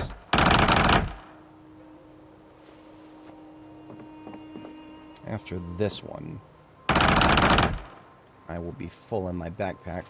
And I cannot do handbags up here because we are going in and out of windows and we have to have our saw in our hand.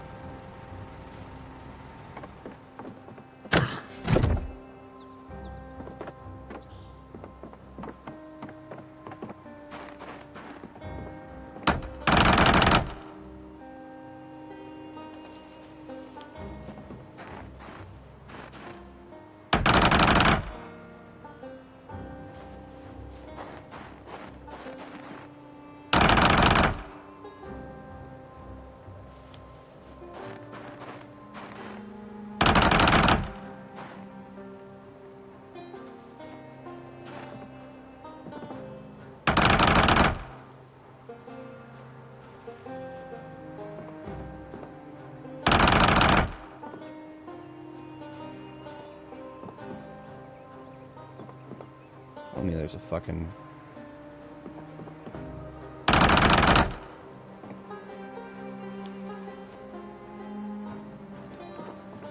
Now, real talk, if we get problems with the upper floor not being considered indoors, I'm just gonna fire up debug mode. I'm not gonna be going and back out here and doing a frickin' scavenger hunt for missing poles or something.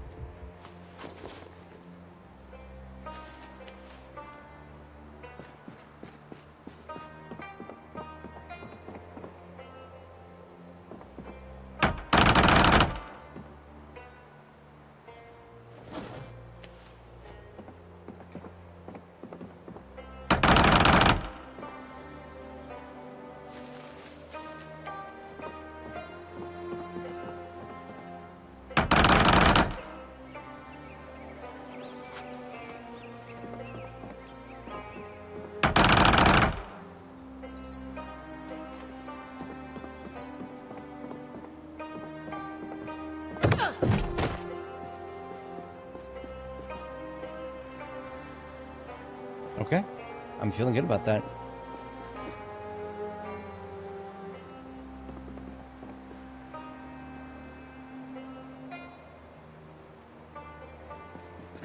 I'm just gonna start putting these planks on the roof now.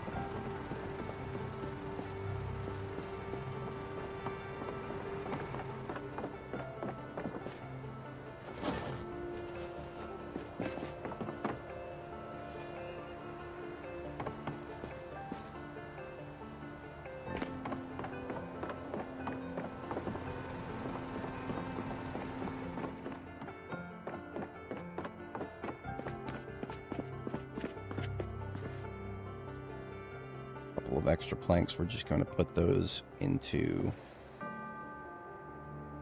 nothing because we don't have any oh,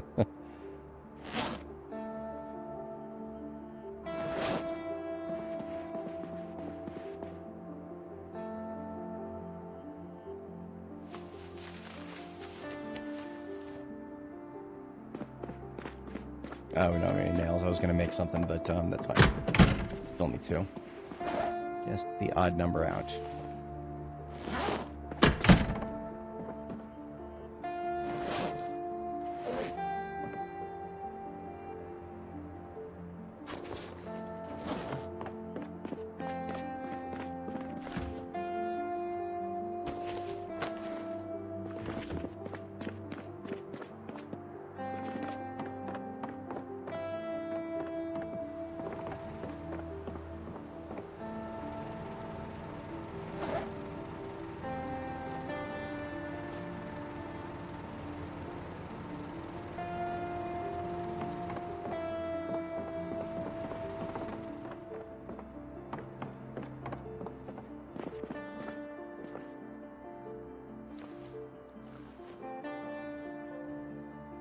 Okay, I would like to locate some wrecked cars if I can.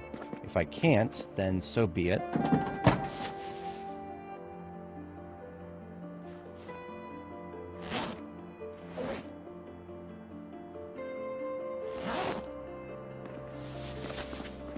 But if I can, then I'm going to get my hands on some welding parts so that I can get the gate on the second floor.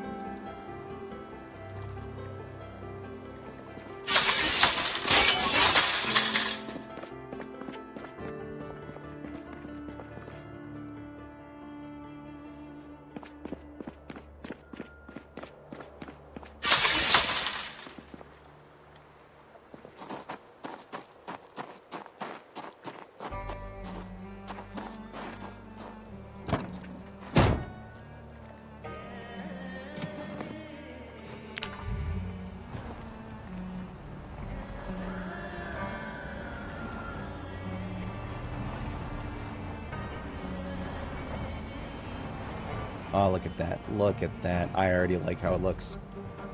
And it's gonna look even better when it's done.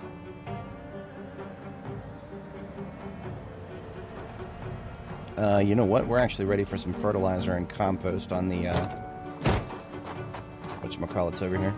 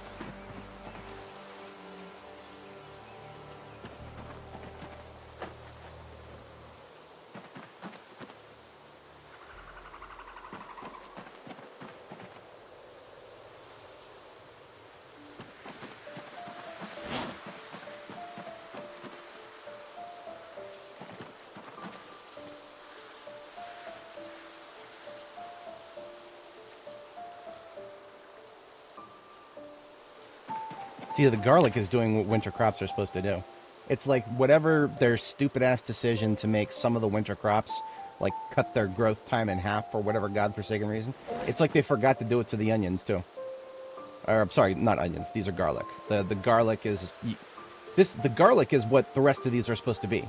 The rest of these, you're supposed to plant them in October-ish, and then harvest them in, like, I don't know, spring, sometime in spring. And that's exactly what's going on with this garlic. It says next growth time is months away still. As damn well it should be. There's nothing you harvest in January.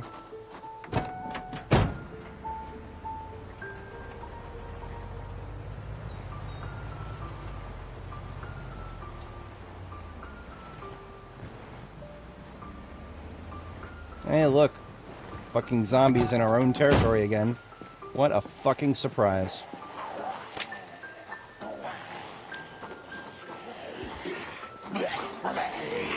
Come on, get over here. Fuck off. God damn it.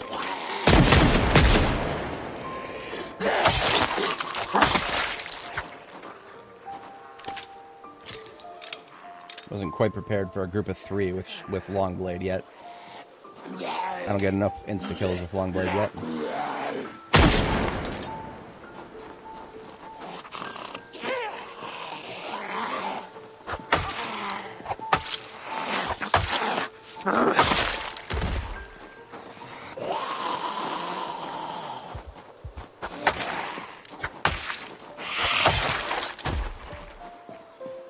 That was the 38 special. That was the M36.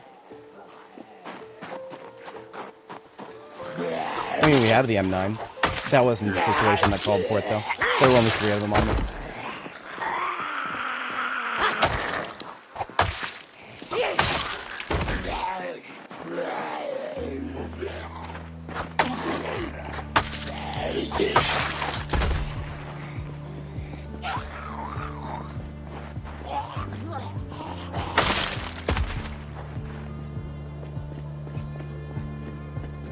I swear I saw yet another one over here somewhere.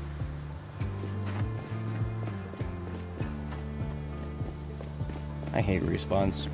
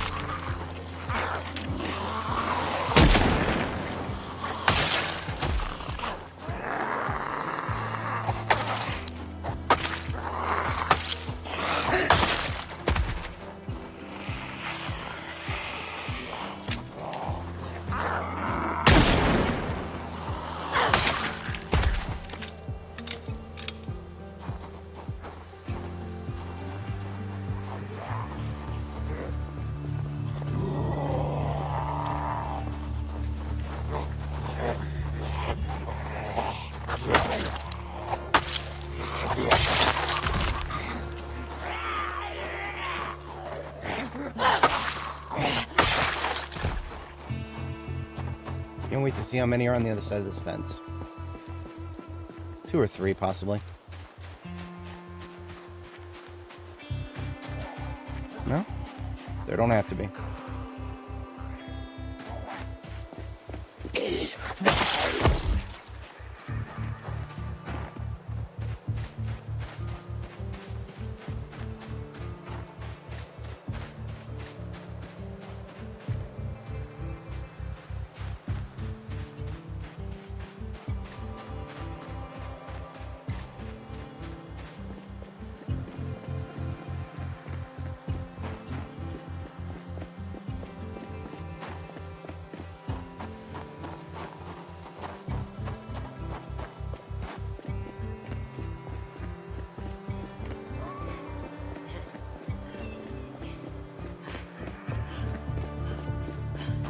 I shouldn't be carrying this axe right now. It's the only reason she's winded right now is because I'm carrying this axe that I don't need to be carrying right now.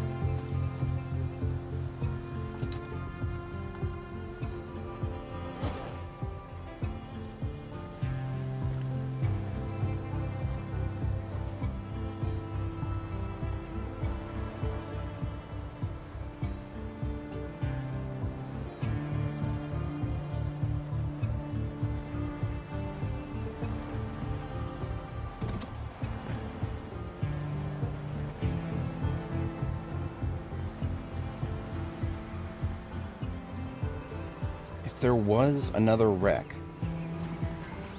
I feel like it would be all the way at the corner of town.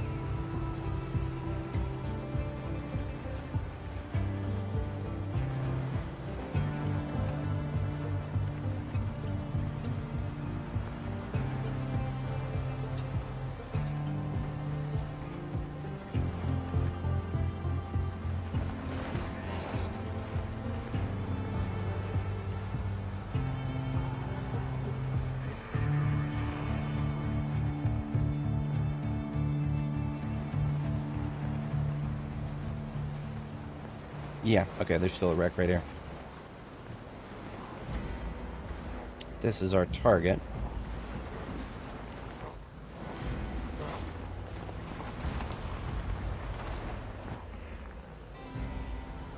I don't really feel like clearing this entire area, because there's going to be a lot here.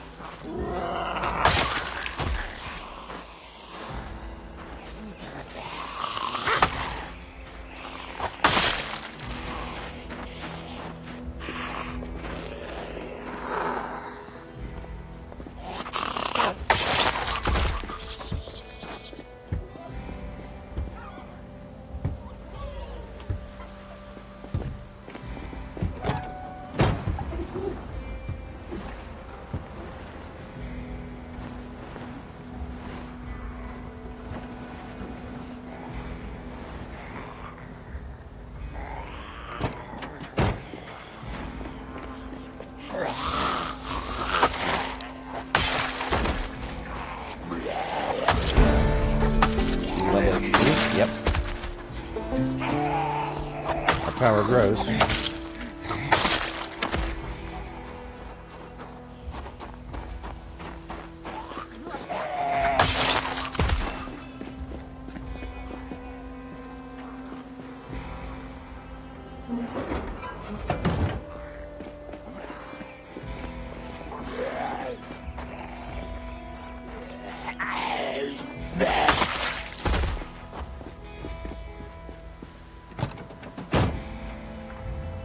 Yeah, I'm just gonna tow it in this direction for a little ways. Get it away from that crowd that likes to come spilling out of the gated community there.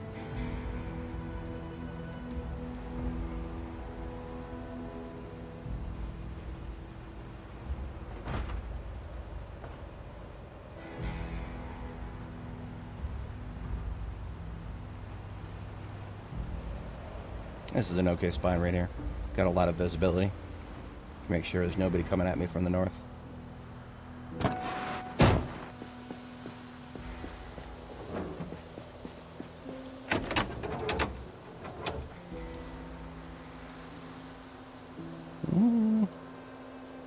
Nothing really of too much use here.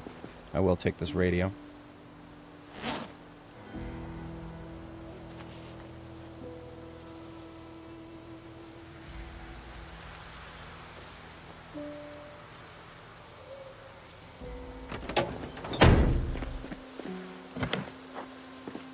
don't care about what's in the trunk right now.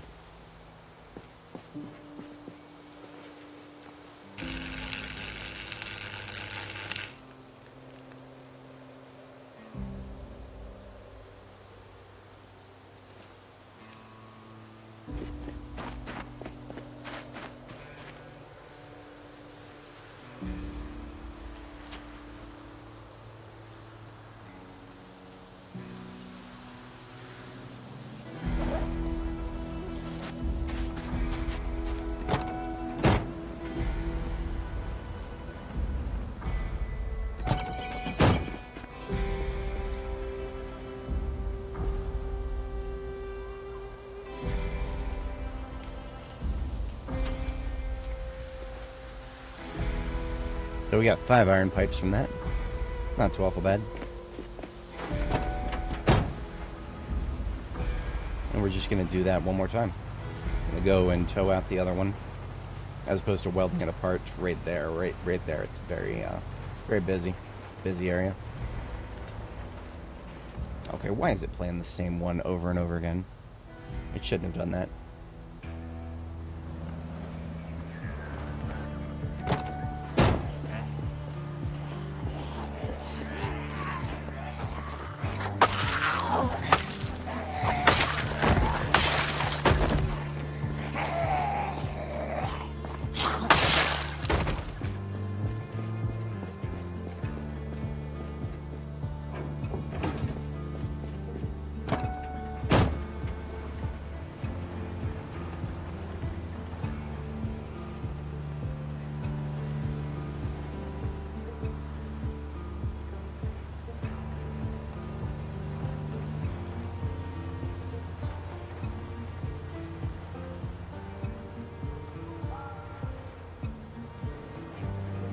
See a couple of dorks up there to the north.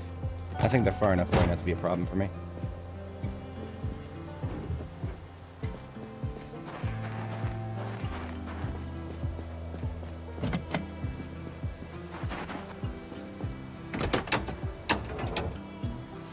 Oh, there's gas in it.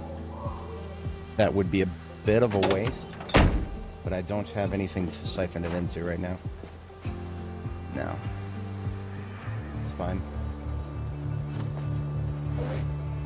I have an entire gas station.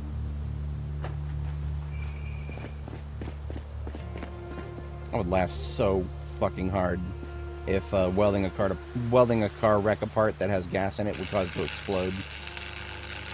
Boom! I would laugh, I would cry, I would die.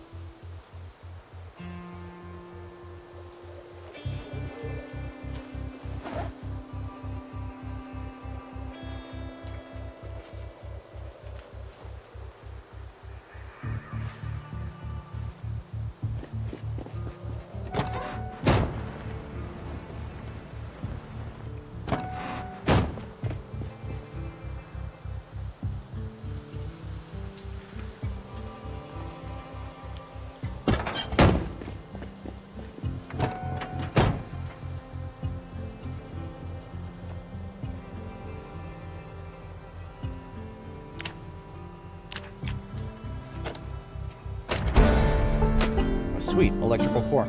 I did not realize I was that close.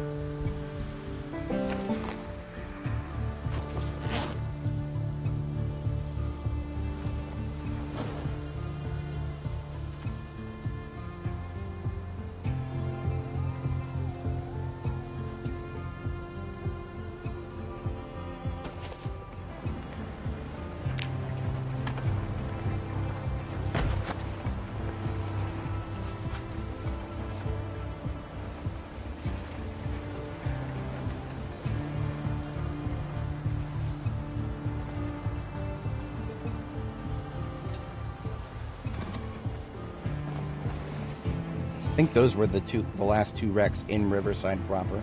I'm gonna double check that now.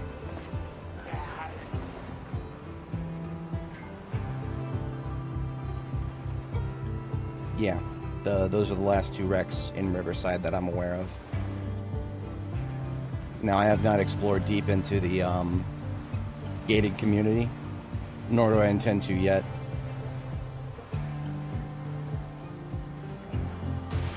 not going all the way in. I am gonna scrape the front here. I can't remember if there was... For some reason my brain meat is telling me that there might be one on this far south side here.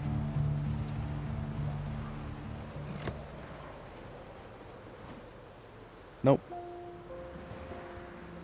Worth check.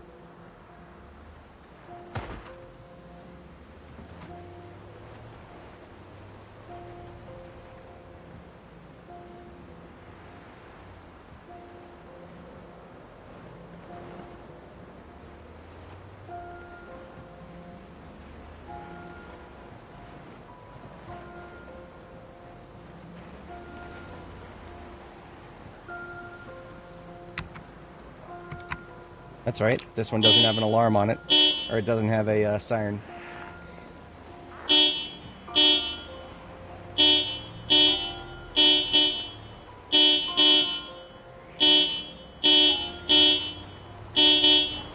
I just want anybody who's in South Riverside here to be coming out from between those houses and staying in the road.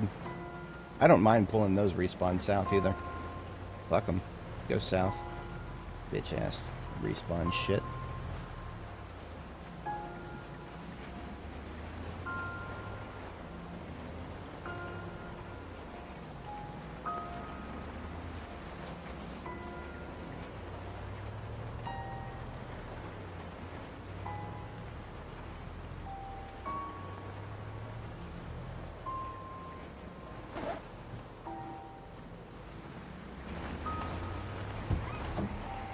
You've got to be fucking kidding me. Did you found one of the intact windows, did you? Alright, bring your bitch ass out here. You know what? You know what? I don't normally do this. I don't feel like getting out right now.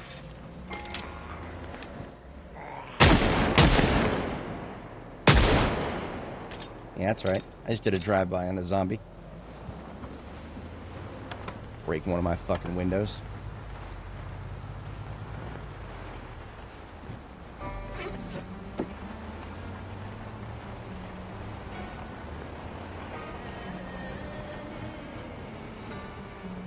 Alright, dropping off the spare engine parts and the standard battery I just picked up.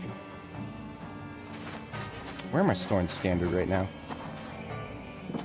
I don't think I've got a designated vehicle to store standard in.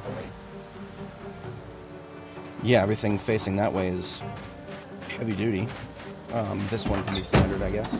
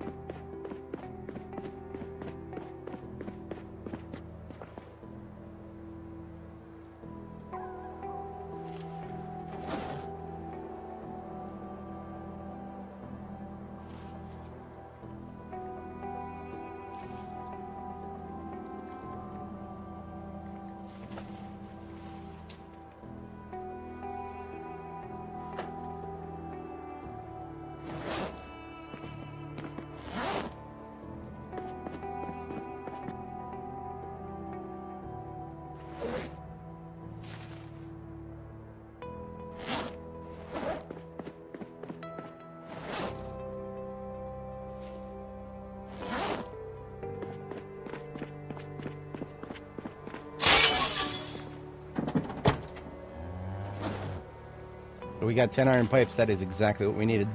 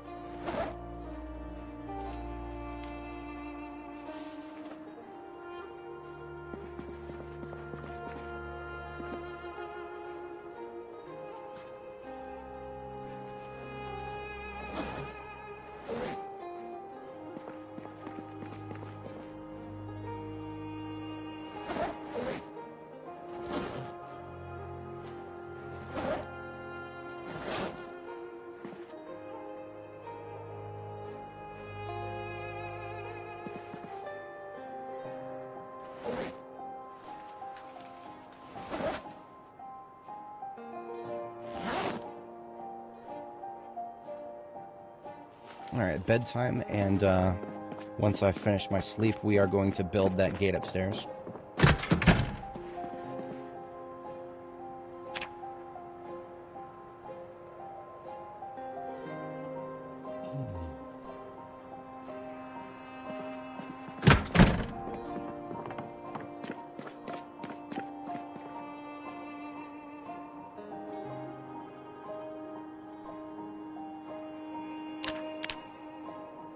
Scrap metal, 10 welding rods.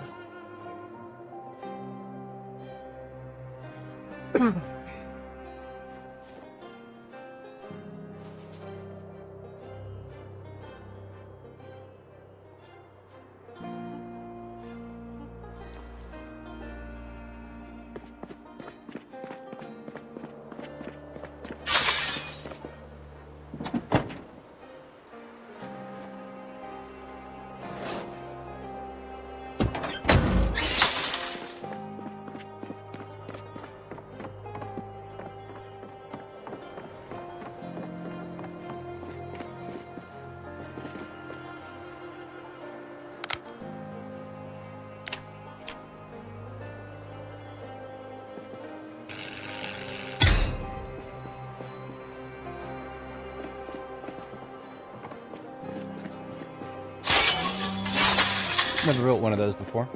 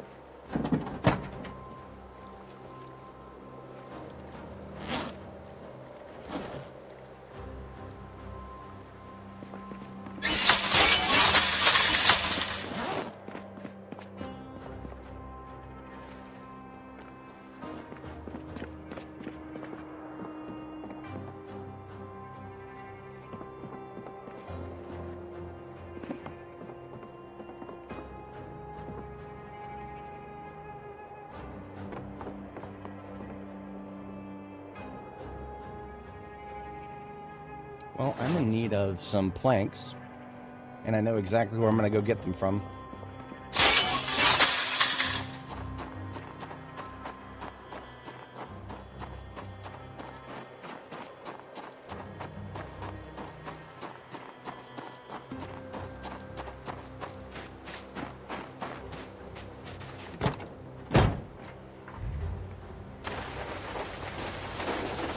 Actually, in the order of operations of what's annoying me right now, I'd like to get rid of these trees first.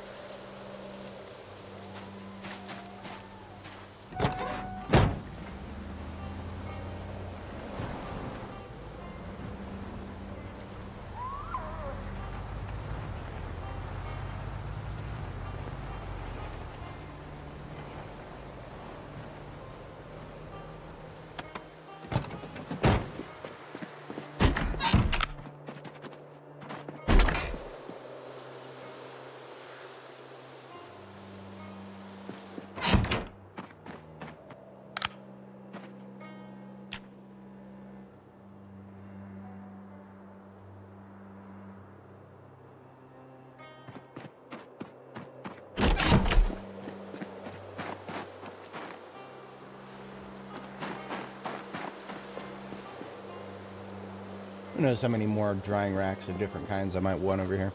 I'm just going to take the saplings I found and put them here just in case. Who knows?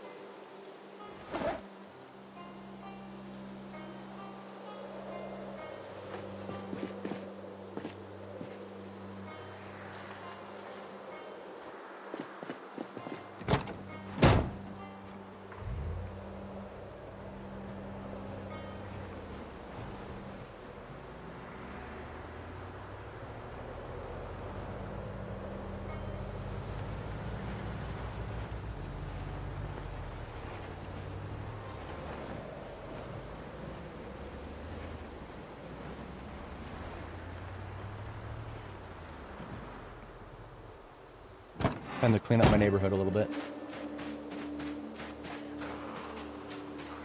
Didn't I kill you already? No, I killed this guy already. Guys, we found a resurrecting zombie. Yeah, that's right. I called your bitch ass out. Get over here. Herman Hayden, I'll take everything you've got.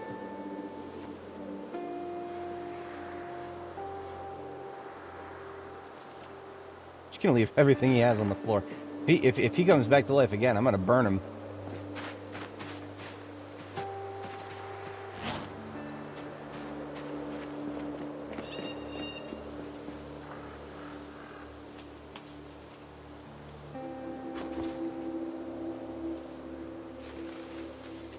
I think it was a fluke of the way he died. He ragdolled. See, I actually got him while he was sitting with his back to the wall there. And that caused him to go into a ragdoll state. Maybe the ragdoll state didn't count as him being 100% dead. But yes, we are long overdue. Get rid of this fucking thing.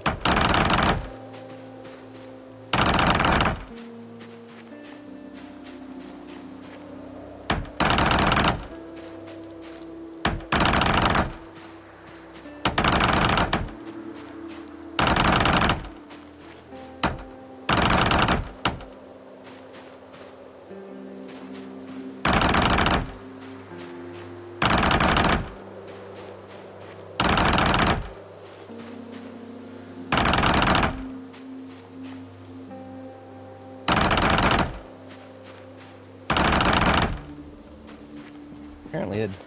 Oh, this assembly doesn't actually generate any body heat. Odd.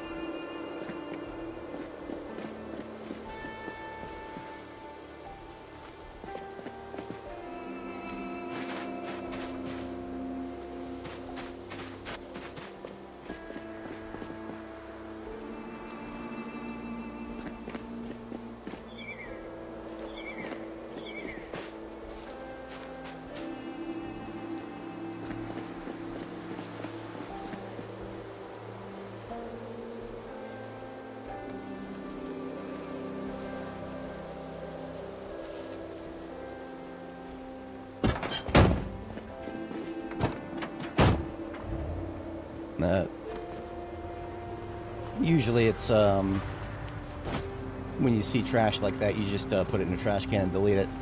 But in this case, I actually do have an objective need for firewood, even though I don't plan on burn assisting anything over here. At the moment, at least.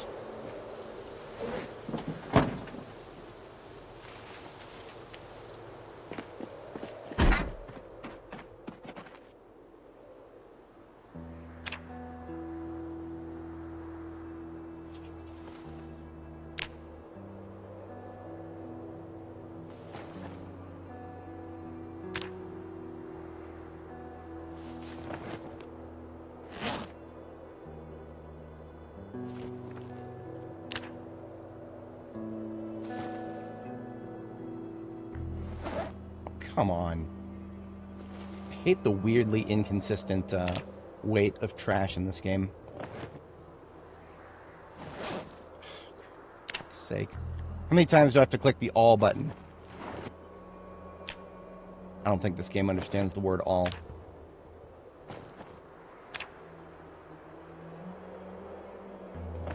Whatever. I'm not doing that again. If the game understood what the all button meant, then sure, but it doesn't, so nah, never mind.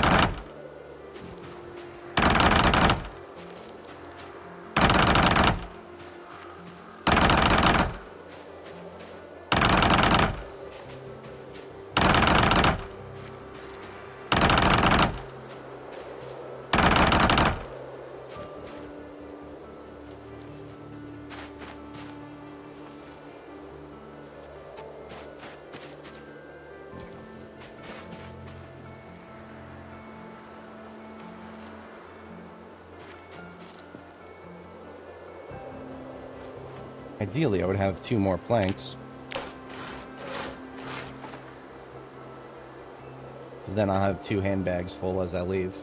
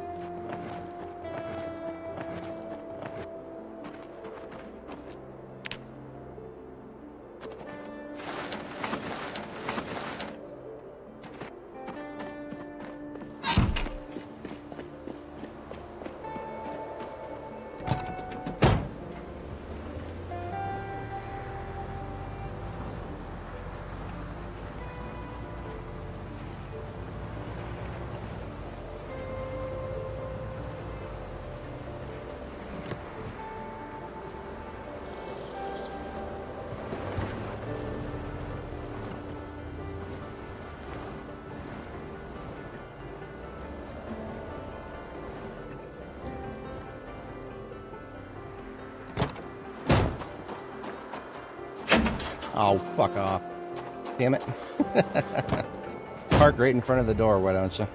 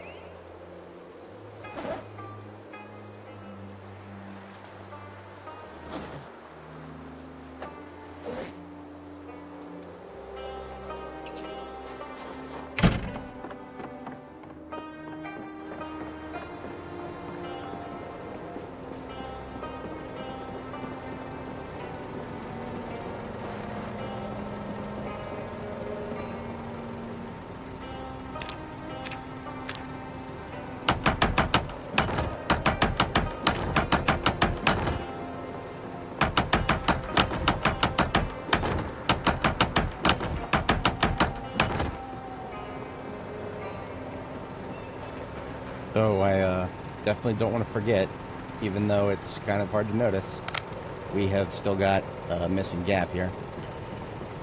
Took me off guard for a second there. I didn't realize that we... Okay, we're good.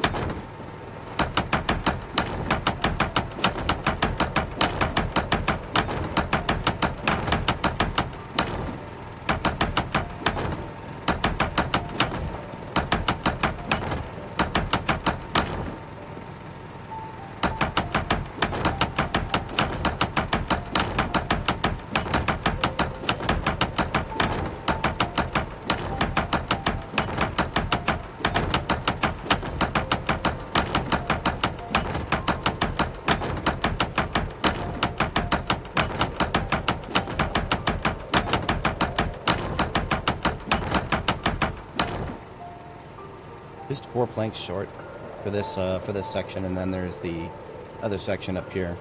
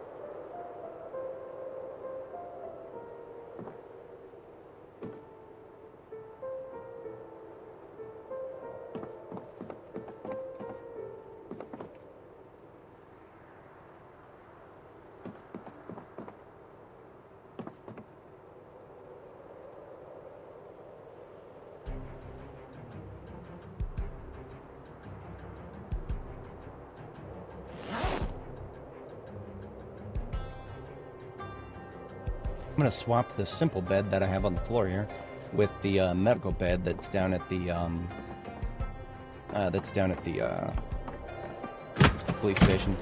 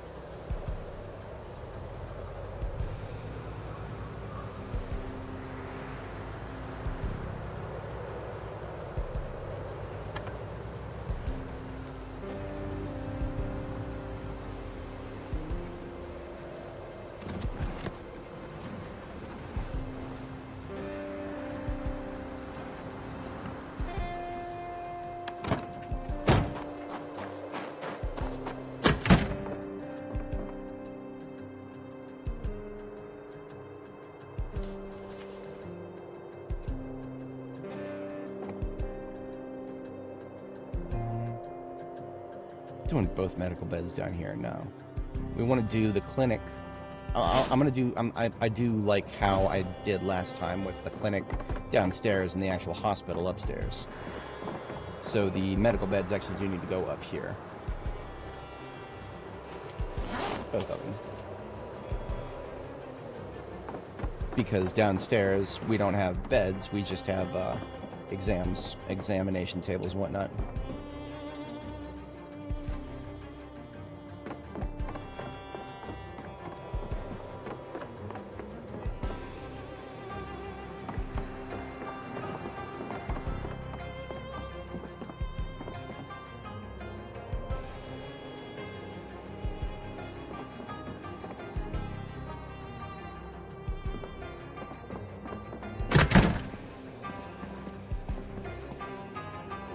Alright, bedtime.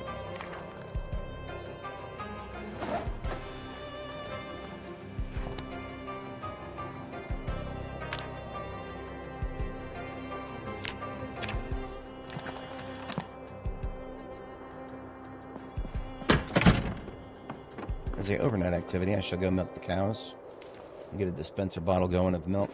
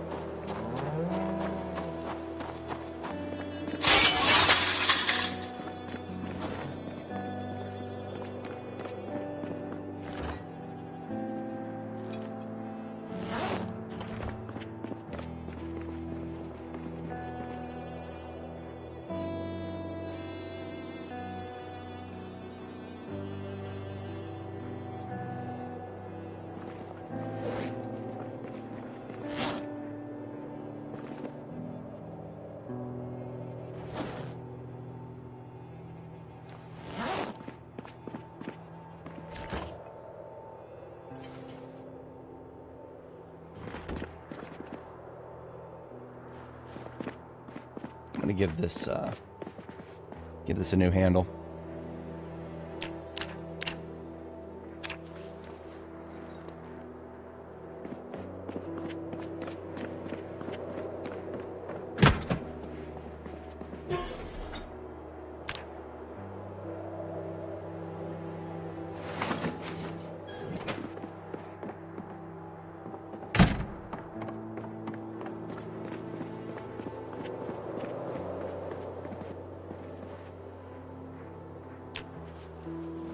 Oh, geez, Louise, I'm already up to 10 hours and 43 minutes. I have, well, I lose myself sometimes.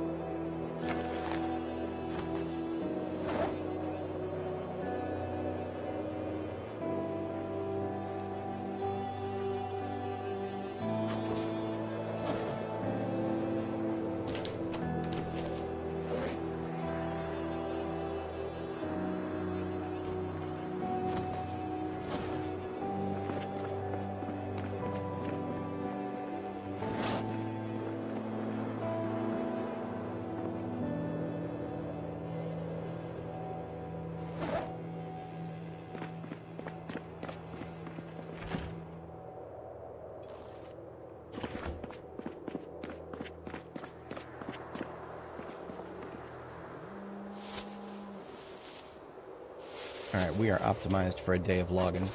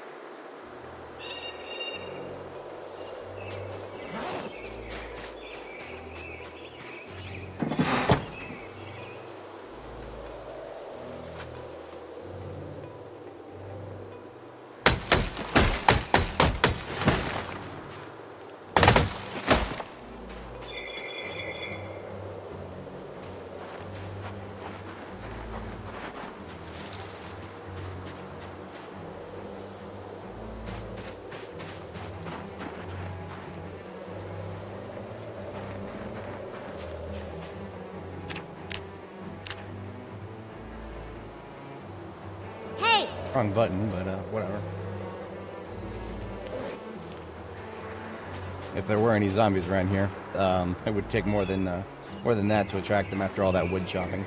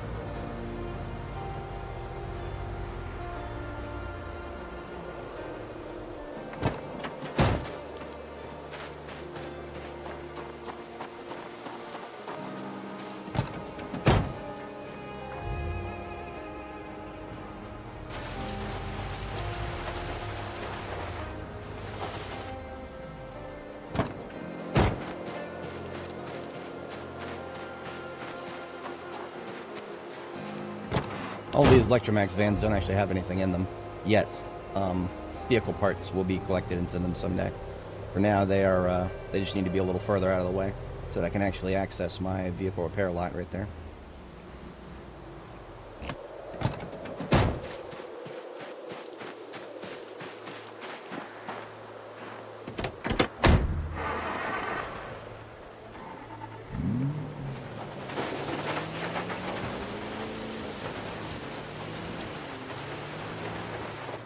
This one is a donor vehicle for sports car parts.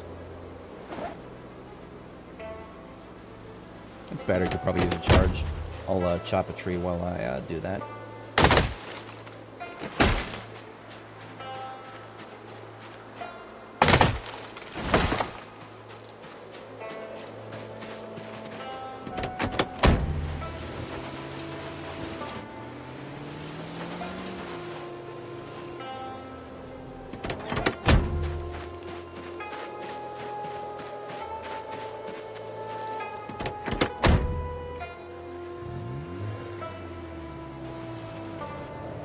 Parked this fucking thing right on top of a bush. Ugh.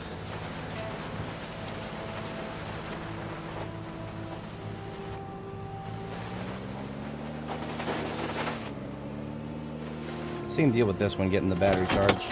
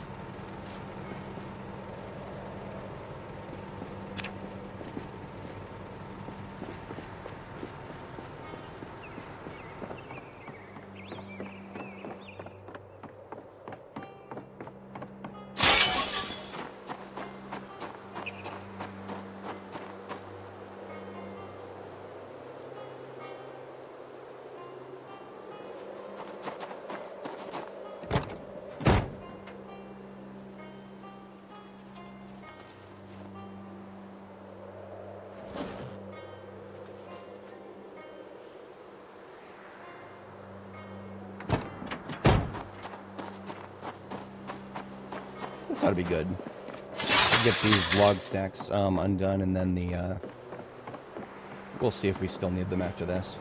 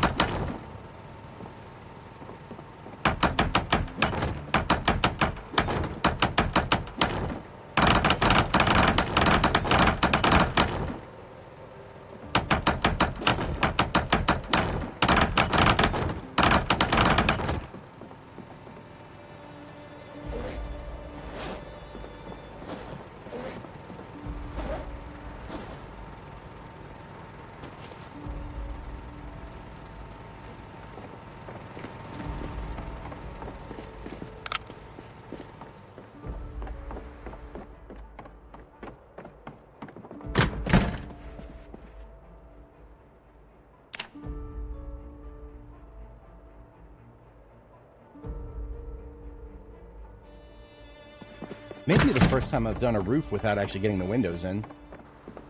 That's okay. I have confirmed that windows should not actually stop the game from considering an area indoors.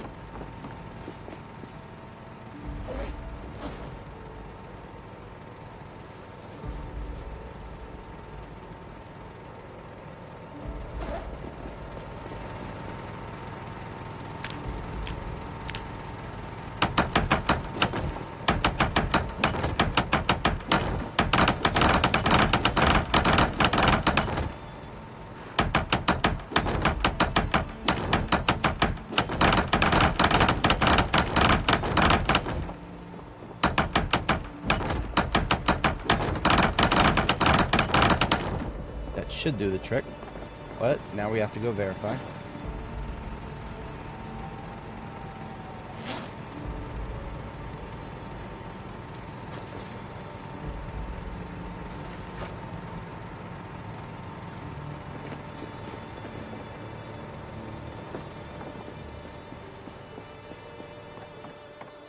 Nope. Something up here is broken.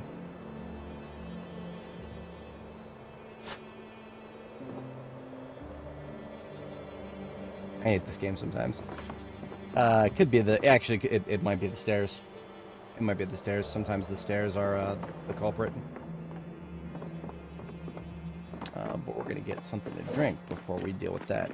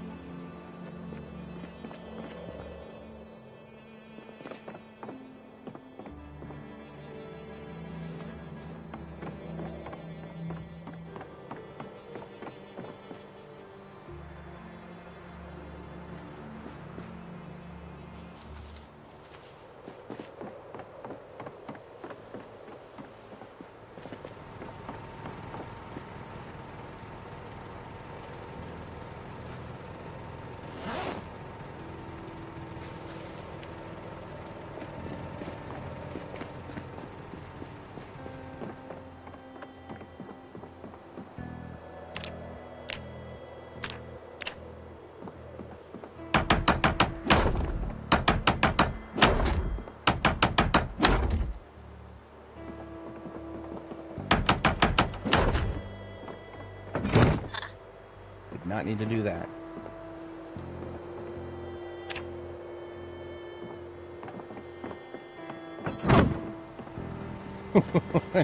she's starting to freak me out a little bit.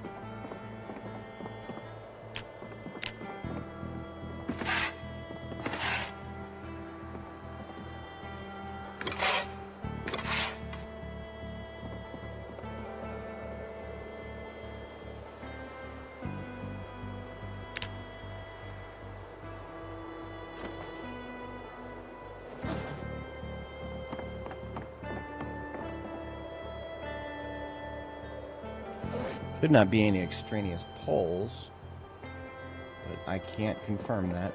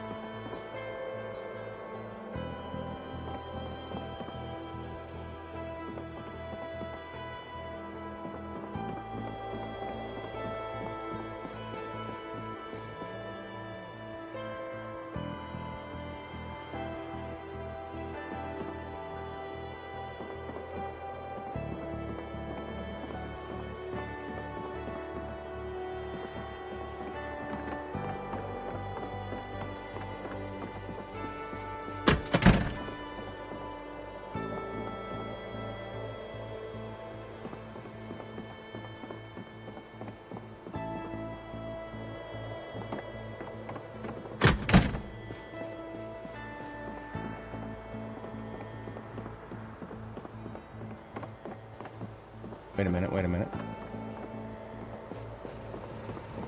No, there's nothing missing up here.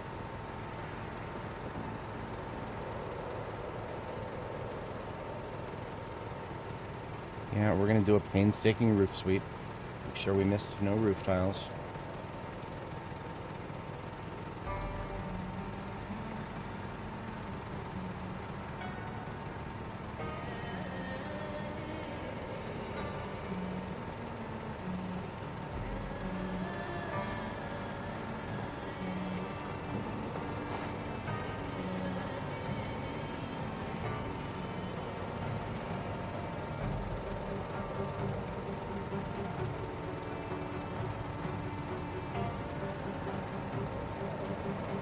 Okay, no roof tiles at all were missed. So that's not the culprit. We're gonna go get... What are we doing?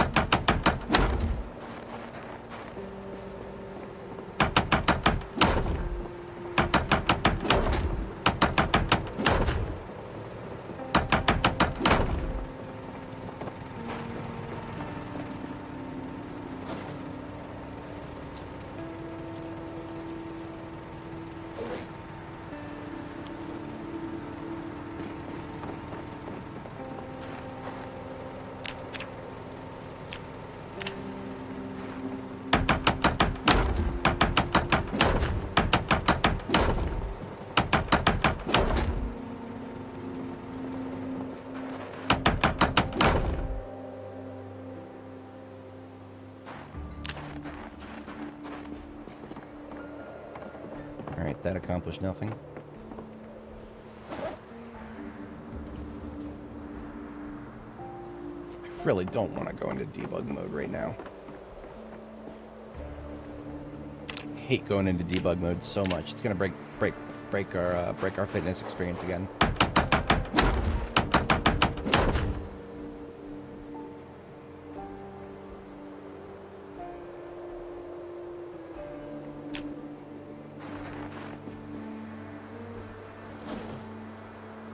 Yeah, we don't have enough planks to keep fucking around like this.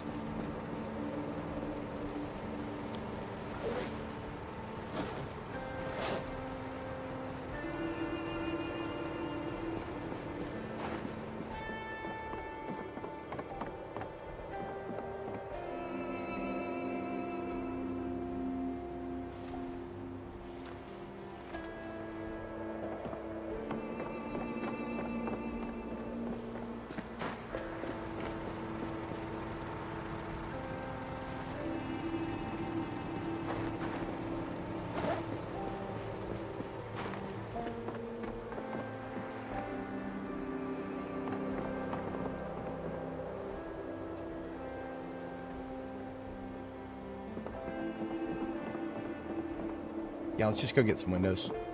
Give us a break from this monotony.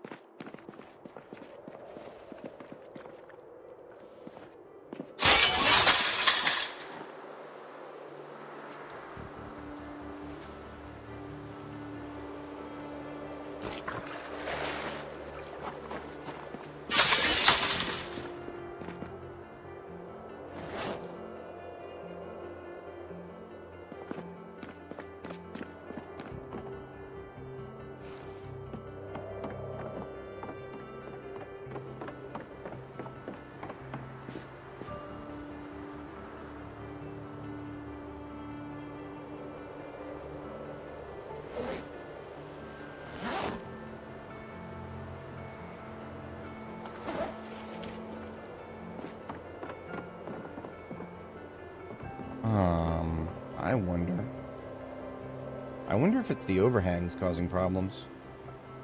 The overhangs are like these little 4x4 areas that...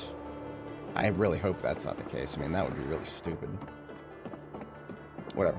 8 windows, I believe, is the magic number. I took a note. 8 windows for the second floor. Let's go get them. This one is now full, so we're going to need to go use a different vehicle. Ambulance should have room.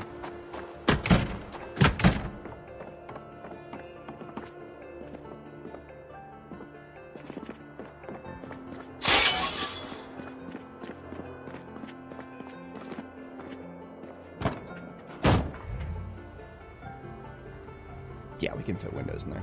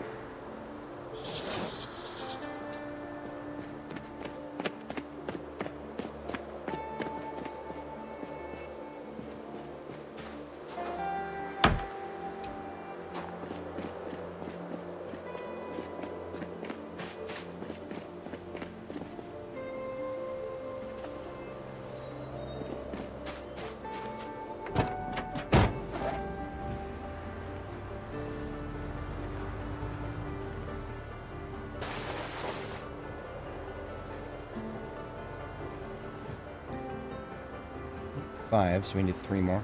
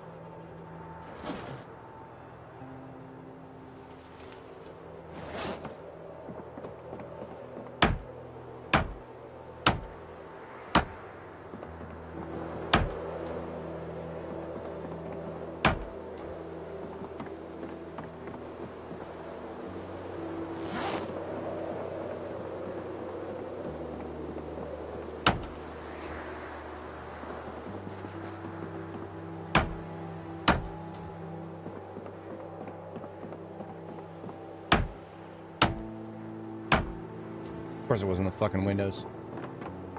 Alright. All doors, all windows, and all roofs are in place, and yet we're still not considered indoors. This is what I get for having it asymmetrical with the underlayer.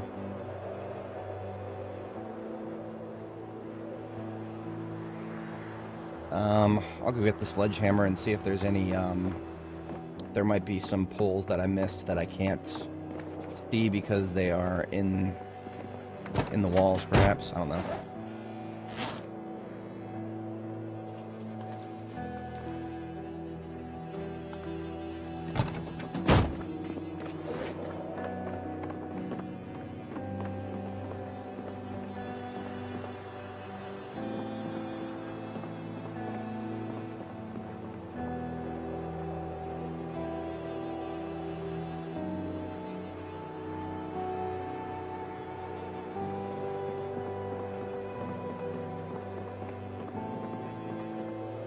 I know there's one on this outside corner. I'm not building a scaffolding to go back out there again. Fuck that.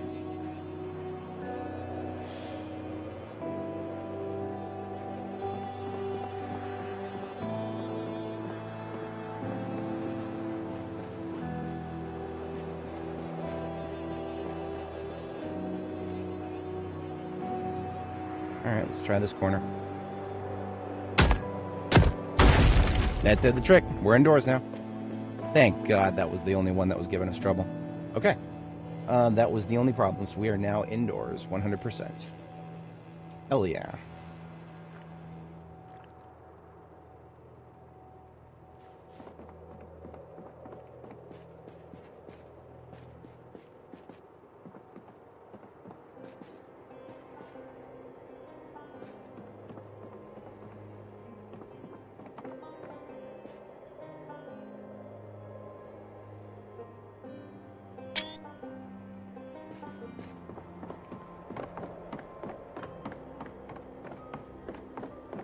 Yeah, we just, so it was, there were pole problems, but we solved them with the first try. So, we have the second floor completely whatchamacallit, completely filled in now. Perfectly filled in.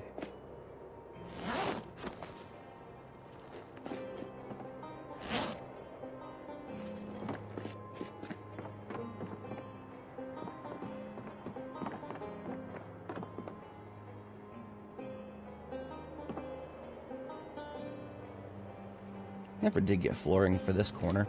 We don't have a lot of time left. We only have about 20 minutes. That's true. Oh yeah, 45 auto revolver is pretty good, especially when you're high level aim. I got some okay-ish results with it at lower level aim here. I say lower level. I'm saying lower level. I'm just not level 10 yet.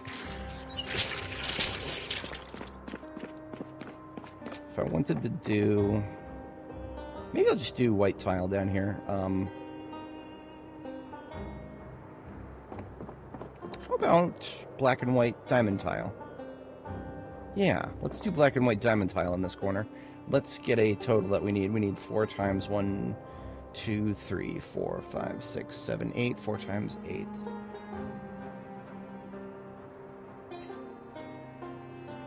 That's 32 plus 1, 2, 3, 4 times 1, 2, 3, 4, 5. So that's 32 plus 40. Wait a minute, no, 4 times 5 is 20. So 52. We need 52 floor tiles if we want to get this corner filled in.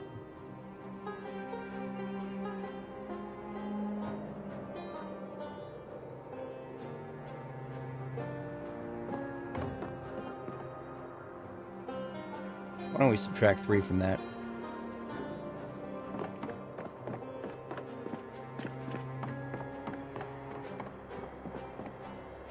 Yeah, we're going to subtract 3 from that. We're going to do metal floors underneath the metal stairs. That feels right.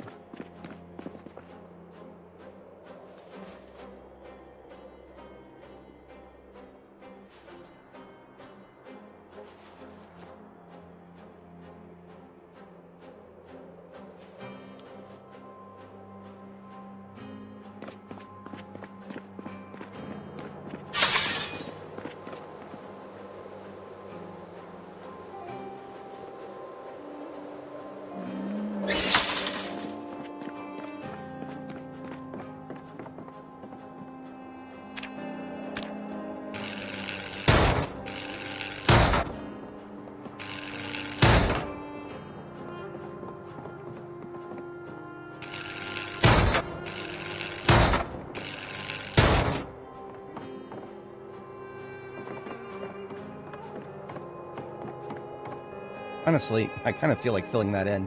Just have a metal, just like a sort of a causeway there. Metal hallway, I guess.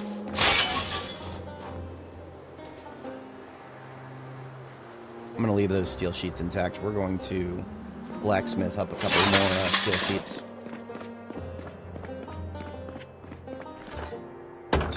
This truck has got mostly steel ingots in its trunk. We've cleaned out everything that was in Electromax, so I can saw these steel ingots down into blocks. And each one of those blocks can be turned into a steel sheet.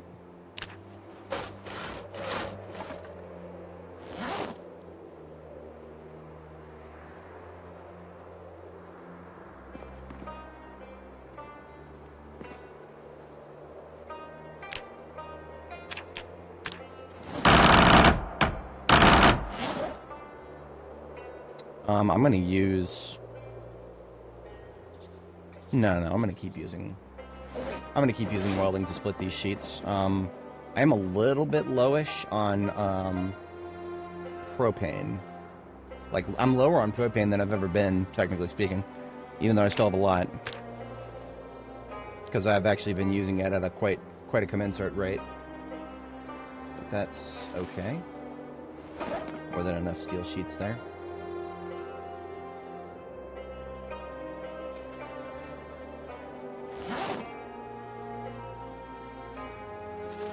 Missed 99% of stuff. I don't know.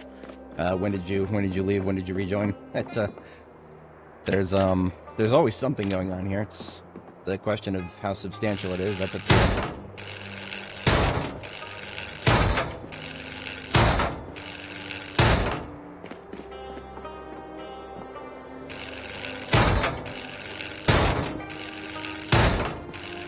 Alright, I like that. I like that a lot. Now we're gonna put away the welding stuff. We're going to paint these walls gray, just so that the metal stairs gets a something that matches the aesthetic, as it were.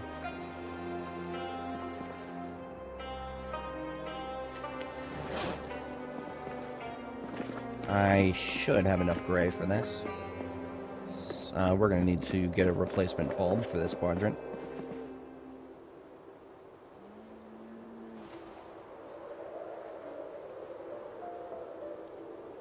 We do one of those lighter-ish bulbs here. Yeah, let's try one of those. Let's see how that looks in this quadrant.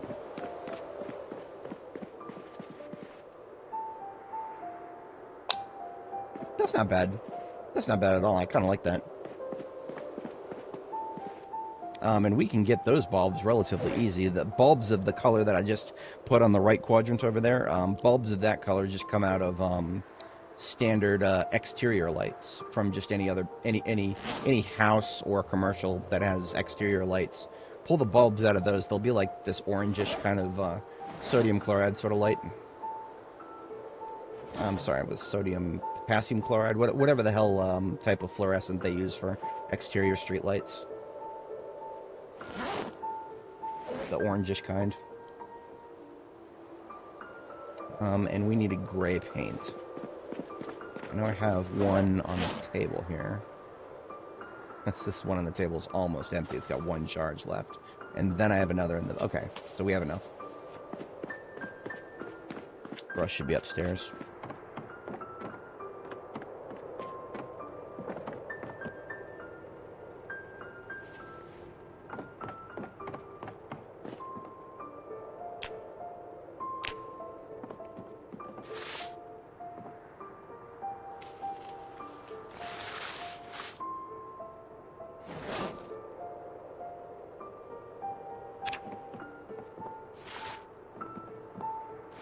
Oh, I like that. I like that a lot.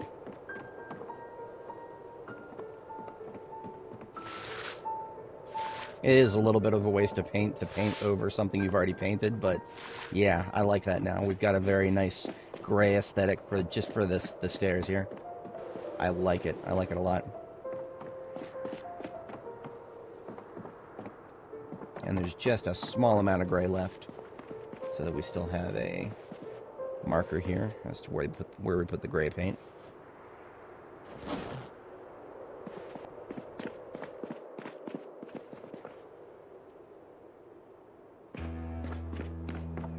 So we can update our total from 1, 2, 3, 4, 5, 6, 7, 8. Subtract 8 from that.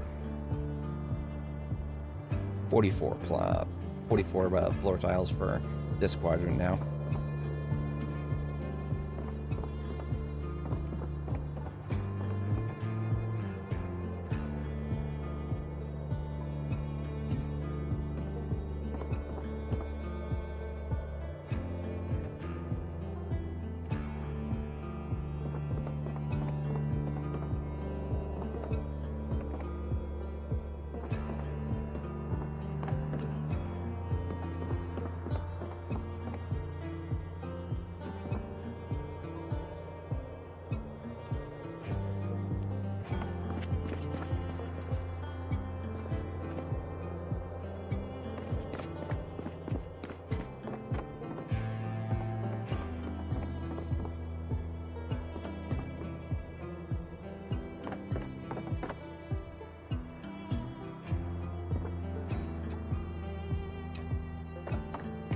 Alright, what are we up to? 11 hours, 40 minutes? Yeah, I don't have a lot of time to go nuts with decorations on the second floor. So we're not going to do second floor decorations today. What I will do, though, this is easy. I'm going to put the signs up. I had to move the signs off of the second floor so I can get the walls up. So we can put the, which one is this? This is service daily, and this is, the Lord is my shepherd. Okay.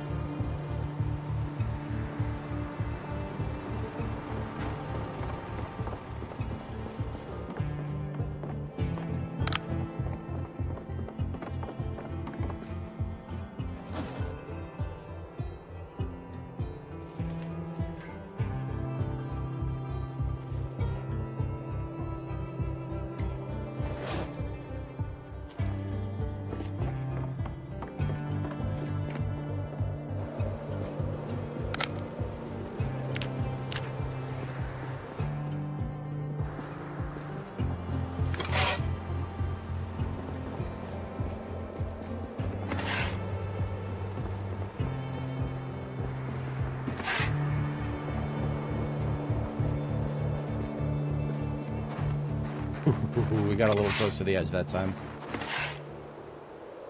I don't know what happened there. But that's we're gonna have to sledge that wall out now.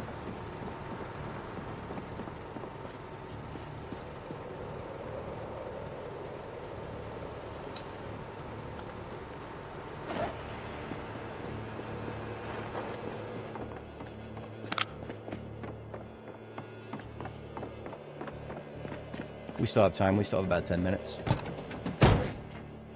If anybody is not familiar, YouTube cuts you off after, so you can live stream for up to, you can live stream for a very long time.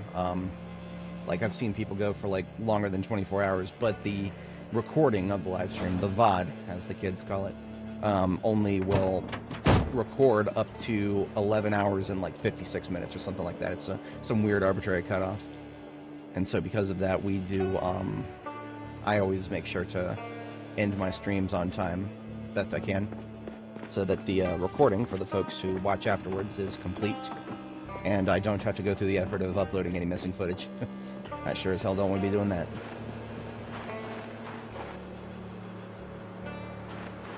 So why is there a stupid-ass, ugly little streak on that? I don't know. I've seen it happen before. Jesus Christ. I'm giving myself heart attacks here. So we're going to be short by a couple of planks here.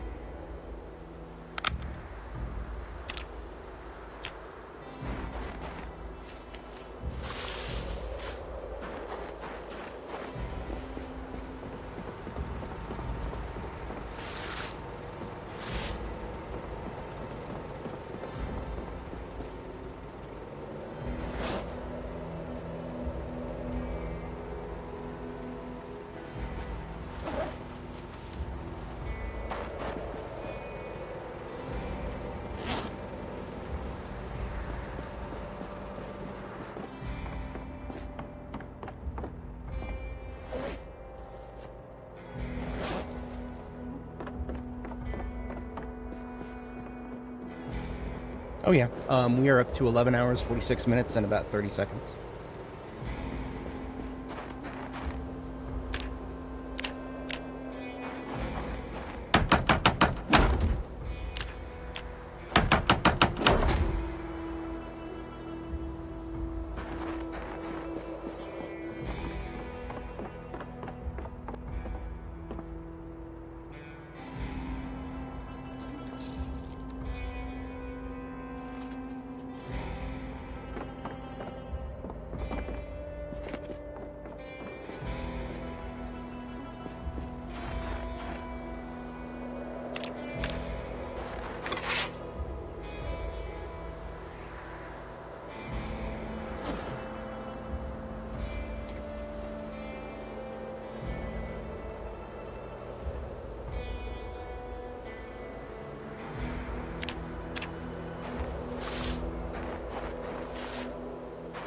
I could put, you know what? I'm gonna put the stars and bars on the side there, and we're gonna put the satellite dish facing this way.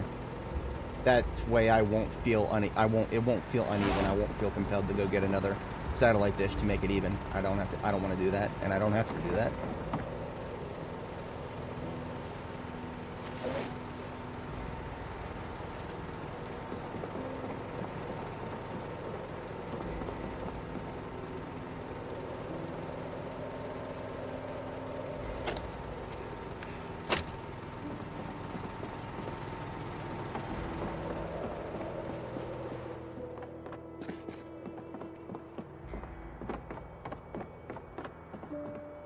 We don't have enough gray.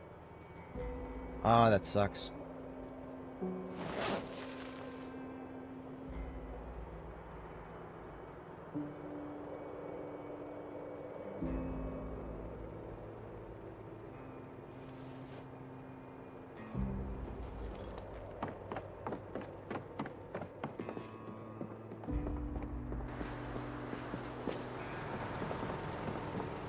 Should have a USA flag somewhere.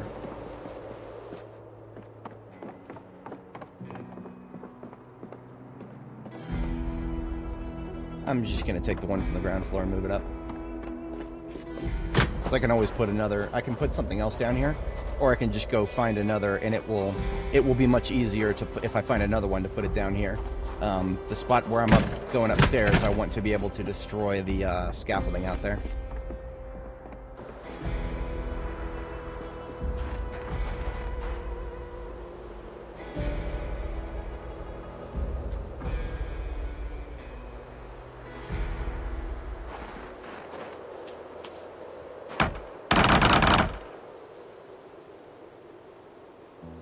Alright, it's actually bedtime. I'm going to go ahead and hit the sack and come back and finish that off in the morning, or another night. Yeah, we've got like 2 or 3 minutes left to be tops. Hey, Bloody, Happy New Year.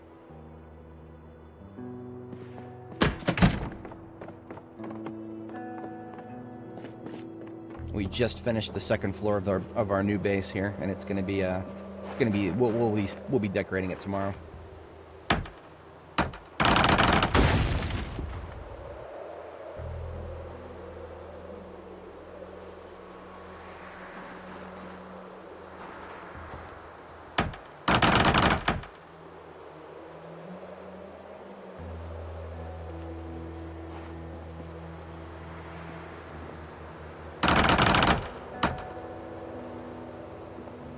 This is a recipe for disaster right here, so I need to zoom in. Can't be doing this zoomed out.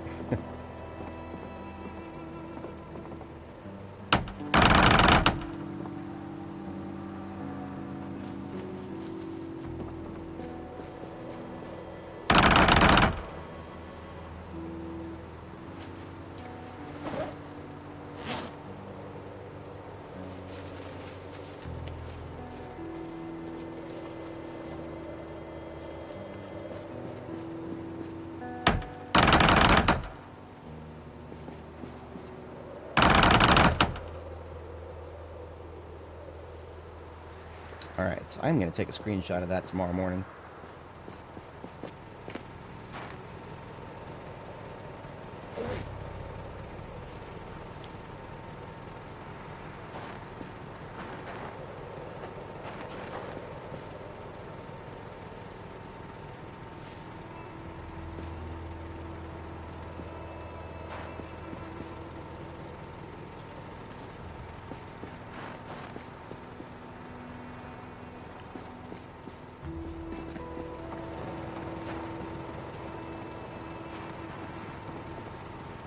It looks like from the roof I can't get those tiles to go away.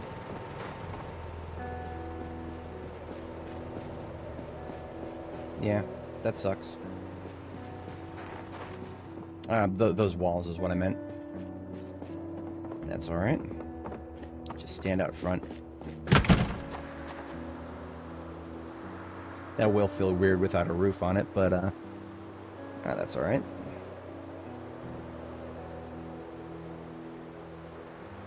I like my base, flaws and all.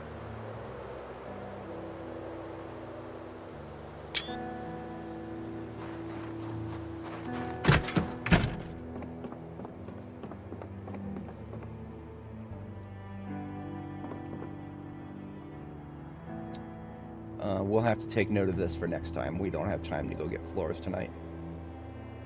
Where was it? We need to get 44 floors.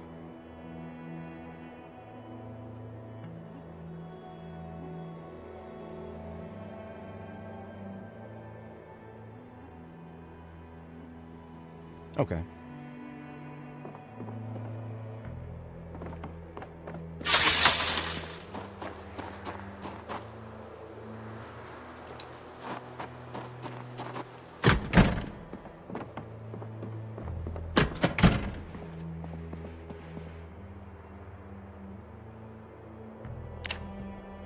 All right, folks, we've had a good one. Of course, I just have to have a nightmare. The game is just not ready to end yet.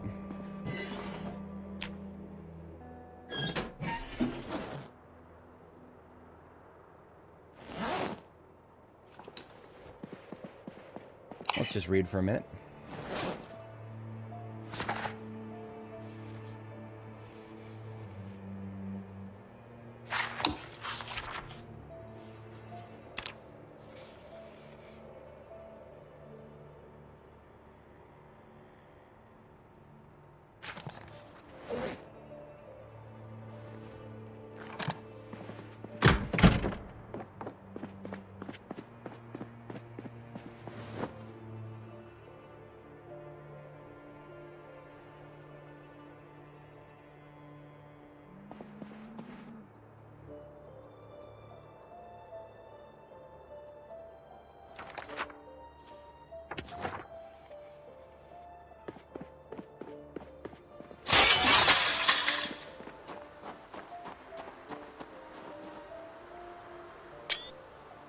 Day shot doesn't look quite as good with the fog and the snow kind of clustering it up, but that's alright.